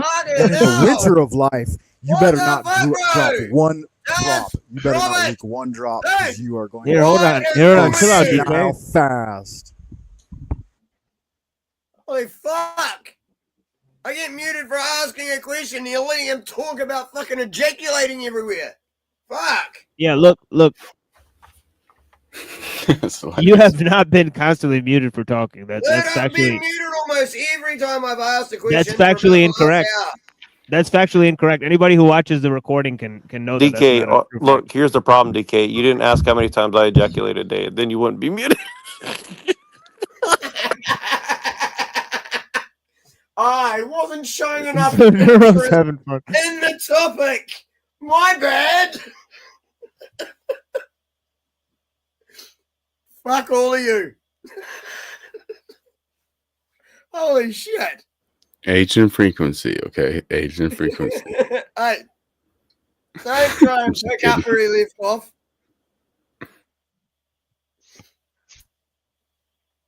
Wait, what did you say, DK? Uh, Wait, what was that last thing you said? hey, everyone, you're welcome. Yes, I just killed that topic. Everyone listening, you're welcome.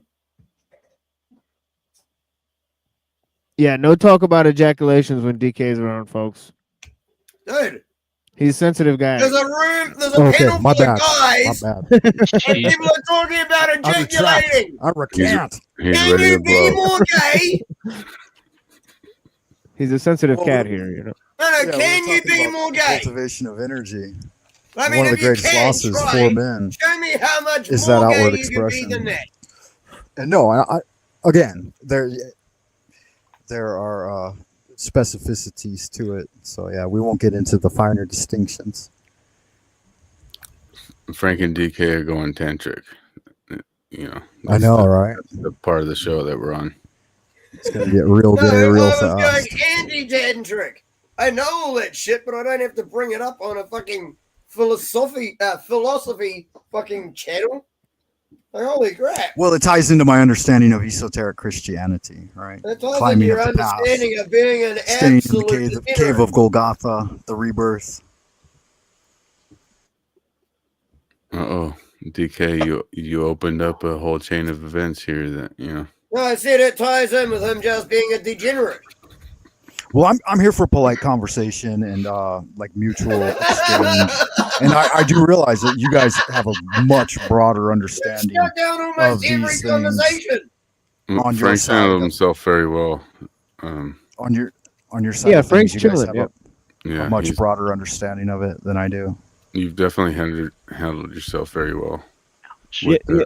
criticism. Yeah, you know, Frank's been here tons of times. So yeah, Yeah. dude. He's actually a lot older than a lot of the other cats. Like Twilight just left. He said nobody's ready to learn. Yeah. Thank But fuck. Twilight's talked here at length. I hope it you know, was obviously- my fault. No, I don't think so, DK. No, I hope it was. I Oh, okay. left because of me. Oh, you In got a that case, personal yes, beef it against. was Yeah. then in that case. Yeah, you got a personal thing against Twilight. Oh no, today. he was just being a retard tonight. Some nights I get on with him. Tonight wasn't one of them. Yeah, He I was thought just you being guys an get along absolute idiot. usually. Yeah, usually you guys get along pretty good. Yeah, I know. Tonight he was just being an absolute idiot. Yeah. I think he's getting tired of being questioned on the Kabbalah thing. You know, Right. Yeah, he has bringing it answered up. that. Yeah, because he's clarified that he's talking about paganism and I mean he's talking about Gnosticism. He's using Lilith as a good character, so in a lot of ways he's inverting the Kabbalah, but obviously the Kabbalistic idea has the inversion built in, so he's just flipping it, right? So yeah, he's got a nuanced understanding of what that means. That he's explained several times on the show. I definitely understand what he means when he says it, but yeah. Yeah, I do as well Days I because get on with them, other it's days a I chronology thing.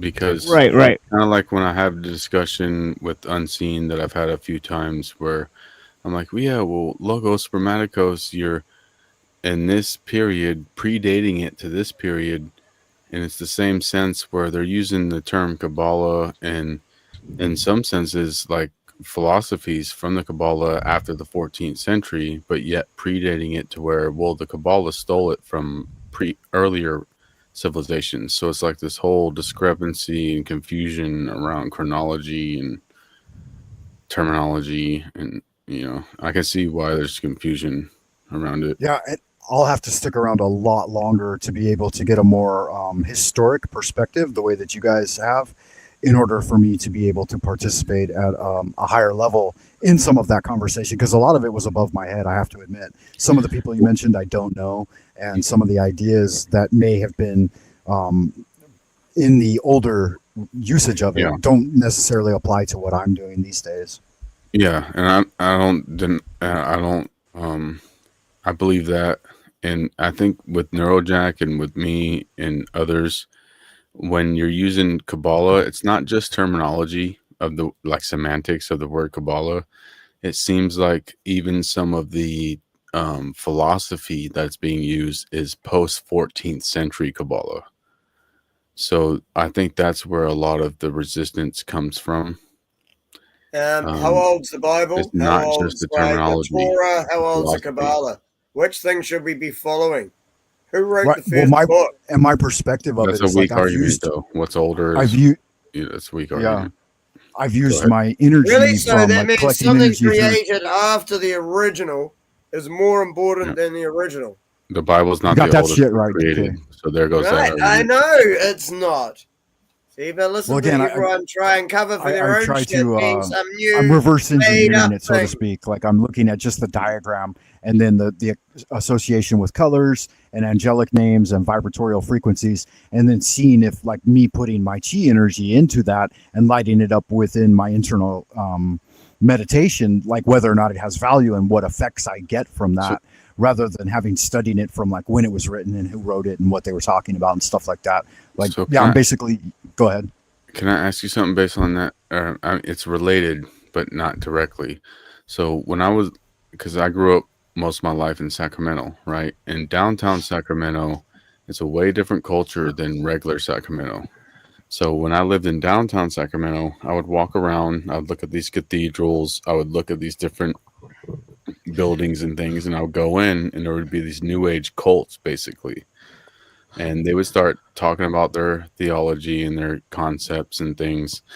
and inevitably it would be Kabbalah at the core. So it was to the point where I could walk down the street and look at the symbols on a cathedral or a building and say that's a Kabbalistic cult. So do you mean Old Sac, where the tourist stuff is? No, I'm talking about downtown, not Old Sac. Okay. So how is it that I was able to gain that discernment? And as far as Kabbalistic cults, and like when you say you have your own unique brand, to me that sounds like walking into yet another one of those buildings that have their own unique brand. But yeah, I can see Kabbalah at the core. I would just say that they're all trying to tap into older sources, and as a result, because a lot of that was pre-existent to any of them being there, possibly and probably the buildings, as well as the auras or illustrations in the stonework and that type of thing. Like, I don't know, why do we see Yud-Heh Vah-Heh above George Washington's head in a picture in the Capitol? Oh, like the what do you call it? Was he a Not the Kabbalist? apotheosis, but the Yeah, the apotheosis of George Washington. Yeah. I believe that's it. Where he's got his Freemasonic apron on, and it's got the big G and the compass and square. Yep, that's it. So why is that? Like, to me, when I started realizing, well, the people that are trying to enslave us via different cults, via New Age philosophy, via so many different technologies and vessels, I would recognize that as my enemy. If I were to walk into the building of Frank Monday, who said, here are my fundamentals, out pretty quick, I would say, well, that's Kabbalah. That represents towing the line for my enemy. Why am I wrong for that? Yeah, well, first off, that wouldn't be the primary fundamentals if you walked into the temple of Frank Monday per se. It would be, Qigong and Kung Fu and preparing food and raising a family and doing all of the ordinary mundane things that are included in life. And then when you have time to reflect and contemplate, it may be to categorize, some of the things that you've learned along this basic schemata or whatever. But that would be much further down the road. That wouldn't be a fundamental. It's just a part of the practice. Well, so just to clarify, when I went into these different places in downtown, it wasn't that a lot of them had families. They had a lot of positive things. It's not like I'm throwing a baby out with bathwater and I'm like a Christian saying, like Bobby Boucher's mother and the Water Boy saying, the devil. I'm not doing all that. I'm looking at the you brought up Bobby fundamentals. Boucher a couple of times tonight. I did. You seem to be fixated on that. So how would you define your understanding? Like, do you fall into any of the given camps or denominations of Christianity, or how would you express that? No, I don't. I would say there's aspects of Christianity that I understand and agree with. But I don't believe in being so shut off to where I can just close my eyes and, oh, it's all the devil, and just freak out and not be able to understand it. I can hear nuanced takes and things like that. But I'm just saying it might be just a human thing in me where you look for patterns or survival, or I don't know what, if you believe in evolutionary shit and it's my evolutionary thing to be survival type, but I look at the patterns and core of things, right? It's called pattern recognition.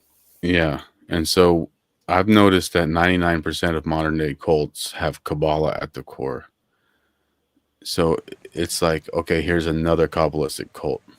Yeah, not really though. Like DK said that it's called pattern recognition, and so Kabbalah in one sense could be that. It could be an advanced form of pattern recognition. You see something that's manifest in the prime material plane, and then you trace it back through the tree of life and see what are its origins, what are its main influence. If it's more antagonistic, maybe it's on the pillar of severity. If it's more benevolent, then maybe it tends more towards the pillar of mercy. And so with that said, like the pillar of severity represents the more aggressive yang force, and the pillar of mercy represents the more yin or passive force. And so with the Taoist perspective integrated into that, we see the Tai Chi coursing throughout the Kabbalah.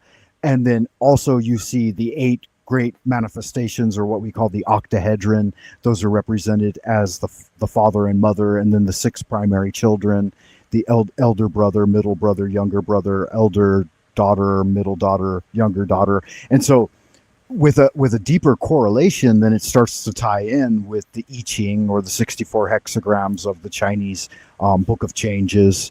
And all of this can be easily correlated and assimilated with various aspects in the Taoist cosmology and the manifestation into our reality. But what I don't understand this is what I do not understand, is that through the lens of your historical analysis of Kabbalah from the Judaistic perspective, you see it as an overtly evil thing per se, and that, like you say, Kabbalistic culture, this type of thing, and these seem somehow negative to you, whereas I would see tribes of people gathering together in order to better themselves and their community as being a good thing.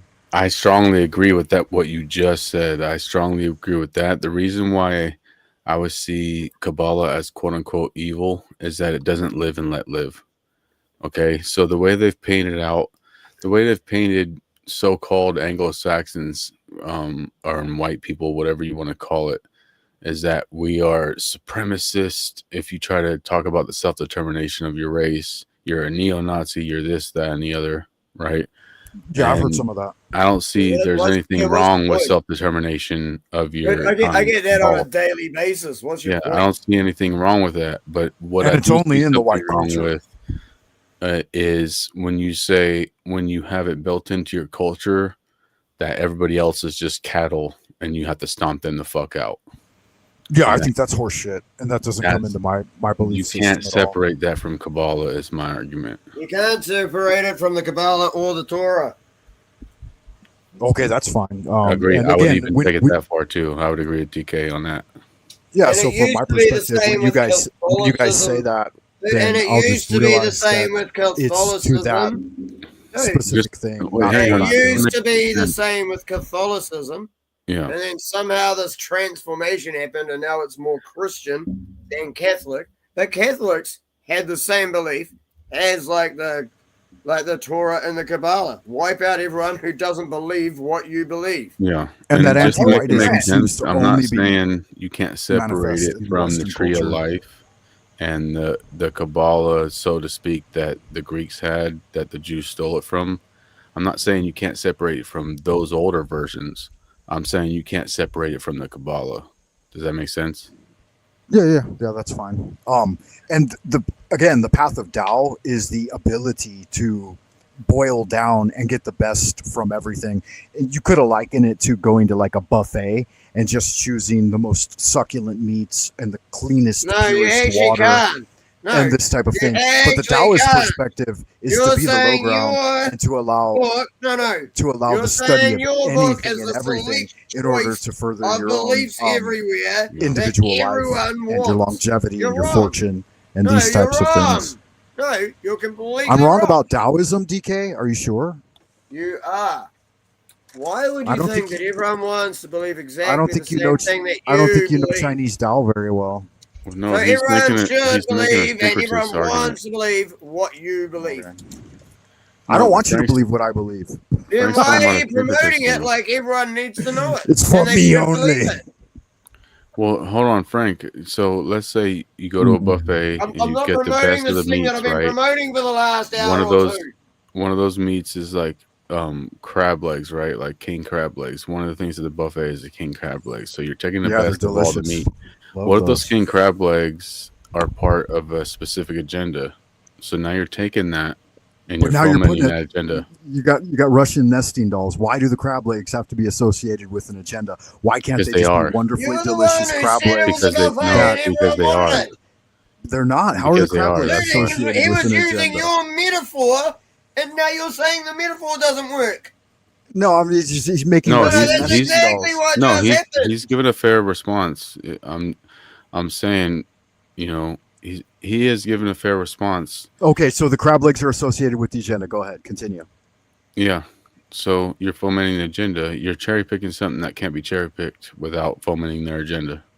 But how do you not know that by you putting up opposition to the Kabbalah, that you're actually strengthening it, and that you're fomenting their agenda even further by making people research into it and investigate into it? Because now it's got pushback, and people are like, "Fuck! Well, Mr. Anderson hates the Kabbalah, so I better look and see why it's such a negative." I'd say that's weak. I'd say that's a weak argument. I'd say the crab leg argument was too.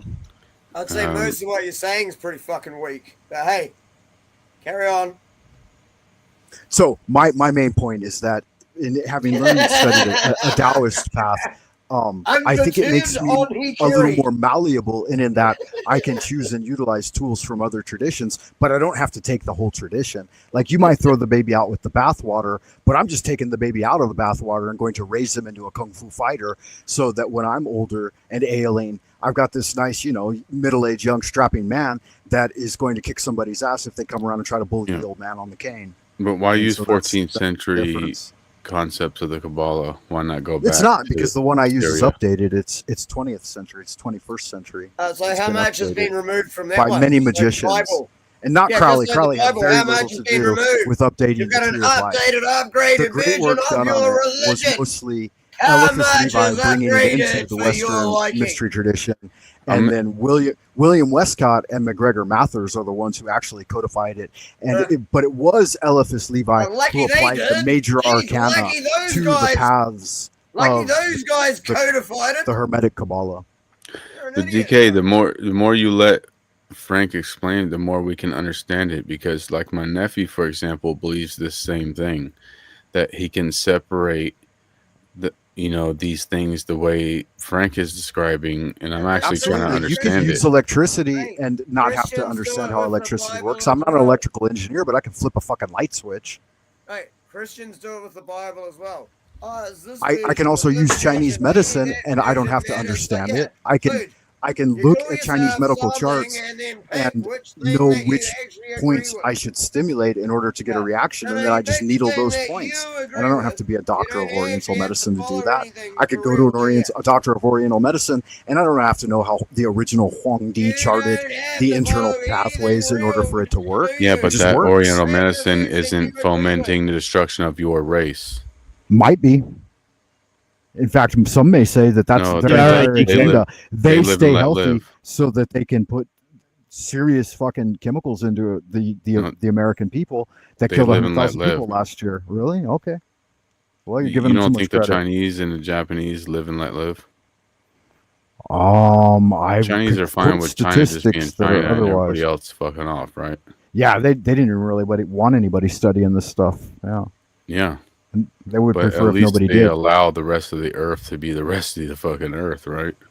You're giving those guys way too much credit if you think that they have the ability to bring about anything like that. No, not the Chinese. No, the other guys. You don't think they usurped most of the nations through their banking and usury? It looks like it, yeah, definitely. I'm not disagreeing with that at all. I could be wrong, but it certainly appears that way. Yeah, I don't know. I'm not an insider, so again, that would be based on hearsay. Like when the pandemic happened, even Iran came out with, social distancing. And wasn't it just a little bit suspicious what are the that odds? the main doctor involved just happened to be named what he's named? And his nose just happened to be the way it is. That's mockery. That's like we can't get into that yet. Thank you. I guys.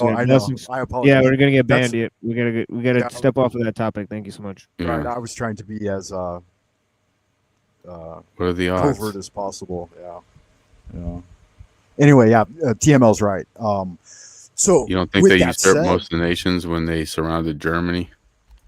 But with that said, by me practicing the practices that I do and integrating and utilizing some of that, I now may see where you're going with that, and I may have a different having had this conversation and you brought it forward the way you did and reflecting more on it going into the future, I may have some compunctions or some reservations greater than I did before, and I'll take a deeper look at it. Yeah, so thank you for that. And it's not even me making the judgment or declaring that you're doing that. It's just I have my own internal struggles with these things, right? With what am I fomenting and what am I not fomenting? What am I towing the line for and what am I not towing the line for? So it's not you personally, it's more so me personally.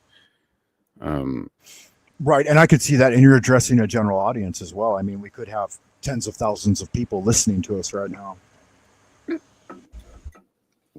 Because, like I said, it's been a personal, like I had a whole falling out with my nephew over this, where he's like, no, you can use these things for good, and these things predate the current people who have kidnapped it, type of thing. And I'm like, yeah, but it's a technology that needs to be addressed and destroyed, because I feel that it inevitably ends up with tyranny. So it's just kind of a classic battle, you know. And the idea of the large language models and the new takeover of everything AI and everything monitored by AI, this really seems to be Pandora's box of the upending of the human element. Yeah. The digital ID and everything else. Because anything digitized, like at least with a license, you know, even if they terminated your license, you could still show up to a store somewhere and use your license because it's a physical card. But even now at certain stores where I go to over here in California, they will force you to scan your ID. So anything digitized is removing. They can just shut you down, dude. They can just shut you down. California is as close as you can get to actually living in totalitarian China You without still actually going being there, purchasing things there promotes that shit. You're whinging about the shit that you choose to do. What do you mean? That's true, DK. Can you be more specific? If you go to a shop that does that, you are perpetuating the No, problem. I don't. No, you're right.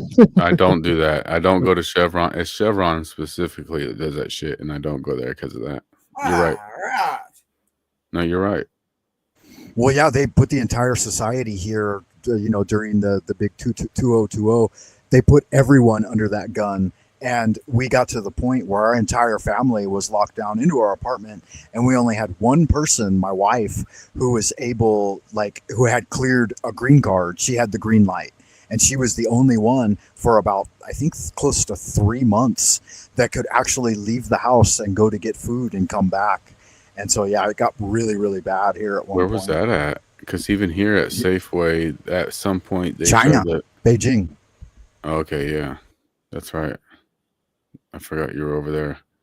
Yeah, that's not a Yeah, game. it was gnarly. And we saw some pretty dire things during that whole, our population legitimately got cut in half from then till now.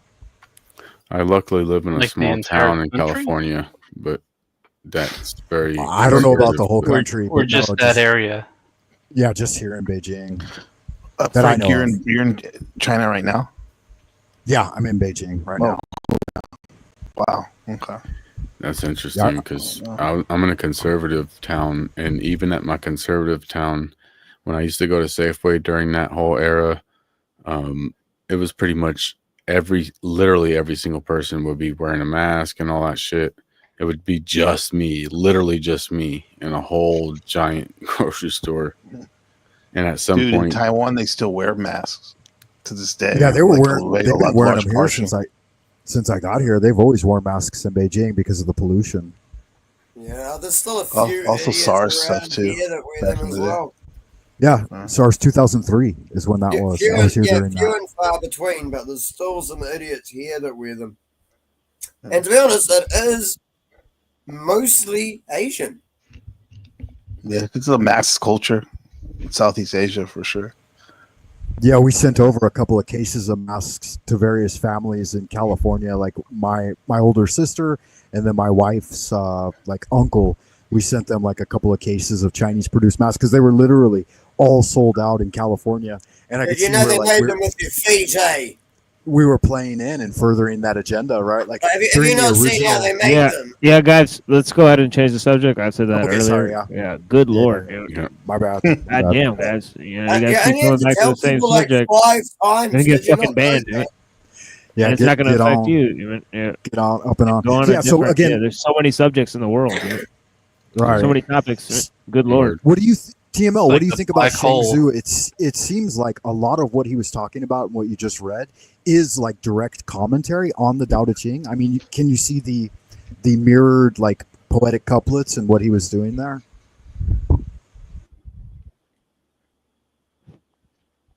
I'm in the He wasn't Shang-Tzu. reading Sun Tzu. Yeah, in the Shang-Tzu. I believe it was the Shang-Tzu. Yeah, the Shang-Tzu, yeah. That's what he read earlier, yeah. Shang. Yeah. Yeah, so a lot of the Yeah, I Taoists think, had a tendency to do that. They mirrored and built on it. Yeah, his whole idea. I mean, you know how the Tao opens up about the inability of like labels. I mean, it talks about like different distinctions of things, how they're both. I mean, the distinction between big and small.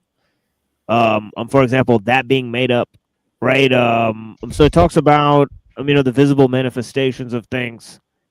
And of course, as it says, ever desiring, one can see the manifestations. Ever desireless, one can see the mystery. Right. So it's all about going beyond words. Right. So Shang-Tzu really highlights that.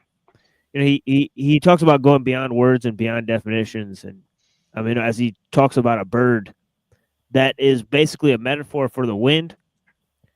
Right. And then he describes, as we read today, the merging of opposites. Right, as he says, name is the guest of reality, right? So going beyond words, then you see the value of what's not there, right?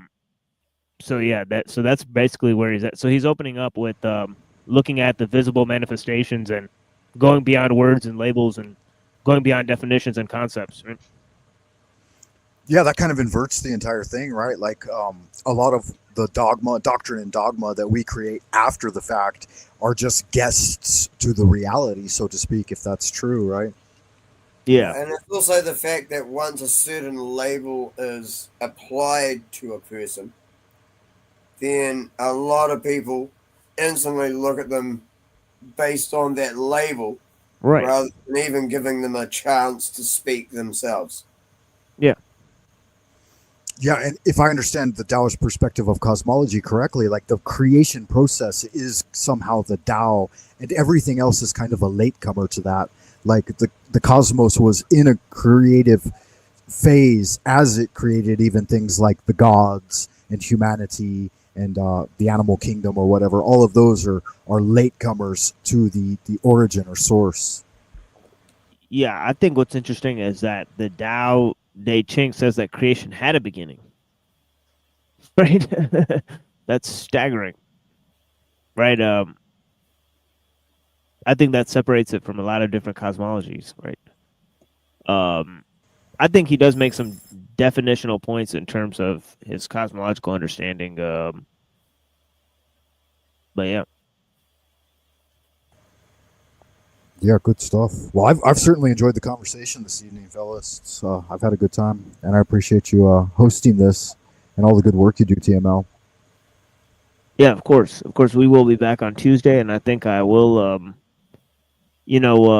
focus on either one topic on that stream, so we won't get into different topics then.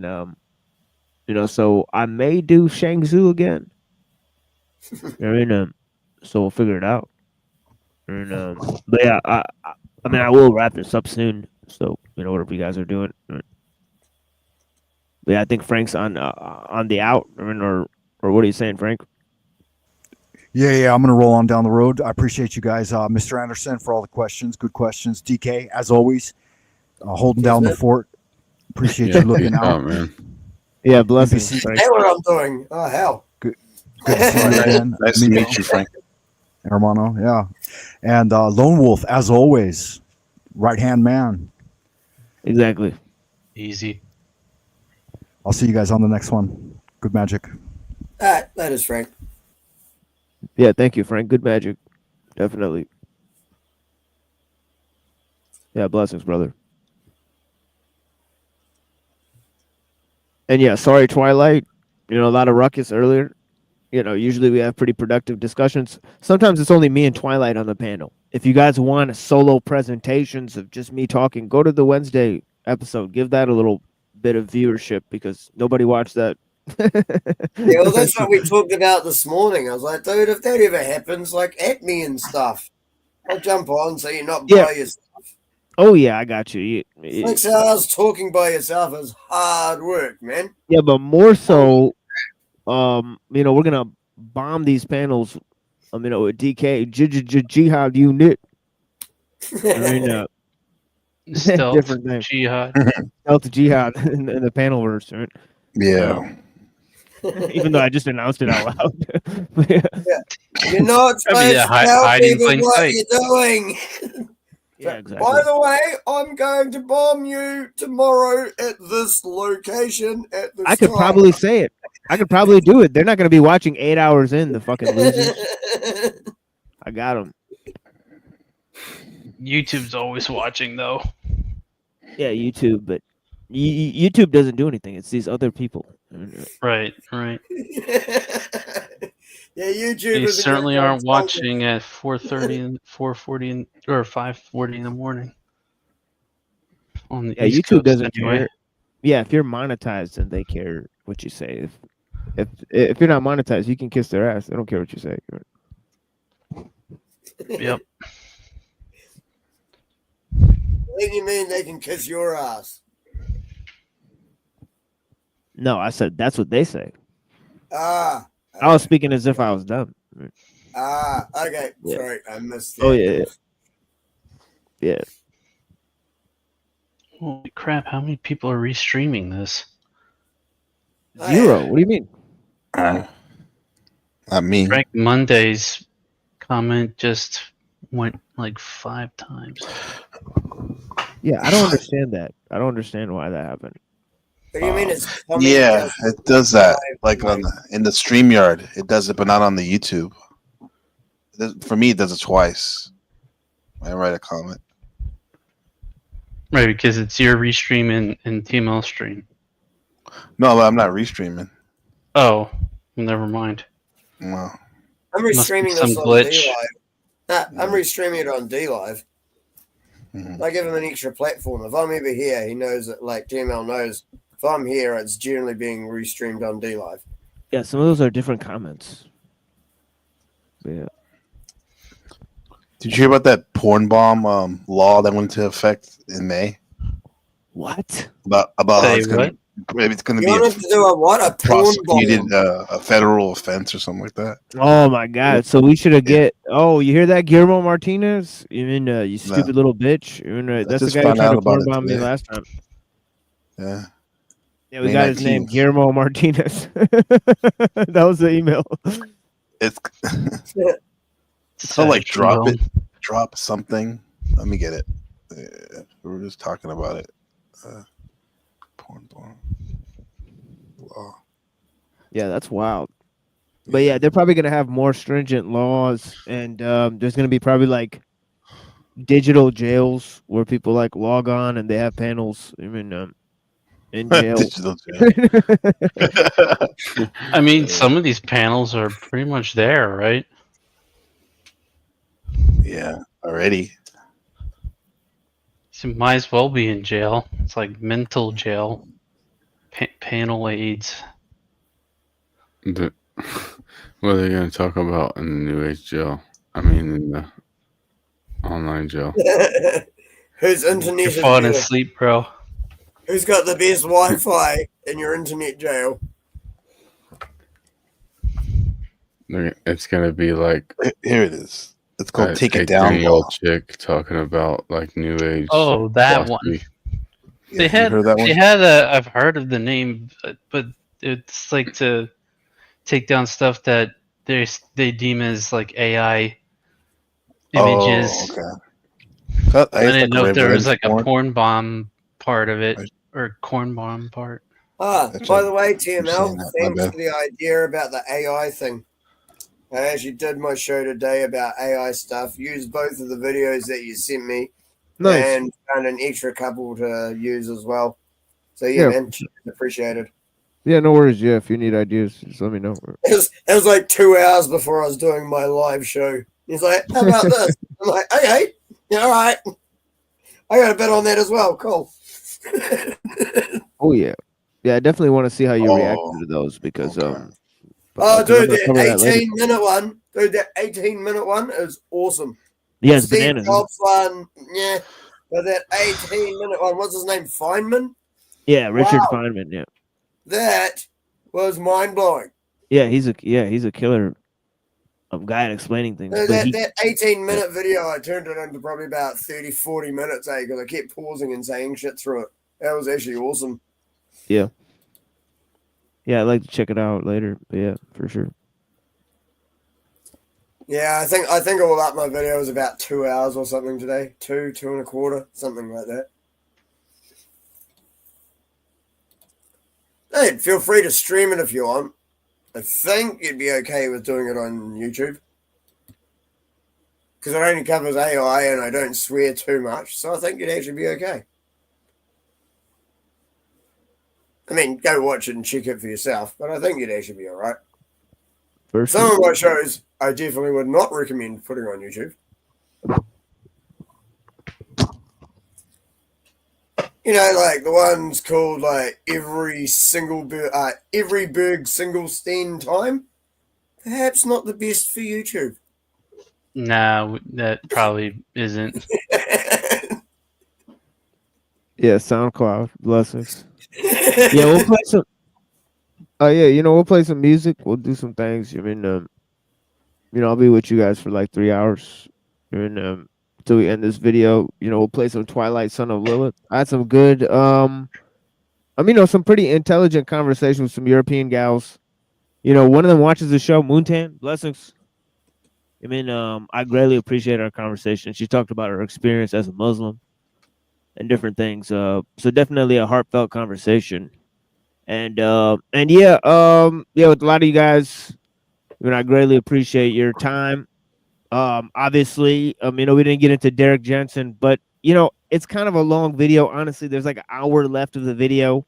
It's like an hour and 30 minutes long. We only watched 30 minutes of it. So maybe we'll break it up into 2 more 30-minute segments and we'll look at more of Derrick Jensen.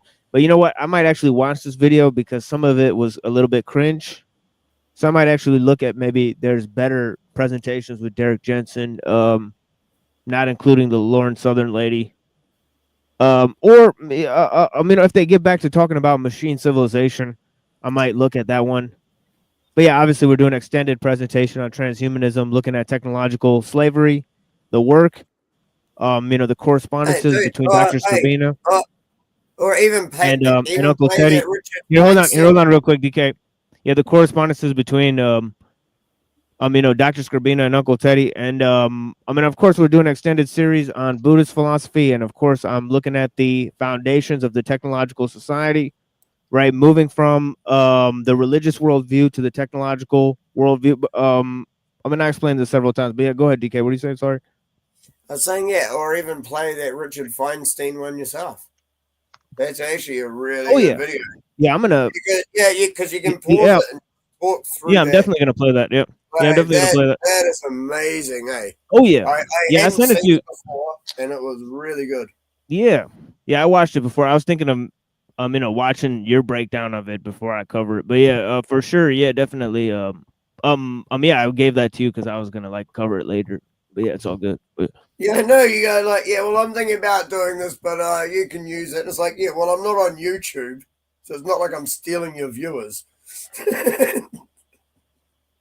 Yeah, I appreciate you, Moontan. I mean, if I was on YouTube doing my show at the same time as yours, I'm not going to use all the stuff you give me and tell me that you're going to play. So no, but I'm on a different platform, so it's okay. And then I still turned up and graced you with my presence after my show anyway. Nice. Oh, dude, I expected more laughter after that comment. Jinx, come on. I think. Yeah, we're doing it big. Yeah, we're gonna do some stuff with the panel verse too. I think we're gonna be back on Monday actually. Then we've planned to do an episode with Sidewinder.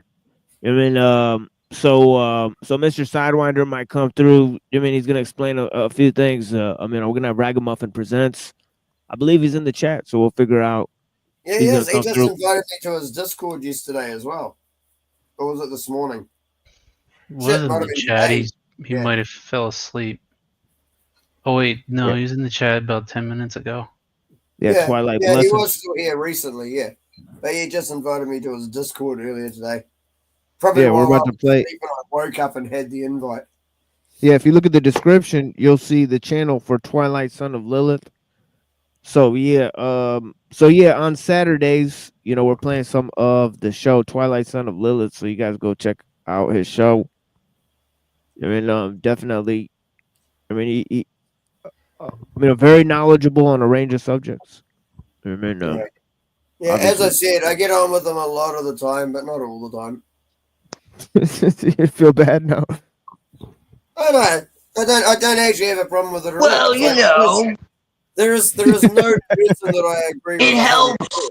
It helps that when someone asks me a question, I can answer the question before they ask me a follow-up question. It helps if you ask Kind of if how anyone that has works. questions. If you actually let them No, finish but that was the issue. Wait, so hold on. See how I'm talking and you're interrupting me? I'm always that's part of the interrupting problem, you, brother. bloody hell. No, hold on, brother. Hold on. Does it to everybody. Hold on. Don't be Because we can get along. We can get along quite well. And see, so I'm trying to show you. Get along. Wait, hold on.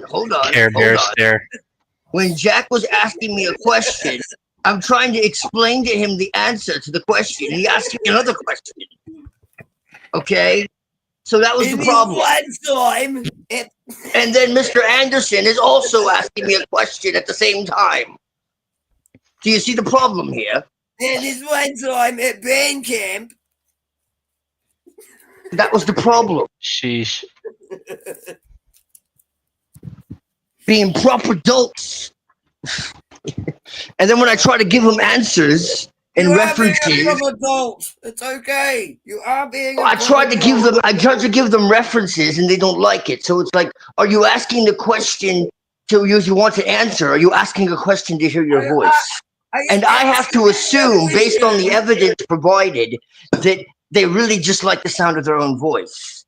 Are you asking me something? Ruh-roh. What? Are you asking me something? I am not asking a question, sir. I am explaining something. And I would really love you to join my religion, all right? You're okay, DK. You're okay. All right, mate. As I said, we get on most of the time, just every once in a while. It's like, I don't agree with what you're saying. We usually get along better when it's just him and I, and not everybody else. That's what I've noticed. It's the fact that I don't have to agree with everything someone says, even if I get on with the person. Yeah. But that was really the issue. Is I was trying to explain. But all you were doing was explaining. Well, I mean, I was being asked questions. And I was trying to answer them. You asked the question. Silly me. I forget, like I said, that some people don't actually want answers. Some people just don't want to the ask appearance. questions. That's just how it goes, man. What the hell is going on over like you there? just tripped over your cat and fell on your bench. Yes. Stupid cat. As long as you didn't stub your toes. Stupid cat. No. The cat Lewis would heal it anyways, though. I'll send Lilith to you, Red. What you'll owe her. No, I'm kidding. Doesn't work that way at all. But see what I mean? For anyone who thought that there was any bad feelings between me and Lilith, there's none. No. It's like, I just don't have to agree with everything that people say. I don't want anyone to fucking agree with me. The fuck? I That's don't what I'm want trying to say. anyone to agree with me. Dude, if you agree with me, it means you're completely Wouldn't be a fucked in the head cultic like me. anymore. I don't want anyone to agree with everything I say. I'm not trying to convert anybody to anything. I'm not I just want fucking respect. And, like, if I give you someone asks me a question and I give you an answer, you don't have to agree with my source, but you sure as hell should fucking look at it. Otherwise, don't ask me. Like, if you don't want the answer to the question, then don't ask the question. It's really that simple, you know? There's like, you're this wasting one my time. song that's Well, it's just a waste of time and energy. This one like if song you has Go ahead. a saying that says, "Don't ask me, ask yourself." Right, exactly. Exactly. There's only so much I can do. The thing is, it takes someone to even let people know that there's something they don't know for them to even go and look it up in the first place. And you have to say it in such a way that it leaves it open enough, makes it interesting enough that they actually want to go and look it up. Because if you're just beating the thing to death, no one's going to go look at anything that you just talked about.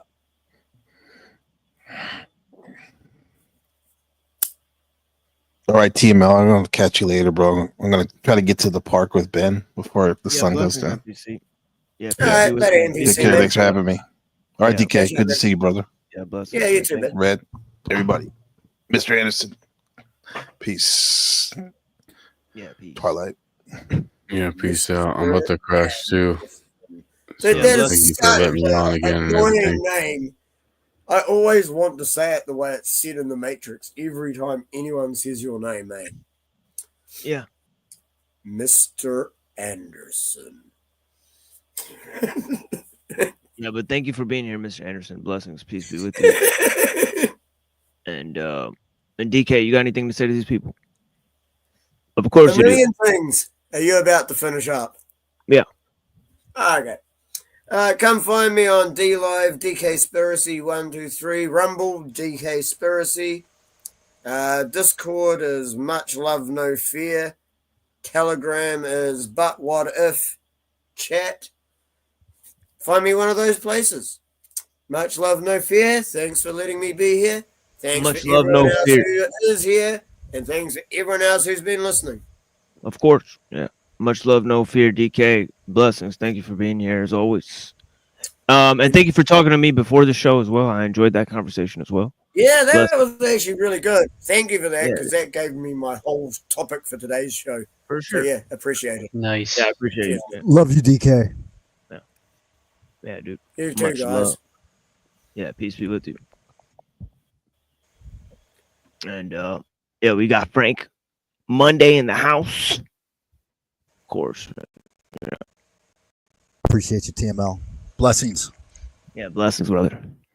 It's a good show, man. A long one. 9 hours.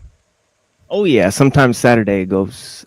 Wednesday I did a 6-hour little solo show. No Reddington even. It's crazy, man. I had to get sleep, dude, for good reasons.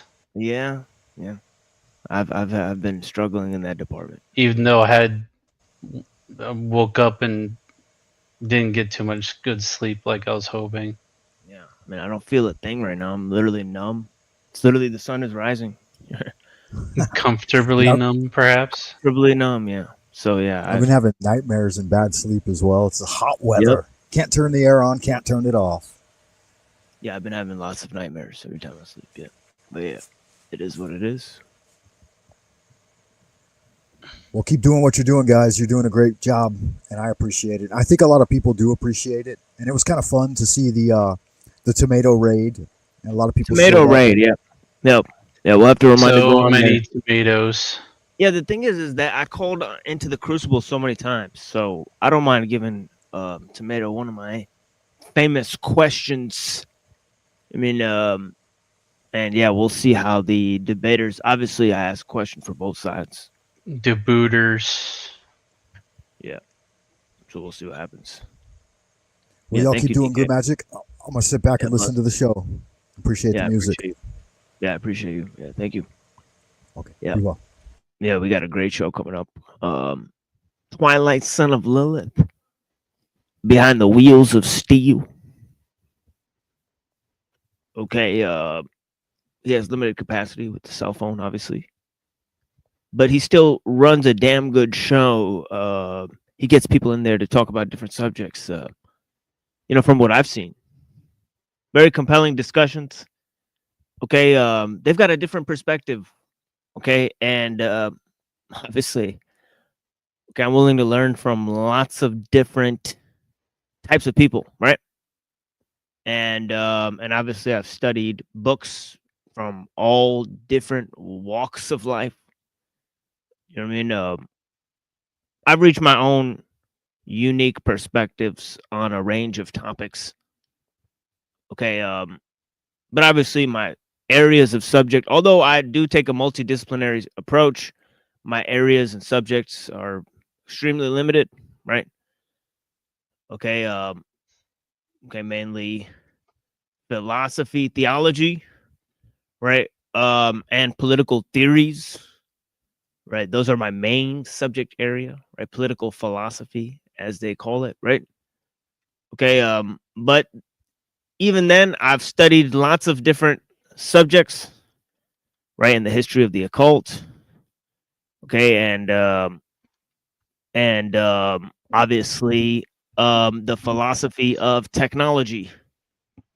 Okay, so we bring some of that to the table, right? So yeah, we've given a range of topics and discussions as I've, predicted. I haven't gotten into nearly as much of the material that I have planned. Okay, actually, I've been the material I planned for like 2 weeks ago, right? Oh It's taken boy. me 3 weeks to just cover like 10% of it. So I'm thinking I way overshot in terms of yeah, we have tons of material planned for you guys in terms of looking at the foundations of modern society, right? Liberalism, transhumanism, right? And the occult influence on all these things, right? And also the influence of, um, to put it in terms, right, that you could become familiar with if you look at our previous presentations, right? If you go to presentation number 10, okay, see how it says part 66, right? If you go to presentation number 10 in this particular series, okay, you'll be directed to looking at some of the opening presentations I did, okay, and looking at Jacques Ellul's Technological Society, right? So I laid down different themes and definitions there, right? About metaphysical, cosmological, epistemological, ontological precepts, right? Okay, of my various explanations, right? So we've given lots of ideas. Okay, we're focusing on the architectonic, right? Which is the symbol making, myth making, right? Techniques, okay, that have fostered human creativity. Okay. And how do you kill what you can't see? The first step to blinding somebody is getting them to open their eyes. Okay, and what most people focus on is flickering shadows on a screen, images of things that aren't even real. All right, so how do you see beyond the programming, my friends?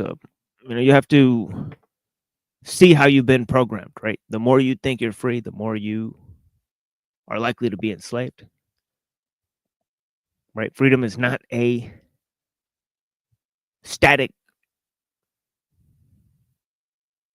prize, but a dynamic goal.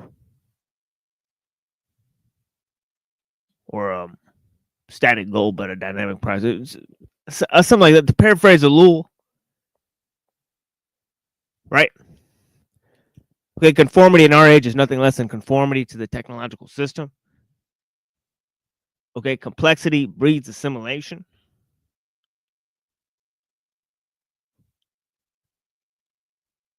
Okay, and everything technique touches, it transforms into a machine. So join us in these discussions about technique, right, and methods. Okay, as we focus on revivifying right? The dynamic status, okay, of freedom against the machine civilization, right? So, you know, we're obviously outlining how we got into the world technological system, right? The utopian ideal of the state that was a precursor for the transhumanist ideal, right? Okay, and so you know, we're continuing on looking at the end of the chapter on technique and economics to look at technique and the state. Okay. And of course, we got another one of our friends here. I'm, you know, closing out the show here. Yeah, blessings, Lillith. Yeah, you here?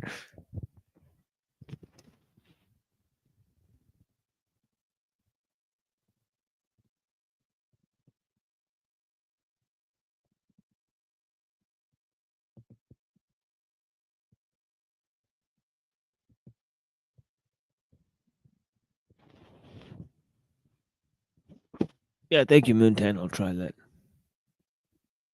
You know, make myself a little witch's brew. Blessings. Third Eye Merkin. Yep. Yeah, I appreciate it. Oh yeah, you know, my grandma would do things like that. You know, she's, yeah, bless her heart. But yeah. Yeah, so I don't know if Twilight's actually there. Twilight. Ground control to Twilight. Yeah. Yeah, we're closing out here. Yeah, you know where to reach me, brother. But yeah, we're gonna play some of your show anyways. So yeah, I think he's going. Blessings. Oh yeah, blessings. Yeah, there you go. Yep. He's right as Can you hear me? Yep. Oh, whoops. Oh. And he's gone. Yeah. So yeah, peace to Twilight. Yeah, we're shutting this one down, folks. But we got an interesting show with Twilight. Okay, this young lady, Moontan. Okay, we might see some of the discussion we had with her as well. Yeah, what's going on, Twilight? Blessings. Yeah. My bad. The Kabbalists jujitsu'd my phone. Ah. Yeah. Hopper. Yeah, it's a kunalum and all that, you know. No, but no, my girl called me. Blessings. Don't drop the dumb bum. Don't drop Oh the shoot, Mootan, bestie. Yeah, Moontan's out here. How you doing? Yeah, she's like one of my best friends. That's the Very woman. very intelligent. Very intelligent. Indeed. Especially for a woman. If you know, you know. I won't say anymore. Sad trombone. Yeah. Yeah, let me play some of this while we shut this down.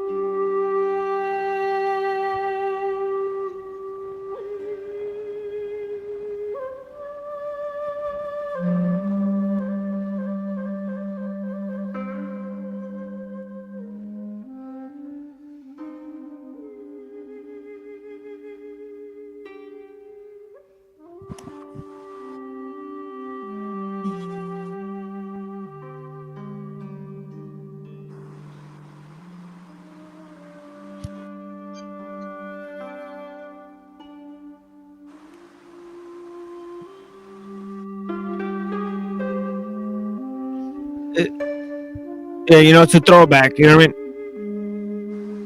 I don't know if you guys know or you guys remember this from episode 1.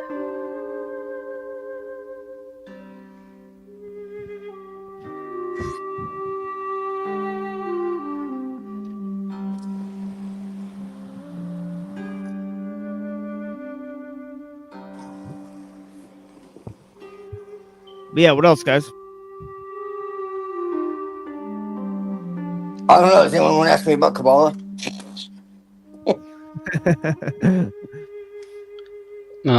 We'll just have to ask you next Saturday. Sure. Right. Yeah. Or Tuesday. I think Twilight was on like Tuesday or something, right? You were on Tuesday, Wednesday, right? Or was that last week? I don't know. But yeah.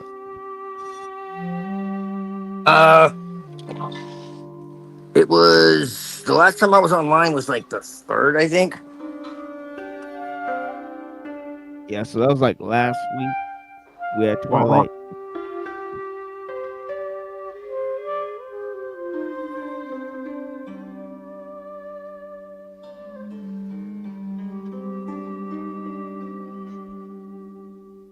And Confucius say, "Do not seek the treasure. Do not seek it." Yes. Yo, all right, we're gonna play some Twilight Son of Lillith, and yeah, thank you for being here, Twilight. Blessings. Oh, shit. Yeah. Yeah, I already closed this out.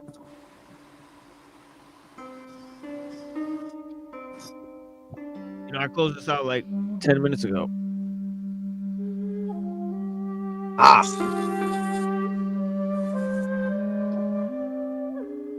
Yeah, but we'll be back on Tuesday. But yeah, you got anything to say to these people, Twilight? Blessings. Take the floor, even.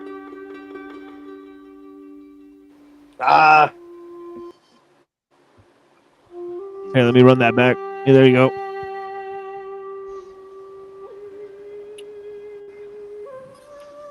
What do I have to say? You got this, man.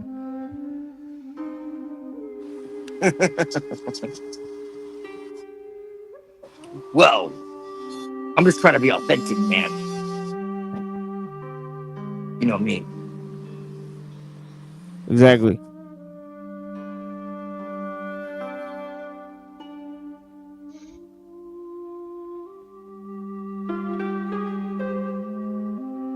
Life is reality. Reality is life.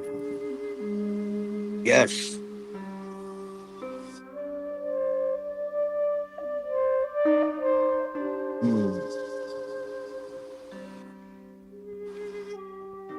But impermanence is not true. Right. Mm-hmm. Falsity. Yes, it is falsity. That's the true Maya. It's not that it isn't real or it's some kind of a simulation. It's that it's not what it appears to be on its surface. And there's always something deeper. And most of the things that we desire and we crave only lead to, it's like me and Unseen were talking about. Like you fill yourself with desire.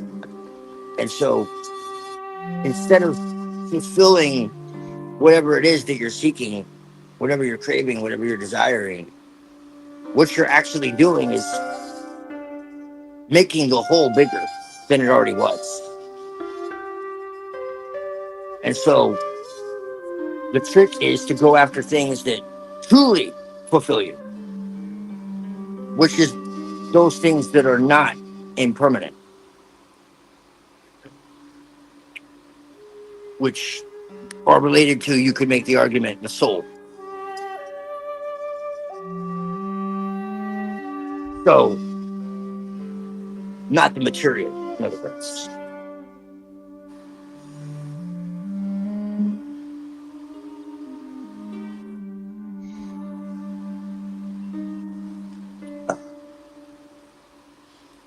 To divest oneself from arduous seeking after nothing, really, which is what all society is basically programmed to do. So you have more and more of less and less until you have a whole lot of nothing. And you're more empty than you ever were. That's why people that are like billionaires who like hang themselves from their fucking shoestrings when their stocks drop. Because they have nothing inside, It's crazy. But anyways, don't drop me, dumb bum.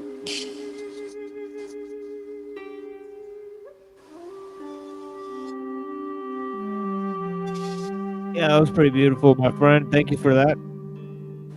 And yeah, honestly, couldn't have said it better myself. So yeah, I think he spoke for all of us on this planet. Yeah.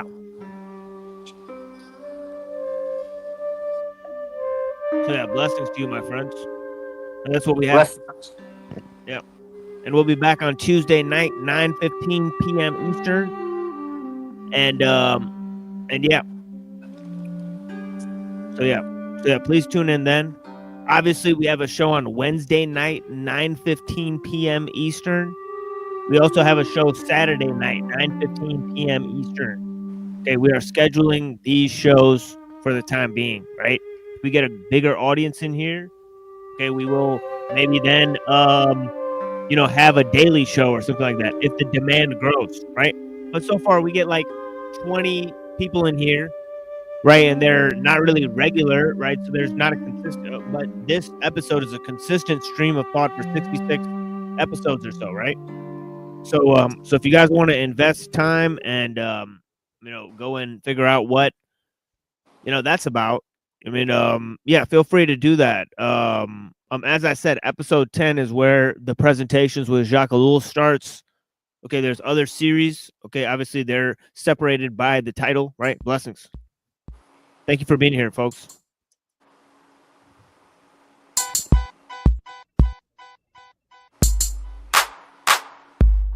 Shook in the Casper, illustrate beautiful disaster. Flight of the mothership, lift a badge of the malefactor. Marionette versus the threat of wire cutter function. Stereotypical Grinch bashing your pumpkin. Plug. By the count of your warrior had slim batch before gestation segment ended and had a platoon of embryonic remnants to the game board. Released Japanese beetle swarm to counter the spread of bitch crops. Demolish the harvest and herd colony out of media. One massive attack on it, confronted and gutted. Most pungent component cloned in outrageous bunches. Grimacing faces to the knots of my shoelaces. I'ma show you all the phases of a fuck up. Plucking the pedals, but every rose had its thorn. Consider that first warning. Second will be good times, laughs, and epitaphs. As a matter of basic principle, next I set my boat to sail. I won't always be there for you tugging on my coattail. Family stuck voids of the SS Mortar. Who you think put that unseen iceberg in the water? Manufacture flotsam and jetsam from out your charter. We got the ones pushovers pushing back a little harder now. Blink. I think I can. I got grips. Muckrake, I made you spin circles round sucker chips. Walking invisible city, I lost clans. And he's jealous cause my silhouette had more dimensions than his game plan. Fascination. And everything I do I'm fascinated with. That's why I pass the hated wasteland with a grin. Cause in the end I got my passions. While you splash in a puddle of trying to pick apart the puzzle. Fascination. And everything I do I'm fascinated with. That's why I pass the jaded grips to competitors who initiate disturbance with a smirk. Cause I feel I got direction. And everything I touch magnificent. Picking apart a drunken township. Sitting in the rain, busting the nails my crown's bound with. If I had an anchor, I would lay it in a dirt and mark to data. Earth stood still while I complete my search. You wanted delusions and falsified life comfort systems. This boy in the bubble huddled up the simple Simon subtle born tomahawk. Shock the peanut gallery loopy. The basic cutesy groupie Cupid dog community. And I'm hung in a virtual skin and bones emaciated ringworm circus freak bloodthirsty intern trainee urchin feast with a delectable style compiled that which danced above a child's yellow brick vision of slick living. I observed the stories from my fire escape observatory. First I heard the glory, then desert the herbs that worded poorly understood. Well, maybe a pat on the back for the lucky losers who truly felt they were born to touch the music. I catalog cats as welcome mats, and for the ones insisting on dimming the stars, I want my sneakers extra hard. I wish upon a penny toss that every servant will betray his gatekeeper and leap to reap the freedom fighter mad galaxy. Huff the war gas vapors and cram hard for tomorrow. Brother, I own twice my weight in patience. Be it padded, cubicle, or beautiful tomb, I'll be listening to you whistling that more suitable tune. It's fascination. And everything I do I'm fascinated with. That's why I pass the hated wasteland with a grin. Cause in the end I got my passions while you splash in a puddle of trying to pick apart the puzzle. Fascination. And everything I do I'm fascinated with. That's why I pass the jaded grips to competitors who initiate disturbance with a smirk. Cause I feel I got direction in my work. Fascination. Fascination. And everything I do I'm That's why I pass the community using me to no avail.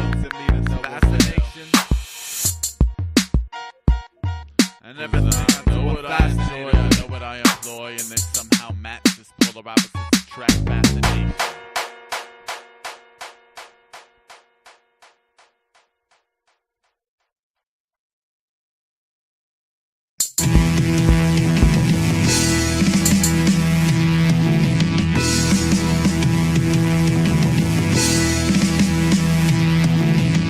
Feel reinvigorated, don't fuck with the boss. I'd rather cut my own throat before suffering loss.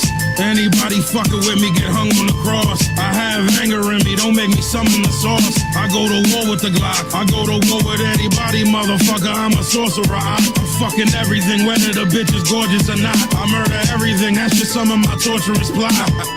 If you righteous and you under attack, like the handbar awakening in Sons of Iraq, the 50 calories like a thunderous clap. If you think that you safe and nothing wrong, that's a presumptuous act. It ain't no tomorrow, I don't got a dime saved. And if you did, it's in the Wall Street crime wave. It ain't nothing worse in the world than a mind slave. Going to war with my people, how I define brave. Ain't no one can fuck with the kid. I'm a monster. My jail brother stuck with a pen. I'm a monster. Everything I do is precise. I'm a monster. Asians will ruin your life. I'm a monster. Ain't no one can fuck with the kid. I'm a monster. My jail brother stuck with a pen.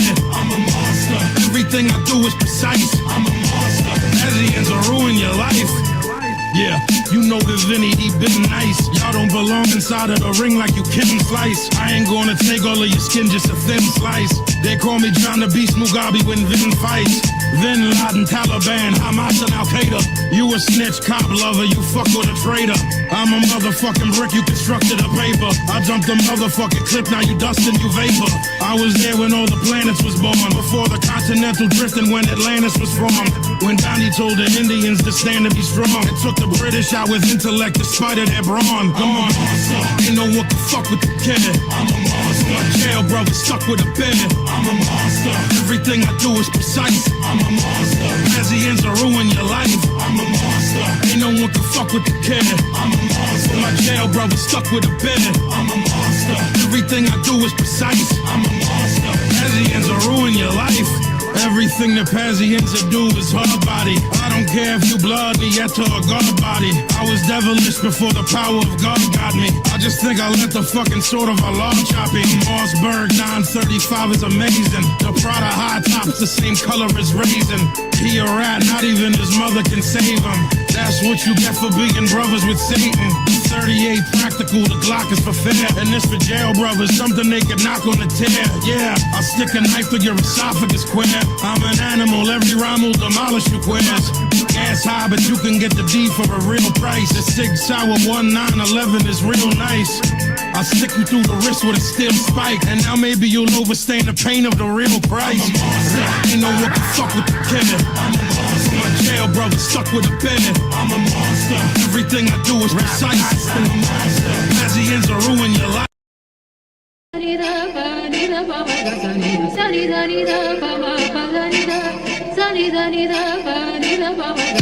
A dragon which escaped from the underground lab. Physical and historical evidence of one of the most notorious figures of hip-hop blast. The spiderweb helps to solve a killing. You try to find who killed the MCs and why their bodies are mummified in my building. For 200 years, blood was spilled in the name of God. Is that a critical statement? Bomb shelters, jungle hideaways, underground missile bases. Professors murdered in their homes, memoirs decimating victims. There is a majestic death when a computer virus penetrates the radio operating systems. Warships and submarines lurking around. Deep combat conditions, battlefield photography. At night, something unusual falls from the sky in the distance. A time traveler is sentenced to death for violating laws against technology. An ex-convict in a swamp, nobody follow me. There have been the remnants of 1,000 explosions. Ghostly descendants arise from the old down from the mountains that leave you broken.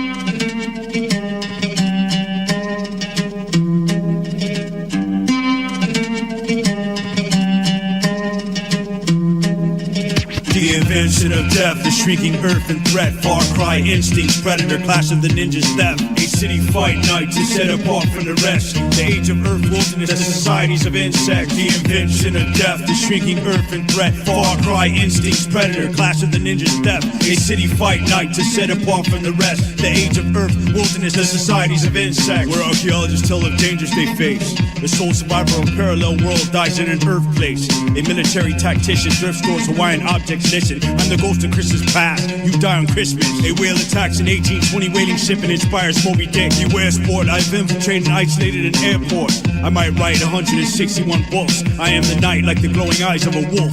At the urging of a dying altar, there is a redemption. Serial killers, both real and fictional, consume their victims. 18 enemy soldiers die on this mission. I will be heard throughout the future span, seen on the computer scan. Arise with newer fans. I'll take a swing at Superman. A microchip with red numbers like an inmate with a murder conviction who slumbers and re-risen. A sword cut your eye with precision. A giant ocean eel preys on your henchmen. Some believe Satan roams the earth in the quest to destroy mankind, detested by a bishop. I rip your vocal cord with my sentence. In the heart is true religion. I dance with a dead mistress.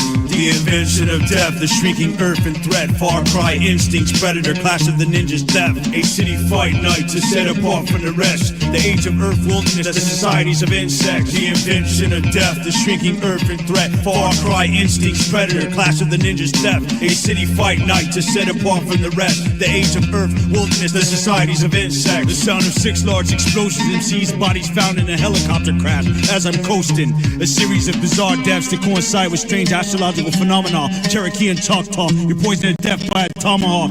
Threat stories, the crowd treks through the Amazon rainforest. Night vision technology, the shot that started the Great War was probably seen. Thrown from a man in broken MC's collar and spleen. Tank destroyers, elephant gun, dive bomber scream. I initiate psychoanalysis, where the uninvited die this year the longest Halloween. After your battleship sinks, because of me hundreds of fans survive in shark-infested waters. The sky strikes lightning, race to locate a device that will obliterate this Viking. A military plane and its crew disappear while investigating a UFO sighting.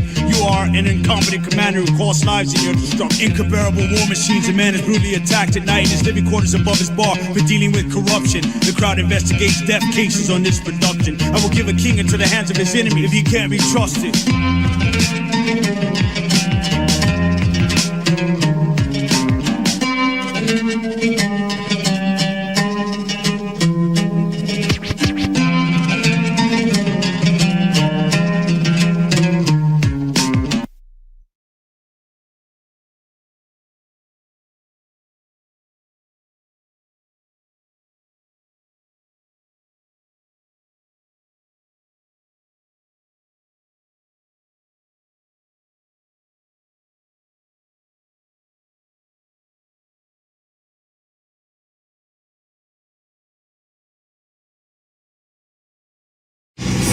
Listening to things that make you think about yourself. Drop everything that's been a hassle to your mental health. Watch carefully and then you'll see a barren empty shelf.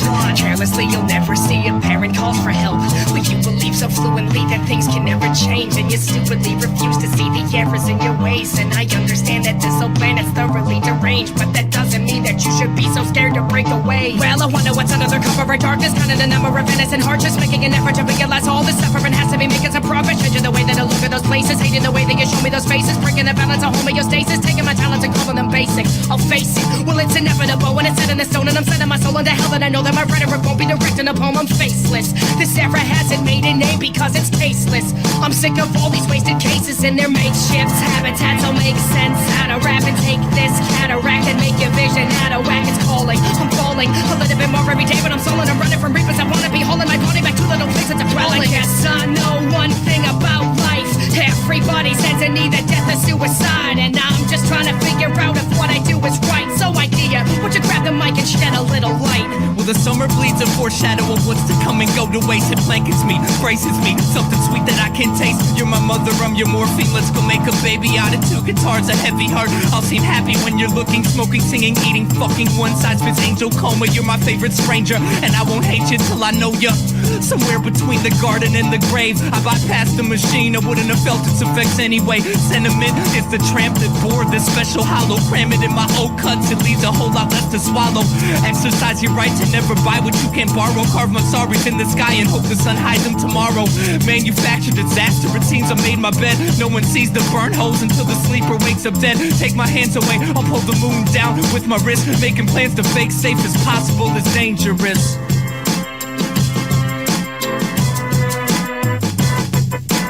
Writer's block just might have stopped the song from being finished, cause my mind was stopped with rhymes I've dropped from previous conditions. So I listened to the words again, envisioned things I would have said, and crossed out many lines that didn't rhyme and left them all for dead. I was trapped inside my head and I couldn't get out my pen from my back pocket. Guess I lost it, so I wrote these words instead. If you would just shut up enough for me to get my point across, I'm sure this conflict could be solved without having substantial loss. And when I see the rain is coming overhead, I stay and function back inside my mind and try to find the ways to make assumptions. Taking something that's been written, mixing it down with high precision, making it sound all nice and vivid, and matching up with my direction and vision. And now the twins, the decadence, the medicine, the precedence, the messages, the sentences, the evidence that I presented to win. The reason to fight, the weakest to breathe, the seeds at the top as a dream when I dream, the secret to life, the reason to be. Yeah, that's all been shown to me. Well, every once in a blue moon, I read your mind. Heaven ended too soon, it stole my pride and left me blind. Exercised my morning shakes, pretended I was born this way, wearing my Academy Award-winning performance face, snake shedding skin.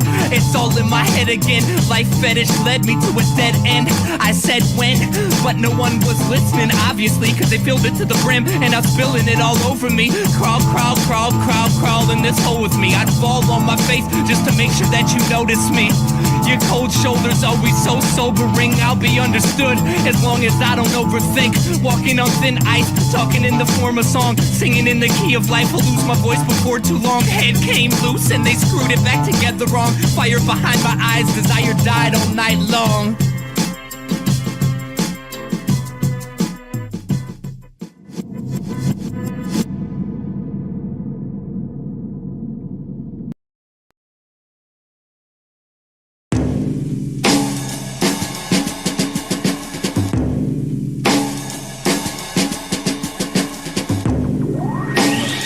So many dark arts to choose. Open 40 hues, Ben spoons, dark heart news. Breathing's a tug of war, wet when I rush the ball. Plus 29 bus, gum stuck, cluster door. Slumped in the back, burn bush by the son of Georgia. Sweat tearing feet cause I don't bleed when I cut no more. System of gods, meet you the brawler tribes. So my Bible is a pot of cons, clipped and collage. Pavlov's bad dogs, parry mass bells. I don't speak the language but my last laugh's hell. Spiral, get vertigo, signals that flash and beat. Posting my head from myself to get back to me. Pouch full of dynamite, blast cap anatomy. Bags full of smelling salts, mad as the magazine. Attack, medic, stretcher, call, crack, crazy, header, fall, a threat, a break, a mistake with a post. Picking every last fucking piece of paint off the wall. Okay, to run a responder, grow to be notably mobile in social comfort, formals or any scene where Brie is normal. He will locate every exit in seconds to flee a wormhole. When emergency diversions ring the cellular or the doorbell. Burning it at both ends, friends, let's commiserate. Turning into something to the sound that the triggers make. Born at the batter sign, at this time still awake. Training on my zeros to perform like they're figure eights.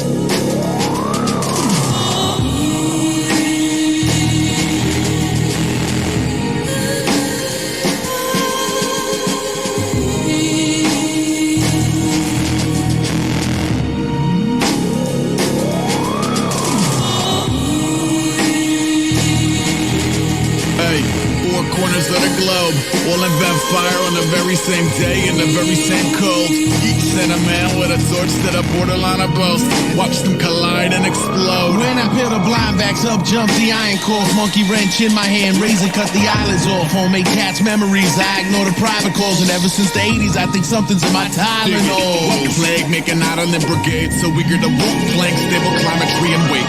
Where irony is weighed over piety and faith. So when he goes through ruminations, stood unkindly disobeyed. And I will live to be 1,000 with the patience of a saint. To see the hoi polloi becoming restless in her tanks. Can't hold howls and corrals with a key. So with a worm please shriek on a count of three.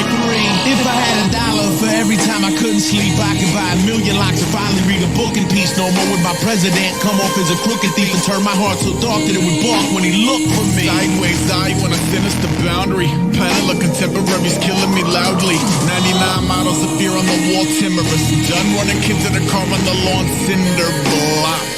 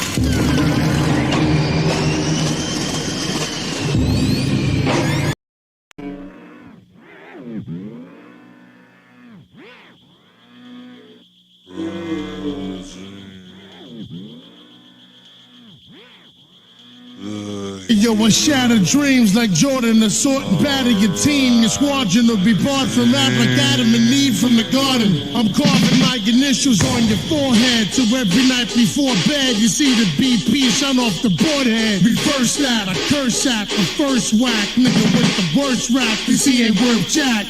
Hit him with 1,000 pounds of pressure per slap. Make his whole body jerk back. Watch the earth crack, hand him his purse back. I'm the first Latin rapper to die for your skull. Master the flow, niggas be swerving, I'm blacking and cold like Nat King. I be rapping in tongues, packing the ones, magnums, cannons, and Gatling guns. It's Big Pun, the one and only son of Tony Montana. You ain't promised mañana in the rotten Montana. Come on, Fana, we need more rhymes. Feeling marijuana, snake bite, anaconda. A man of honor would wanna try to match my persona. Sometimes ramen, I blow my own mind like Nirvana, comma, and go the whole nine like Madonna. Go try to find another rhymer with my kind of grammar. When you awaken, your manhood to be taken, faking like you Satan. When I'm the rhyming abomination. When you awaken, your manhood to be taken, faking like you Satan. When I'm the rhyming abomination. Adrenaline, uncut, straight to the gut, medicine, more cure for pain. I quote your brain like polyurethane. Simple and plain, I'll explain it in layman terms. If you came to learn how to make fire, I'ma make it burn. Higher and hotter than lava, than scholar and Roger, as smart as MacGyver. Could put honor inside the heart of a liar, involved in the life of crime. Fuck it, I like to shine. Up in the white and lime, touch with the pipe design, flushed out. No pocket to fuck the flush out. If you're not in it for this finish, get the fuck out. Take a hike. We could even battle to make it right. Your head, lace the mic, you finish. Say goodnight, head to head in the street. I leave you dead in your feet, saddling beef. I'll even let you rhyme to the Benjamin beat, but it won't matter. Your dream's still going shatter. It's a long ladder to climb, and mine is gonna stagger. So get out of town before I hit you with the loudest sound you ever heard. There's a bird playing you out of bounds. When you awaken, your manhood to be taken, faking like you Satan. When I'm the rhyming abomination. When you awaken, your manhood to be taken, faking like you Satan. When I'm the rhyming abomination. When you awaken, your manhood to be taken, faking like you Satan. When I'm the rhyming abomination. The fun edition with your whole steeds is unofficial. I'll come and get you and let the desert ease. Tongue kiss you with one pistol and two clips. I'll make you cuckoo flips like acrobatics. I'm charismatic. My dad is magic. It makes rappers disappear. Whisper in your ear, crystal clear. Come here, let me kiss your tears. Everything you fear is here. You ain't gotta search further. The first murder's the worst. Now I thirst further for reverse birth. Every verse hurts. Every curse word's already more offending than Eddie Murph's words. I thirst for blood like a vampire. Any man claiming his cam's tighter is a goddamn liar. I'll set him on fire, retire your chain of thought, drain a quart of blood out your brain and leave you insane in the dark. The king in New York, Lasers crown and the boogie down and sprays the town. With the Mac hoodie down, I'm no joke. I'll soak your face with the sweeper, die in disgrace. I'll face your death through the speaker. When you awaken, your manhood will be taken, faking like you Satan when I'm the rhyming abomination. When you awaken, your manhood will be taken, faking like you Satan when I'm the rhyming abomination. When you awaken, your manhood will be taken, faking like you Satan when I'm the rhyming abomination. When you awaken, your manhood will be taken, faking like you Satan when I'm the rhyming abomination.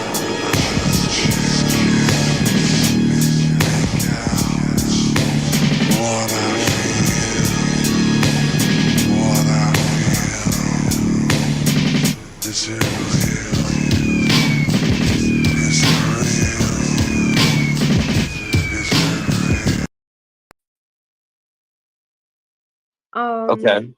And I connected with Lucifer. Mhm.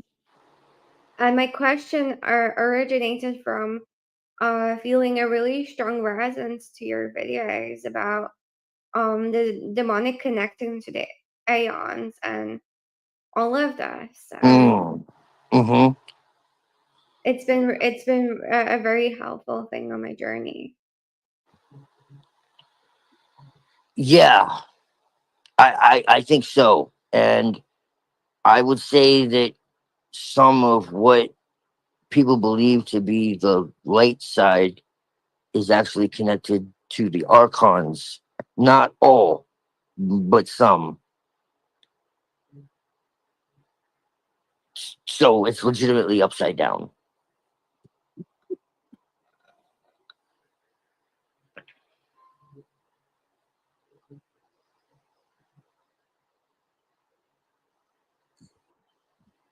Yeah, I understand that. I can definitely see that. Yeah.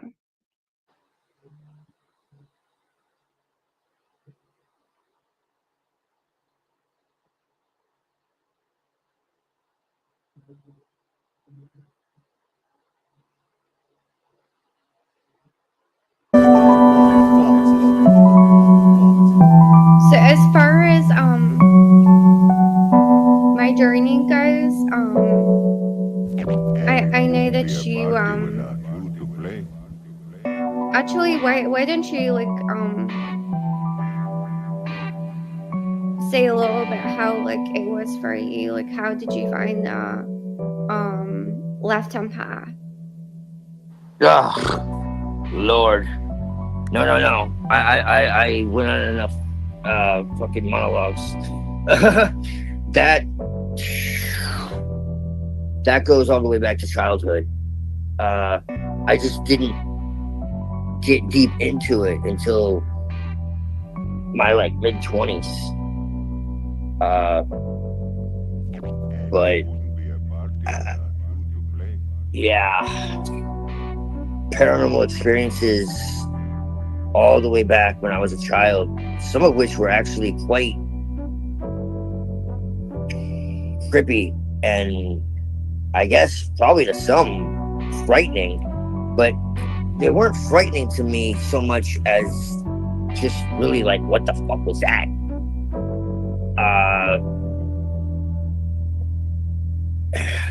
And I had quite a few. I mean, some of them definitely like had me like at home pacing, like smoke, well, I mean, not when I was younger, but like pacing, listening to music, like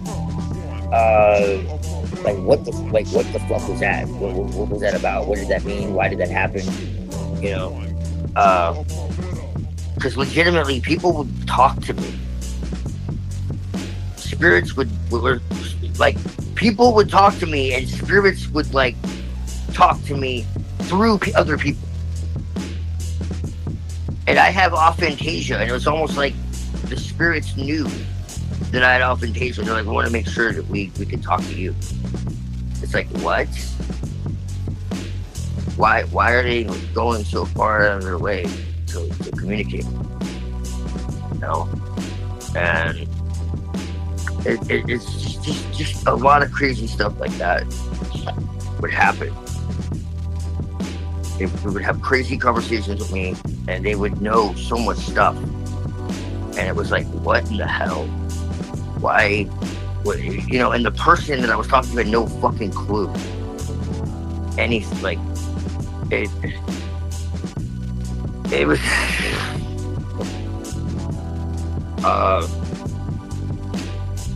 and then I had other experiences too that didn't, and others. But they would make sure that they did it to like an atheist who was like drunk or some shit, like something that was like completely insane. So it was like, yeah, you still don't believe we're here? Because I would like try to like be like, nah, that was, you know, that was there's something that can't be what actually happened. You know, like a spirit told me when I was a kid that I was gonna be part of the apocalypse. Like for real. Like I didn't hear it in my head. Like they talked to someone else. I know that sounds fucking insane, but it really fucking happened. And I was like, what the fuck? And at the time I was like, yo, what? I don't know if I want that. And now, like, in hindsight, I think what that really meant is that the unveiling. Because that's what apocalypse actually means. And so I'm just like, damn, okay, well, maybe that's not really a bad thing necessarily.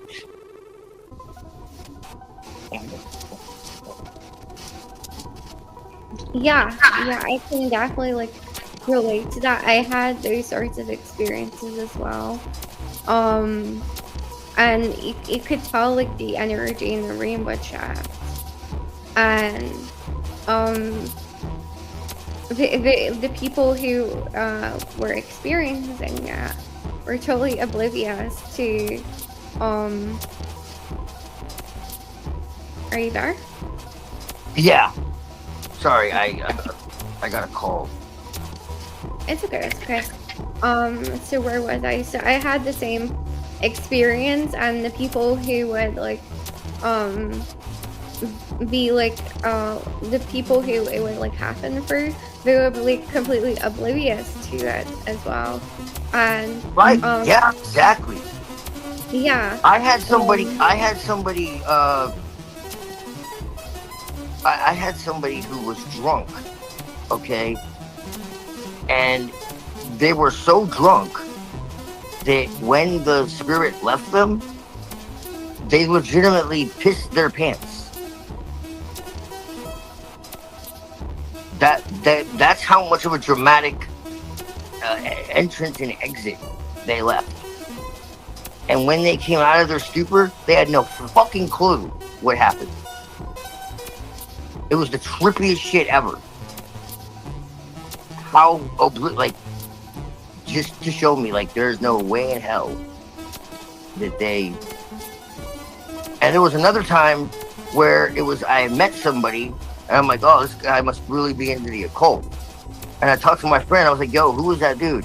So we had, like, a really deep conversation about the occult. I was like, yo, who's that dude? Why didn't you tell me you knew somebody into the occult?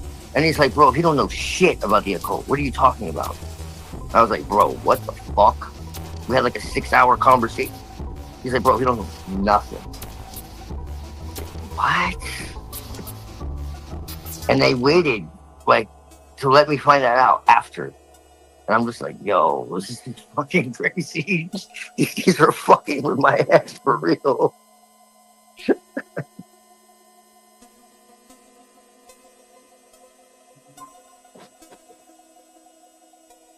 Yeah, for me it was like someone who I knew like when I went to school, and she was like, oh my god, I didn't know like I could give such good advice. And then like the energy in the room would shift, and like her tone of voice and the way her voice sounded and the language she used, just, and her mannerisms changed. And it was like, I like know what's happening. And she was like totally clueless, and she thought she was just giving really good advice. So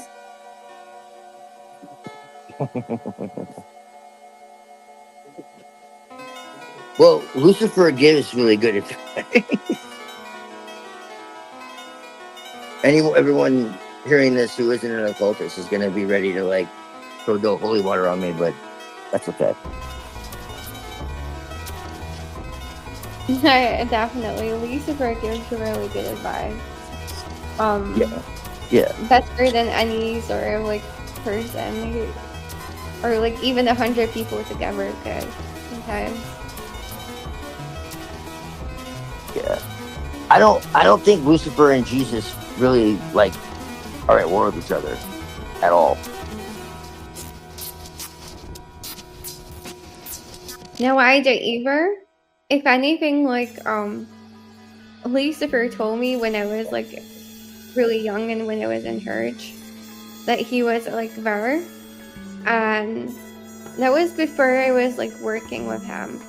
But I kind of was really open-minded at the time, and I had a thought of him being there. But then like I forgot about it, and later in time, like Lucifer showed me that memory, and it was like, oh my god, yeah, like and I just thought that I always thought that was really, really cool. And he like explained to me that it doesn't really matter what religion says. It's just like we don't know any better, but actually like he and like Yeshua got along really good.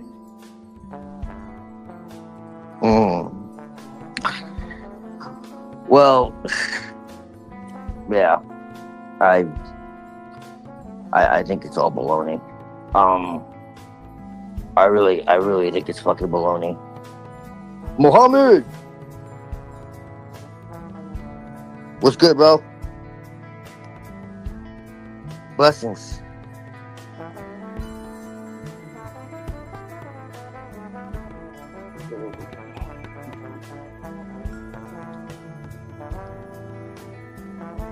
Yo, bro, we still friends, even though I'm down with Lucy. Jack said that you.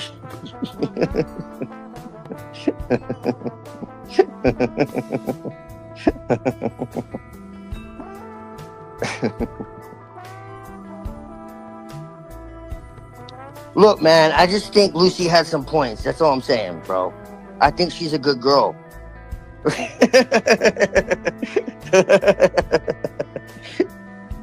I love you, brother.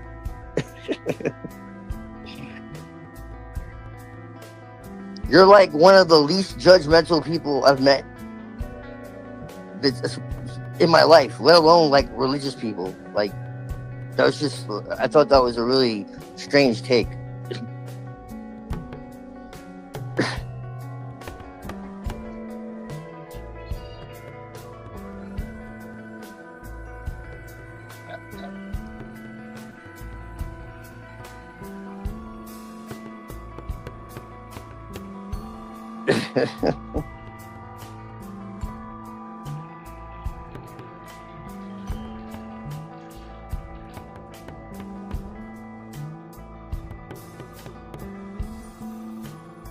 It's like, nah, man, that's the homie. Y'all are tripping. Like, we have a deep mutual respect for each other. Thing is, me and Jack have always been really cool. Like, I considered him like one of the other people that, I mean, I still consider him cool. Like, it's just kind of like threw me off, man. Like, that shit really, and I told him straight up, like, I wasn't like a dick about it. Cause like, I really do like respect him. Like, it just, yeah, shit kind of threw me off, man.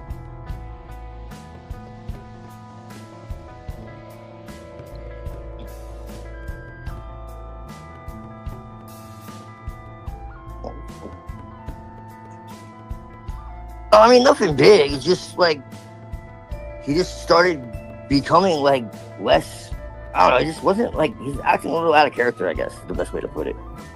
But you know, people like go through shit. You know what I mean? Like, I'm not like making it a thing. It just kind of threw me off. And then he just said some shit that didn't really make sense, like about other people. And it's just, yeah.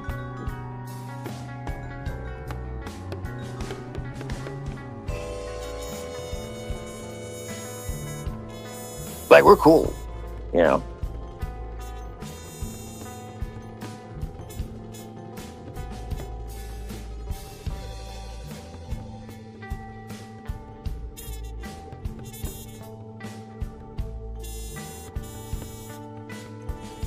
So what is your perspective?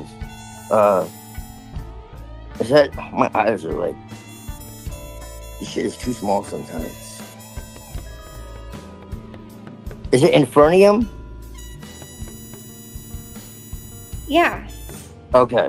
What is your perspective on the adversary as an archetype, not as like individual Lucifer, Satan, you know, like the adversary? Like you already said that you don't believe that there's actually a battle between like God and Satan, that really like they're kind of working together because God is like sovereign.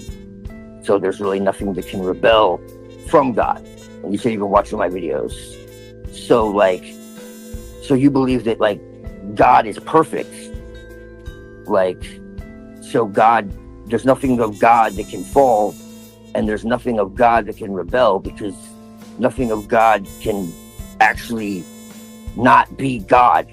So you know, like from what I understand, right? So like, if that's the case, what is your view of the adversary? Because that's my view, is that there is actually no battle at all except within the human mind and soul and heart. And so like, you can be God or Satan within your own self. It's a choice between evil and good. Like it's within yourself. You're making that choice every day. That eating of the fruit is a daily occurrence. It's not something that happened a long time ago. It's something that happens every single day.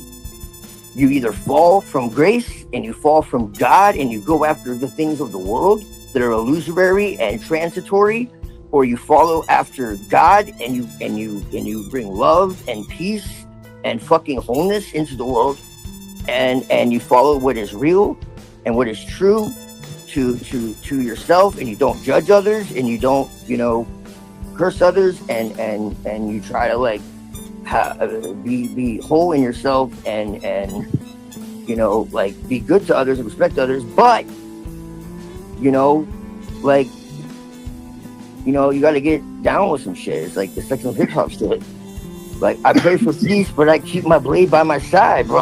Like, you know, like on some real shit. Blessings. Yeah, so just wanted to say hi to Machine Lies. But yeah, that's the homie. That's subscribe, Machine Lies. That's the homie. Greetings. Yeah. A lot of respect for that man.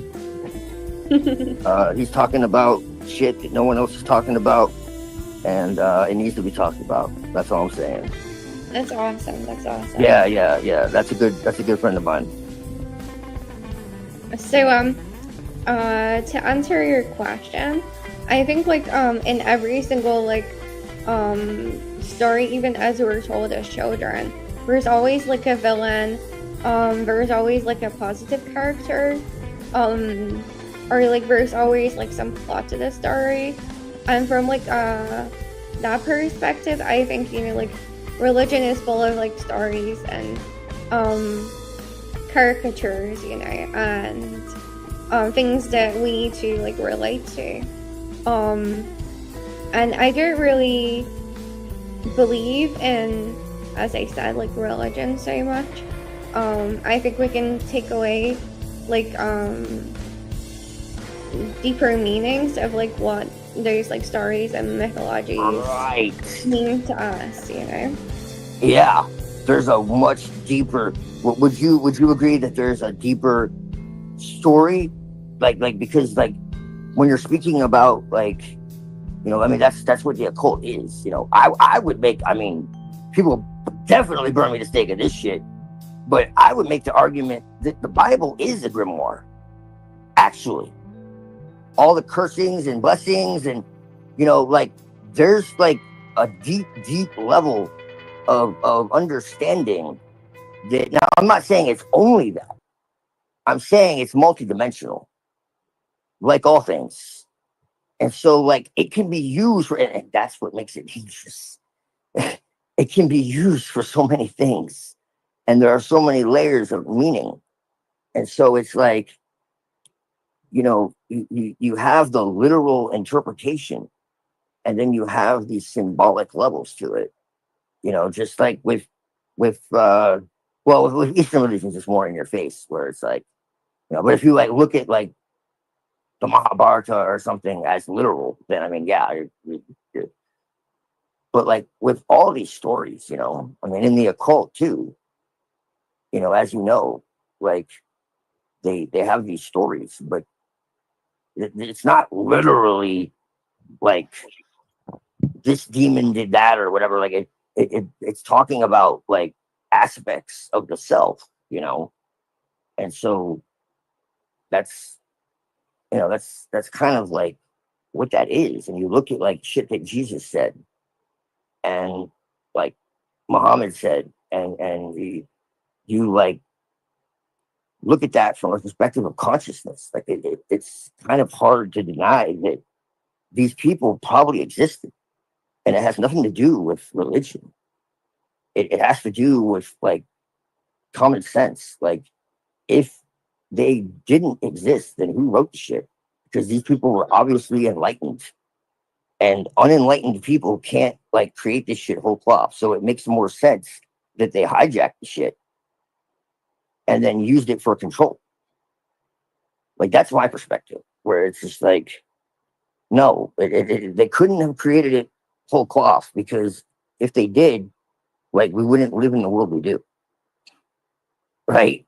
So if that's true, then you got like the mythicists, and it's like, well, okay, I can see how the story can be interpreted that way. Yes, because that's one level of understanding, but that's only one.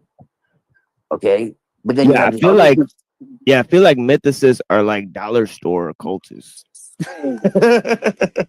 You know what I mean? Like they know all the occult stuff, but they like pretending like it's all like a myth instead of, you know what I mean?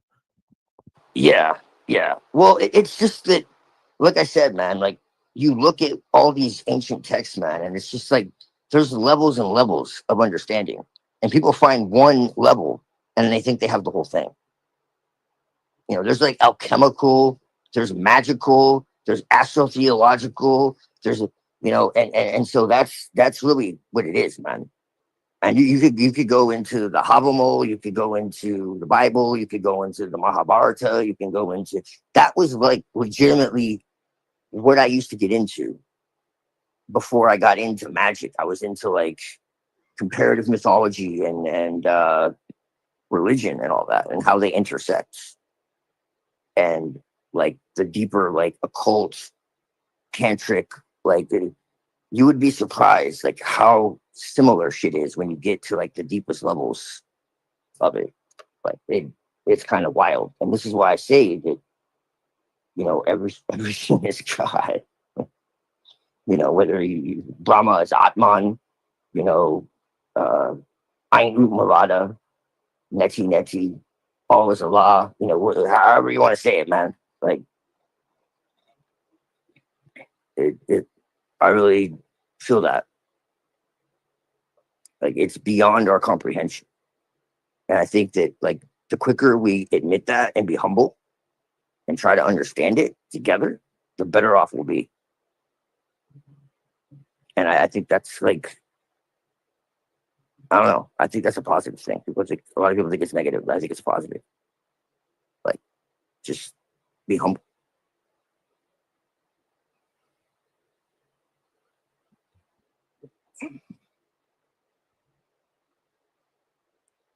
I agree, and I feel like just going back to that, I also like really relate to the adversary as an archetype being Yeah, something 1000%. like a polarity, for example, and can be used either for positive or destructive purposes. Yes. And it's kind of like it's kind of like a good balance, you know. But at the same time it contradicts itself. So it just depends for like what's the purpose of it. And in a sense, in many ways it can be like demonized, but it can also be uplifted, for example. Which about links back to, for example, Luciferian theology. Hold on 1 second. Shout out Moon Chan. One of my best friends. Good to see you. She's just here for evil. Yes, women are all evil and stupid. Don't you know, Moon Chan? You have no agency. And yeah.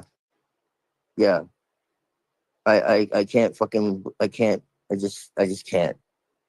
I just can't. Boy. How are you? Yeah, no brains and no little brains and no soul. Right. This is what I try to bring up when people are like, yo, the church is like this monolithic, all-knowing czar. It's like, yo, the church was like arguing if women had souls. Are you fucking serious? Like they were legitimately fucking debating on whether or not women had souls. Okay. Zephyr, do you have a soul?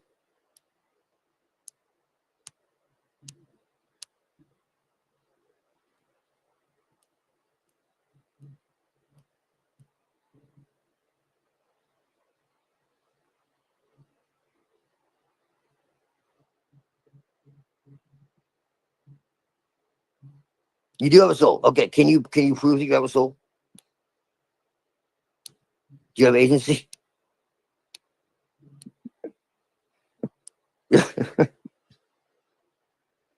Can you understand simple concepts without the use of crayons? Oh my gosh. I don't have a soul. The Cookie Monster ate it. See, I knew it.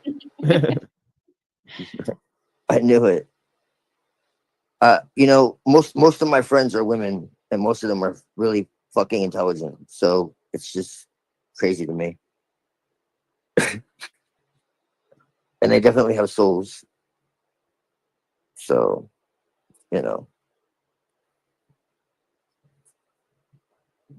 The Flying Spaghetti Monster. Yes. Some people actually believe in that. That actually like became a cult or something. Yeah. When he said that shit, it's better. You have women as friends. It's better to have a dog. These are just very, very insecure, upset, fucking cucks who never got any and never had like experiences with women at all, besides their mother, who probably spanked them and put them in women's clothes. Like that's probably their story. Like that's probably their story. Because I really don't understand how you could say such horrible things. Like I just don't understand. Like even the bad experiences I've had, like the good, like I no. As bad as they like, everything has a cycle. Like what the fuck happened to them that is so like earth-shakingly horrible that they have to like just generally hate all women in such a fucking vile, vitriolic, menacing, fucking blind. I don't even know. Just I'm done with words. It just doesn't make sense. Womb envy. Even turn that to I actually have a perspective on that. And this is why I love Lilith. Because she's untamed, raw, primal, you know, and she's not here to fucking please you or fit into your box or whatever the fuck. Like, She doesn't give a damn. And I love it. To me, it's like the opposite. Like, I'm attracted to like strong, not the ones who say they're strong, the ones who actually are. Like, to me, that's like the most attractive shit on the planet. Maybe I'm saying too much. But anyways, like, it kind of is. Like, I don't know. I don't know. I don't fucking know. I don't fucking know. Like, most men want to control women. Like, I want to see them liberated. Like, I like, not to do dumb shit, you know, like, but I mean, maybe it's because I'm a witch. Maybe, I don't know. I know the divine feminine is capable of. They're looking at shit from a fucking, like, the lowest common denominator. I guess that's why. And they can't accept the potential.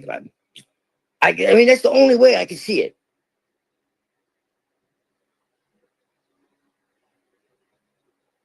Because when you understand what the divine potential is of man and woman, you would never, ever, ever attack either.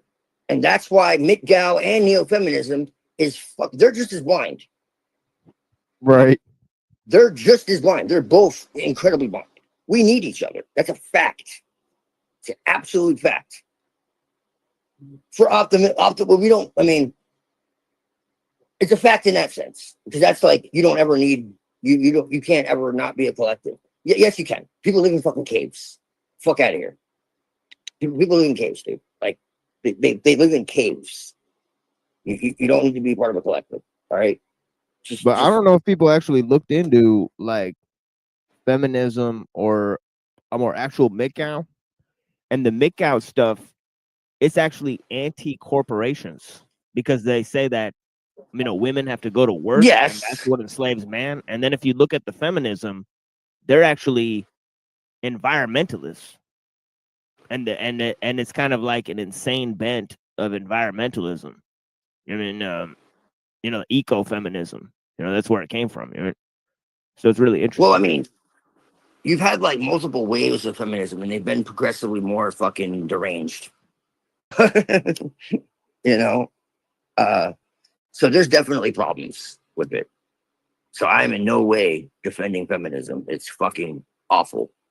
In the very beginning, it was a little different, but you know, but the MGTOW shit is still fucking unhinged. Just because they have, you know, a tiny bit of truth, it's still fucking poison. You know, and it's just like, yeah, I mean, unfortunately, modern society has programmed fucking the majority of people in general. And so that's the only reason why feminism or MGTOW work. Because for a certain section of the population, some of the shit is true, unfortunately. But it's not a fucking truism. It's not a blanket, you know. And then when you bring it into a much deeper psychological and spiritual level, it's definitely not true. It's programming and just being misled and ignorant.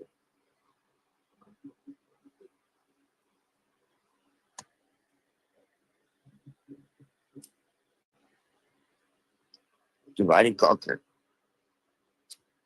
And it's worked brilliantly.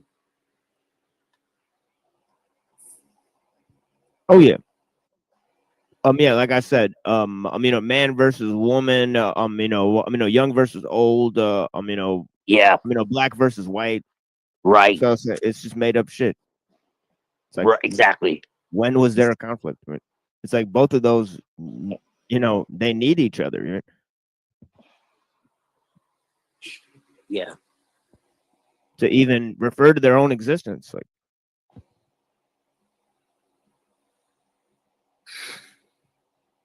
Yeah, because as much as everybody wants to, you know, say that we're the same, we're not. We're just not. And so there are things that men are more suited for, and there are things that women are more suited for. And we all have our strengths and weaknesses, and it's just kind of that simple.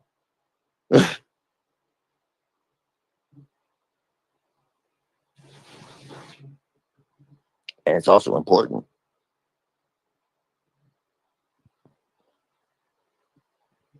Yeah, basically, men are good at fighting, and women are good at like pretty much everything else.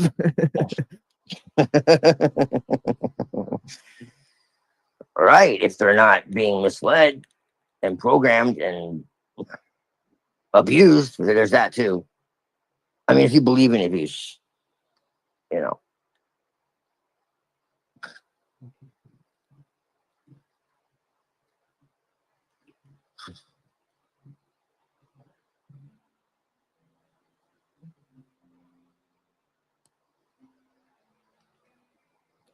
I was going to mention if like any of the people here in the chat have like read the book or watched the series The Handmaid's Tale.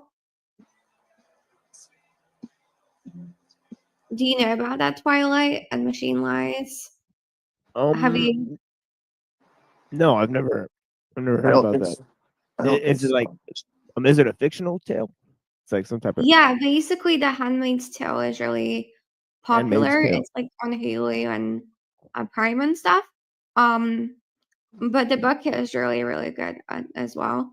It like shows what can happen to religion if it's like inverted, you know. And it Oh, shows like, and it's about like oh, that's women. interesting. Okay. Yeah. Yeah, I know. I never And heard of that. I studied in school, so basically it's like society is like inverted in like America, and it's turned into the Republic of Gilead, and women aren't allowed to speak, they aren't allowed to talk, and there is like this hierarchy created for that women have to follow, and there is like this dictatorship, and basically because there isn't enough like children being born, there's like women that are like No, I'm sorry. I'm just thinking, oh no, is this one of those like prophetic movies? it's a book. It was written a while ago, actually, Twilight. But yeah, it's like a series actually. So women are like forced to become like handmaids, and like we're forced to give birth for the richest classes and for the women of the government that serve the government and their husbands. And like their freedom is like taken away, and they live kind of like in a communism almost. Like they got like a ticket just Oh boy. to like a food stamp, you know, and they get what they're given. They have to dress a certain way. We're not allowed to talk. We're not allowed to communicate with other women at all. And they have to follow this like religious, uh, theocratic like movement that the government imposed upon like all of society. Um, and like they have to abide by this new law that is like this cult religion, basically mixed with like communism and different like political views that are like on the extremist end. Yeah, I got some bad news for you, Inferium. Right. I got some bad news for you. Machine. Like, I don't like think a, she. yeah, I don't know if you've ever Yeah. heard of like the Christian nationalists. Oh Because dear, here we go. they literally talk about population control Yeah. and the birth rate, and they talk about using women as a resource to increase the birth rate. and they're talking about combining Christian laws and the government. Yep. You know, so it's really weird that you said that, because it literally sounds like the plot of what's being unleashed, or like maybe the people who thought of that read this book, you know, like they read this dystopian book and then they planned their response. I don't. It's so weird. I mean that would happen, but yeah, definitely prophetic novel, because there's people. Basically proposing at length that we use Christian laws to increase the birth rate. And they're literally focused specifically on the birth rate, because they say that liberalism is causing the birth rate to decline, and then make this entire argument. Really strange stuff. Right? But yeah. Muhammad, they want to create artificial wombs, brother. You know this. Oh yeah. They even promoted artificial wombs. Crazy stuff. To increase the birth rate. Yeah, wild. You know, and also they're crypto communists. So it's like everything is there. So it's like all of it's there. Like the entire plot's there. It's really weird. Well, that's like really like twisted. It's like I don't think I'm allowed to curse. I'm allowed to curse. I don't need to get demonetized. That's like really fucked up, basically. You said you said they need to get demonetized? No, I'm saying I'm not allowed. I'm not sure if I'm allowed to curse. Oh yeah. You can curse here. You think you are? We're not even monetized at all. We have no monetization. We have I am no not part of monetization. any We're not even order. allowed. Yeah, if we applied, they deny it. So, Yeah. We're not allowed to get monetized. Yeah, right. Exactly. They shadow ban. Yeah. I used to get hundreds Yeah, of we views. talk so much. Yeah, we talk so much shit. They don't even allow us to get monetized. Okay. Yeah.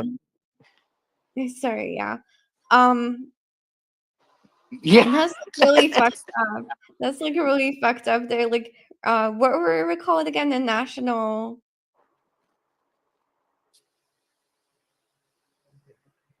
Christian nationalism. Christian nationalism. So I'm not sure if they like got this from the book or if it like existed before. I'd love to dig into this actually. But this is like really fucked up. Yeah, if you look it up in the U.S. Christian nationalism, there'll be hundreds of videos talking about how it's spreading. It's crazy stuff. But yeah. Okay. Well, the book was more like for educational purposes. But maybe it got like derailed. I'm gonna look into it now actually. Yeah, somebody knew, like whoever made that movie, they knew the game plan.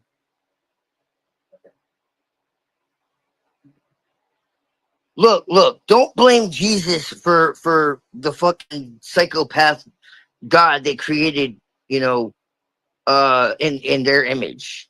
It's not his fault.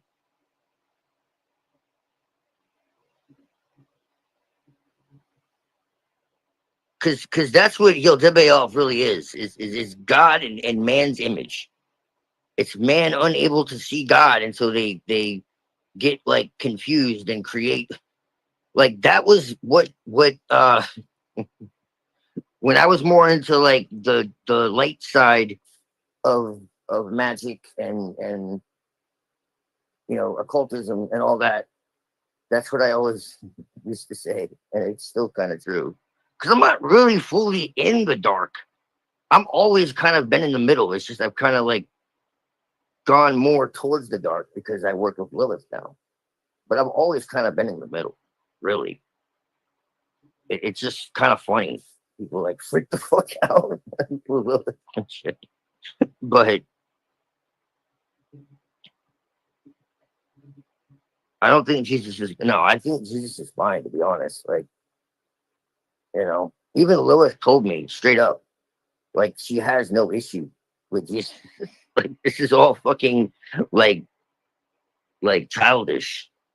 Like, she literally laughed. Like, I don't know. Maybe it's all a deception, right? I don't know. I think that people like are in like a comic book sometimes. Like, I think God is far more than yeah. Like, it doesn't even really make sense if you think about it. Like, why? Why would a spirit like tempt people? Like you gotta like really think about this. Like, why? Why would something like that even exist? Wouldn't it make more sense that like God would be in control of everything, and that something would work for God? I mean, maybe something would be an adversary to us. Yeah, I mean, that sure, that's fine. But be an adversary to God? How do you be an adversary to God? That doesn't even make sense to like logically. That makes no sense to me. Zero. How? Yeah, I think. How the Yeah, I fuck think do you that's what. rebel from something that is absolutely sovereign, beyond time, beyond space? What the fuck God are you talking about? Yeah, yeah. There's a That verse sounds like in the maybe like Quran. from Zeus or some shit. But what? Yeah, actually, let me try to look this up. Actually, Do you get what I'm saying, Muhammad? Like, what is the view in Islam of that? but yeah, that's what I'm trying to look up for you because it goes because you're right about that.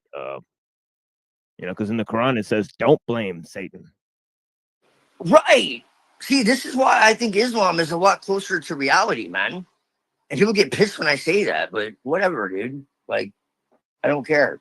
It Yeah, is. it says, and Satan will say to his followers after the day of judgment is past, indeed, Allah has made you a true promise. I too made you a promise, but I failed you. I did not have any authority over you. I called you and you responded to me. So do not blame me.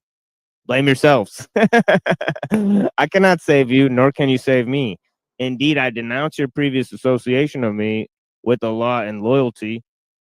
Surely the wrongdoers will suffer a painful punishment. Yeah, yeah. Every time I try to get away from the Abrahamic religions, I get pulled in another way.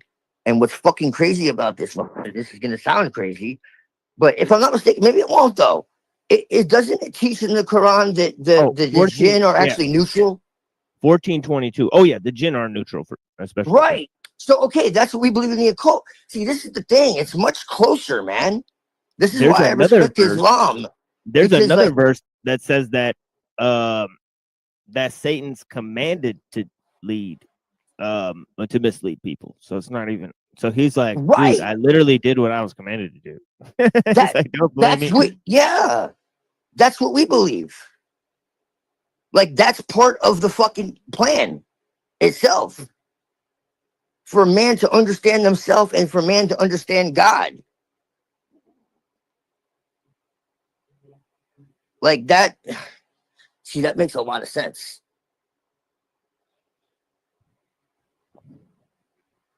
But what's crazy is, like, how I got drawn into it is Lilith told me that I had a connection to Ashmedai, Asmodeus, Aishma, whatever the fuck you want to call him.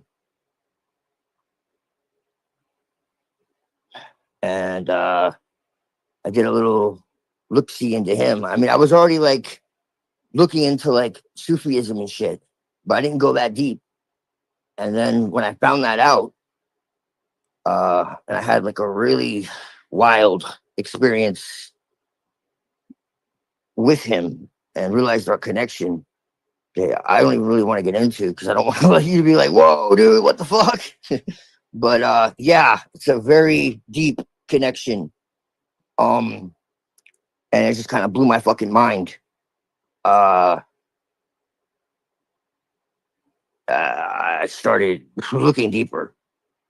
And also, it's also in the Kabbalah that Ashwadai actually it has a very, well, kind of like what we were just saying. Like there's a much like deeper mission, shall we say. I was like, this is interesting. Like the further I try to like get out, the more like weird shit starts happening. Or like Lilith will like lead me to people and I'll like talk about, you know, different things and I'll have like all these crazy synchronicities. And I got this dude, like I was talking to this dude about like the Gnostic Jesus and shit. He was like completely done with the shit. Like I was. He didn't want to hear nothing about it. But eventually like I got in his ear and then he started looking into it. And he was like darker than I was. And now like he's like all into it. And he's like coming into all these like epiphanies on the shit. And like, he got out of a lot of the stuff he was in, and he told me like, he's been feeling a lot better and all that, and he still like practices his other, you know, he still you know, does his other practices, but he does it from a different perspective now. And so what I'm really saying with all of this is, it's not like, oh, he's saved by, you know, see, because he's still doing some practice. What I'm saying is that the balance of light and darkness is necessary. Too much of one or the other is not good. It doesn't mean that you like completely lose yourself in it. It means that it's necessary to understand the self so that you can control the self. And that it all has a purpose on a deeper level, on a deeper plan. And there are some things that you can't learn, like just through reading or just through, you have to experience the shit. You have to go through ordeals. You have to go through adversity. You have to go through whatever the hell. Like that's, you know, in a nutshell.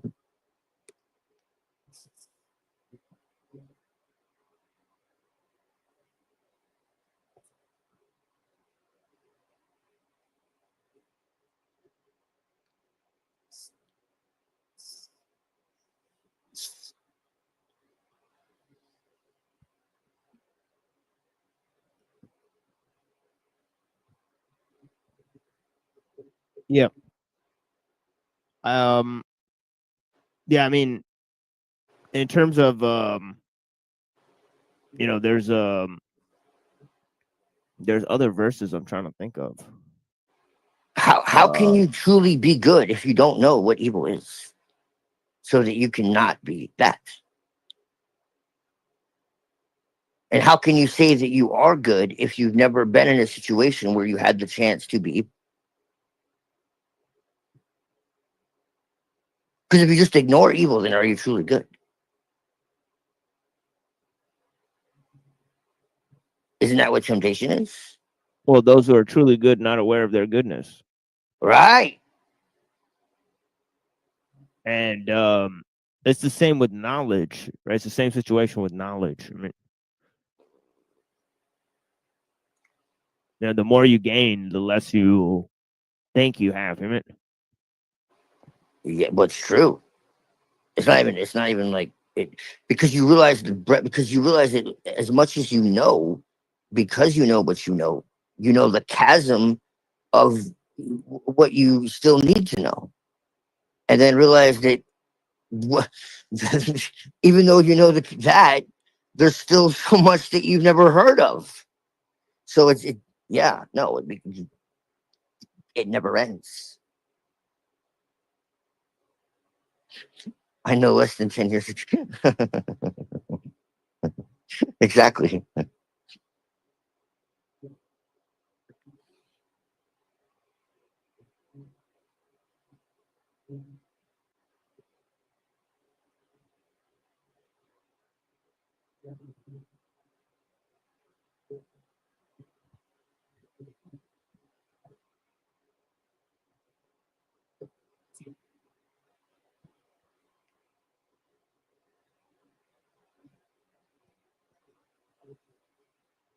yeah, but I'm trying to look up this surah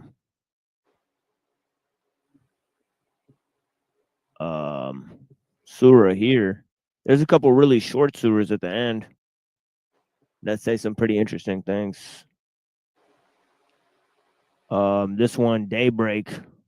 It says, I seek refuge in the Lord of the daybreak from the evil of whatever he has created, and from the evil of the night when it grows dark, the evil of those casting spells, and from the evil of the envier when they envy. And it also says, woe to those who pray in order to be seen. And then they reject the feeding of the poor. And it says, surely by the time man is at a loss. except for those who have patience and do good deeds. Uh-huh. So it's about actions. I mean, it's not about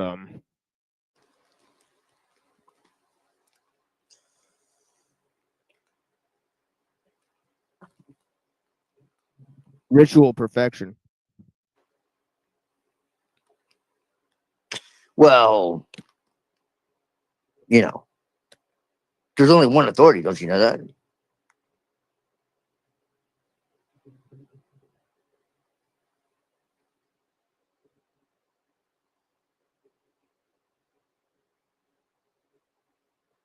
One tradition, one authority. There's only one. Period. Yeah, exactly.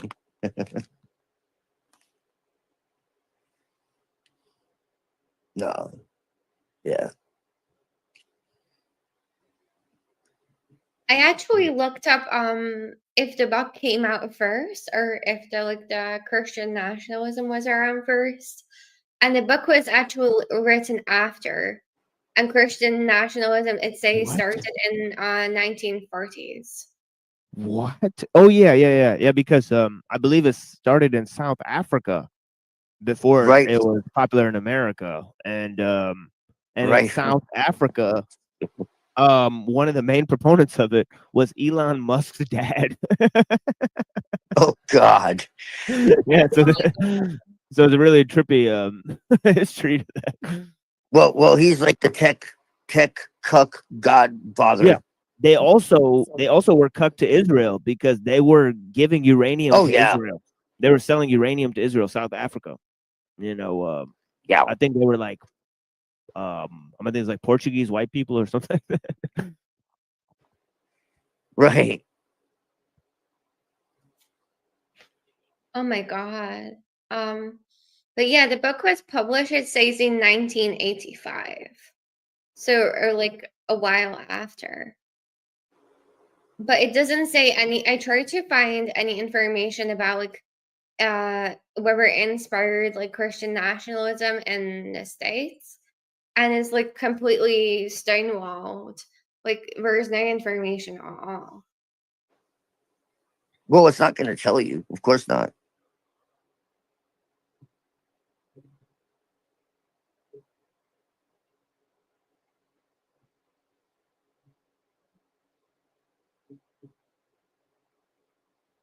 So the question is like the author a Christian nationalist herself? You know what? Probably. Yeah. Well, see, like it's evolved over time. I see what you did there. I now I get it. Oh, you're clever. Okay.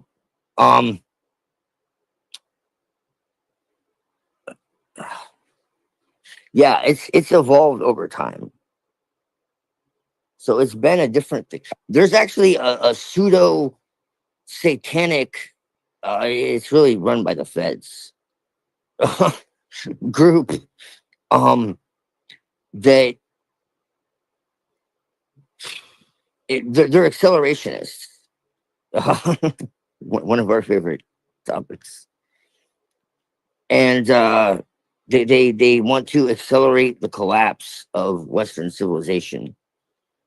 And they're satanic, but they actually created their own hyper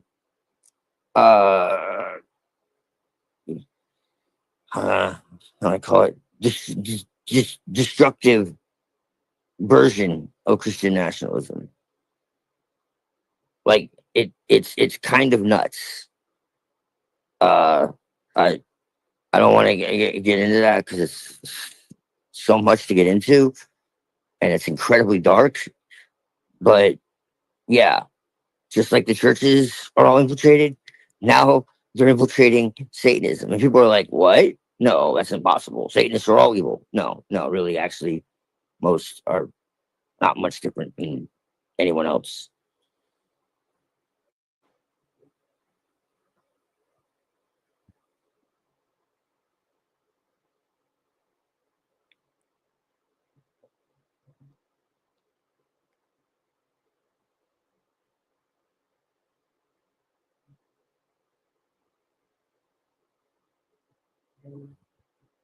Yeah, they got like basically like there's a lot of people in the new right that are taking a different approach, and they're taking more of an approach from Discordianism or accelerationism, trying to basically use culture jamming. Yeah.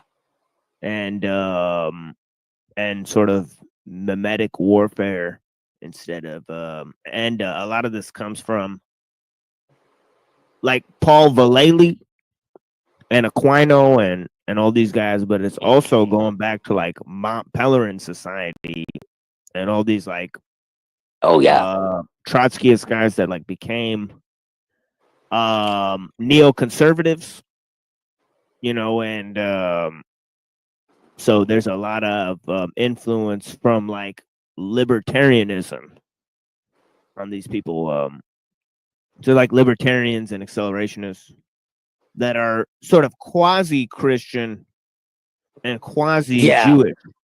They're sort of quasi-Christian, quasi-Jewish, but they're not really, like they're hiding behind that more or less. Exactly. So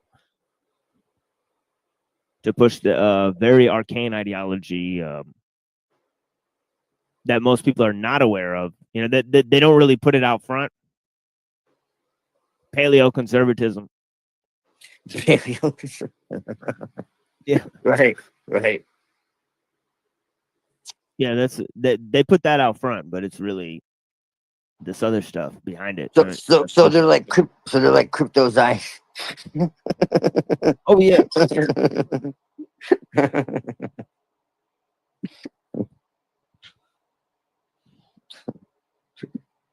That's actually a thing.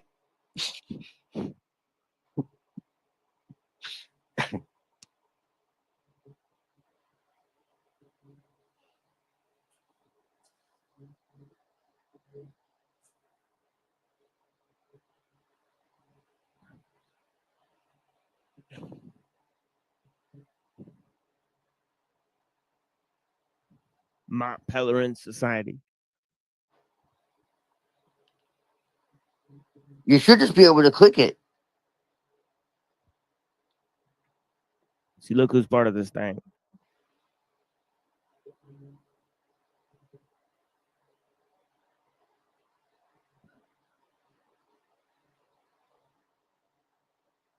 Yeah, there's a lot of shade motherfuckers.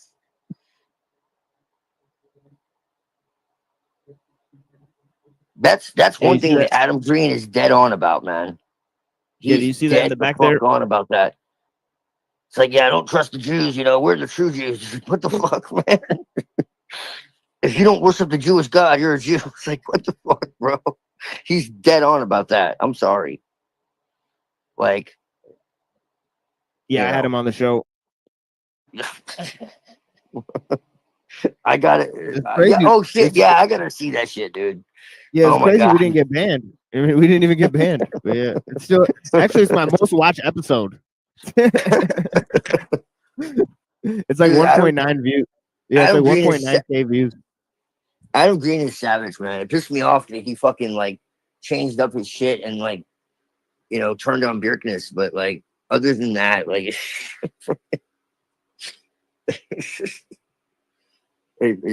people don't listen, man. And the reason I can say that and still believe that Jesus probably existed and all that is because I don't have the institution of religion. I just don't trust it. It's that simple. And I have no reason to trust it. If people want to, that's fine. I don't. That's the end of the argument. Like, I just don't. Nothing's gonna change that. You do? That's cool. You trust the police? I don't. It's kind of like the same fucking thing. Like, literally the same thing. Like, if you trust the police, that's cool. You trust the you know what I'm talking about. You know what I'm talking about. All right? That's cool. I don't. So, but it's really that simple. Like, Right. Yeah. But that doesn't mean. Second, by But the that way, doesn't mean that there couldn't have been somebody who was really trying to like enlighten the world. And Oh wait, hold like, on. Oh show wait, hold on. them. Ephraim's. Oh, whoops. Yeah, I was gonna tell her to say that again because she said something, but it kind of sounded muffled, and then she dropped out. Yeah. You know, that doesn't discount that there was somebody who was trying to show the world their divinity and tell them about the mysteries of God, and that doesn't discount that. Those two things are not like mutually exclusive at all.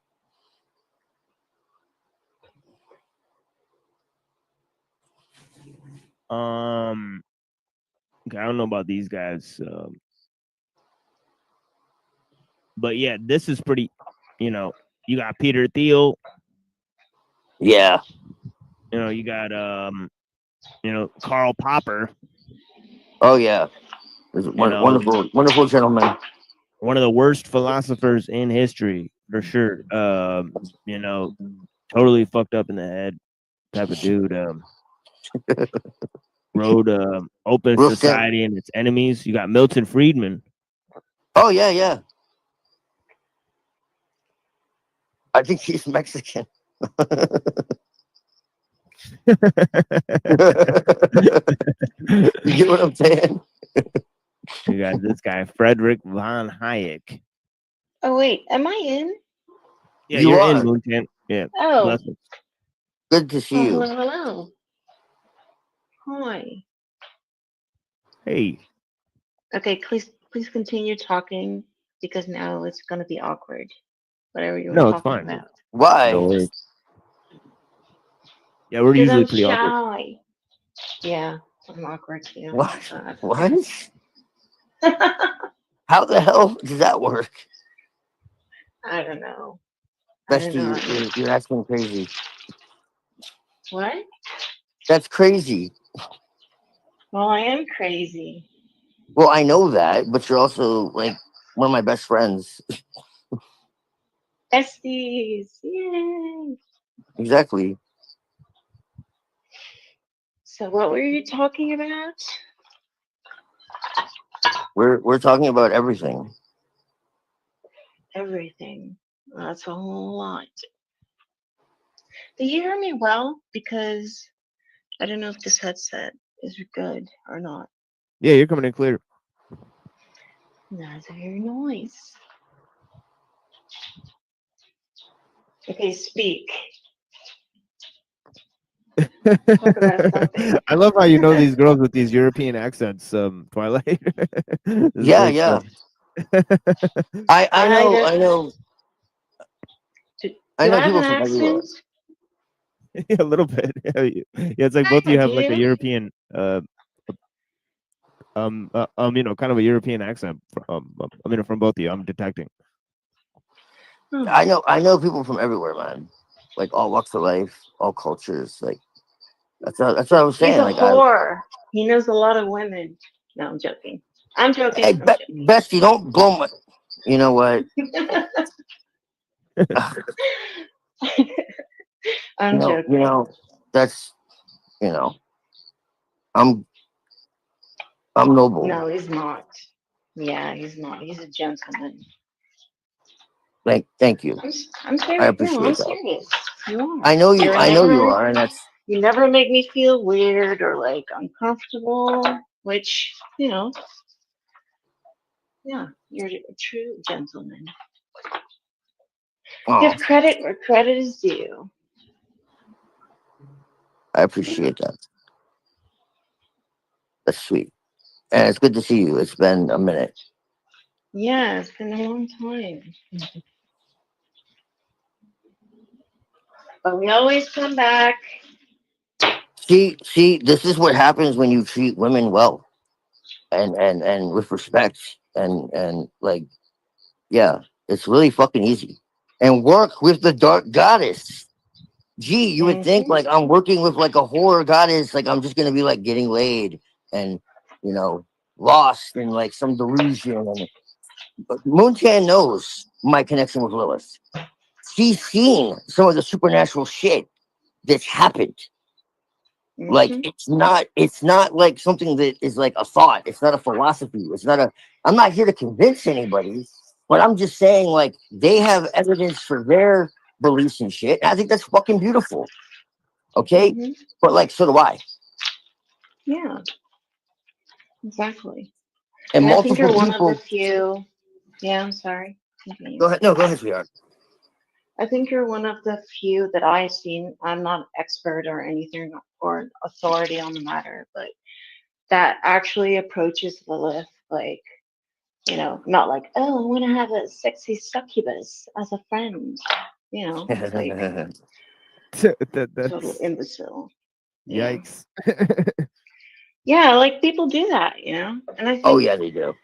I hate when they like obviously that's an aspect of Lilith. Like she's like her liberation is not only sexual, right? It's every aspect.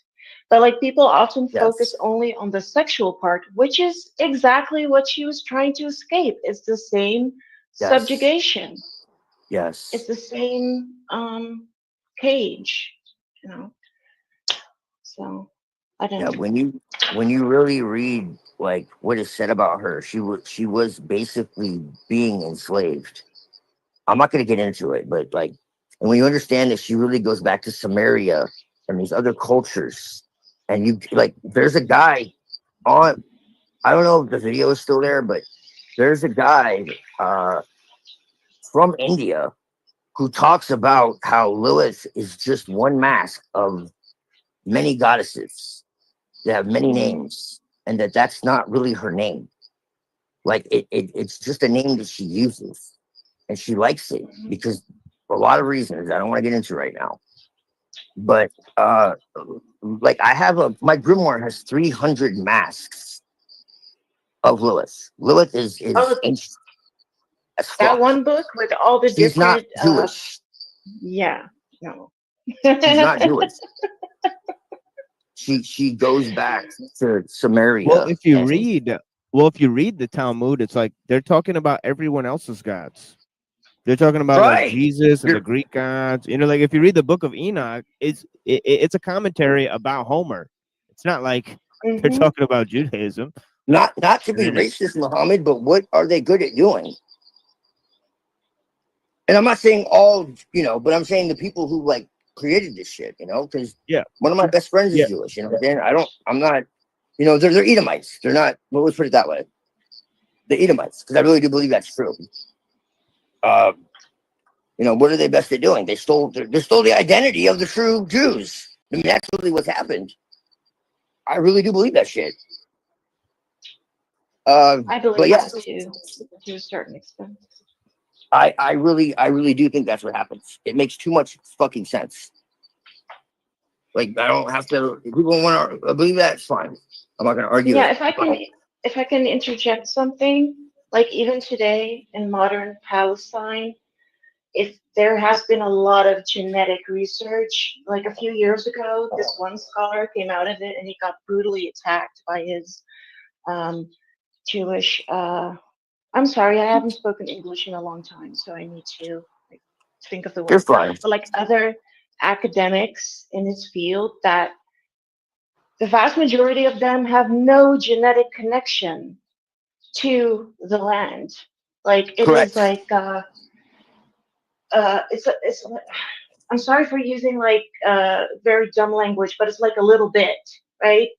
But like the Palestinian people have like a lot more, which makes it very clear that they're not really from there. You know, they're like a imposter. Like obviously exceptions. There are people that are actually Jewish that are there, that come from there. But the vast majority of them are imposters. Yeah. Yeah, and there is Jewish encyclopedias, like Encyclopedia Judaica, and like a bunch of other official sources that say that modern Jewry is Edom. Now, what's so explosive about that is all through the Talmud and the Kabbalah, they're constantly cursing Edom. Well, hold on a fucking second. and they say it's Right. Western civilization and shit, right? Right. But yet they're saying that they're Edom. And if you Well, listen to then, like well, if Dirkins, you he actually, talks about how at the highest levels, they actually say that the whole story of them being slaves and all that is basically in reverse. but they say they started Western civilization too. Yeah, Right? but So that's crock shit, though. that's the thing too, though. You It's know, all so opposite, dude. Bro, what? Explain this to me, Muhammad. Judaism is 400 BC. Okay, that's the oldest record of Judaism. 1,000 years before that, in Egypt, you had the Hyksos. There is a record of a battle with Israel, the oldest record of a battle with Israel. Do you think there might be some connection there? Especially when you had Yahwism, which predates Judaism, and it was connected with El and Baal and all this other shit. And you look at like El and the attributes, or oh, sorry, Baal and his attributes, and then you look at the El and his attributes, and then you look at Yahweh, you start to realize that in the earliest times, Baal, supposedly like the devil, right, and Yahweh were almost inseparable. well, they changed the Pentateuch, like, so yeah. So it's like that you too. could look at different copies of the Pentateuch. It changed over time. So who even wrote that? Who even wrote the Bible that tells us that the Jews were there? Well, right. And here's the thing, man. Like, okay, you could say like, okay, the Gnostic texts are heresy, right? Okay, sure, whatever. Some say they came after the Gospels, but here's the thing: the people who say that are estimating. They have no actual evidence when the Gospels were written. The oldest we know for sure is Paul's letters, some of which we don't even know are authentic or not. And it goes back to like 100 and something AD. And so, like, it's really around the same time. And so, if that is true, like, what are we really saying here? Well, it says in Because Matthew, you know, it says if somebody says they saw me out in the desert, don't believe them. Right. And then Paul says, I saw Jesus out in the desert. Right. So I just want to point that out, but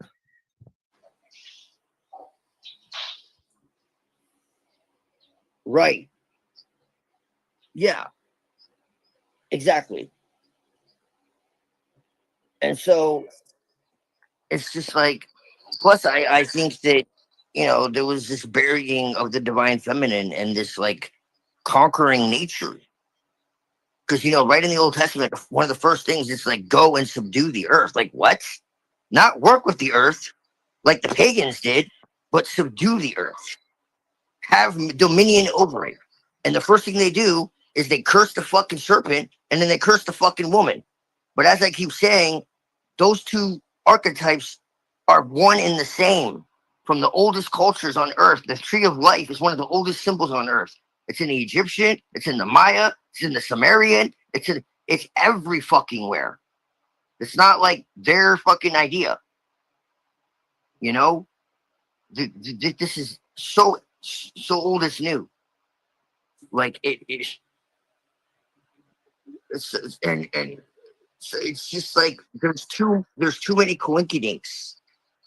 You know, like Venus is also oldest symbol of reverence on Earth on all 7 continents. Not even a debate.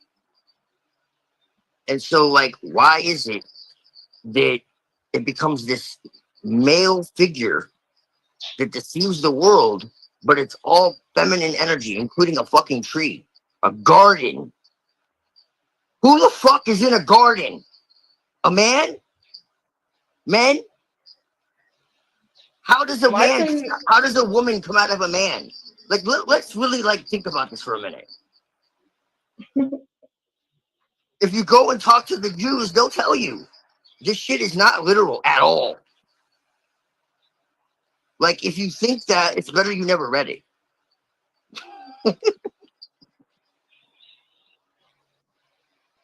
But like those answers, I'm sorry. Go ahead. Like, even when you look at nature, the answers are there. You know, why do men have nipples?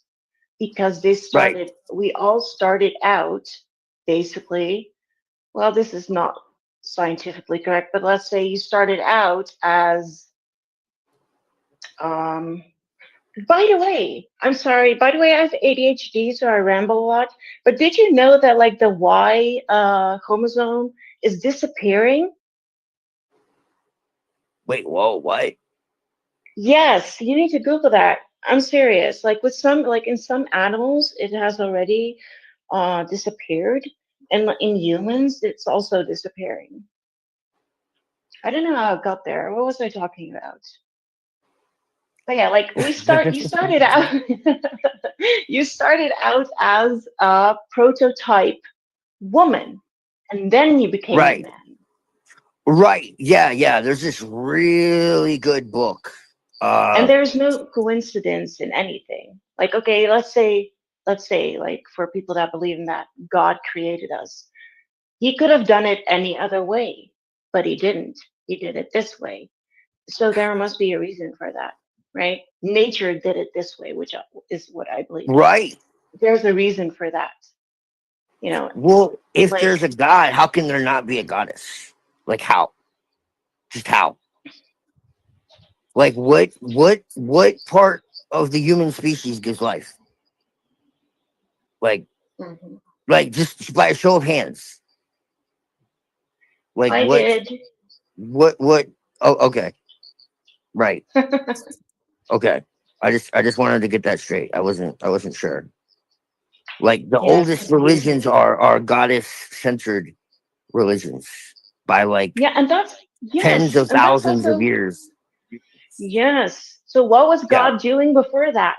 Which is one of the things that I find very God didn't have a mommy?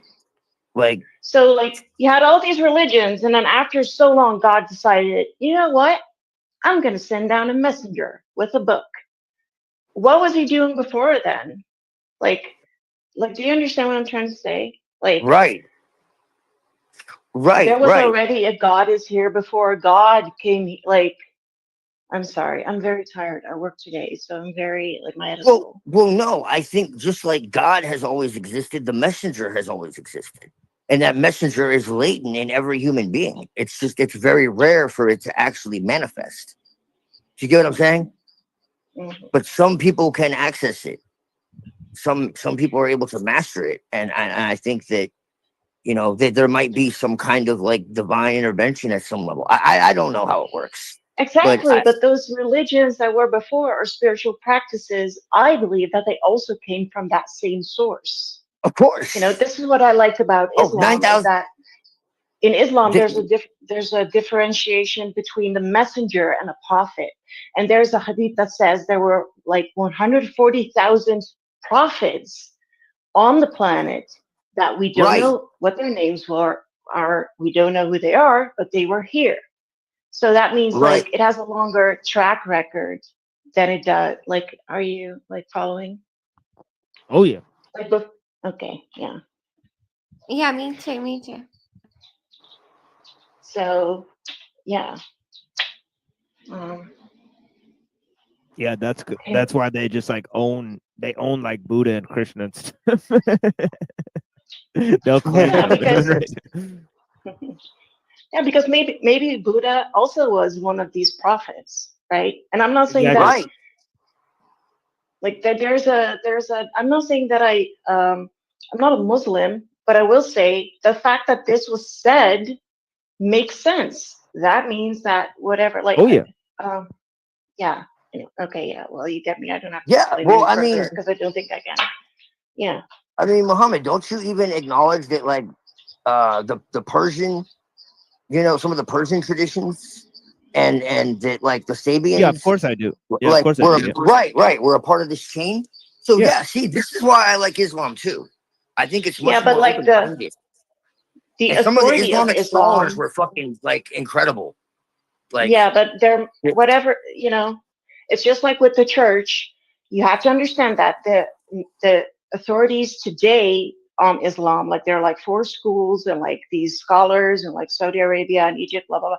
They don't agree with this. Just like the church. oh no, no, no. Freemasons. Oh no, I fucking Yeah. hate the church, dude. I hate Yeah, fucking they're any basically kind of they're hierarchy. No, yeah, I hate any Muslim, any fucking Christian, No, but any I'm just fucking saying, like, Jewish, any oh fucking. yeah, I fucking the despise that shit. Salafis.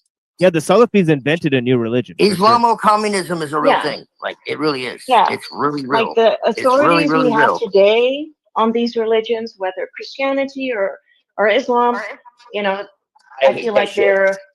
We'll think about it. We'll think about it. The same people who destroyed the caliphate Sorry, it created just really pisses Salafi me Islam. off because I You know what I really mean, do right? believe that there's truth in these traditions, and it's been so fucked with, and it just really makes me mad.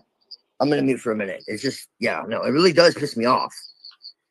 Like I do find truth in all traditions, like whether it's Buddhist, Taoist, you know, Christian before it got hijacked, Muslim, whatever it is, and it just really pisses me off that people have fucking used it to enslave people. Oh yeah. Blessings. Yeah, actually, the Muslims translated the Upanishads and all that stuff. You know, they wouldn't have survived. Because I'm from Pakistan, and Muslims ruled India for a very long time, and they allowed those books. You know, they even claimed that in those books it's talking about one God. So they said that the Hindus pray to the same God. You know, so it's really weird, right? History that I think most people don't really understand. But yeah, the Salafis, they created their own religion, right?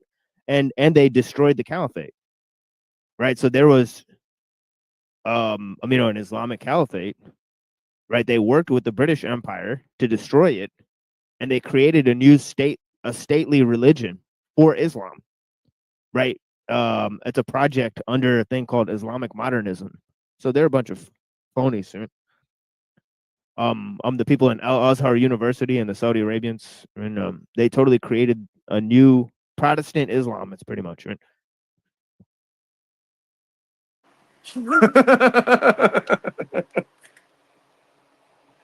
That's the funniest shit I ever heard. Protestant Islam. That's what it is. I'm sorry, just those 2 words are so funny together.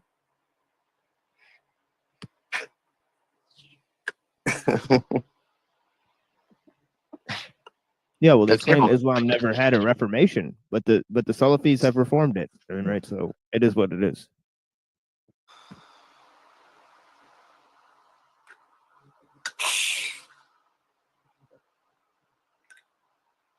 Yeah, they were massacring the Yazidis, and like the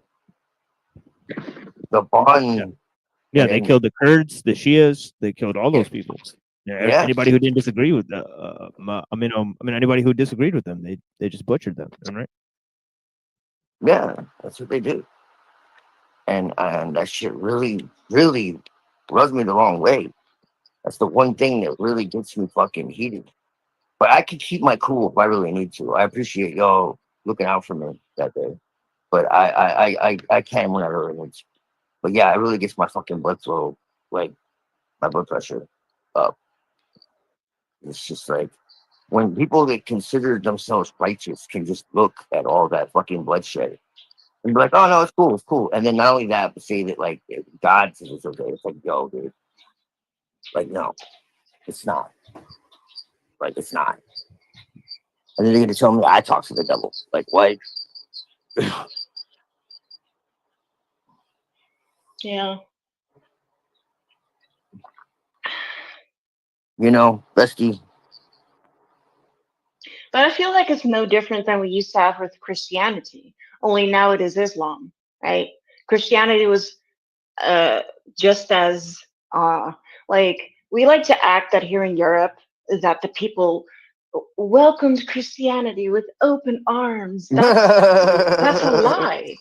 the fact that especially in Northern Europe and like, well, everywhere, we still have our celebrations. Like with Easter, we hang eggs in trees.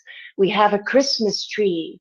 We have all these heathen leftover rituals that we have. Like I used to think as a child, because it was presented to me as such, that like the church mixed these celebrations so that people would accept Christianity. No, the people simply refused to give it up.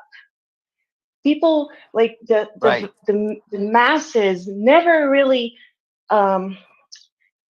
religion spread through power. So kings, right, you know, because of economic advantages, and for like I said, for power and all that, and the people follow. But that doesn't mean that the people are like, oh yeah, Jesus. Like, no, I don't believe that. And I think it's the same with Islam. If you look at Northern Africa, where the Amazigh people live, that have been, I cannot think of the word, that have been made Muslim by the Arabs, it's the same fucking thing. And like, okay, so like Christianity is now like a leftover here, and now it is Islam, but it's like the same thing. And Islam will also go through the same process as Christianity did. You know, if I look at the Muslims here in my country, they're Muslim, but like the vast majority are not really like practicing. Yeah, I think it'll be a little different. And the reason is because Islam is being reformed around a time when you have global technological system, right? But but during the time I mean of Christianity, the thing that reformed it was basically Greek philosophy. Right. So it was kind of a different thing. You could say like the printing press, or like, you know, and I mean, you know, like people reading philosophy books and stuff like that. So I think even then, you know, you could say the reform, the thing that you know, prompted the reform was technological, right? But this whole technological system is totally different. So I think Islam is going to change and adapt to it in a totally different way. Yeah, and you can already see that, because what you have in Islam is like you have like guerrilla gangs and stuff. Right? It's kind of a different situation. Yeah. It is like I'm very critical of like immigration in my country, and then like, you know, people are like, you're racist, or like you hate Muslims, or like I don't care what your religion is. But like, where was I going with this? I see two things happening. I see people that like really want to like adapt to, I wouldn't say like our Western, like make it a more like an internal process religion. But I've also seen that with generations, some become more radical, actually. And I also think the difference is because they still have a homeland. Am I making sense? That is like, yeah. Yeah, like Muslims from Pakistan are way less Islamic, right, than American-born Pakistani Muslims, because they're basically like, you know, they're using Islam as a defense against the society that they live in. They don't know that Pakistani Muslims have moved on. Yeah, exactly. You know what I mean? Right. So, that is so true. That is so true. Yeah. Yes. Right. Yeah. Oh like, yeah. We have a lot of Moroccans here. We have a lot of Moroccans here, and then like, you know, obviously there's a lot of, well, there's shit everywhere. But anyway, but like in Morocco, they're like, you know, they have become, should I say that, like a more free society. But then like here, they cling to it more because it's also part of their identity, I think. I don't know where I was going with this, actually. I already forgot. I'm sorry. Carry on. no, I totally get what you're saying. A long drop off. I've got somewhere to be, but it was really nice to meet you guys. Yeah, blessings, Inferium. It was great to meet you. Have a good one. Have a good day. Yeah, have a beautiful day, madam. Bye. You too. Bye.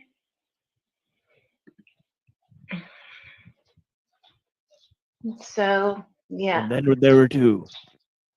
Oh, did Twilight leave us? Yeah, I don't know where he's gone off to, but I'm sure his phone's crashing out or something. Probably. Oh, You're stuck with the Muslim. Oh no, wait, there he is. What?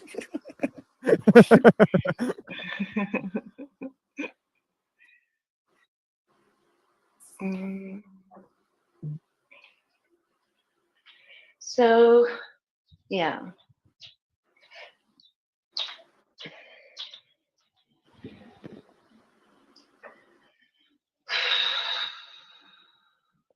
What's wrong? It was just like a deep sigh for the state of the world. You know, you have to do it every now and then. Right. Yeah, yeah, sounded how I feel, definitely. That's true. Yeah. I'm trying to remind myself, like, you know, there's like, I would say the Bible's right on that. There's nothing new under the sun. It is always basically the same thing that just happens, like cycles over and over and over. And I think that's also just a part of life, you know. I don't really know, like, these days what I truly believe. What I do believe is that we're here for improvement, to improve ourselves. And I think like struggle and like all those things are just a part of life. You know, struggle is the law of life. An Austrian painter said that, but that is true. Struggle is the law of life. Everything that lives struggles. You know, a seed that is planted struggles to go to the surface towards the light. You know. Yeah. Are you familiar with Jason Reza Giordani? I don't think so. Oh, Maybe if you type you might want to check him out. Yeah, he's one of the top philosophers of our time. Yeah, he does break the rules. I mean, am I lying? I mean, I think he's phenomenal. What was? Oh, you're being for real? I thought you were being facetious. Oh no! No, I'm a huge fan and critic for sure. But yeah. Oh, you really are both. Oh well, yeah. I mean, yeah. I mean, I guess I am too at some level. Oh yeah. I mean, yeah. Type the name in the back chat so I can look it up. Oh yeah, I got you. Yeah. Oh, hey, Safe here. Hello. Yeah. I mean, I guess that's fair. Yeah. There are little things about him that are just kind of like, But I mean, I also think he's a trickster because I mean, he says it himself. So it's kind of like, considering what happened to him in the past and what his views were, and he says he's a trickster, and he talks about how Nietzsche was a trickster and how people misunderstood him. And it's like, yeah, I think they did. And like Nietzsche was kind of like taking you through his own like alchemy, essentially. And I completely understand that because I did it myself without even knowing what I was doing, really. Like, and you understand that Nietzsche was like saying shit not to like create like doctrine or make like absolute statements, but to make you think about what he's telling you. And then like reflect on that, like in a mirror. And like what it is that disturbs you about it. So like people like he's hard to read. And so like Nietzsche's another one because a lot of people people think that I love Nietzsche. Yeah, because my agreements and disagreements with Nietzsche, they reflect on my agreements and disagreements with Giordani. Because the parts of Nietzsche that he rejects, because the parts of Nietzsche that he firmly rejects, I'm like, whoa, I'm like, those are the greatest parts of Nietzsche, in my opinion. So him trying to put well, it has to do. Remember that Giordani is a Satanist. Oh yeah, not in the sense that I am. What I'm against is his transhumanism and his Zionism. That's pretty clear. Well, but all of his other styles of his philosophy, because his whole idea that philosophy needs to move on, like it's stuck, right? Like, and they need to bring in like all this occult knowledge and and all these other reflections. I think he's totally right about that. That postmodernists, and the occult have totally, they've given a gift to philosophy if philosophy will only accept it. But I think his critiques of the modern situation, I have some problems with it for sure. Well, he talks about like the ones in power, shall we say, or believe they're in power. He does talk about that. He's just, again, remember what he went through and remember what his beliefs were before this happened. And then remember that he's embodying the trickster archetype, and he's telling you to your face that he's embodying the trickster archetype. So what I'm saying is, I think that with him, not everything is what it appears to be, simply because of what he went through with his infiltration of the alt-right. Do you get what I'm saying? I think he's watching his words carefully, and he's like, you get what I mean? Maybe I'm wrong. Well, he's one of the architects of the alt-right. This is not thoroughly discussed. You know what I mean? But I think his whole ideology. Well, that's even more like the fact that you look at like Prometheism and the way he talks about that and the way he talks about the adversary. Okay, well, maybe it's because of a commonality between me and him. Maybe that's why. Maybe I should look more into that. But there is, so maybe I should discuss that. Okay, like he sees the archetype like I do, very much so. Okay, so when he talks about the adversary and he talks about Satan or Satanya, which is the female version. Remember, I keep saying this all goes back to the feminine. Satanya was the Iranian, Aryan, God, she was a Titan Gorgon that looked like Medusa, who was connected to Lilith, by the way, with the snakes in her hair and all that. Right. Okay, but she goes back to the Nart sagas, which is Iranian, Scythian, fucking, it says it's 3,000 years old, but when you know how old the Scythians are, like, no, it's not. And it's literally Satanya, Satanya. Okay. And, like, I believe, in Sophia, and that this is the dream of Sophia, and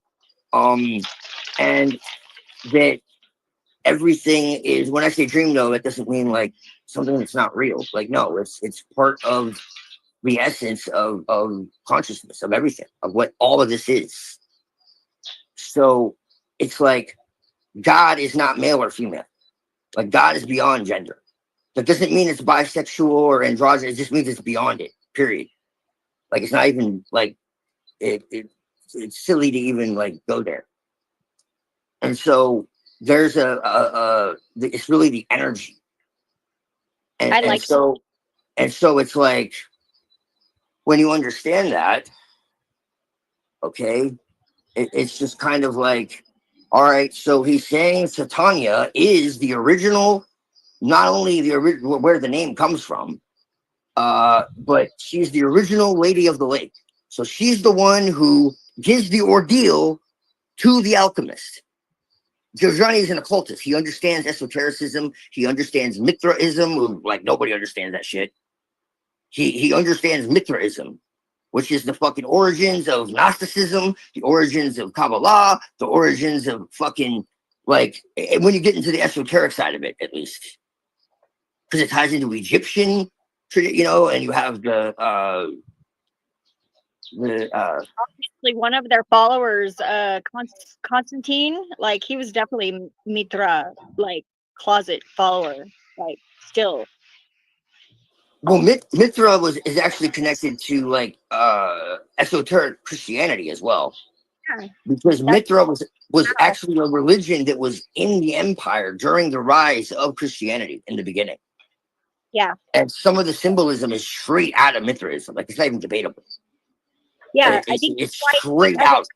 There's other practices because some of them were made secret, but the rest of them became Christianity. Mithraism is one of the most like hidden religions on earth. It's been completely shrouded in darkness. Yeah, I like Zurban too. Zurban is cool. Well, they're connected. Zurbanism was actually created by Mithras, to actually get the Zoroastrians on target again, because Zoroastrianism was basically a misunderstanding of Mithraism. Because the reason I'm bringing this all up is because Giorgiani wrote a book called Metapolemos recently, which is basically like this idea that struggle is impossible to ignore, to avoid. Yeah. And through that is the alchemical, because whatever it is that has put everything into motion, okay, the purpose of existence is knowledge and to grow. And we have an endless ability to grow, but we're not like where we because our senses and our society has been so hijacked, essentially. We're not able to realize like what we're actually capable of, and like that's really the long and short of it. Well, that's the really short of it, but yeah. And like if there is a benevolent system of people that are like warrior philosophers, that have a certain direction, a telos, that can get a hold of, like, I don't know how to. I don't know how to make this simple. I don't think it's possible.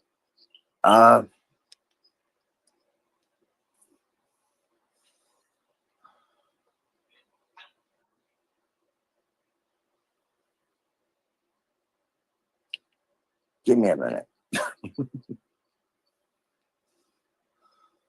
Take your time. Well, it's just I'm trying not to like go into too many subjects at once. That makes things confusing, but it's kind of inevitable.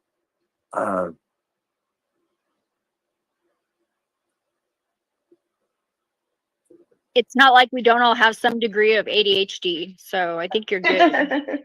Well, no, I know, and that's even more so why I'm trying to be succinct and concise. Like I just, yeah.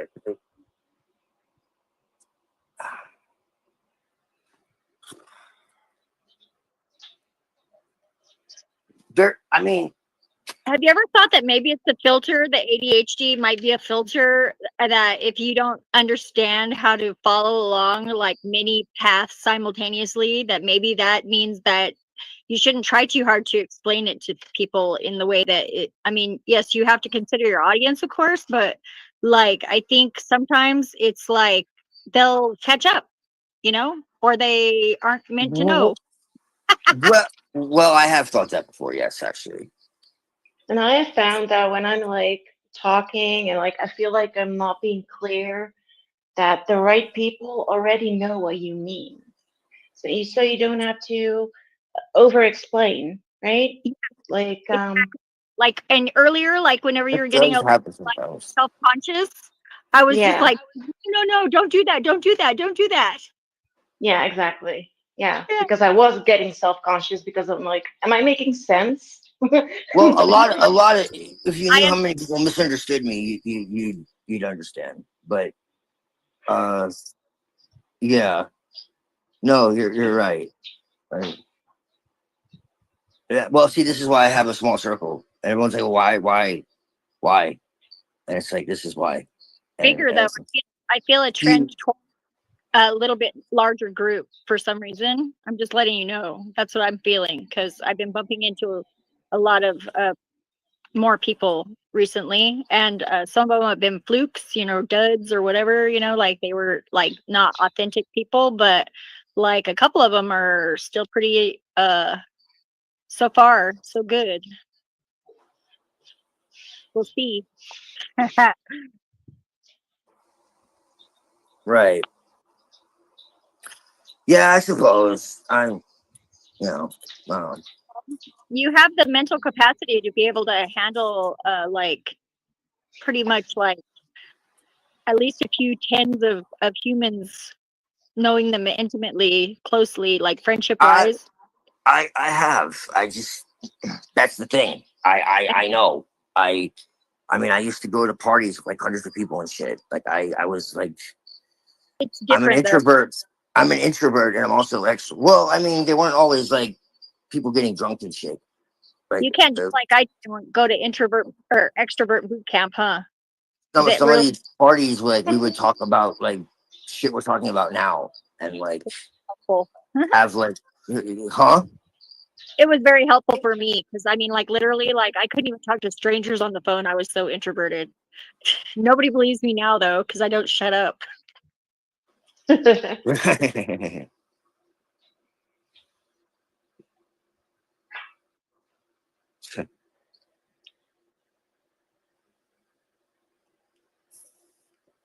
I say right before I shut up. So okay, like the whole story of like the Mithraic story of what is where the whole idea of Yaldabaoth comes from, and I think it's like one of the coolest stories, personally.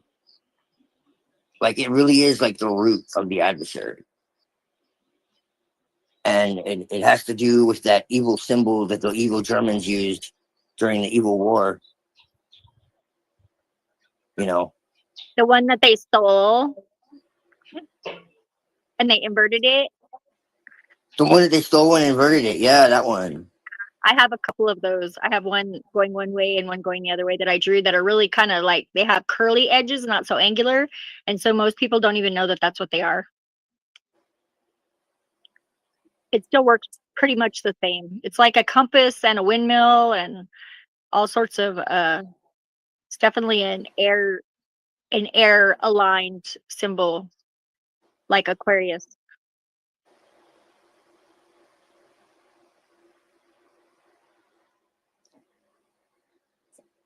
Like Aquarius.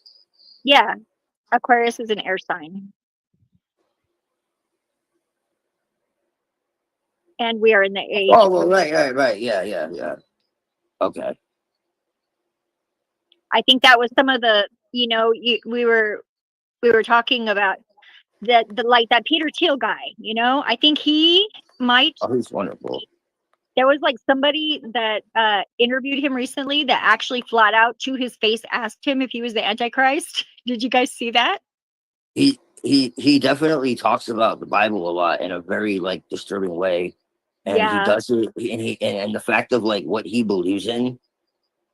That's like a serial killer talking about like happy things and like playing with their like knife. Like that's really disturbing. It can be, yeah. And with him, I think there's a tendency towards that. But I think, you know, I think that Christian nationalism is like, I think a lot of that is. It's a wonderful thing. Yeah, it was another option. Yeah, I think it's great for the world.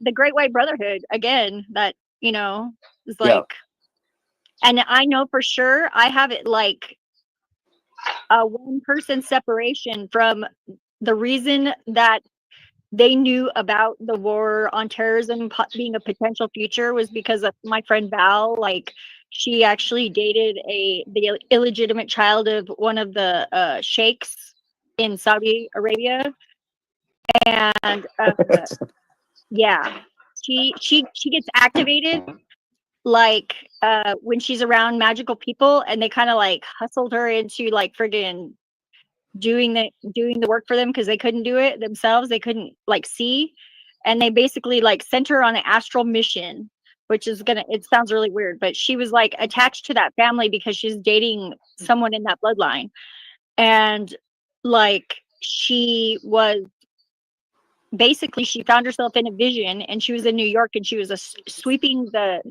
steps of the library, the big library, and she could see this guy that she was like, that's not the Ayatollah Khomeini. Who the hell is that? Well, years later, she found out it was Osama bin Laden, because that's like, whenever she saw that guy, she was like, oh my God, that's the guy from my dream. And she put it all together. Like, she basically, they sent her in there like with a broom and told her that she was supposed to like do something like heroic, and then so she was all like friggin' super activated, and then like she couldn't do anything. She just like sat there and had to watch, and she saw everything that happened on 9/11, like, and she saw the guy watching what was going on, and she was very confused, and she even had like, she had decoded it down to like dates and stuff, but she didn't know at the time. Of course, you know, it's like, it's 2020 vision is always perfect, right? When you're looking back in time. But yeah. So she didn't know it at the time, but like she told me this wild story, and it was crazy because she was from New York. She like grew up, like she was born in like 1945.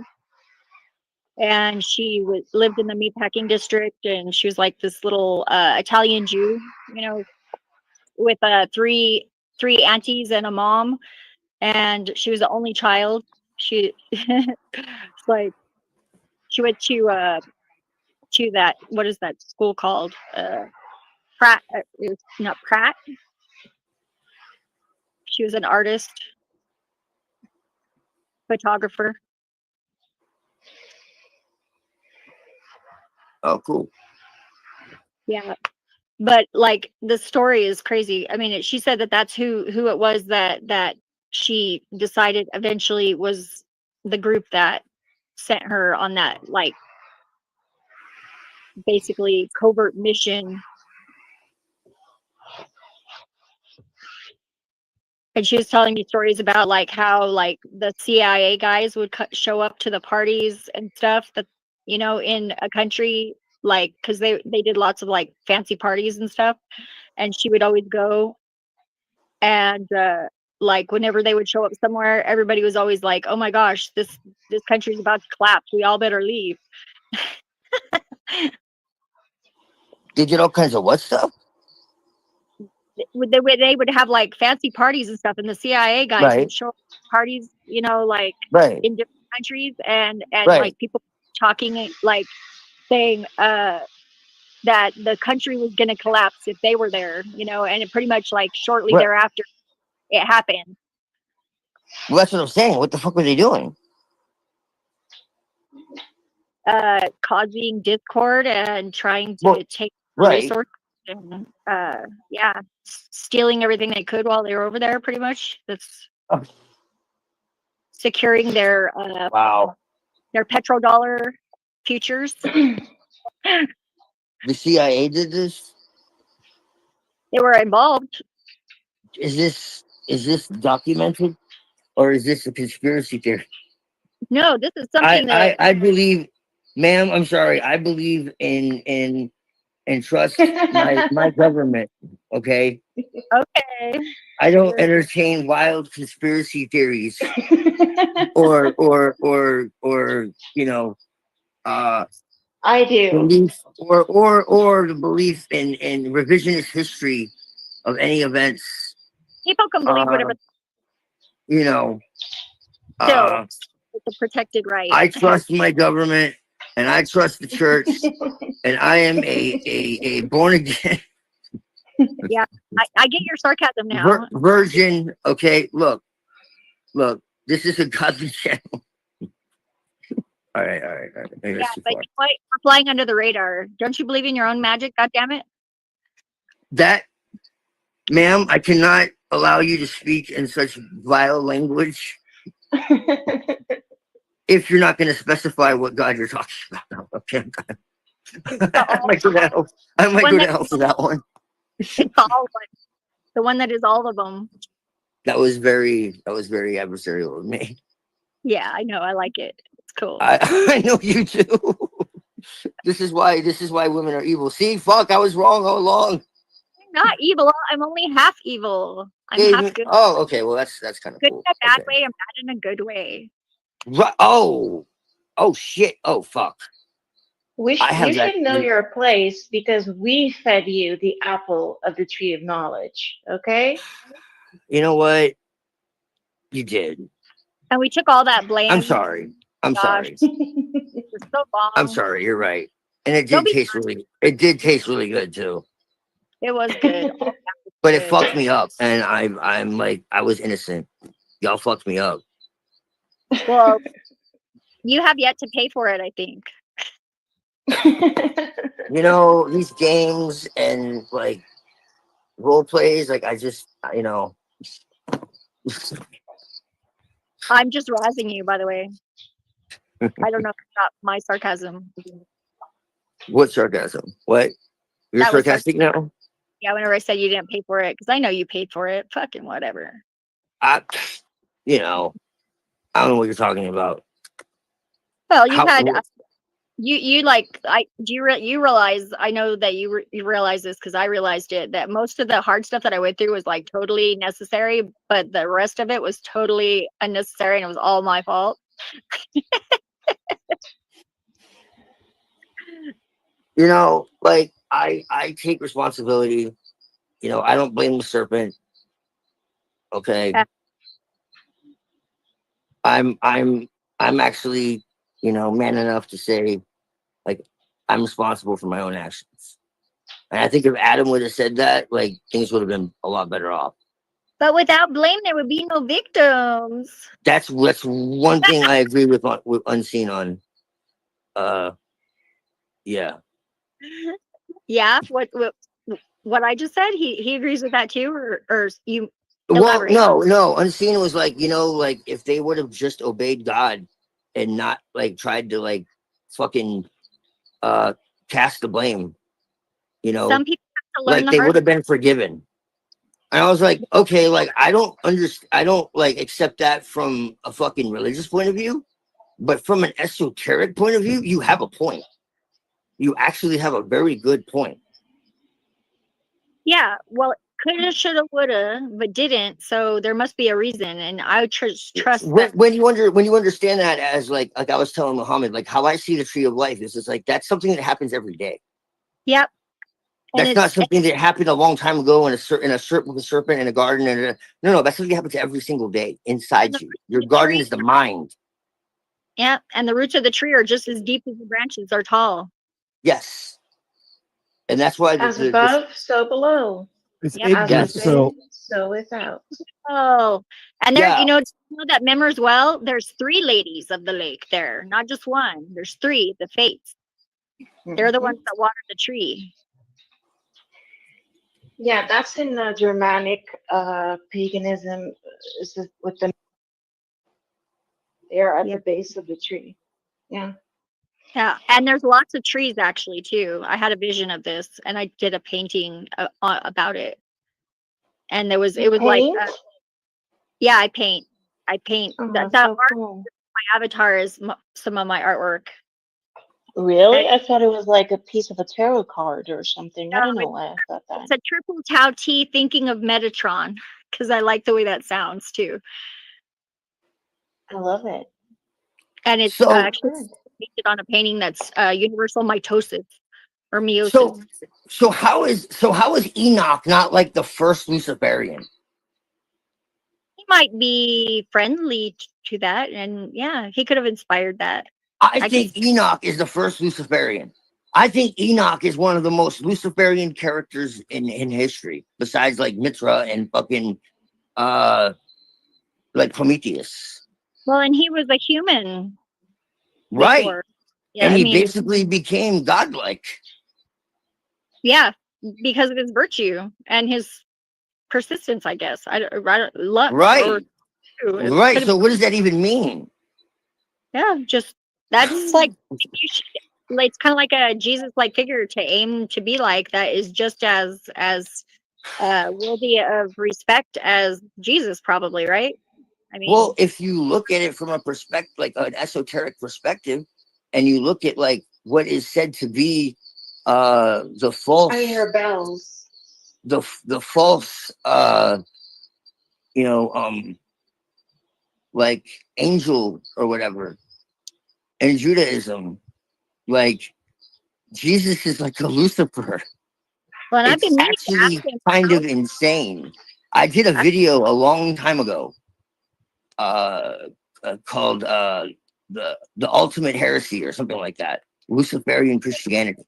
And I went through verse by verse by verse by verse, showing how, like, in the Old Testament, it's talking about like the deceiving spirit. And it's like, it's saying like its attributes and shit. I'll be here forever, for real. If I go into it. And then like it shows, and that's why they like reject Jesus. If you actually look into it, it's kind of insane. And then you look at like all the pagan like baggage that Christianity, I'm not saying Jesus, because you know how I feel about Jesus. But Christianity has like all these pagan like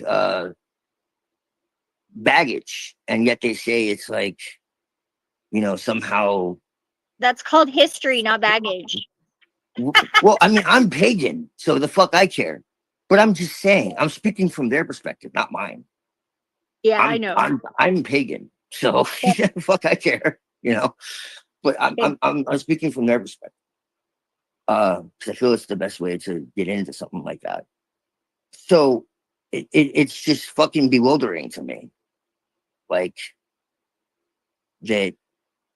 that's the case. You guys Like, were talking about Nietzsche earlier, and I've been looking more into the optimistic nihilism, and I think that like what I am is like kind of like an expansion of that, actually, because the absurd nihilism is like pretty much like it's like that, but it just takes it another step further. oh Lord, don't be a nihilist. No. No, it's nothing doesn't exist, because once you name it, it becomes something more. So it can't be nothing. Well, nothing is the only thing that exists. Well, you create your own meaning, so it's So in that sense, yes. I mean, yeah, but that's what it is. My version of it is that. All I know is that I'm a material girl. That in a I just material wanted to world. say that. Yeah. Yeah, and there's so much empty space in all the stuff that makes up matter. I mean, it's like so crazy. I mean, it's part of it. I think that their empty space though is just shit that they can't define. Well, I think it's energy. Well, right. Dimensional shit, yes, for sure. Yeah, it's plasma, is my guess, to be honest. I think we live in a plasma cosmos. Probably close. Yeah. Are you familiar with the Kordaluski clouds? No. Oh, I've never heard that. See, you know might what? want to Google that one, because that shit is like crazy. Huh? So you might want to spell it for me then, please, if I have to look it up. Oh, sorry. I've been learning like different languages lately. Yeah, yeah.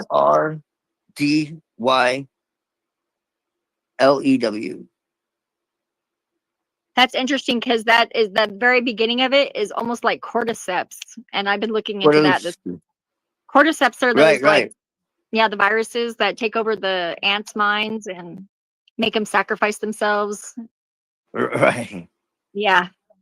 This is some wild shit. To me, this is like absolute evidence that there is something way beyond humanity. I don't know what the fuck it is, but it's what man has called God. Well, and I think our creativity, whatever that is, our metaphors and entendres and double meanings and layers of communication, it is a double-edged sword as well. It's like it enables us to still speak in, I mean, language is essentially symbolic in a way, if you really think about it. Yeah, it was originally, yeah. There's a really good book called The Alphabet. I believe it was Leonard. What's Leonard Shlain, The Alphabet versus the Goddess. And it talks about how we went from right brain symbolic thinking to the word, and how it changed not only the way that we wrote, but the way we saw reality and reacted to it. Like that recently too, like with time, because like just a few hundred years ago, like things were not moving at such a pace that we had like decades that had definite different styles and things like that. I rewatched a show this morning that I watched a while back that was I think it's what's his name, gosh, it's got a dumb name, but it's, I just had it. My brain just like said, psych. So I have to quit thinking about it. So he'll pop it back up like toast. Vsauce. Thank you. It's a dumb name, so that's why I can't remember it. And it starts with a letter. I'm usually good at the first letter, but V, I'm like, but yeah, Vsauce. I rewatched Vsauce this morning. It just came on my like autoplay whenever I was watching some other things, and he was talking about that. What we were just talking about, how time, and he actually like he got into the. Have you guys heard of the dictionary of something sorrows? It's like dictionary of infinite sorrows. It's got some new words that are very useful for humans nowadays. One of them is sonder, and that's like the realization that every other human has like I'm not sure that I'm fully human. Do I count? Yes, it counts. Every single conscious being has like a life that they're like the first person like hero in themselves, you know, and it's just as vivid and vast and detailed as your experience is potentially. And he came up with chronosonder, which is like all the people in the past also all of that same detail and all of those lives that they lived. And I think that I'm going to take it one step further and go, there's like meta chronosonder, because there's like, we all recycle in some way. I don't know exactly that it's not an illusion reincarnation, but well, I think it's just time. We have to define illusion, because a lot of people get lost in what that actually means. Well, and they confuse it with like caused a hell of a lot of confusion, especially when applied to like Eastern mysticism. Yeah, because there's actually like multiple dimensions of meaning to that, for one, and then there's also this idea that it means it's not real, and that's not what that means. Magic. Huh? That's why they added the K to magic, because it was confusing. Right. Yes. So we just need to define it a little bit better. That's a good point. Yeah, that's a good analogy. Well, and that's what I did with awesome. I made, it's not AWESOME. Whenever I say it with the parentheses, open, closed parentheses next to each other as a O, sort of. So it looks like a Vesica Pisces. And then it's SSUM. And it just is, it's like it's the no fear version of awe, because you're not afraid of God. You still are cautious, and you know that. Well, you're because you don't want to. Why would someone be afraid of God? Especially if they know that God is love. That's what all Christians have to be God fearing. You know, it's like I mean, how can you God if you don't fear Him? And I think that's bullshit. You should respect like what's righteous and divine. Yeah, I mean, say that. Duh. But it's like respect, dude. Like you don't need to fear if you have respect. Like it. But you only need fear if you're not right. You know what I mean? Like implies fear. Just like awesome is the other end of that spectrum of that meaning of the word, because like all words eventually turn to their opposite. So I'm making a new version of it. Literally be a good person. Just literally be a good person. Well, see, literally be a good person. What does that mean though? And it's like you can't tell them. What does it mean? It means have fucking common dignity and courtesy and kill people. Try to be respectful. Don't be yourself. You know, like those things you're not supposed to do. Like the fuck. I think it's very like good to like tell me if I have like a booger hanging out of my nose, but some people would consider that rude. You know, there's nuance. No, it's rude not to say anything. I think it's rude not to too. I would want somebody to tell me so I wasn't looking like a friggin' idiot. But some people get offended whenever you do that. They're like, "Oh my god." It's like I was like talking to my friend Kelly's friend, who's a big girl, but I like totally don't like. I don't like have any sort of like discrimination against her for that or anything like that. And she was like talking about how she was dieting and stuff. And I told her, I said, you know what the trick of it is you have to eat good fat and your body has to, and blah, blah, blah, blah, blah. And she took it as I was calling her fat. You know what? She didn't say anything. She didn't say anything at the time. Like, I would have set her straight right away, but like, no, I had to like come over and have her be there because she was avoiding me after that. She was mad, and my friend Kelly told me that she was mad, and I was horrified because I was like, that is not what I meant. What the fuck? What the fuck? Some people are just way too fucking sensitive, and there's nothing you can really do about it. You know, you got to try to be respectful. If someone can't see that you're being respectful, especially after you try to tell them, then it's on them. That's the way I see it. And if they want to be punks to you, like, you can be nice to them still, but I feel at that point you're disrespecting yourself. Like, it's just, yeah, no, I you got to remove yourself from the situation, or just like be like, hey, like, you're violating my fucking boundaries. And if you're going to violate my boundaries, then, you know, because I mean, at some point, like, look, this is the way I see it. Like, I understand where you're coming from, but at some point, you're violating yourself. Only if I like, no, you're doing it either way. I don't think so. It just depends. Everybody has different capacities, you know, and my capacity to tolerate that is pretty even keeled. You know, it's like sometimes I know that people make mistakes. I make mistakes all the time, and I want people to treat me how I would like to be treated, and that's how I'm going to treat them. Is like with that same, like, it's an oops, not like something I have to pay for forever.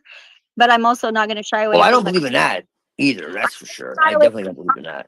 Whenever I tracked her down, eventually bumped into her, I like told her very clearly, I apologized first because that's, you know, I didn't mean to hurt her feelings. I didn't realize she was so sensitive, but then I pointed out that she was being very, very sensitive, and I was doing the exact opposite, and she apologized to me. But yeah, and she doesn't hang around anymore, surprisingly. Not even with Kelly. It's like those things expose themselves if you just allow yourself to be yourself.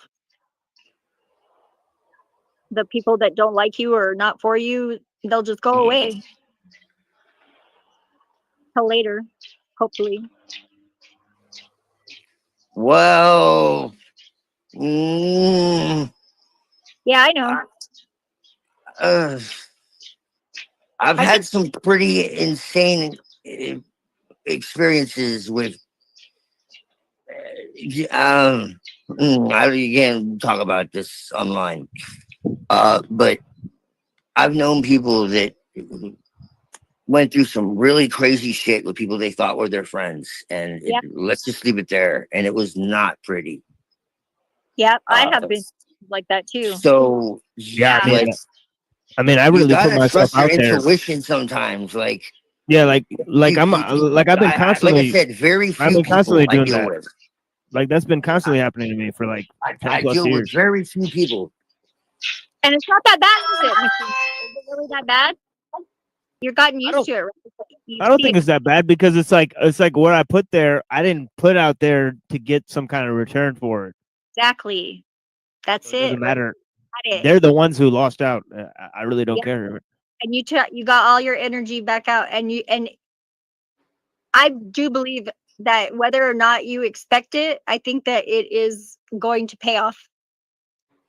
I don't know if it'll be in this lifetime or what, but it doesn't matter. It's like it's paying off by you being a good person in your experience as well, right? That's how I feel. It's like knowing that you're living true to yourself. It's a very good feeling.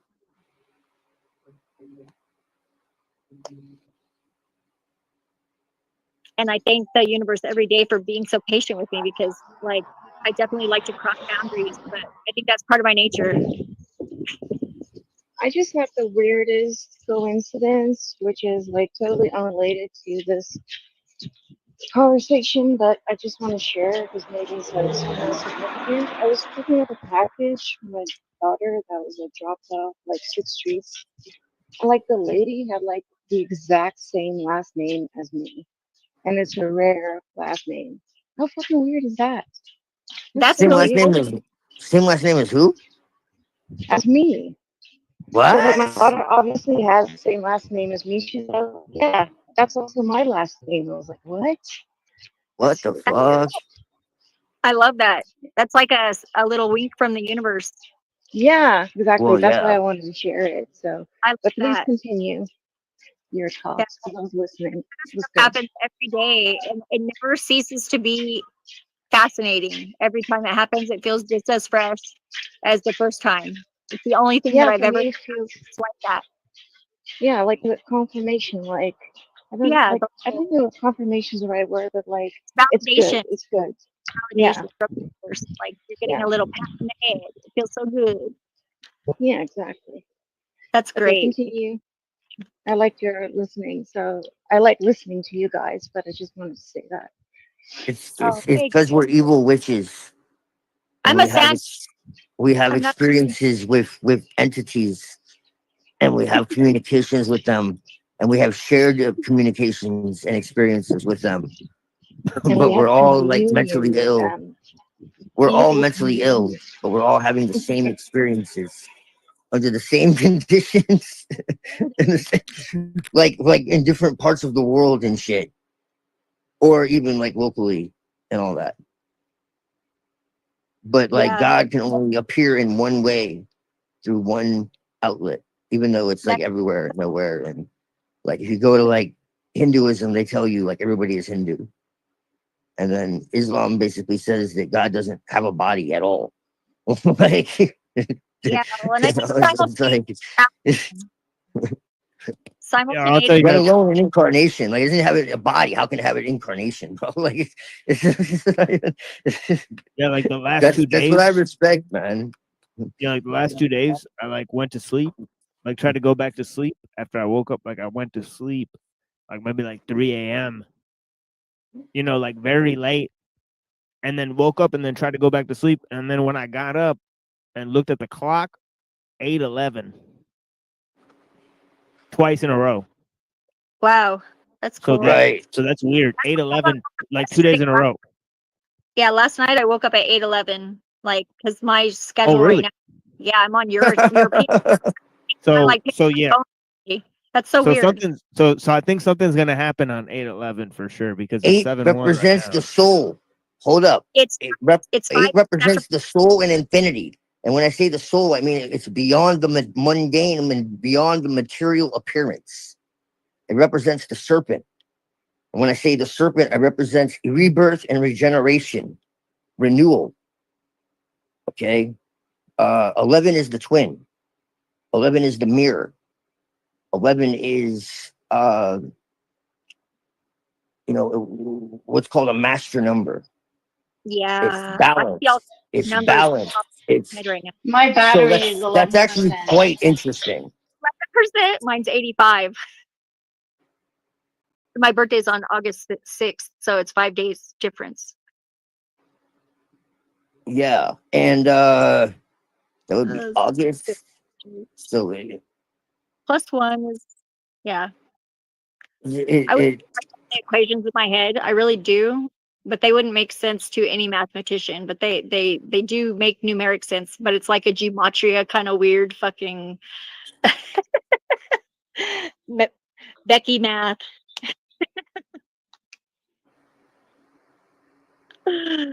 well, that's interesting that you're seeing that because essentially, like how I read that is that's something that's like under the surface in your life. It's like getting your attention. You know, Can I say like something? this shit's not random. Sorry.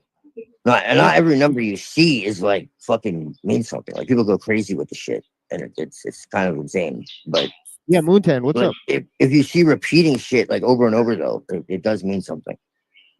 Can I interject on something about the number 11? It's random, but maybe you'll find it interesting. In my country, like the 11th of the 11th November is, we call that the 11th, the fool's number, is like rooted in folklore. Like even in the Middle Ages, like the number 11 was associated with all these guilds and like fools with jesters and all that. But like I'm sure you guys know Carnaval. Like you also see like in South America, right? Like they have Yes. and Mardi Gras and like that kind of shit. Like we also have that here in the South because we're Catholic. And so, but the 11th of the 11th is 11 November. The season of the Carnival starts. And I just wanted to share that about the number 11. It's also the Fool's, like the Jester's number. And I very much identify with the Fool card because every now and then I'll say something really profound, but usually I'm just like rambling and like making jokes. I know that I'm very intelligent, right? You're But like, funny as hell. I'm also a bit like, yeah, like I really identify with the Fool. And Well, so do I. This kind of sort of. And Which you know, is why I think Giorgiani is, because the way he portrays himself, I just get a very strong feeling that he is. yeah, he looks like a bit of an imp, a little bit gesture-ish. And because of what his connection was with the alt-right and what his beliefs were during that time, it's just like, yeah, I think Well, he's a and jester. I identify with the tricksters. Like I have like a spirit animal that is a crow, and the Kokopelli is the like native. Yes. Yeah, he's the flute player. Right. And I was gonna tell you too, Muntan, is my daughter's birthday is like exactly 6 months earlier. It's on May 11th. My oldest, and my mom's birthday is the 1st on May Day.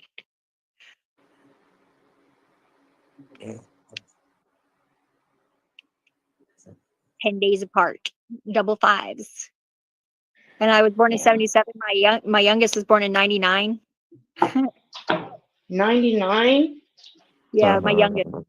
Yeah, 99. And I'm 77. That makes me feel old. Well, it makes me feel old too, but I was born in 77, so. Okay. I don't think I'm okay, so I'm not the oldest. How old are you, Twilight? 50. No, you're not. Of How course, old are yes, you? I am. I'm 50. No, yeah. you're not. You're no, not. you're not. My I'm gonna be 48 soon. I am going to be 38. Yeah, so that's crazy. That means, so you were born in 88 then, right? Or no, was that? Yes. Yeah, so Yes. you're 11, you got an 11-year too. That's crazy. So I cool, never bro. even thought about it. Well, yeah, that is true. Mm-hmm. Well, and the That 8, is so cool. yeah, it's like crazy. I'm seeing all these equations in my head, and I could never write them down, but it's really awesome. I'm like, this is calculating. It's making sense.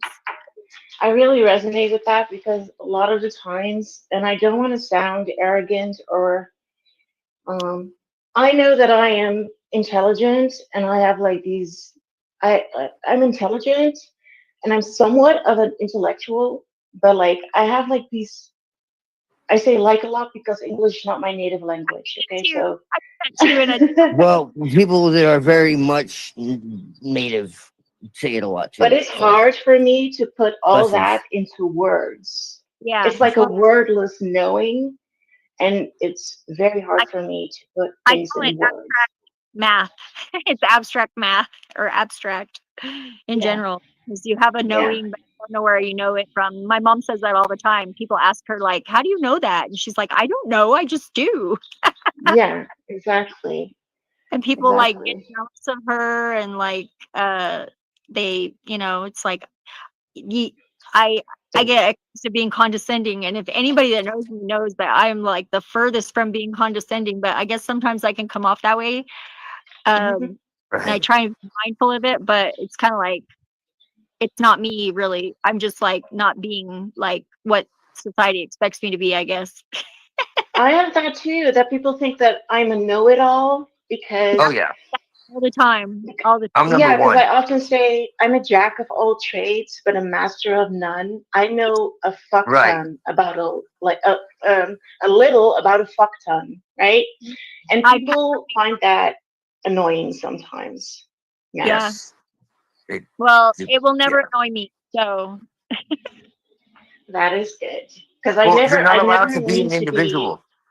You can't be an Hmm? individual. That's why you're not allowed to be an individual.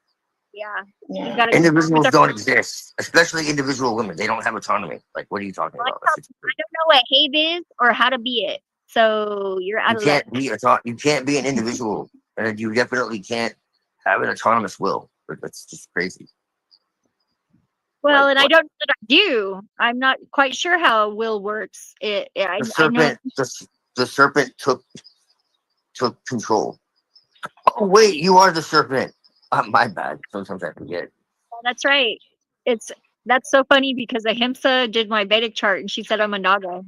So I guess I get to be and I was born in the year of the snake, so it was a fire snake. That means nice. Oh, yeah, and if you were 1 year instead of 11 years, if you were 12 years, you would be a snake too, but you're a dragon then. That means you're a dragon in Chinese. Moontar. Which is Me? like yeah. Wow, that makes perfect sense. I thought Yeah. it was a. My Oh, mom's the wow. dragon. My mom is the dragon. She's actually an ox and a Taurus. So she's a I've double. always wanted to be a dragon. So that I makes am a perfect monkey. sense. I am a monkey in Mayan. In Oh, Mayan. thank you so much. My daughter is a rooster. I am a monkey in Mayan. And like she is like